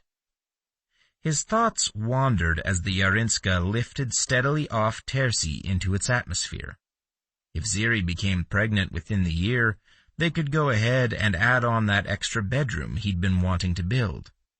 He should pick up softer wool and begin a wardrobe for their children. Sweaters and socks and tiny baby hats. His gaze drifted to her. Always to her. Would their children inherit her red-gold locks and blue-gray eyes? Would her daughters have her sweet temper and sun-bright smile, and her sons the determined tilt of her chin? When they reached the jump point, she flicked the cover over the activating switch open. Don't tease me if I pass out again. You're getting better. Not there yet, though. She inhaled deeply and hovered her hand over the button. See you on the other side, Captain. Her breath rushed out, and her hand came down, rapping sharply into the button. Space-time distorted in a queasy roil, and Ren stiffened his hold on his thighs. A tick later, they popped into normal space, right outside the trading post. Ziri moaned and cupped her head in her hands. Crud and jumps. At least you didn't pass out this time, she snorted. Yes, but... A strident alarm cut through the air, and the emergency lights flicked on, flashing a red-hued warning. Sweeper alert! Sweeper alert! Wren scrambled out of his harness and switched the view screen to an exterior shot. Sure enough, 3 haphazardly crafted ships were orbiting the trading post, firing onto the moon below. "Oh no," Ziri said. "No, no, no." Wren muttered a curse under his breath. "We don't have enough juice to make another jump." "We can fight." "With what? We have 1 plasma cannon, a handful of shots, some lightweight weapons that won't make a dent in those hulls. It's not enough to take down 3 sweeper ships." "It's enough to give the residents of the moon a chance." She turned haunted eyes on him. "I'll broadcast a distress call, bounce it to Terci and the surrounding systems. If we can hold them off long enough, we won't have to fight them on our own, and nobody else has to die." Wren studied her carefully. In the red glow of the emergency lights, her skin had paled to a sickly white, and her nails dug into the skin of her palms, and she looked so lost, so fragile. She'd lost family and friends during the raid on her planet, people she'd never have a chance to say goodbye to, just as he'd never gotten a chance to say goodbye to his parents. If they could keep that from happening to the people below, wasn't it worth the risk? He nodded once and stood. "Broadcast the distress, then pick 1 ship and locate its weapons systems. We can spare 2 shots of the cannon. 1 would be better." "Wait, where are you going?" "To evacuate the cargo bay. The sweepers will try to board us first chance they get. I don't want to give them any easy targets." "Okay." She swiveled toward the view screen and the scene unfolding outside the Yarinska. "Come back to me, Wren." "Always, Ziri." He snagged a gun out of the mini weapons locker beside his chair and strode through the ship. This time, those Kraden sweepers wouldn't get the better of him, and they would by Vode never hurt Ziri again. Chapter 27. The cargo bay was a ruckus of panicked women and children when Wren entered. Chelu and Enel were both in the center of clusters of frightened passengers, and Wren bit back a curse. Ziri was their translator. She was busy saving their collective hides, though, so he'd have to find a way to deal with the Terci on board without her. He pushed through the crowd toward Chelu, ignoring the pleas directed his way. He couldn't understand Terci Basic, but he didn't have to. Everybody wanted to know what was going on. He just didn't have time to explain right then. Chelu picked up a toddler clinging to her legs and cuddled him against her chest. "How many?" 3 ships. Ziri's relaying a distress call. Chelu's eyebrows shot up. "We're fighting?" "The sweepers are attacking the trading post. We may be able to disable 1 ship. If nearby systems can get ships here in time, we won't have to fight long." Chelu sighed and shifted her weight from one leg to the other, gently rocking the boy she held. "We need to get these people out of here. Lock them in the galley, then bring Enel back here. As soon as Ziri shakes free of her duties on the bridge, I'll send her there so she can explain what's going on and calm everybody down."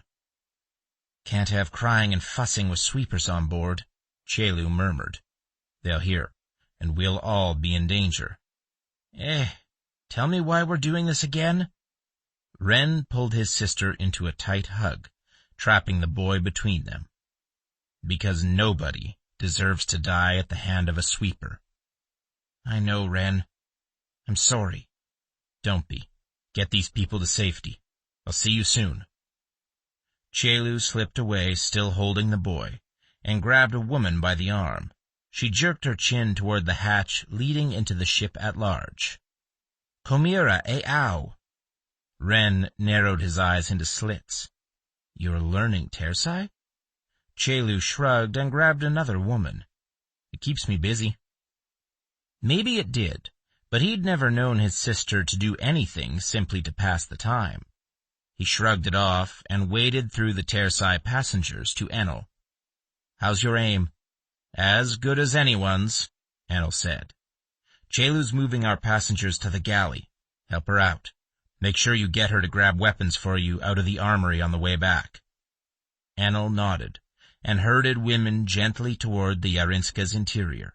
A loud whoosh filled the air, and the Yarinska lurched violently. Ren stumbled into two women, nearly knocking them over, and high-pitched screams ripped through the cargo bay.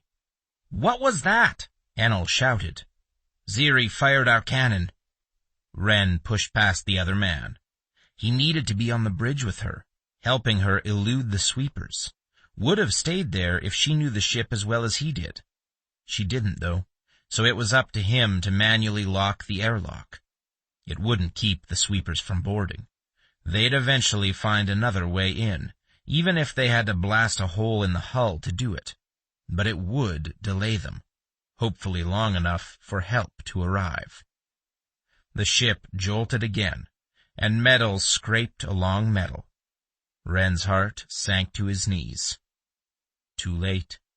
The sweepers were there. The only thing left to do was stall them as they boarded the Yarinska and pray that somebody heard the distress signals Ziri had sent. Ziri activated the emergency distress beacon, then recorded a tersely worded request for immediate aid, and set it to continually loop and transmit. One of the sweeper ships, an oblong mix of shiny and rusted hull plating, broke off its attack on the trading post and swung slowly toward the Yarinska. Ziri's heart leapt into her throat, and a cold chill wrapped itself around her spine. Showtime. Primary AI, can you calculate the probable schematics for the approaching ship and display them on the main view screen? Affirmative, a smooth, feminine voice said, and the view screen switched abruptly to an overlay of the sweeper's ship. Schematics on display. Where are the weapons systems?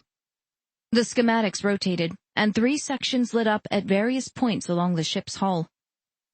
Weapons systems located. Ziri bit her lower lip and studied the schematics. 3 targets. 1 shot. 2 at the most.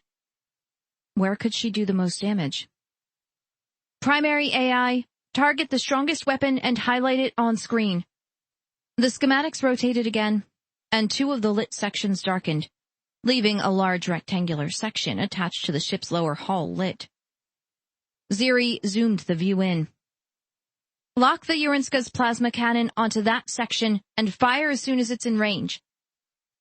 Almost immediately, the cannon fired, and the Yarinska lurched backward. Ziri gripped the edge of the control panel, righting her balance. Crawdon inertial dampeners. As soon as they reached Abu, she was having them upgraded. Primary AI, did we take out the weapons? Negative. Ziri cursed under her breath and flipped the view screen back to an outside view. The rear section of the sweeper ship floated past them, and the screaming wrench of metal on metal vibrated through the hull. Her breath froze in her lungs. She knew that sound, knew exactly what it heralded. The sweepers were trying to connect their airlock with the Yarinska's. It wouldn't take them long to figure out how, and less time than that to board. Her mind whirled and stuttered. Their passengers. She had to get them to safety. No, Ren was doing that. What could she do, though? She was stuck on the bridge, and the first sweeper she'd ever met popped into her mind, and with it, the remembered feel of its unsheathed male organ sliding over her skin. She retched and shuddered, and sweat popped out on her skin. No. She wasn't staying on the bridge. She'd be cornered there, trapped, helpless, and Ren would have to rescue her again. Her resolve hardened. She wasn't big. She wasn't strong. But she could fight. She could protect herself, and she could help Ren protect the Yarinska and the women and children they were ferrying to a new life. Thanks to the very alien race threatening the nearby trading post. She inhaled a shaky breath and fumbled with the latch holding the weapons locker shut. Ren had only taken one blaster. She knew how to use the other, and Onu's beard, would she ever? Primary AI, hold this position. Monitor incoming communications and reroute them to the cargo bay. Affirmative. Ziri palmed the blaster and inhaled a deep, fortifying breath. She could do this. She would do this. She opened the bridge's door and stepped into the corridor. A jumble of frightened voices echoed to her from deeper within the ship. Good. Ren was moving their passengers to safety. That would make holding off the sweepers a lot easier. She hustled down the corridor, following the noise made by women and children who'd seen too much hardship already. Near the galley, she stumbled to a halt. Chelu and Inul were herding people into the galley. Ren was nowhere to be seen. Ziri caught Chelu's eye around the heads of the people moving between them. Where's Ren? In the cargo bay. Last I saw, he was heading toward the airlock. The blood rushed out of Ziri's head, and she swayed. The sweepers are trying to lock on, probably so they can board. Chelu swore under her breath. Why didn't he jump out of reach when he had the chance? No juice in the engines. I'm going to the cargo bay to help him hold the sweepers off. I'm coming with you. Chelu grabbed Inul's arm. Lock them in. Make sure at least one of them knows how to get back out again, just in case. Inul nodded. I'll be right behind you. Ziri pushed around the perimeter of the crowd, slowly entering the galley, then broke into a run, heading toward the cargo bay. Ren had to have heard the sweeper's ship banging against the Urinska. He had to know what that meant, and found a safe position away from the airlock, and he was okay. Everything was going to be okay. She burst through the open entrance to the cargo bay, and froze. Ren hadn't found a safe place away from the airlock. He was 6 keg from it, fighting off a sweeper, ducking around the metal-encased tentacles, whipping through the air around his upper torso. His hand flashed out, quick as a laser pulse, and the end of one tentacle broke at an odd angle and flopped limply to the sweeper's side. Its fury roared out of it in a deafening wave of sound, and all of its tentacles reared back. Ren stabbed his hand into the sweeper's bulky side, and the tentacles snapped forward, piercing Ren's body, lifting him high off the ground. Ren! Ziri screamed.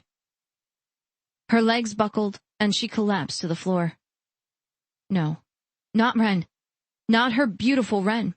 They were just starting their life together, just finding their way to love. He couldn't die now. He just couldn't. The tentacles shoved Ren back and popped out of his body, and he staggered and fell to one knee. Bright spots of blood bloomed across his clothing. Ziri scrambled to her feet and lurched toward him. She could save him. They had bandages, lots and lots of them, enough to stop 100 men from bleeding out if she could just get to him. A second sweeper appeared behind the first, and a third. The first sweeper shambled forward, its tree trunk legs barely lifting off of the floor. A red beam streaked past Ziri's head and hit the sweeper square in the gullet, and she flinched away from it. Don't stop, Chelu said. Get Ren out of the way. I'll hold off these crawdin sweepers. Ziri nodded and raced toward Ren, and the sweepers pushing their way into the Urinska. And her world narrowed to a litany of things to do. Get Ren to safety. Bandage his wounds. Hold off the sweepers. Make sure he never did anything so foolish as taking on a sweeper single-handed again. A sweeper stepped into her path. Ziri skidded to a stop and faced it squarely. It reached behind itself and grabbed a tentacle, and her grip tightened on the blaster she held. Ren didn't have long. She had to reach him soon and staunch the blood seeping out of his body or he'd die. Therefore, this sweeper had to go. She raised the blaster, aimed at the broad bulk in front of her, and fired. A burst of red feathered over the sweeper, and it tilted to the side. She fired again, and again, and again, and at last, it tumbled over and thumped onto the floor. She stepped around it, kicking writhing tentacles out of the way, and hooked her hands under Ren's arms, blaster and all. "Come on, big guy! Be okay for me! You have to be okay!" She threw her weight back and dragged Ren slowly away from the sweepers. There was a med pack around there somewhere, if she could just find it. The intercom crackled to life, startling her, and she almost dropped Ren. "Yurinska, ceasefire and prepare to be boarded." Ziri eased Ren onto the hard floor. Help had arrived. Thank the gods. A handful of people popped into existence around the cavernous bay, weapons drawn, their gray armor glinting dully under the Yurinska's steadily flashing warning lights. Chelu whooped and yelled, "It's about time!" And the new arrival's weapons shot beam after beam straight into the chests of the sweepers crowding around the airlock. Ren stirred, and his eyes slid open. "Ziri?" His voice was thread-thin, and so weak she could barely hear it over the din of the battle taking place around them. She slid her hand into his and leaned close to him. "I'm here, Ren." "Love you." His eyelids fluttered shut, and his head lolled to the side. She groped along his neck, searching for a pulse. Her fingers hit the slow, steady throb, and she sagged. "Oh, Ren." She pressed a soft kiss to his mouth, then pushed herself into an unsteady stand. Bandages. She had to find bandages, and then he'd be okay, and she could tell him how very much she loved him. Chapter 28. Ren woke slowly, coaxed into consciousness by a softly sung lullaby. He was warm, too, and dull pain throbbed through a handful of points along his torso. The lullaby stopped. Fabric shushed, and whatever he was lying on tilted to the side. "Ziri," the word croaked out of his parched throat. He grimaced and swallowed and groped a hand toward the cause of the list. "Ziri." A cool hand wrapped around his. "She's resting." "Mama?" "Ren." The word wavered and broke, and soft lips touched his forehead. "We were so worried about you. The sweepers. You nearly died." He prodded the hazy wool filling his head. Luden angry. Ziri smiling. Sweepers firing on an undeserving populace. Cold dread snapped into place around his heart, and Ren shoved himself upright through the warm layers pressing him down. "Ziri!" Gentle hands caught him, holding him in place. "There, my son, no worries. She's safe." His energy flagged, and he flopped back down. "I need her." "I know. She'll wake soon, and then you can tell her how much you love her." "I didn't. I wanted to, but I couldn't, and then it was too late." He opened his eyes, and Alna's face swam into focus. Beyond her, he glimpsed a wide, rock-faced fireplace, set into freshly stained wooden walls. "How did I get home?" "Ziri brought you. After the attack, she found a healer for you, and when you were well enough, she piloted the Yurinska home." "Alone?" "Chelu helped." Chelu, voluntarily helping Ziri. That must have been something. What about the Tersai we were bringing here? "All well and good, and searching for new homes among the Pruxnae." Alna skimmed her fingers across Ren's jaw, and her expression softened into a smile. "You did well there." "It was Enel's doing. His idea. He was right, though. We need strong women here. We need to build ourselves up." "You chose a strong wife." Ren managed a hoarse laugh. "She chose me. And she chose well, too." Alna tweaked Ren's chin and slid off the bed. "I'll wake her now. She'll want to know you're okay." He gripped her hand, held it tight. "Thank you." "For what?" "For loving me." She dipped low and touched her forehead to his. How could I not? She padded out of the room, her footsteps shuffling quietly along the hardwood floor. Wren shoved the covers down to his waist and scrubbed shaky hands over his face. No fever. The bedroom was just hot. He maneuvered himself upright, ignoring the dizziness sweeping over him, and ran cautious fingers over the points of pain dotting his body. Thick bandages covered each spot. He glanced down and grinned. Nearly every bit of his skin was covered in self-adhesive bandages and gauze. Ziri had been taking care of him again. How many merchants had she cleaned out of medical supplies in the doing? A strangled gasp caught his attention, and he swiveled toward it, wincing as agony ricocheted inside his skull. Ziri stood in the doorway, her skin white as snow, one hand clutching the doorframe. "You're awake." "Yeah. You've been out for days." She glided hesitantly toward him. "We were worried you'd never wake up." "I'm sorry, beauty." He patted the bed beside him. "Come here. I've missed you." She sniffed and launched herself at him, scrambling across the bed. He caught her close and held her tight, breathing in the sweet scent of her skin, and they sat there for long, long ticks, her sobbing quietly into his throat, him fighting back the tears clogging his. "I was so afraid," she whispered. "You lost so much blood. The healer said if I hadn't gotten to you in time." He smoothed the hand over the back of her head, tangling his fingers in her silky hair. "None of that now. We're safe. Everything's going to be okay." She breathed out a laugh. "That's what I kept telling myself. If I can just get to Wren, everything will be okay." And it is. He kissed her soft cheek, nuzzled her throat, sank into the warmth she exuded as easily as a sun in the dawn of its youth. "I love you, Ziri. You don't have to say it back. I don't expect that. But I hope someday you'll love me as much as I love you." "Wren."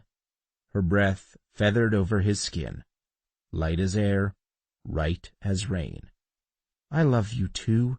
So much. More than I thought I'd ever love anybody." Her words exploded through him, filling him to the brim with the solid joy of her love. "Now you tell me, when I can't do anything to show you how I feel." "We'll do that later, after you've healed and things have settled down a little." "Promise?" "I do."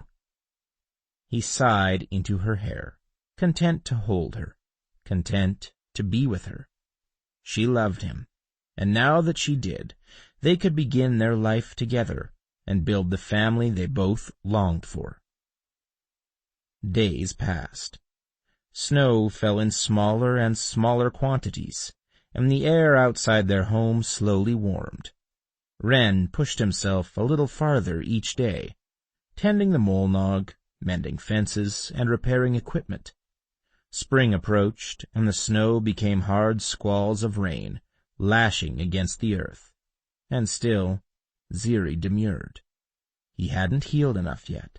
The time wasn't right, and though she told him every day how much she loved him, showed him in the tender care she gave him, she held herself back. Finally, Wren lost his patience. He wasn't completely healed, but he was close enough, and he wanted to be with her, wanted so much to finalize their union and be her husband. One night, 10 days after he'd awakened with his skin covered in bandages, he cornered her in their bedroom. No more talking, no more delays. Tonight, they were going to settle their relationship once and for all, in the best way a man and woman could. Night fell in a gentle wave of darkness across the land. Ziri washed the last supper dish and set it on the counter to dry. Wren had tried to elbow his way into the small chore, and she'd promptly chased him away. They could divide out domestic and farm duties when he was fully healed, and not a tick sooner. A small smile curved her mouth. Duties weren't the only thing they'd see to once he was healed. Every day, Ren grew a little stronger. Soon, he'd be well enough to consummate their love, and seal Ziri's place in his life. She hugged herself, spun around, and bustled toward their bedroom. How lucky had she been the day he'd stolen her out of her home and carried her into his heart. She wanted so much to show him how happy he'd made her, to give him some of that happiness back. Ren ducked out of the bathroom when she entered their chamber. Ready for bed? Almost. I need to cleanse my teeth and... She laughed and bounced toward him, lifting on her tiptoes, and bussed his cheek. I won't be long. I thought maybe I could read to you before we go to sleep. He captured her mouth in a lingering kiss, and his hands tightened on her waist. Heat zinged through her, strong and sure, and she blossomed for him. Oh, she'd missed this. The slow slide of his lips on hers, the pleasure twining between them, and the new certainty that she held his heart as only the woman he loved could, as only she could. She skimmed a hand up his chest and around his nape, and threaded her fingers in the cool strands of his hair. Yes, she'd been lucky the day Ren found her, and she was going to show her appreciation. Later, when he was healed. She tugged his hair and broke their kiss. Let me get ready for bed, and I'll read to you. He shook his head slowly and pressed his body into hers, walking her backward. An odd gleam glinted in his dark eyes. We're ready. Of course we're not, Ren. I haven't even brushed my teeth. The back of her legs hit the bed, and down they went. Ren twisted around, landing on the bed beneath her, cushioning her fall. His fingers dug into her hips, and he arched into her, pushing his erection into the cradle of her body. Her eyes widened. Ren, what is this? He laughed and rolled her onto her back, bracing himself above her. We're ready, Ziri. Beyond ready. It's time for us to finish what we started on the choosing field. But you're not. Yes, Ziri, I am. And I can't wait another tick to have you. He brushed the tip of his nose against hers. Say you're ready, beauty. Say you want me forever. Let me be yours. Her heart flopped over and surrendered, and she melted into his love. Always. He kissed her then, softly, slowly. They made love to the rain's steady rhythm pounding down around them. And from that night on, Ziri never again doubted that she'd found her home in the man who'd stolen her heart and given his in return. The end. This has been The Choosing, the Pruxnae Book 1. Written by Lucy Varna. Narrated by Angel Clark and Matthew Jalsdal. Copyright 2015 by C.D. Watson. Production copyright 2015 by C.D. Watson. Audible hopes you have enjoyed this program.